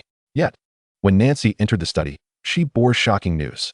The Meriden clan, incensed by his casual slaying of a count, was staging a grand demonstration in the imperial capital, clamoring for Inan to pay for his bloodshed with his own. Now, the noble court was also at his door, seeking to apprehend him. These despicable creatures dare to revolt? Inan pondered incredulously. This would undoubtedly jeopardize his candidacy for the council. If this incident were to impede his ambitions, Inan vowed to obliterate that race. Nancy nodded. "You are not at fault in this matter, and it seems the Chancellor Fiona is quite pleased with the commotion you've stirred, you little rascal." "What do you mean?" Inan asked, bewildered. "They've taken their grievances to the noble court, and that woman is satisfied with me?" Observing Inan's perplexed expression, Nancy chuckled softly. "I can only remind you of so much. The Chancellor herself will preside over your judgment. You must hurry, the court is about to commence." Inan had not anticipated that on his very first day in the capital, he would embroil himself in such a significant affair, drawing the attention of Fiona herself, the second most powerful figure in the empire, and she was pleased with this insignificant ant? Yet, there was no time for contemplation, given Nancy's favorable demeanor. It suggested that fortune might smile upon him. The courtroom atmosphere was exceptionally solemn. Inan adjusted his attire, his noble demeanor appearing quite fitting. He took his seat, scarcely glancing at the group of lesser beings present. The Meriden clan, witnessing his apparent disregard, could not contain their fury, erupting with cries of "Scoundrel!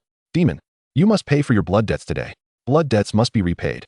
Hearing their outcry, Inan wore a mocking smile, nonchalantly sharpening his nails with a dagger, entirely ignoring those born of sin, the inferior beings. The members of this lineage had no right to condemn others. They were perpetually consumed by thoughts of crime. While Inan's act against the Meriden noble was an act of justice, justice shall never falter. "Silence!" Fiona commanded from the dais, striking her gavel, immediately silencing the crowd. The sound of the gavel signified the commencement of the trial. The wife of the black-skinned count wept bitterly in her position as the accuser, lamenting how Inan, a demon, had slain her husband at the slightest provocation. He had flouted the laws of the empire and, in an act of insubordination, killed a count whilst holding the title of viscount. She even recounted Inan's misdeeds in the northern territories, portraying him as a monster who disdained life and disrupted the peace and stability of their race. Unable to bear such racially charged slaughter, she demanded the noble court execute Inan immediately. After she voiced her demands, Fiona turned to Inan. "Viscount Inan, do you have any objections?" Inan straightened in his seat, regarding the black-skinned woman with disdain. "What she says is true, but this is not racial discrimination. I am upholding the peace of the empire." Inan slammed his hand on the table, pointing at the woman. "I am the embodiment of justice. You demons are the ones disrupting the order of the empire." Fiona pondered for a moment before addressing the count's wife. "What is your response to Viscount Inan's claims?"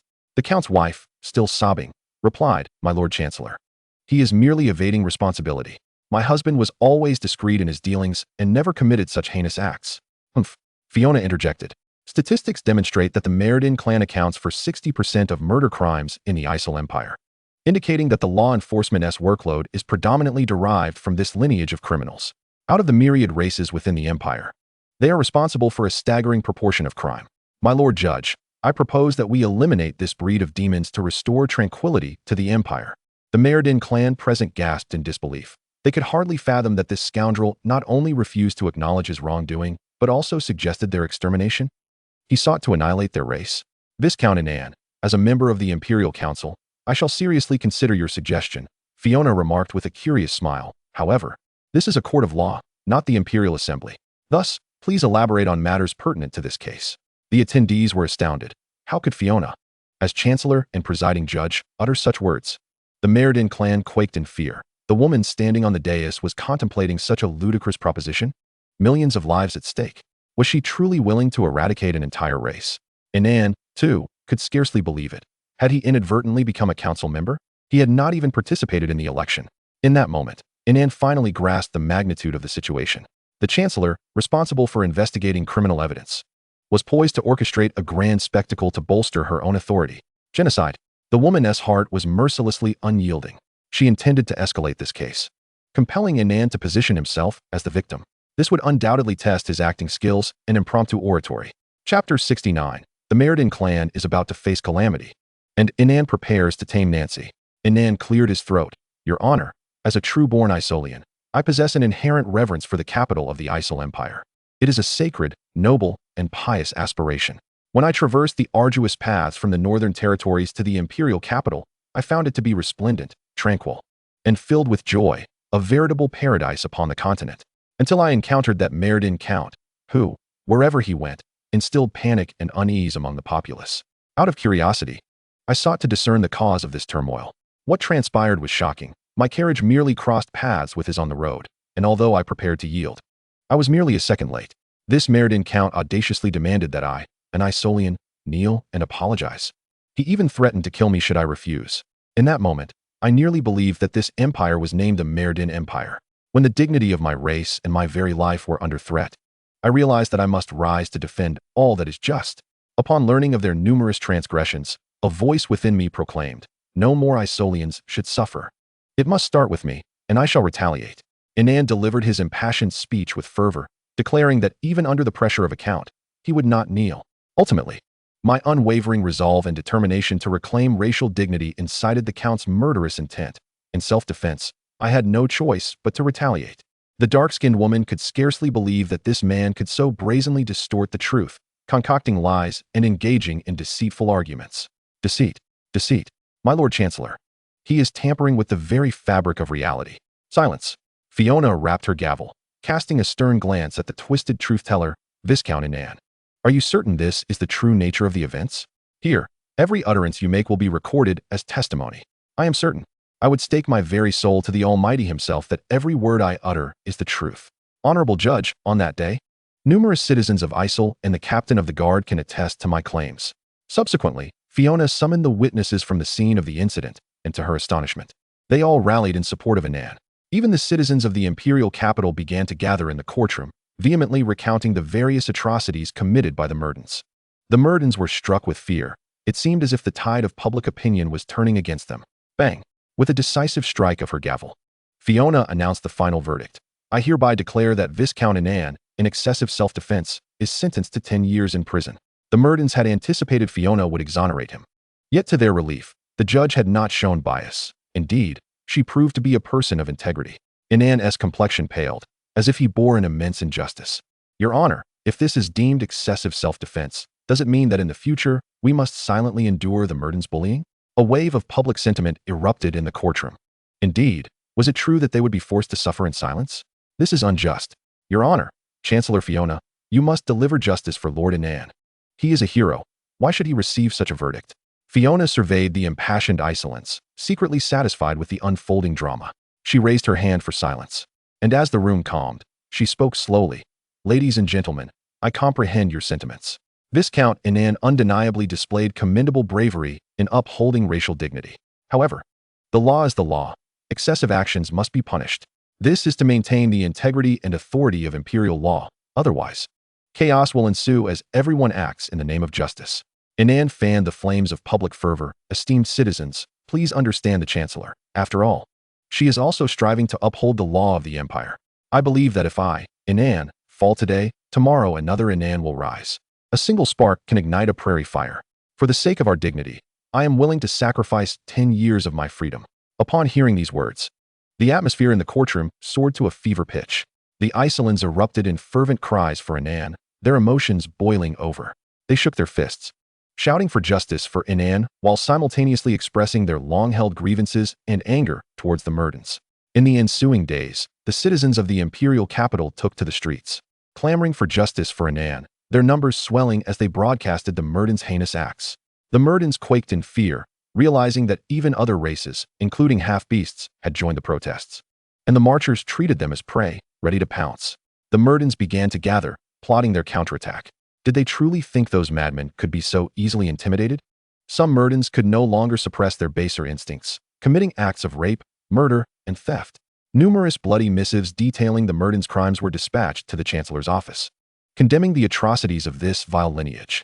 As the conflict escalated, the Honorable Chancellor had no choice but to reconvene the court and declare Inan not guilty, while the young Empress Teresa convened an imperial council. At the council, Fiona ordered the presentation of numerous boxes filled with blood-written petitions, each a testament to the public outrage. Standing at the center of the council chamber, Fiona regarded the shocked expressions of the assembly and began to speak.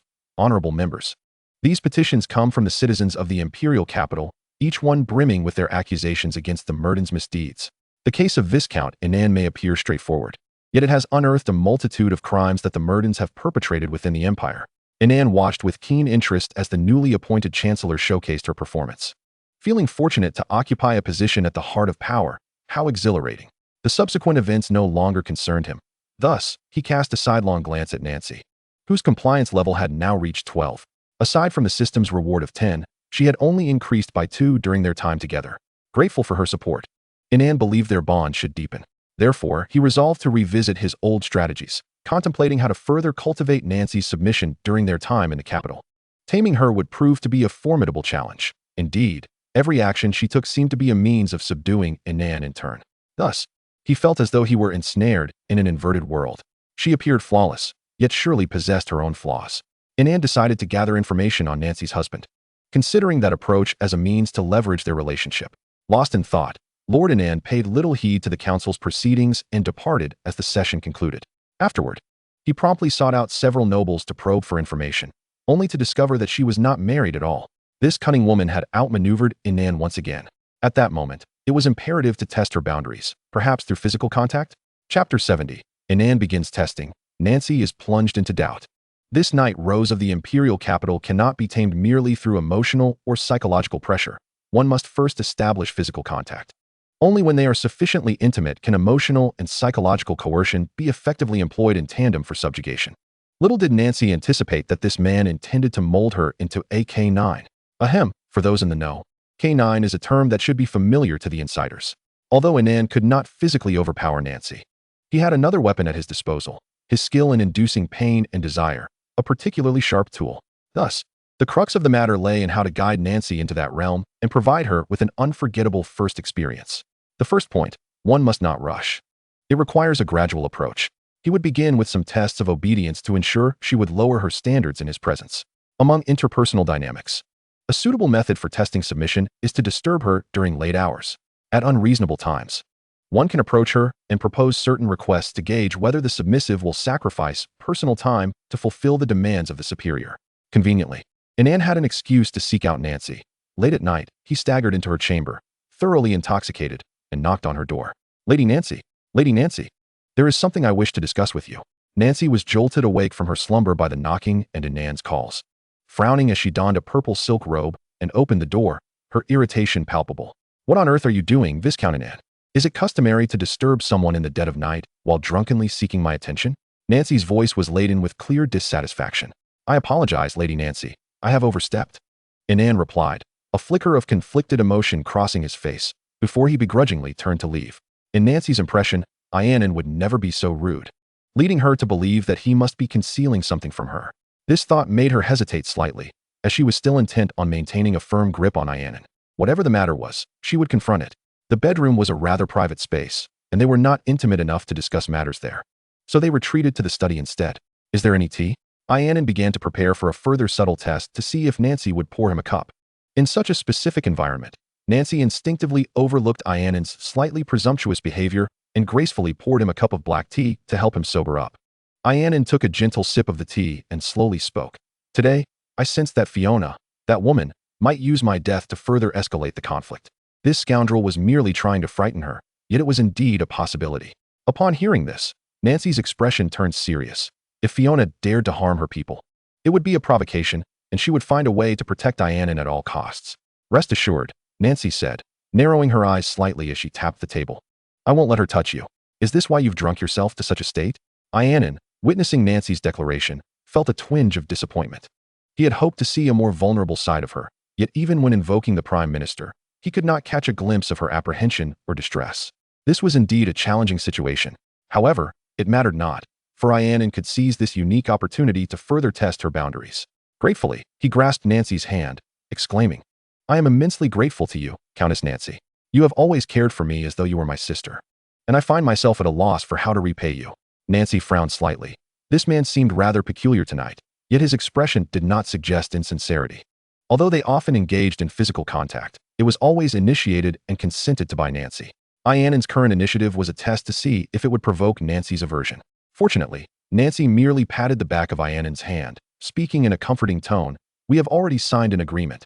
Naturally, I will take responsibility for these matters. You seem particularly sentimental tonight, Inan. This is not like you.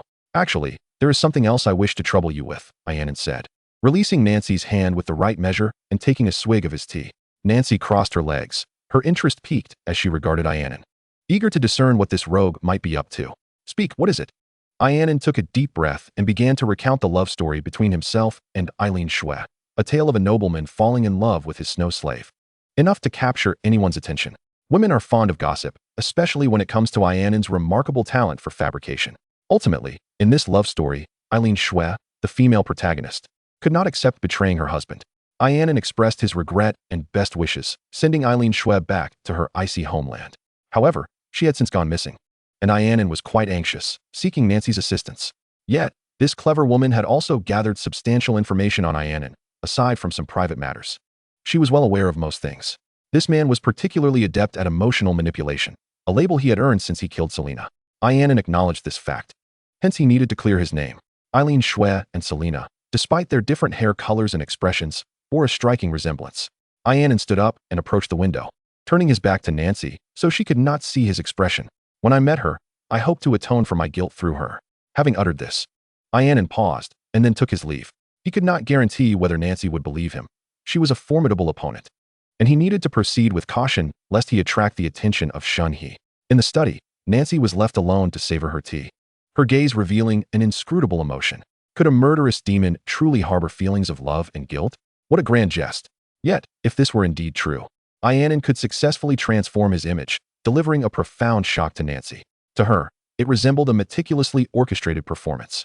However, she could not entirely dismiss the potential truth hidden within. If this were fabricated, what could be Ianan's ulterior motive? Thus, this would further shroud Inan in a veil of mystery in Nancy's mind. As her curiosity grew, seeking to verify the authenticity of the situation, she would inevitably fall into the carefully laid trap Inan had devised for her.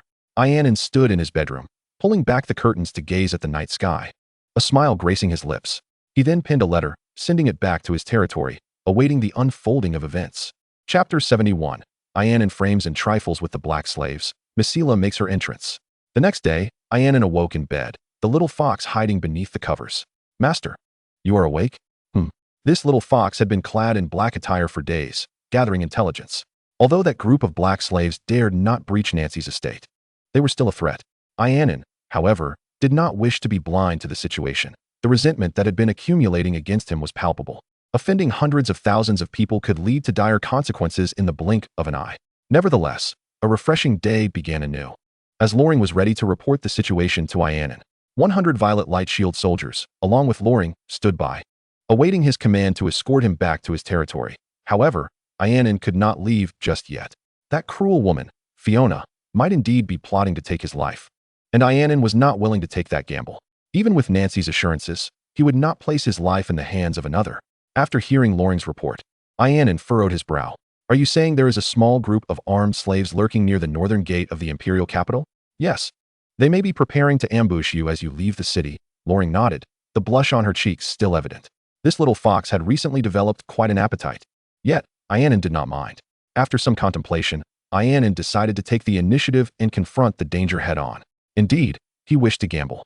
Facing Fiona's attempt on his life was far preferable to seeking out the Meriden clan and blatantly stabbing himself in front of them to frame them. Those foolish beings, consumed by malice, were utterly unaware of the treachery that lurked in the world. Inan proceeded to the dining hall of the estate, where Nancy and the thief had already begun their meal. Upon seeing Nancy, a glimmer of barely perceptible surprise flickered in Ianan's eyes. Although he had only gained a single point, it signified that she had wavered.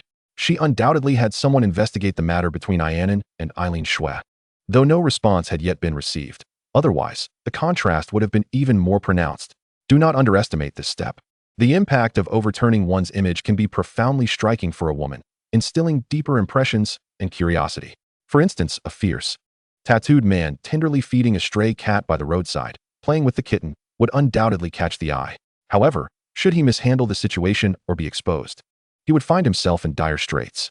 The tale of Eileen Xue and Inan was, for the most part, quite similar to what Inan had recounted, aside from a few undisclosed details. In addition, Inan also penned a letter to Carl, instructing the group of slave traders to wreak havoc in the north under the pretext of seeking Aaron Snow, even encouraging them to escalate the chaos as much as possible. However, this cunning boy did not display any signs of triumph at the moment. Instead, he proceeded to the dining hall to partake in a leisurely meal. Later, he intended to confer with Nancy about borrowing some troops to confront the armed black slaves at the northern gate, intending to surprise them. To be honest, having grown accustomed to the raw meat of magical beasts, Inan found himself rather unappetized by the cooked dishes. Yet, he understood that he could not reveal any peculiar habits in front of the two elegantly poised noble ladies of higher status during such a formal occasion. After dining, Inan finally broached his plans with Nancy. Upon hearing of this man's insidious intentions, Nancy could not help but furrow her brow. "Is this your own decision? Or did Fiona instruct you to do so?" If it was the former, that could be tolerated. If it was the latter, Nancy would absolutely not agree. Her lackey should not venture into danger for another's sake. Even if it meant death, it should be for her alone. Of course, it is my own choice. To be honest, I can hardly contain my anticipation for this slaughterous feast, Inan remarked, wiping the corners of his mouth with a napkin, a cold smirk gracing his lips. Nancy said nothing further, merely dispatching a contingent of several hundred soldiers to escort Inan to the northern gate. Upon arriving outside the imperial city's northern gate, Inan discovered a group of armed black slaves waiting there. They had been lurking for quite some time and recognized the family crest emblazoned on the carriage. It was indeed the emblem of the Hill family. In that instant, without any preamble, the conflict erupted. The armed slaves encircled Inan's carriage, engaging in battle with the soldiers. Sitting within the carriage, Inan listened to the cacophony of chaos outside, remaining astonishingly composed. He even closed his eyes, relishing the long-lost sounds of combat, biding his time to inflict a few wounds upon himself. However, just as the two factions were embroiled in combat, a group of cavalry clad in gleaming white armor arrived, escorting another carriage to the northern gate. This unexpected appearance caused both sides to halt immediately. The cavalry, battle-hardened and exuding a palpable aura of menace, startled Inan. He quickly leaned out of the window to observe. The crest displayed was that of the Frostwolf family. Their arrival took Inan by surprise, yet it presented an opportune moment. Inan placed his hand over his heart to ensure he had avoided any vital areas and seized a bow and arrow, plunging it into himself. Blood instantly soaked his garments. Yet he did not flinch, as though the injury were not his own. Subsequently, he hastily exited the carriage and awkwardly bowed before the illustrious carriage. Regardless of his injuries or the fever raging within him, he had to perform this act, not to elicit sympathy from the carriage's occupant, but because if he dared to ignore them, he would have no place left in this world. The black slaves gaped in shock at the sight of Inan, drenched in blood, wondering how that scoundrel, who had never dismounted from a carriage, could be injured. How could a person be so shameless? However, the paramount concern was to discern the attitude of these unexpected guests. The passengers of the carriage were undoubtedly the formidable Frostwolf Duke or a member of his family. If they took even a slight disliking to him, they need not lift a finger, as many nobles would eagerly devour Inan, seeking to please those within the carriage.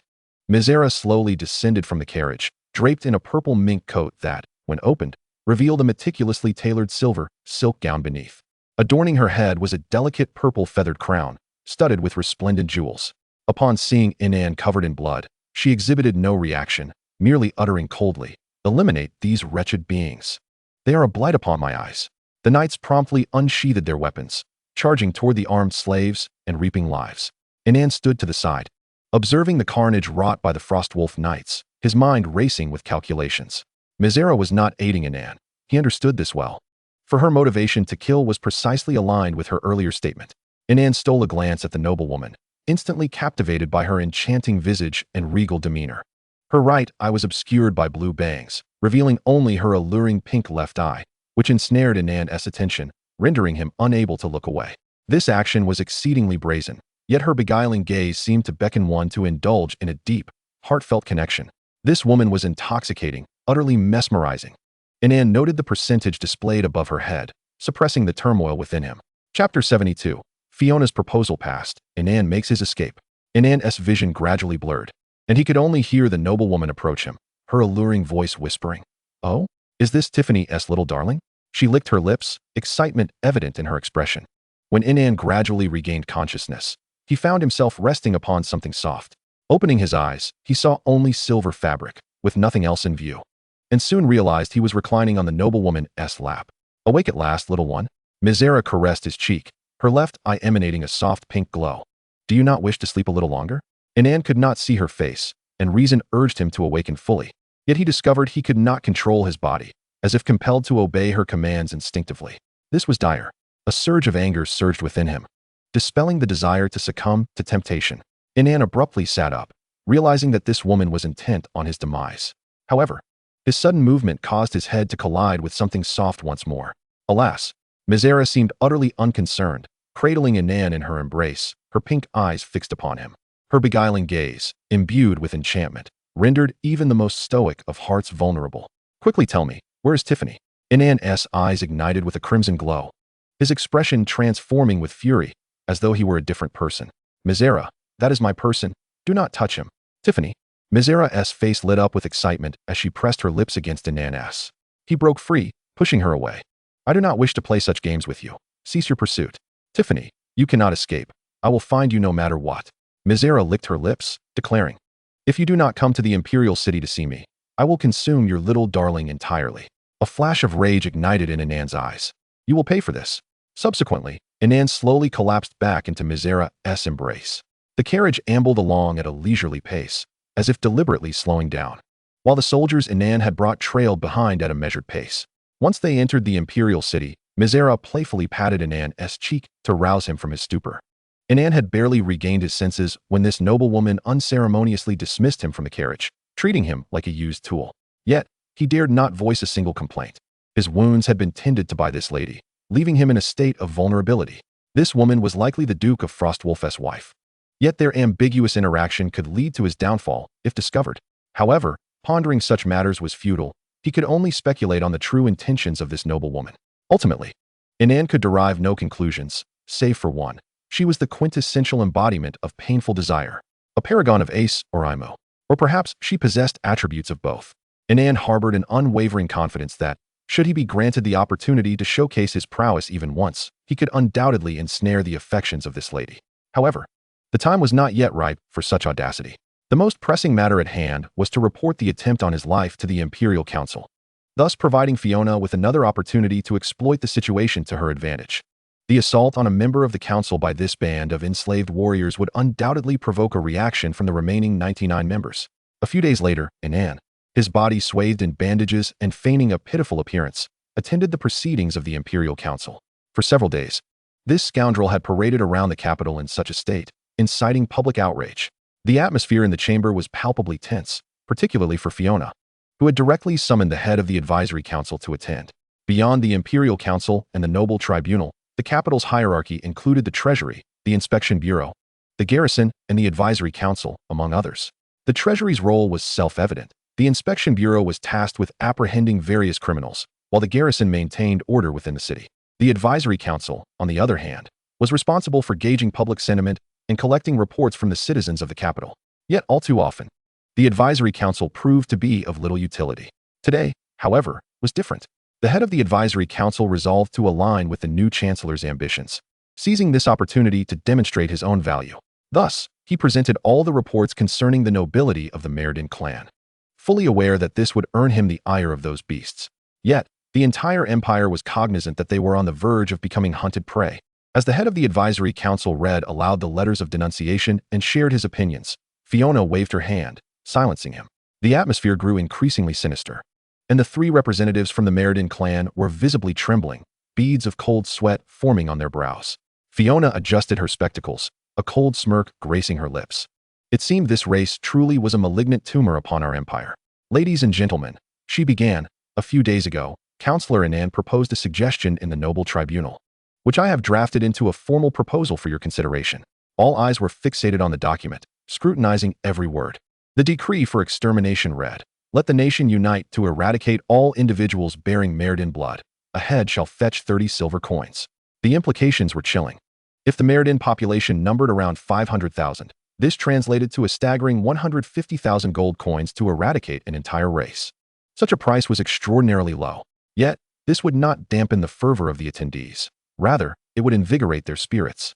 For the prospect of slaying their foes while profiting from it was a tantalizing prospect. To ensure a swift resolution, Fiona further clarified that enslaved individuals were not to be used as laborers, as there would inevitably be some peculiar noble who would conspire with them. Thus, they must all be exterminated.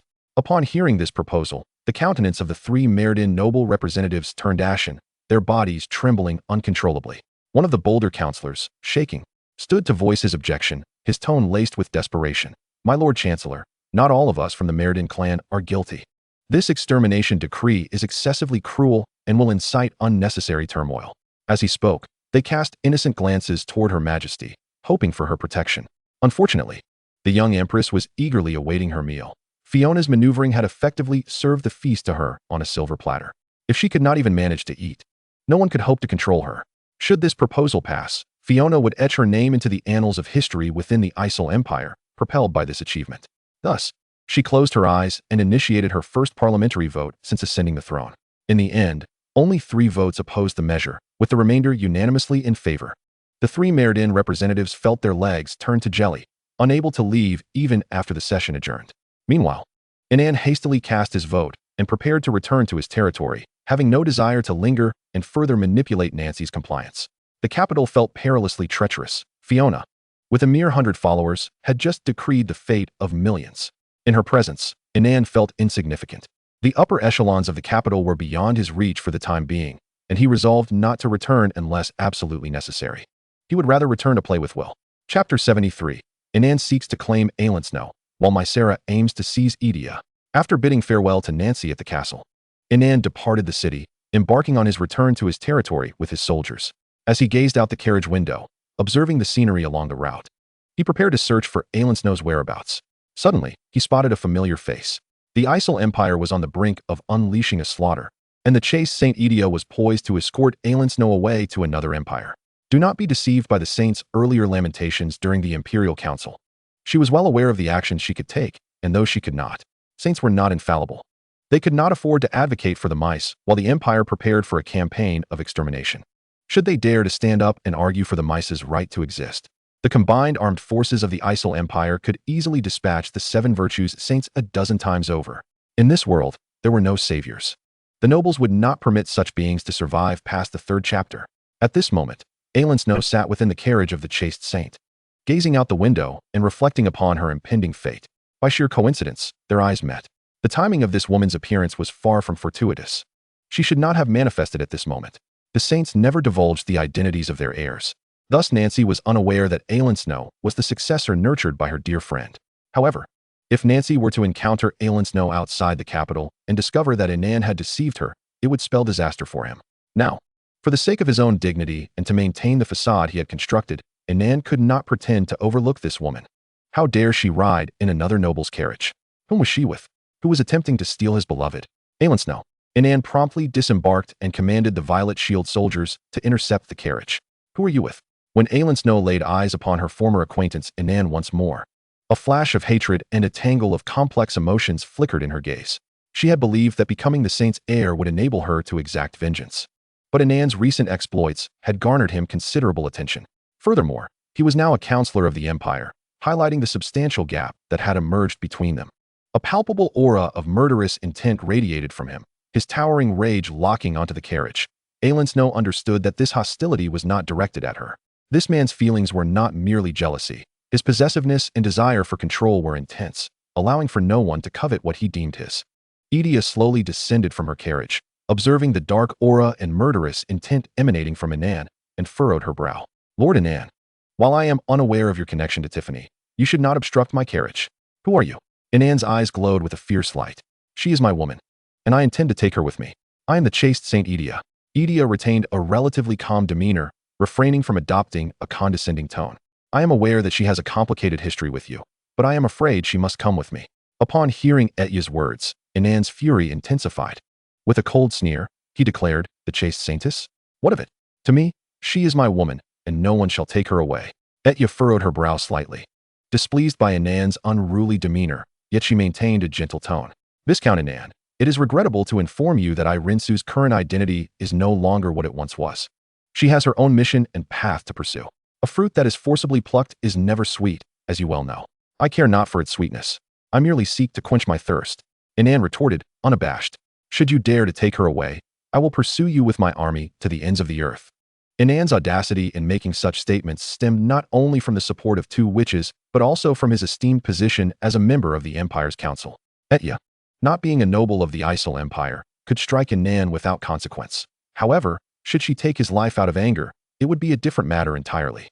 For the Empire's council would surely demand retribution. Such is the power of their circles. Whatever mission or path she may undertake, it matters not to me. I only know that she was once mine, and she shall remain so. The surrounding Violet Light Shield warriors sensed their master's wrath and tightened their grips on their weapons, the atmosphere becoming palpable with tension. Irinsu gazed at Inan, her heart a tumult of emotions, though hatred lingered. She could not deny that Inan's display of dominance and his unwavering devotion stirred something unusual within her. Inan Hill, I have no ties with you any longer. Our only connection is enmity, she exclaimed. Humph, no ties? Inan narrowed his eyes. You bear my mark, adorned with the crest of the Hill family. How could there be no ties? Irinsu nearly faltered at his words, her teeth clenched in anger. You are shameless. The intricate patterns entwined around a heart shape filled her with shame, rendering her too embarrassed to even mention seeking help to remove it, not even to Etya. You belong to me. From the moment you encountered me, it was destined, Inan proclaimed as he tightened the encirclement of Etya's carriage with his troops. Emanating an aura of dark energy, Inan carefully modulated his tone, striving to suppress the fury that threatened to cloud his judgment. For he still needed to consider the strategic situation in Nanshire. I know you still blame me for abandoning you that day, but there is nothing to explain. Irinsu slowly drew her sword, pointing it at Inan. Do not utter such loathsome words. I care not for your actions, for in my heart, you are my enemy. It is entirely reasonable for my enemy to disregard my life in the face of danger.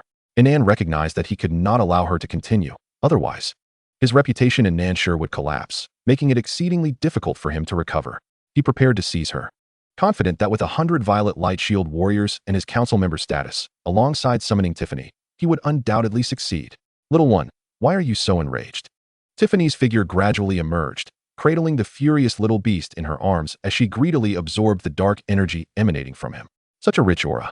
Tiffany, you cannot stop me, Etya remarked, frowning slightly upon seeing Tiffany's appearance. I wish to avoid trouble, but do not force my hand. Stop me?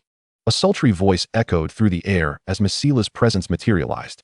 Upon sighting Etya, her left eye radiated a brilliant light. Etya, it is truly delightful to meet you. Would you accompany me? I shall cherish you dearly. Silence. You shameless woman. Etya seethed with indignation upon hearing Masila's words. You are a disgrace among witches. Masila was an anomaly among witches. She desired to possess all witches and saintesses, showing no interest in men. The mere mention of her name elicited disdain from both witches and saintesses alike, who wished to avoid any association with her. Chapter 74. The struggle between witches and saintesses continues. Inan seizes the opportunity to abduct. Etya, can you not perceive my intentions? Masila took a slow step forward, her movements accompanied by the sound of silver bells. Clearly, the small silver bells adorning her were ringing. As she walked, one could see a smooth silver wolf tattoo on her right leg, while her left bore a pink leg band, intricately entwined with a heart shape. This design had been inspired by the Hill family crest she had encountered during her last meeting with Inan. Around her ankle, a faint blue foot chain was visible, and even as she spoke, one could catch sight of silver tongue piercings adorning her mouth. 3 in total, their precise placements left to the imagination of others. Etya frowned. This woman relentlessly clung to both saintesses and witches like a stubborn adhesive. Do not disgust me. The chaste saintess could not accept her ideology. Are you truly intent on battling me to the death? Such a course would benefit neither of us, and only serve to empower others. Humph. You have stolen away my dear one's woman. I must avenge him. Tiffany clung tightly to Inan, absorbing the ceaseless flow of his anger. Masila, seeking to ally with Tiffany, unleashed a pink glow from her left eye. Tiffany, let us join forces. This time, I shall not pursue you relentlessly. Please assist me in subduing this chaste beauty. If you would. To corrupt the chaste saintess is the mission of every desire witch. Could this monumental task finally come to fruition? Lauren, alongside the Violet Light Shield warriors, observed with keen interest, having grown significantly stronger through her recent association with Inan, a boon granted by the system. Etya furrowed her brow. With Nanshur preoccupied due to the slaying order, she could not call for reinforcements. Desperate, she sought to contact other saintesses to see if they could arrive promptly. However, before she could reach out, an orange figure materialized behind Tiffany, wielding a heavy sword, aiming to strike. Tiffany radiated red magical elements, swiftly conjuring a magical shield to block the blow. With a resounding impact, the magical shield trembled. Tiffany, do you dare return to the imperial capital? The heavy sword-wielding knight exuded an orange battle aura, locking onto Tiffany with unwavering intent. This orange aura clashed with Tiffany's crimson magic in a fierce struggle. Pushing Inan into Lauren's arms, Tiffany turned to confront the heavy sword knight. Ninaya, do you believe I fear you? Having absorbed the source of her anger, Tiffany appeared even more formidable than before. She unleashed a magical attack, retaliating against Ninaya. Ninaya blocked the blow, slightly taken aback by the newfound strength of her opponent. Casting a glance at Inan, she contemplated eradicating the anger within him. If he refused to cooperate, well, then she would simply eliminate him. Tiffany sensed her intentions and engaged in combat with her, their battle becoming a fierce stalemate. Meanwhile, Masila playfully tossed her hair, removing the black strip veil from her face to reveal her right eye, which astonishingly bore a heart-shaped pupil. Then, she radiated pink magical energy, launching an assault towards Etya. Etya, my darling, as Edia's entire being stiffened, a shiver coursed through her, and she suppressed her discomfort, emanating a pure white aura as she engaged in battle with Mizera. Seizing the opportunity while these two formidable adversaries were locked in a fierce struggle, Inan cast a sly smile towards Irinsu, confident that no one could thwart their union now. Damn it, Irinsu exclaimed, drawing her sword, eager to make this demon experience the fruits of her training. Let me assure you, I am not to be trifled with. However, having only recently begun her training, she was swiftly knocked unconscious by Lolan and unceremoniously tossed into a carriage. Inan promptly mounted the carriage, making a hasty retreat. Witnessing this scoundrel abducting her companion ignited a furious rage within Edea, her expression mirroring that of a minotaur who had been unexpectedly gored by its prey, filled with disbelief. Yet, Mizera clung to her tenaciously, preventing her escape. Thus, the clamorous struggle between the clam and the heron ensued, benefiting the opportunistic fisherman. Inan cradled the unconscious Irinsu, tenderly brushing her hair aside to reveal her exquisite features. Since departing from him, her compliance had plummeted to a mere 34, rendering her an irksome challenge. For Inan had yet to reshape her perception of him. The art of altering one's persona is among the most potent techniques in the game of seduction, akin to Lolan. Inan's swift conquest of Lolan stemmed from the original persona being perceived as a fool in her eyes. However, his subsequent actions conveyed an aura of dominance, calmness, and ruthlessness, creating a stark contrast that piqued her curiosity, leading her to gradually fall into the meticulously laid traps set by Inan. Yet, in Irinsu's mind, Inan remained a demon, both lecherous and adept at manipulating hearts. This perception instilled a profound sense of wariness within her, regardless of his actions. She would question whether he was steering her thoughts in a certain direction. Nevertheless, this demon was undeterred. He had meticulously gathered all information regarding Irinsu's deceased husband, confirming her to be a staunch romantic. Thus, Inan resolved to employ gentle affection to win her over. In summary, this scoundrel was becoming increasingly shameless. He would resort to any means necessary to achieve his ends. Contemplating this, Inan tightened his embrace around the slumbering Irinsu, who furrowed her brow, as if beset by deep-seated anxiety and unease. "Calm down, my dear," Inan gently caressed Irinsu's cheek, gazing at her with tender and soulful eyes. Softly smoothing away her furrowed brow, he had seamlessly adopted the guise of a caring suitor, with their swift journey finally bringing them back to his territory. He first laid the unconscious Ice Queen upon the bed, then ventured to the kitchen for some sustenance to bring back to the room.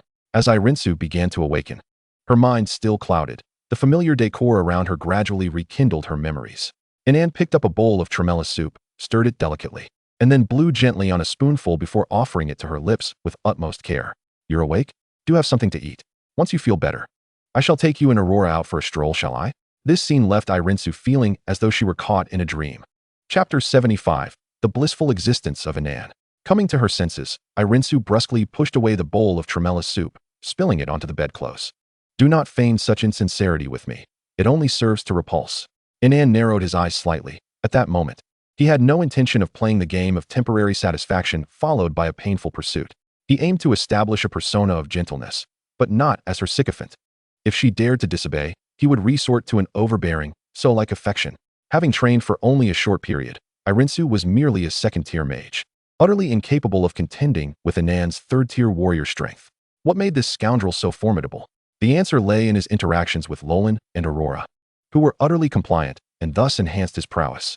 Furthermore, Inan's consumption of beast meat was not without purpose. Nobles seldom dedicate lengthy periods to training. With wealth, land, and beauty at their disposal, who would squander time on cultivation? That would be deemed irresponsible and wasteful. Every meal they consumed replenished considerable energy, complemented by an array of magical armor and weaponry, making training a low priority. Unless one was a self-made noble or possessed a genuine passion for cultivation, or was simply too impoverished to afford better sustenance, one could ascend through opportunity, amassing greater power and resources. Thus, no matter how fiercely Irinsu resisted, she was bound to be subdued, donning a delicate white lace blindfold. "Scoundrel, release me at once.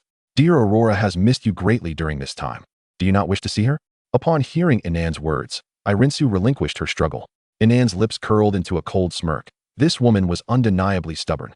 Provided she was given a plausible excuse, her anticipation would begin to build. Aurora would be elated with such a cherished item. Inan had never allowed her to remove it, and she would never willingly part with it. Inan pondered what kind of expression that adorable little one would wear upon discovering her beloved adornment was being worn by Irinsu. Slowly, he unfastened his belt, eager to let this beauty, who had been away from him for so long, experience his newfound skills. 2 full days elapsed before Inan finally opened the door to his study, where maidservants entered with mops to clean the room, tending to the still unconscious Irinsu. Before stepping out, Inan donned a fresh belt and instructed the maidservants to cleanse the one that lay on the floor. This scoundrel retreated to his study, where he penned a letter to Nancy, informing her that he had located Irinsu and had engaged in a minor altercation with Edea. He also indicated that he would not let her escape again, vowing to protect her, and that when Irinsu was ready to open her heart, he would propose, requesting Nancy's presence at the wedding. Thus, Inan meticulously prepared for both contingencies, striving to maintain progress in both of his pursuits. Carl gently knocked on the study door and, upon receiving Inan's consent, entered. "What is it?" Inan inquired, gripping a dagger to trim his nails, a peculiar habit of his. Even if his nails were not long, he would instinctively pull it out for appearance's sake. Of course, this was merely a facade. The primary reason for wielding the dagger was that he was always ready to strike. Each time Carl witnessed Inan trimming his nails with the dagger, a wave of anxiety washed over him, fearing he might misspeak. "My lord, the Snow Kingdom has begun to assemble troops at the border." "Oh." Inan's eyes flickered with surprise. It appeared that Zwanina had not succeeded in persuading them. Instead, they had intensified their efforts to capture Snow Tribe slaves in preparation for rebellion. However, it was not yet time to deal with the Snow Kingdom. They were too intimidated to attack and could only defend. Inan pondered briefly, deciding that for the time being, he would not concern himself with the Snow Kingdom. Cease all slave capture operations immediately and actively cooperate with the Imperial Council's directives. Eliminate all Merdin tribe members in the territory. And those black slaves from the northern borders may also be killed. We shall mix them in and exchange them for coin. Understood. Carl hesitated momentarily. But what of women who have married into the Merdin tribe, yet are not of Merdin descent? We cannot guarantee whether they may be with child. However, this might provoke discontent among the territory's populace. Upon hearing this, Inan furrowed his brow. Is this a matter that requires my input? Eliminate them all. What do we care for them? From the moment they wed those inferior beings, they cease to be subjects of the Isle Empire. Do you comprehend? Carl, filled with trepidation, shuddered and wiped the cold sweat from his brow before taking his leave. After this rotund individual departed, Inan pondered for a moment and decided to report this suggestion to the Imperial Council via message magic. Being unconventional is hardly esteemed among the nobility. Subsequently, Inan hurried to seek out his wife, Freya, to provide her with his companionship. After all, she is the lady of the Hill family, and her status is distinct. Moreover, she is quite easy to placate. Just a little time spent with her would surely enhance her compliance. Initially, Inan had merely utilized her to stabilize the morale of the Rosen territory, yet unexpectedly, he found himself developing a modicum of affection for her. Freya stood before the mirror in her chamber, a flicker of melancholy in her eyes. She wondered if her advancing age rendered her less appealing to that young boy. Her husband had been away for quite some time, and she often worried about his experiences in the imperial capital, occasionally writing letters to Inan during her idle moments. However, that insufferable young boy returned without seeking her out first, without rushing into her embrace to indulge in her affection. Instead, he spent 2 full days and nights in the company of another woman, which left her feeling profoundly disheartened. Yet, as a noblewoman, she understood the necessity of overcoming such feelings, though it remained a bitter pill to swallow. Fortunately, this scoundrel had not forgotten her while in the capital. He had the foresight to procure some jewels to curry favor with his lady.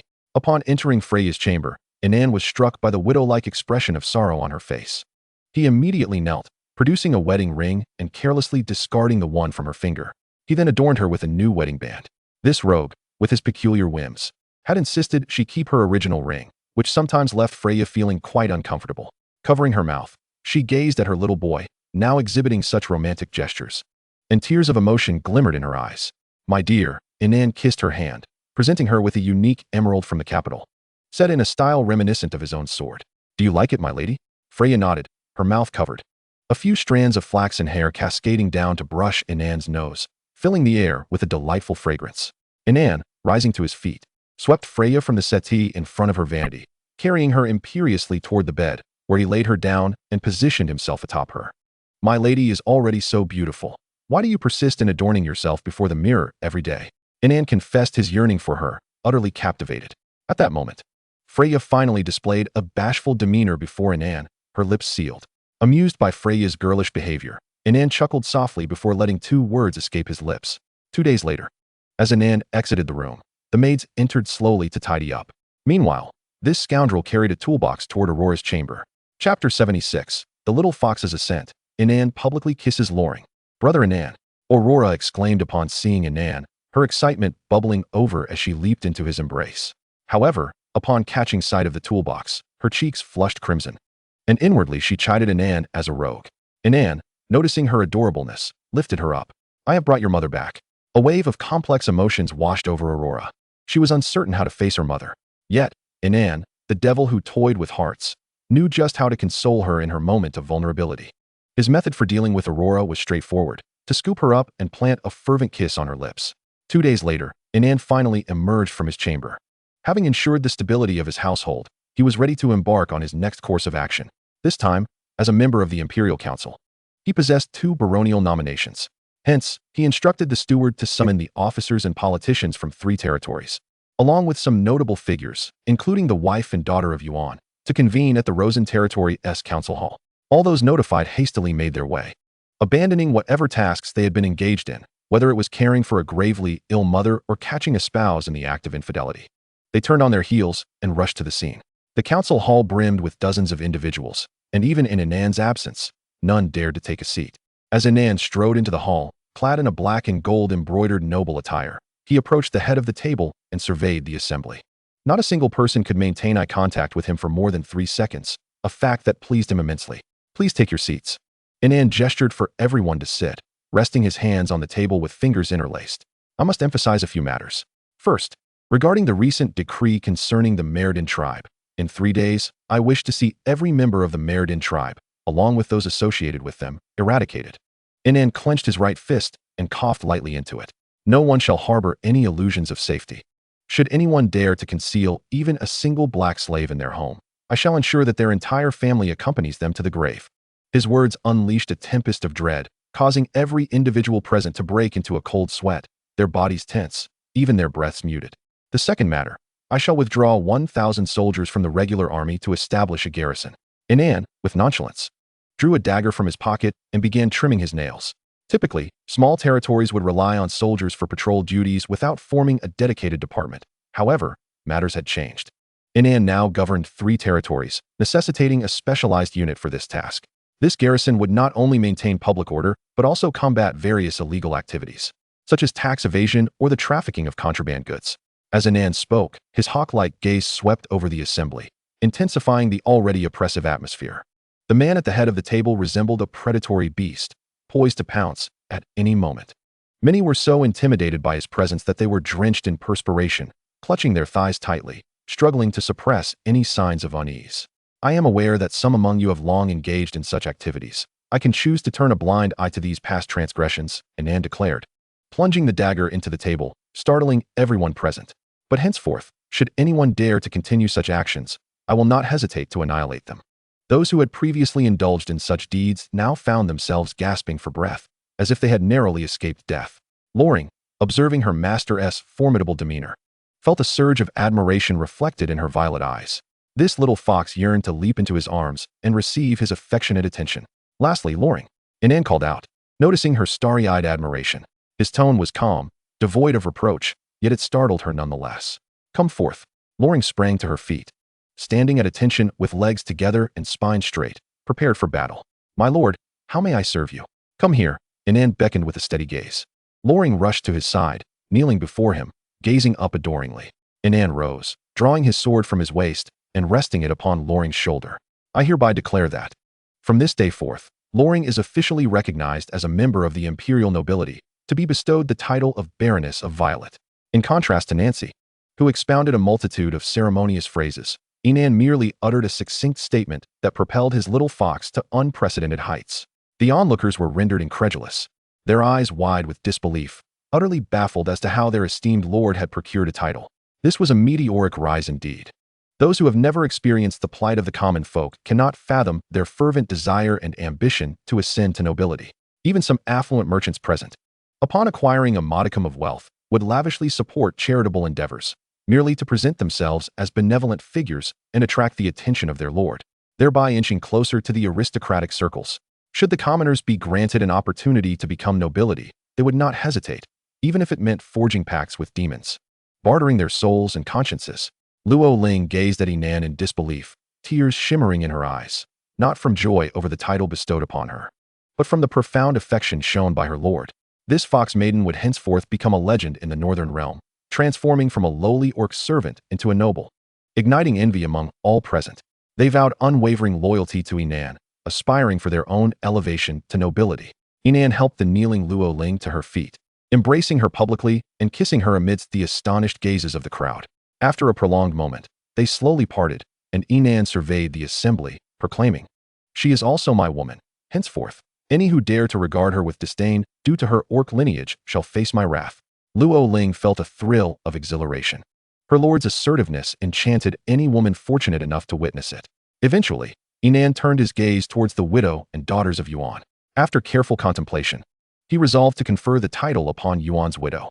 While it would have been more fitting to bestow it upon Yuan's bloodline, Inan prioritized respect for the elder, honoring the memory of the lady.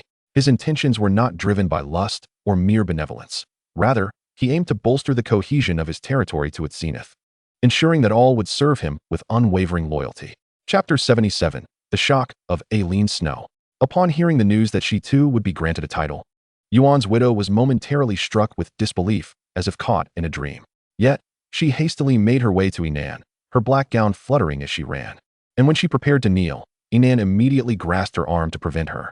While Luo Ling, clad in armor, could kneel without concern, the elegant and courteous Inan, a viscount, would never allow a lady in a gown to do so, lest it bring her discomfort. Yuan's widow was taken aback that Inan noticed such nuances, a flicker of gratitude crossing her features. Subsequently, Inan publicly conferred upon her the title of Baroness, granting her the surname Silverlake. Thus, she became Baroness of Silverlake. Naturally, the territory itself would not be bestowed upon her. Amidst the jubilant cheers, Inan gradually departed, making his way to the carriage. The lord, known for his aloofness, had never been one to mingle closely with his subjects, a fact well understood by the populace, yet this did not diminish their adoration and respect for him. As Inan settled into the carriage, the valiant knight, Yu Guang, was about to crack the whip when a petite girl, lifting her dress, scampered towards him. Yuan's daughter, Joanna, hurried forth, her burgundy twin tails dancing in the wind, her black shoes paired with knee-high white stockings accentuating her delicate legs. Finally, she halted at the carriage window, her voice ringing clear, "Uncle Inan." Though Inan had yet to reach the age of unclehood, he furrowed his brow at the informality, drawing back the curtain to see who dared to address him so casually. Upon recognizing the girl, who was merely a few years his junior, he hesitated but ultimately chose to step down from the carriage to engage with the daughter of a former acquaintance. If one did not infringe upon his interests, Inan could occasionally extend a modicum of kindness and maintain amiable relations. "What brings you here?" Inan approached Joanna, gently ruffling her hair to convey his fondness. "Has someone been troubling you?" Joanna shook her head in denial. "Uncle Inan, I wish to become a knight, just like my father, to pledge my loyalty to you, guarding this territory." Upon hearing this, Inan's expression grew complex. If the girl were to learn the truth of her father's demise, she might realize that the man before her was, in fact, the architect of her father's death, having coerced Yuan into his fateful battle under the threat to their safety. Would she still choose to pledge her loyalty to Inan after such revelations? It was uncertain, for Yuan had perished with great reluctance, compelled to fight only when his wife's life hung in the balance. "You are quite adorable, Joanna." Inan tousled her hair again, finding it difficult to imagine such a charming girl on the battlefield. "I cannot bear to see you train for combat." "No," Joanna insisted, her grip tightening on Inan's hand. "I wish to train. I want to be a warrior like Sister Luo Ling, a heroine of the territory." "Uncle Inan, you once promised that no matter who I wish to become, you would nurture me. I beg you." Inan mused thoughtfully. "Since you have made your decision, I shall support you. In a few days, I will send you to the Imperial capital to enroll in the Imperial Knight Academy. If you face any injustices there, remember to reach out to me, understood?" After offering her encouragement, Inan escorted her back to her mother before returning to the carriage and heading back to the castle. He entered his study and rang the bell on the table. The headmaid promptly appeared, awaiting the lord's commands. "How has Aileen Snow been faring lately?" Inan inquired, observing the middle-aged woman who had cared for him since childhood. She curtsied slightly, noting that the young lady seemed ill at ease in her role. Unbeknownst to her, the lord had whimsically assigned his beloved to serve as a maid, complicating management. Who could say whether the two had quarreled? If they reconciled, would she not face the dilemma of treating Aileen like a maid? Inan smirked coldly. "Summon her to my study." He was curious to see if this woman would still heed his commands. Should she dare to defy him, she would continue to serve in the same capacity. Before long, Aileen Snow appeared in a maid's outfit, gracefully entering the room. Inan admired her attire, taking in the knee-length pleated skirt that swayed gently with her every movement, revealing glimpses of white stockings snug against her thighs. The fitted white blouse accentuated her slender waist, showcasing her alluring figure.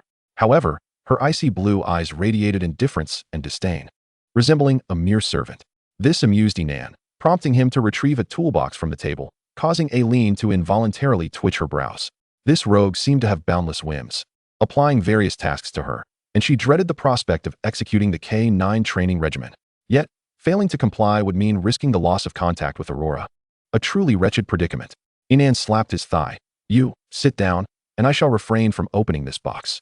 Eileen Snow gritted her teeth and shot him a fierce glare before reluctantly settling onto Ian's lap, which inevitably led him to reminisce about the tender, heartwarming moments they had once shared. Ian gently pressed a kiss to her lips, his gaze brimming with profound affection. However, this gesture made Eileen feel utterly nauseated, for she knew that this man could feign any demeanor he desired.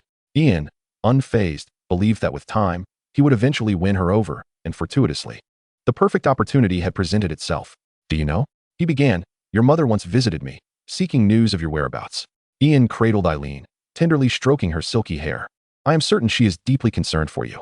A flicker of anger flashed in Eileen's eyes. She anticipated that this man would soon utter threats. Yet, what Ian said next astonished her. I have prepared paper and ink for you. Write a letter to your mother to assure her of your safety.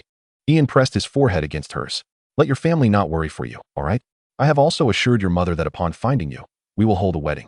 His words were sincere, save for the wedding. Ian had not deceived Eileen about anything else. Eileen's eyes widened in disbelief. How had this man become so benevolent? What was his ulterior motive? Wait, did he just say wedding? Was he out of his mind? Chapter 78. Eileen Snow agrees to the proposal. While Zwanina is in a state of turmoil, Eileen's eyes widened, filled with incredulity, as if she were gazing at a lunatic. Setting aside the deep-seated enmity between them, and the intricate relationship this man bore with her adopted daughter, even putting aside her own obsession with her deceased husband, Eileen could not possibly marry Ian. Given her status as the chaste saintess heir, this was her last bastion against his clutches. If she were to wed this man, would the chaste saintess ever forgive this couple? Would she even acknowledge Eileen's identity? A chaste saintess heir marrying a husband would undoubtedly make Aisha the laughingstock of the entire continent. Impossible. I would rather die than marry you. Eileen locked eyes with him, her gaze filled with venom. What do you want from me? I have already allowed you to trample all over my dignity. Will you not let me go? Ian maintained his facade, gazing at her with gentle eyes, softly caressing her cheek. Do you know how much I have longed for you since you left me? You belong solely to me. Anyone who dares to take you from my side will pay dearly. Should anyone dare to obstruct our union, even a saintess, I shall ensure her eternal obliteration. Eileen felt a wave of revulsion wash over her at his morbid possessiveness. No matter what, she would never acknowledge or accept him. You can die in vain. This woman was indeed perplexing. Although her body had entirely surrendered to Ian, she still clung to a ridiculous line of dignity. She believed that as long as she remained resolute and determined to die rather than yield, Ian would abandon this notion. However, the devil's audacity surpassed her wildest imagination. Ian revealed a playful smile. I offer you two choices. First, marry me, and you shall receive my love and respect from that moment on. You will be the third mistress of the Hill family, basking in the adoration of over 100,000 subjects. Second, should you dare to refuse, I will exhaust all my resources, even if it means selling everything I own, or borrowing soldiers from other nobles, to amass an army that will invade the Snow Kingdom and seize your adoptive mother, Zwanina, to marry her. The devil slowly produced a ring box, displaying 2 rings adorned with snow diamonds. Will you have me as your husband, or shall I become your father? You have 10 seconds to decide. You are shameless. Eileen could scarcely fathom that such a person could exist in this world. It was utterly inhumane. 10, 9, 8, 7. But Ian disregarded her protests and began a harried countdown. Under such pressure, any individual must make a swift choice. Akin to facing a ticking time bomb, failure to halt it could lead to imminent peril. I agree. Eileen found herself bereft of time to contemplate her decision. Instinctively, she sought to terminate this death countdown. Moreover, within this specific subjugation technique, her compliance level rose by another 3 points. From the mere 34 remaining upon their reunion, Eileen, after several days of Ian's meticulous care, had reached 45.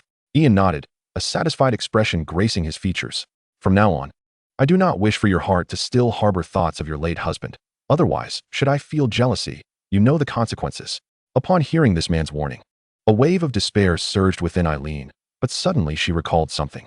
Wait, you must agree to one condition, or I shall never consent. Eileen gritted her teeth, attempting to secure some terms for herself. What is it? Speak. Ian regarded her with keen interest, gently wrapping his arm around her waist, closing the distance between them. Eileen, nestled against Ian, her gaze conflicted, stated, you must sever all ties with Aurora and send her back to the Snow Kingdom. At that moment, her sole desire was to protect Aurora and escape this place.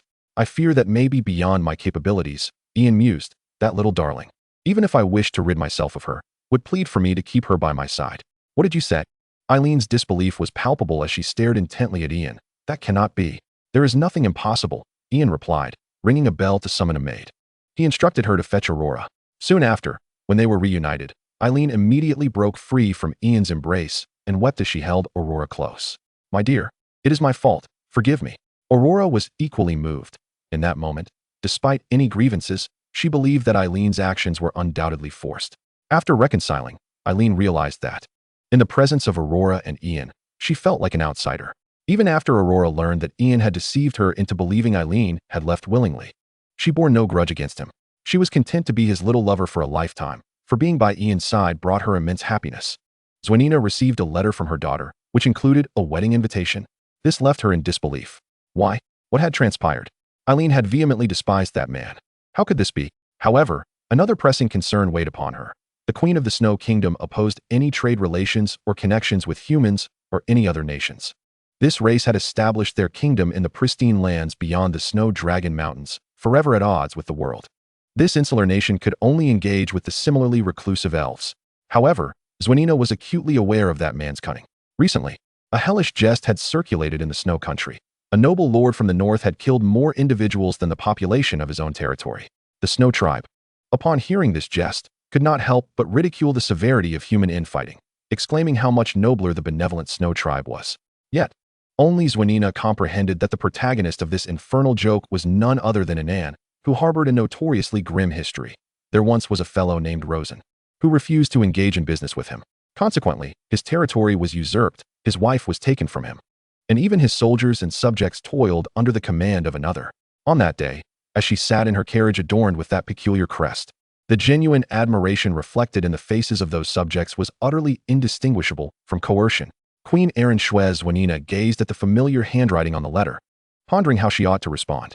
Damn it, that noble human is nothing short of a demon. Chapter 79. The council concludes. Inan erupts. Zwanina hesitated for a moment, but ultimately submitted her visiting card, intending to check on the situation of her adopted daughter and discern what had transpired.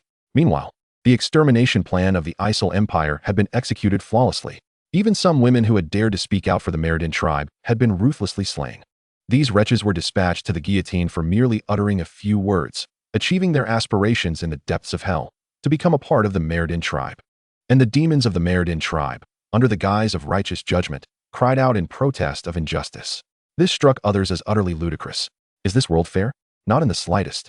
In this continent, many are born into their fates. What is meant to be yours will be yours, if fortune does not favor you. Harbor no grand ambitions. Take, for instance, the Meriden tribe and the Snow tribe. A female bearing the Meriden lineage is doomed to rely solely on her tribe's self-sustenance. Aside from those with peculiar tastes, none would dare approach them. However, the Snow tribe is a different matter, be they pure blood or hybrid. Their ethereal grace and porcelain skin evoke an irresistible desire in every male, such as fate. For example, the Night Paradise Club in the imperial capital charges an entrance fee of 100,000 gold coins. Yet many, even those who have painstakingly accumulated wealth over 10 generations, find themselves unable to pay. Stop. No more of this topic. Life is precious.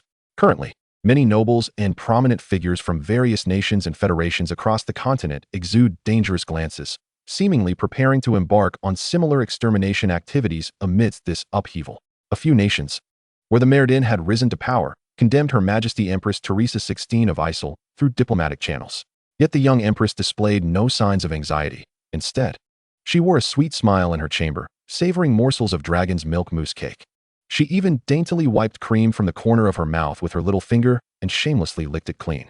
Subsequently, she squinted her eyes into crescent moons, beaming with delight. After accomplishing this feat, the cunning women Nancy and Fiona concocted a nefarious scheme to elevate her to the pinnacle of power. She was truly a fortunate soul. The absurd traditions of the Isel royal family had finally begun to manifest their power. Recent events had undoubtedly proven that this heir with heterochromia was indeed blessed with fortune. In his study, Inan quietly perused documents. His left hand adorned with 2 wedding rings, one an emerald gemstone, the other a snow diamond. Both rings possessed the rare abilities of communication and storage.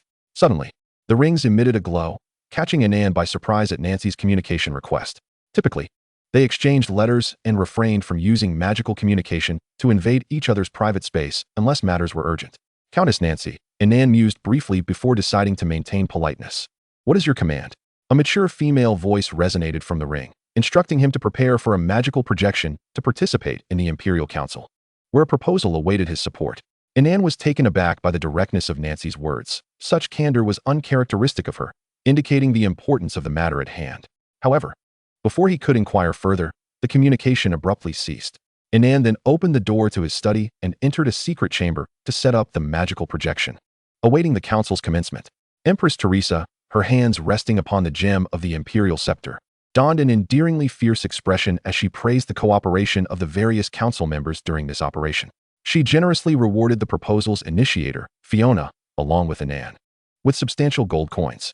Inan merely moved his lips in the courtroom and received 500,000 gold coins. This spurred a fervent loyalty within him towards Her Majesty Teresa.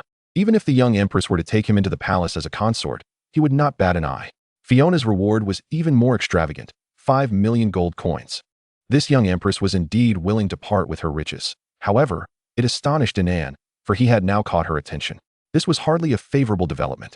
Subsequently, Fiona began to elaborate on the comprehensive process of the recent extermination decree, reviewing both the successes and failures of the operation. Inan listened to her incessant chatter, growing increasingly impatient, until Fiona finally proposed a new measure. The more he listened, the darker his expression became. The other nobles shared his sentiments. Eventually, during the voting phase, Inan resolutely cast a dissenting vote. The proposal had no chance of passing. After the council concluded, Inan smashed the magical projection to the ground. Despite its considerable value, it was a fitting expression of his fury. How dare those wretches, Fiona and Nancy, possess such audacity? Inan's countenance darkened as he overturned his writing desk, kicked open the door to the secret chamber, and stormed out. Fiona intended to implement a household registration system, mandating the registration of all citizens' information, something previously reserved for nobles and their families. But now, they wanted to register everyone. To add insult to injury, those with registered status would be subjected to taxes collected by the empire's appointed officials, required to remit 40% of their earnings each month. The empire would take a mere 10%, while the lords would claim the remaining 30%. How could she possibly succeed? If Inan were to align himself incorrectly this time, the northern nobles would undoubtedly target him first. Did Nancy truly wish for Inan to perish? How could he ever comply? Upon returning to his study, the communication ring glowed once more. Inan, infuriated, removed the ring and placed it in a drawer, temporarily severing ties with her. He would not be branded a traitor. Although Nancy had aided him significantly, Inan had also invested much in return. Their relationship was merely a transactional one party wielding a fistful of power while the other possessed a smaller share. Furthermore, Nancy's gambit upon Inan was but a pittance compared to the wealth of the Night Rose Count in the imperial capital. She merely cast a bit of bait, hoping to reel in Inan, the shark? Absolutely not. Moreover, this proposal threatened Inan's interests, or rather, the fundamental interests of most nobles. At this moment, the two representatives from the north were conspiring to collaborate. After all, the north was the empire's lawless territory. If they coordinated their efforts, it would spell disaster. The Frostwolf Grand Duke will undoubtedly eliminate these two insignificant figures in due time. Consequently, Inan resolved to instruct the butler to deliver a formal invitation to the Marquis of Wiles' estate. However, before he could finish composing the note, a messenger from the Marquis arrived, presenting him with a wedding invitation. Can it be that this nearly century-old man has begun to arrange a marriage alliance because of this proposal? Does he still possess such capabilities? Chapter 80. The Duplicitous Inan. Yet now is not the time to ponder such peculiar matters. Even if while we're to declare that his aged mother had resurrected and today marked her 200th birthday, Inan would hasten to attend. In the past, he held deep-seated grudges against all the nobles of the northern realm, but that was then. Now, a few drinks among men can swiftly transform them into good friends. Can it not? Moreover, Inan had once pledged loyalty to the kind and noble Miss Neve, and now, two cunning women in the imperial capital clinked their glasses. When Nancy noticed the ring had not responded, a glint of intrigue crossed her eyes. It seemed that the little rascal had indeed been frightened, promptly severing the cord around his neck and fleeing to another's abode. Fiona adjusted her glasses, her right hand cradling a goblet of red wine, fixated on the crimson liquid, convinced that soon she would unravel the mystery, at which point he would return to her side. Nancy, entirely unconcerned, smiled, remarking that a little dog must be let out to play in order to truly appreciate the goodness of its original master. Fiona fell into a contemplative silence, refraining from further comment. After a while, she announced, "I shall take my leave. No matter, I will continue to propose this initiative at the next council meeting, and then we shall gauge the attitudes of that band of marauders." Upon returning home, Fiona picked up a photograph of her husband, running her fingers over it as she murmured, "I hope you do not blame this empire. It should not be so."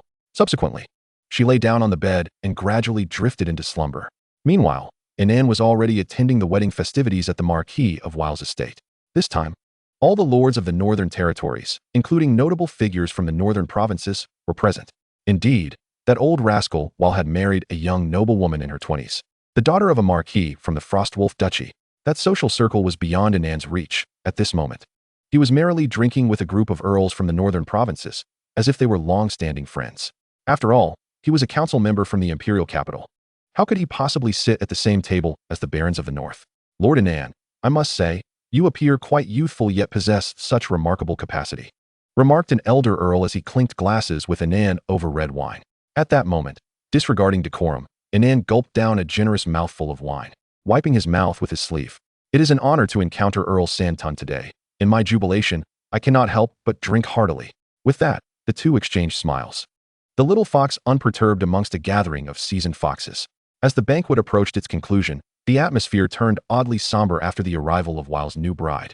A stark contrast to the earlier revelry. Neve soon made her appearance, gracefully taking a seat. Yet, a shadow lingered in her gaze. Her centenarian father had found her a stepmother of similar age. The critical point was that Wiles now possessed the means to conceive a child with his new wife. This was akin to holding a dagger to Neve's throat. However, she could still secure her position. The strategic move she had orchestrated to win Inan's loyalty was finally proving its worth. Though the ceremony of loyalty had turned ludicrous with Nancy's arrival, she was gone now. Was she not? She had become an enemy to all, had she not? Thus, she had transformed into Inan's superior. "Lord Inan," Neve raised her goblet, clinking it with his. "How have you been of late?" Inan gazed at this long-forgotten former lover, feeling an overwhelming sense of warmth. "Miss Neve, seeing your smile instantly lifts my spirits." Neve chuckled softly, leaning closer to whisper, "My father remarked that Lord Inan is quite eloquent. He hopes you will deliver a few words of congratulation at the wedding, and he will reward you with 100 tulip gemstones."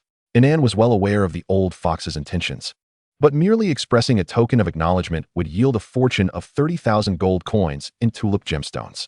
Even if he became the scapegoat, what of it? Such a risk would serve as armor. For as long as he took the lead, no one in the north would wish to see him perish. Others had yet to have their turn. Thus, he must ascend the platform and articulate some elegant words, subtly conveying his resistance to the proposal. This duplicitous creature strode confidently to the podium, cleared his throat, and instantly captured the attention of all present, whether marquises or earls. Everyone was eager to hear what this council member would articulate. "It is a tremendous honor to partake in the wedding of Earl Wiles today," he began, and proceeded to deliver a plethora of well-wishing phrases. However, when he shifted the conversation, the ambience transformed. The two words he uttered next captivated all ears. "Recently, I have observed that the northern region seems rather unstable, with bandits frequently plaguing our lands." Inan's eyes gleamed with a formidable light. Seizing this opportunity to propose to Marquis Wiles, "I believe that all lords of the north should each contribute 100 soldiers to establish a law enforcement team dedicated to combating these marauders. Furthermore, I suggest that the entire northern territory fall under the jurisdiction of this law enforcement team. Those who dare to steal shall be met with lethal force. This is to safeguard everyone's interests. What do you all think?" That old rascal led the applause. "Excellent suggestion, Lord Inan." As the applause erupted, the atmosphere became animated. Thus, this fellow had uttered a few words and acquired a substantial sum of glittering treasures. Seated in the carriage returning to the city, Inan meticulously trimmed his nails with a dagger, his expression inscrutable.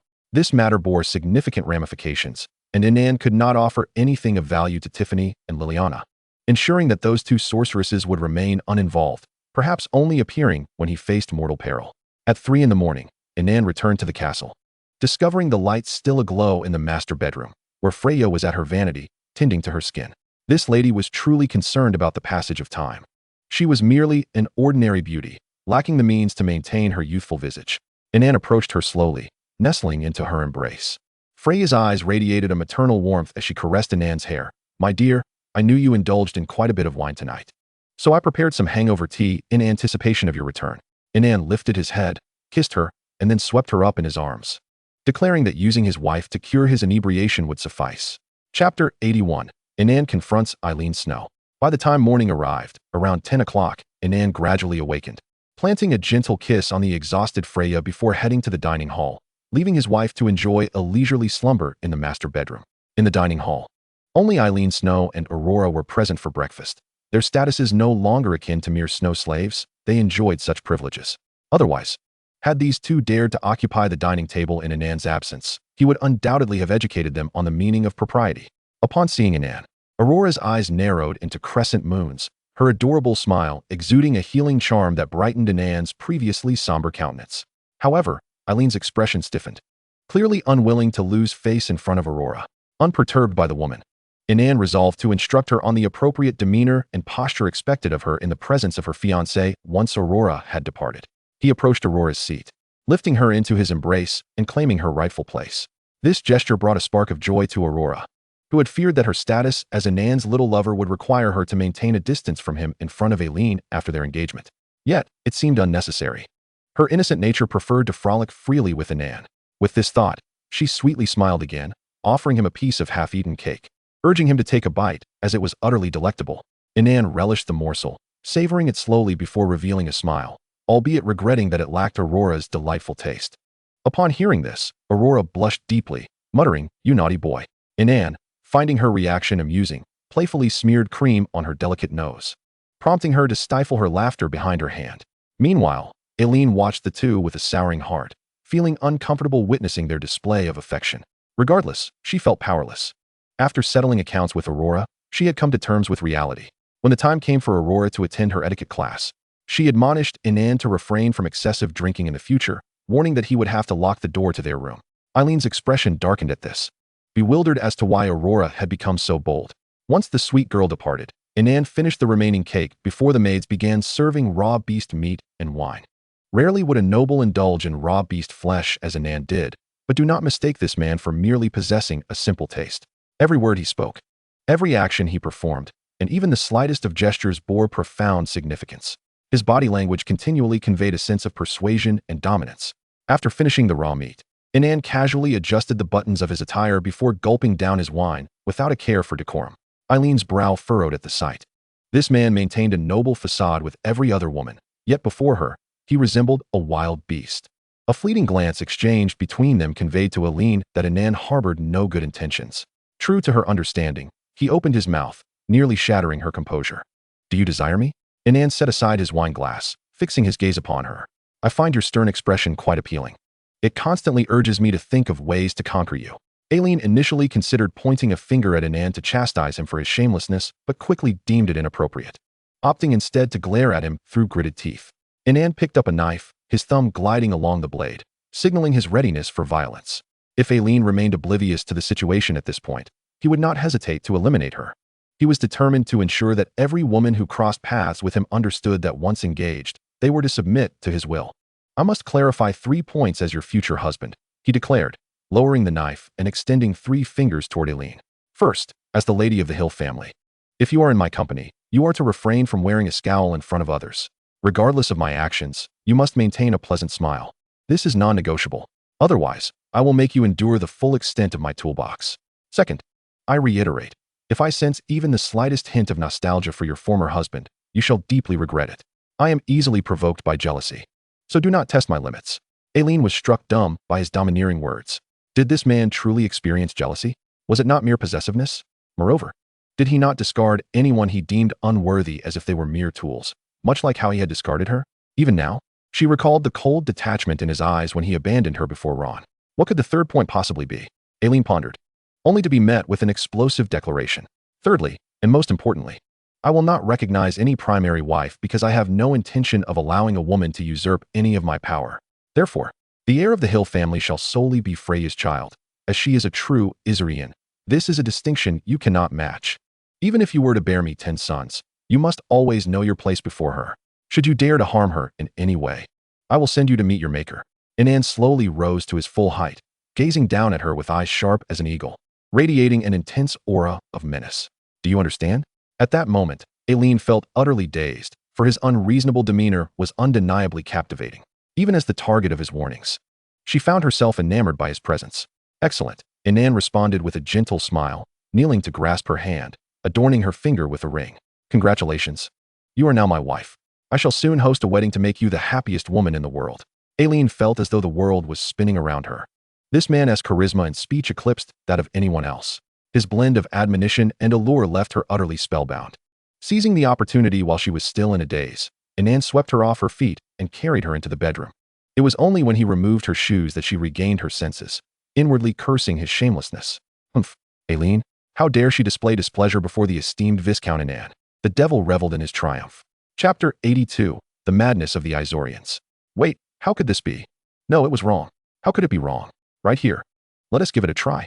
2 days passed, and Inan had managed to tame the icy beauty who often wore a scowl, even if her obedience had not significantly increased. For now, the priority was simply to ensure she understood her position. With this thought, Inan hurried to find his beloved wife, Freya, a beautiful fool who required no manipulation to secure her affection. This woman's sense of security was paramount. A lack thereof would lead to a drastic decline in her compliance. Recently, Freya had learned that Inan intended to take another wife, a beauty from the Snow tribe, which sent her into a panic. She did not possess the eternal beauty gene of the Snow tribe and was significantly older than Inan. As she touched her cheek at the vanity, despite her mature elegance, a flicker of desolation crossed her eyes. Would that young boy soon come to resent her? Moreover, she and Inan remained childless, a lament that weighs heavily on her heart. Upon noticing his wife's forlorn expression, Inan swiftly knelt before her, taking her delicate hand in his. My dear, once this busy period subsides, may I accompany you back to your homeland? He gently kissed the back of her hand. A glimmer of emotion flickered in Freya's eyes. It appeared this young man still held her in his heart. Thank you, my love. However, I am uncertain about what that young lady from the Snow clan might desire. Freya retrieved some jewelry from the drawer of her vanity and offered it to Inan. This is what I have saved over the years. You may select a few pieces to gift to that Snow clan lady. That's unnecessary. She is unworthy of your belongings. Inan declared as he lifted her effortlessly into his arms. Give me a little time, and I shall procure the sacred waters of the Snow Kingdom for you. So you need not spend your days gazing into the mirror in melancholy. In that moment, the rogue placed a black lace blindfold upon Freya, who gazed at him with a mixture of gratitude and surprise. Days later, Inan ventured to the military camp to assess the status of the Radiant Knights. These ordinary individuals sought to become knights in a short span of time, yet the method provided by the system was exceedingly costly. While the initial funding for a Violet Watch's basic light-armored soldier, inclusive of equipment, hovered around 100 gold coins per person, the expenditure for the Radiant Knights soared to 200 coins. Furthermore, the training costs for the Radiant Knights were exorbitant. The feed for the warhorses was transported from the northern provinces, consisting of the precious spirit-healing grass. Each day, 500 warhorses consumed 300 gold coins worth of sustenance, making Inan a significant patron among the lesser nobility of the northern provinces. Extravagant fools. Inan chided lightly as he patted the head of a white radiant warhorse that dared not resist, possessing an awareness of the gravity of the human before it. With around 1 million gold coins to his name, an amount amassed from earning 800,000 in recent days, this rogue who once barely managed to sustain an army had transformed his fortunes. Yet, even with such wealth, he found himself unable to expand his military. In the Isle Empire, a viscount could command a maximum of 500 cavalry along with 20,000 infantry. To recruit more would tantamount to treason. Even the training of those slave warriors was conducted through dubious means, not counted among the soldiers of his territory. Currently, his knights lacked combat experience and could not level up. Thus, Inan strode directly to the Violet Watch Legion, which numbered 5,000. This was his true foundation. After a moment's contemplation, he entered the tent and handed over 80,000 gold coins to Loring. Manage these as you see fit. Upgrade the necessary units. Ensure the soldiers enjoy good food, and if you require any magical herbs for advancements, instruct Carl to procure them. We must elevate to the 5th tier of warriors. The little fox, having never beheld such wealth, stood frozen, her ears perked up in astonishment. How had her master transformed from a domineering pauper into a formidable magnate? The magnitude of trust he placed in her was overwhelming. 80,000 gold coins had left her utterly stunned. Yes, master. The little fox gently removed her armor. Gazing earnestly at Inan, he playfully pinched Loring's ear and smiled, before playfully biting it. By evening, Inan emerged from the tent, specifically instructing Loring to stockpile more spirit-healing grass. If the Snow Kingdom dared to refuse him again, he would unleash his cavalry to show them the consequences. The appearance of this cavalry would undoubtedly astonish the entire Isle Empire, for knights capable of healing magic were non-existent in Isle. This was not due to any backwardness on their part. The Isle Empire was among the top 5 powers on the continent. Had it not been for intense internal strife, They could have risen even higher. Unlike the nobility of other empires, the Isle aristocrats did not train priests as knights, for the priesthood was exceedingly rare in Isle. This rarity stemmed from centuries ago when they had dispatched a group to the continent's most powerful Holy See Empire to learn some healing magic that had been passed down to the present. The Holy See had no interest in spreading their faith there. It was not that the Isle nobility were unwelcoming. Indeed, they eagerly desired the presence of the clergy. However, the clergy were too fearful to come. The consensus across the continent was that the people of Isle were all mad. Once, when the continent's most powerful empire had sent missionaries, they were met with a barrage of entry taxes, church construction fees, and various other extortions, leading the furious Isle lords to treat them as mere lambs for slaughter. This was not the end. After handing over substantial sums, no one came to preach unless they could pay to entice the common folk to the church, who would then listen to their sermons. After a month of this, the priests believed the commoners must have become believers, expecting to cease their financial losses. Yet, on that day, not a single person arrived. Ultimately, they concluded that the entire Isle Empire was comprised of mercenary lunatics who cared only for wealth and not for the Almighty.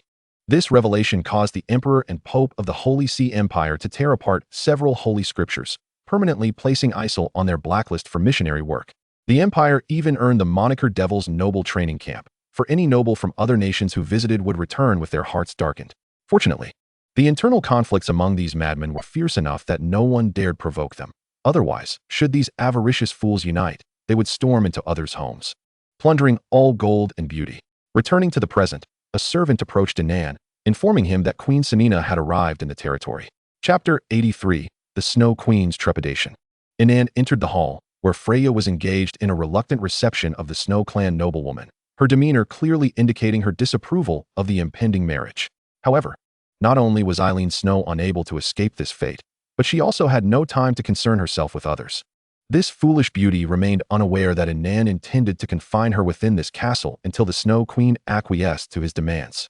Upon seeing the man's dark expression, Senina felt a rush of trepidation. He seemed to be in foul mood. Inan cast a glance at Freya, who wisely vacated the hall, leaving the two alone. Inan sat down on the sofa, and the servants promptly served strong liquor, which he gulped down in one go before fixing his gaze on Senina. "Madam, it seems you have not fulfilled your promise to me." Ignoring any discussion about the wedding, he plunged directly into the matter at hand. As expected, the foolish beauty appeared to have forgotten her purpose in coming to the human realm, her face betraying a flicker of panic as she gathered her thoughts to respond. "Regrettably, Her Majesty the Queen has declared that the Snow Kingdom will not open trade with the human empire, and I am powerless to change that." The maidservants poured more dragon-esque breath ale for Inan, the orange liquid exuding a potent aroma that filled the hall. "Very well. Tomorrow I shall convene a meeting in the territory, and you may attend as an observer." Inan set down his cup, simultaneously utilizing a magical image stone to broadcast the event to the Queen. "At that time, I will demonstrate my sincerity during the meeting. But let me be clear. This is my final act of forbearance." Senina was startled by the piercing gaze he directed at her, her hair standing on end. What meeting? Inan gently grasped Shanina's delicate hand and pressed a light kiss upon it, murmuring, "In due time, you shall understand." Shanina attempted to withdraw her hand several times, but the scoundrel clearly refused to grant her that opportunity, holding her firmly in his grip. This made her cheeks flush with embarrassment. Having remained single in the Snow Kingdom while raising the young Aaron Snow, this noblewoman of the Snow tribe had scarcely interacted with men. However, the audacity of this rogue was astounding. He was to marry Aaron Snow, yet dared to be so forward with her. Did he possess no sense of morality? This left her feeling both mortified and enraged, the flush on her face becoming increasingly pronounced. Just as she was about to utter some sharp retort to reclaim her dignity, Inan released her, causing her intended reprimand to vanish into the ether. This rogue had indeed ensnared her completely, yet she still yearned to say something to salvage her pride, only to be interrupted. "Ah, my lady, I know you wish to inquire of Aaron Snow why she consented to marry me." Inan toyed with his wine glass, not at all acknowledging her flustered demeanor. "However, I advise against it. This is for your own good." "What did you say?" Shanina's eyes flashed with disbelief. "For our good? I have already informed her that if she does not marry me, I shall propose to you." At this, Inan set down his wine glass and fixed her with a penetrating gaze. "You may find it surprising, but I assure you, I am indeed capable of proposing to you in the Snow Kingdom." Shanina could hardly believe that this human would utter words that could only be described as devilish. To phrase it nicely, it was a proposal. To put it bluntly, he was effectively attempting to seize her. She gritted her teeth and pointed an accusing finger at Inan. rendered speechless by his shamelessness. Do not be so astonished. I reveal this to you merely to ensure your queen comprehends one thing. Inan slowly rose, towering over her. If I were to approach you in a cordial manner, you must consider your stance carefully. Cooperate with me, and all shall remain tranquil. Resist? I assure you that I am capable of anything. Ignoring the furious expression on the beautiful woman, Inan turned to leave, leaving her with his final words. I advise you to communicate thoroughly with your queen tonight. I shall demonstrate my sincerity, but this is the last time. Shunina stood in the hall, staring at Inan's departing figure, lost in thought for a protracted moment, her eyes swirling with indignation and grievance. Why were these humans so thoroughly wicked? Meanwhile, in the palace of the Snow Kingdom, the Snow Tribe Queen, Saint Nia, received the message from Shunina. And a flicker of rage crossed her calm demeanor. Rarely did she lose her temper, but it was evident that Inan had pushed her to the brink. How dare a mere Viscount act so brazenly? Saint Nia was incensed. After 300 years of life, she had never felt such fury. It was one thing for these humans to capture her kin daily, but now they dared to threaten her. Yet she found herself in a bind. For he was a noble of Isel. Were it another nation, she would not feel such trepidation. Indeed, nobles from other countries had never been so audacious. They were unreasonable. Should their lord send troops against you, winning would merely be winning. Dare to retaliate, and stronger nobles would rise to subdue you. If they could not, they would outright instigate a war between nations. Thus, every country sought to avoid entanglement with this group of lunatics, stockpiling soldiers at the borders, leaving the border lords of the Isel Empire utterly helpless. They could only engage in internal strife within their own homes. Reflecting on this, Saint Nia resolved to observe what schemes that scoundrel would conjure the following day. Should she find them unsatisfactory, she would blacklist Inan henceforth. No longer would any Snow Tribe members be permitted to visit his territory. After all, should she dare send troops to assault Isel, those lunatics would surely plunder the entire Snow Kingdom. The Isel Empire was nothing short of a nightmare for all, while she could tolerate other nations in recent years. She had approached the Isel Empire with the utmost caution when issuing diplomatic documents. She had heard that several years prior, when Teresa first ascended to the throne, a Grand Duke from another empire had visited Isel for diplomatic purposes. Before he could even utter a word, simply addressing their empress as Her Majesty Teresa, he had been dragged out and executed by the 4 great dukes. Following this, all the nobles of the empire rallied their forces and stormed the Grand Duke's principality. Seizing various resources, the Isolians employed such frenzied tactics to convey to other nations that one must refer to Teresa with the utmost respect as Her Majesty. For she was the first empress in Isel's history. Only the nobles of Isel could address her affectionately as Teresa. Though the young empress faced considerable bullying domestically, no nation with any sense would dare provoke her. For all the nobles of the empire would respond with war to ensure that no one dared to bully the emblem of Isel. Thus, when it came to external affairs, all nobles and lords of Isel would heed their empress's command, ensuring they could forever reign as local sovereigns within the empire. Chapter 84. Inan's threat the following day. Inan summoned Shunina and Aaron Snow to the political hall of the Rosen territory, gathering those who had attended the previous nobility ceremony. The atmosphere was heavy, each individual awaiting the pronouncement from the demon at the head of the table, listening intently for fear of missing a single word and facing dire consequences. Aaron Snow and Shunina watched the man at the head with involuntary cold sweat trickling down their backs. Shunina hastily produced a magical imaging stone to broadcast live to Queen Saint Nia of the Snow Tribe. Inan surveyed the assembly of officers, politicians, and wealthy merchants, essentially all the prominent figures from the 3 territories. Notably, Karl was present, accompanied by a group of slave traders. They had heard the news that their lord intended to take a snow slave as a concubine, which was met with disbelief. Would capturing members of the Snow Tribe now provoke this little concubine's ire? If she whispered in his ear every night, those slave traders would surely face dire consequences. Once seated, Inan commenced his machinations. The empire was attempting to implement a household registration system, though it was bound to fail. The demon's fingers interlaced, however. I do not mind trialing it among us. The commoners possessed only proof of being free citizens, while the empire had not formally registered this. It was nonetheless stamped with an official seal. Should any slave trader dare to capture free citizens as slaves, the lords would ensure that these wretched slave traders would regret ever arriving in this world. Many present were not native to Inan's 3 territories. Numerous individuals had come to settle here for business purposes.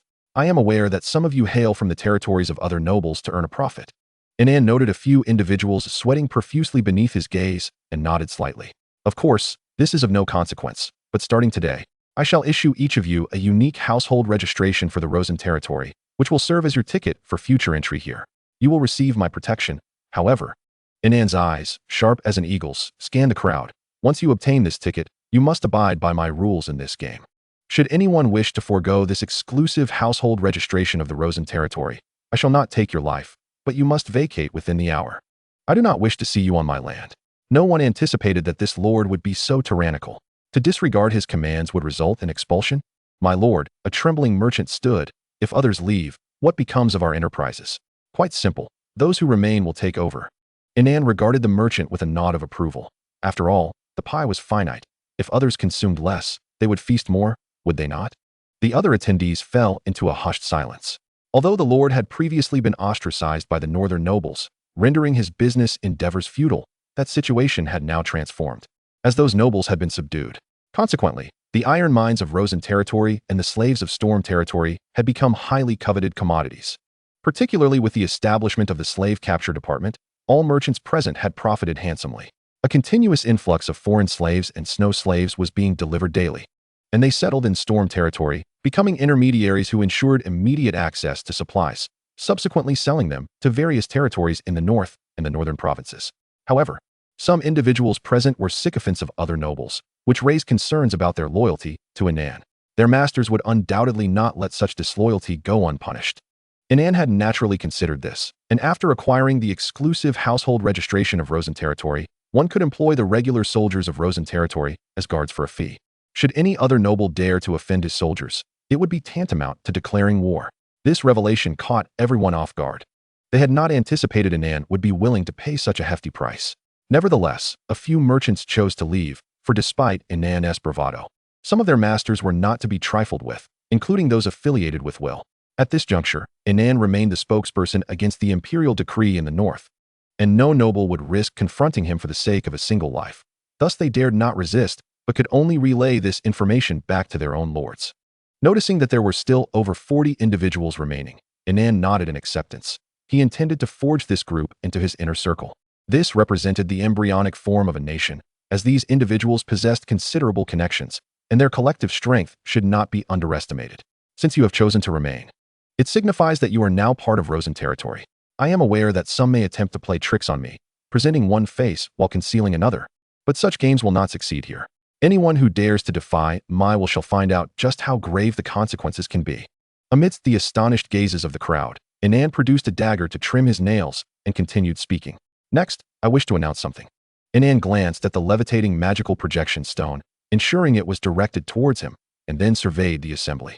Many of you are likely aware that I intend to marry a woman of the snow race as my wife or concubine. Therefore, from this day forth, all snow race individuals within the territory shall not be treated as slaves.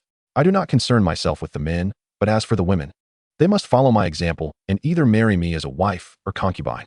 Furthermore, their collars must be removed to guarantee their freedom of movement within the territory. This is non-negotiable. Should anyone wish not to marry a slave, they are free to release them. This proclamation sent shockwaves through the assembly. The members of the slave capture department, in particular, were left in disbelief. Would they still be able to capture snow slaves in the future? Perhaps it was time to flee to other border lords for refuge? Yet, who would dare to leave at this point? Meanwhile, Eileen Snow and Xuen Nina stared with incredulity, perhaps even a hint of gratitude. This gesture signified that Inan was bestowing considerable honor upon Eileen Snow and the snow race. Secondly, effective immediately, I am instituting a 1-week moratorium on the capture of snow race individuals. Inan rose to his feet, plunging the dagger into the table. During this week, all armed forces of the slave capture department are to be stationed around the snow race territories. I do not care which lord or nation's slave capture team dares to approach the Snow Kingdom. The armed forces of the slave capture department must mobilize to eliminate those wretched brigands. Inan's declaration ignited a frenzy among the already boisterous crowd. Not only would they cease capturing snow slaves, but they were also expected to protect them and to incur the wrath of others. Far away in the palace of the Snow Kingdom, Saint Nia gaped in disbelief, realizing that this scoundrel was sending her a message. Inan conveyed a critical message. I can safeguard you, but I can also tighten my grip on your lifeline. If the Snow Kingdom were truly surrounded by those slave capture forces, it would be an exceedingly distressing predicament. They were intimately familiar with the environment of the Snow Kingdom, capable of both intercepting the slave capture teams and launching incursions at will. The unfortunate reality was that those despicable slave capture teams were well acquainted with the soldiers of the Snow Kingdom, employing all manner of treacherous tactics. making it exceedingly challenging for their soldiers to pursue these marauders, especially since Inan had disbanded all regular cavalry within the territory, rendering them mere subordinates to these slave merchants. With their steeds, they could rampage freely beyond the north at any moment.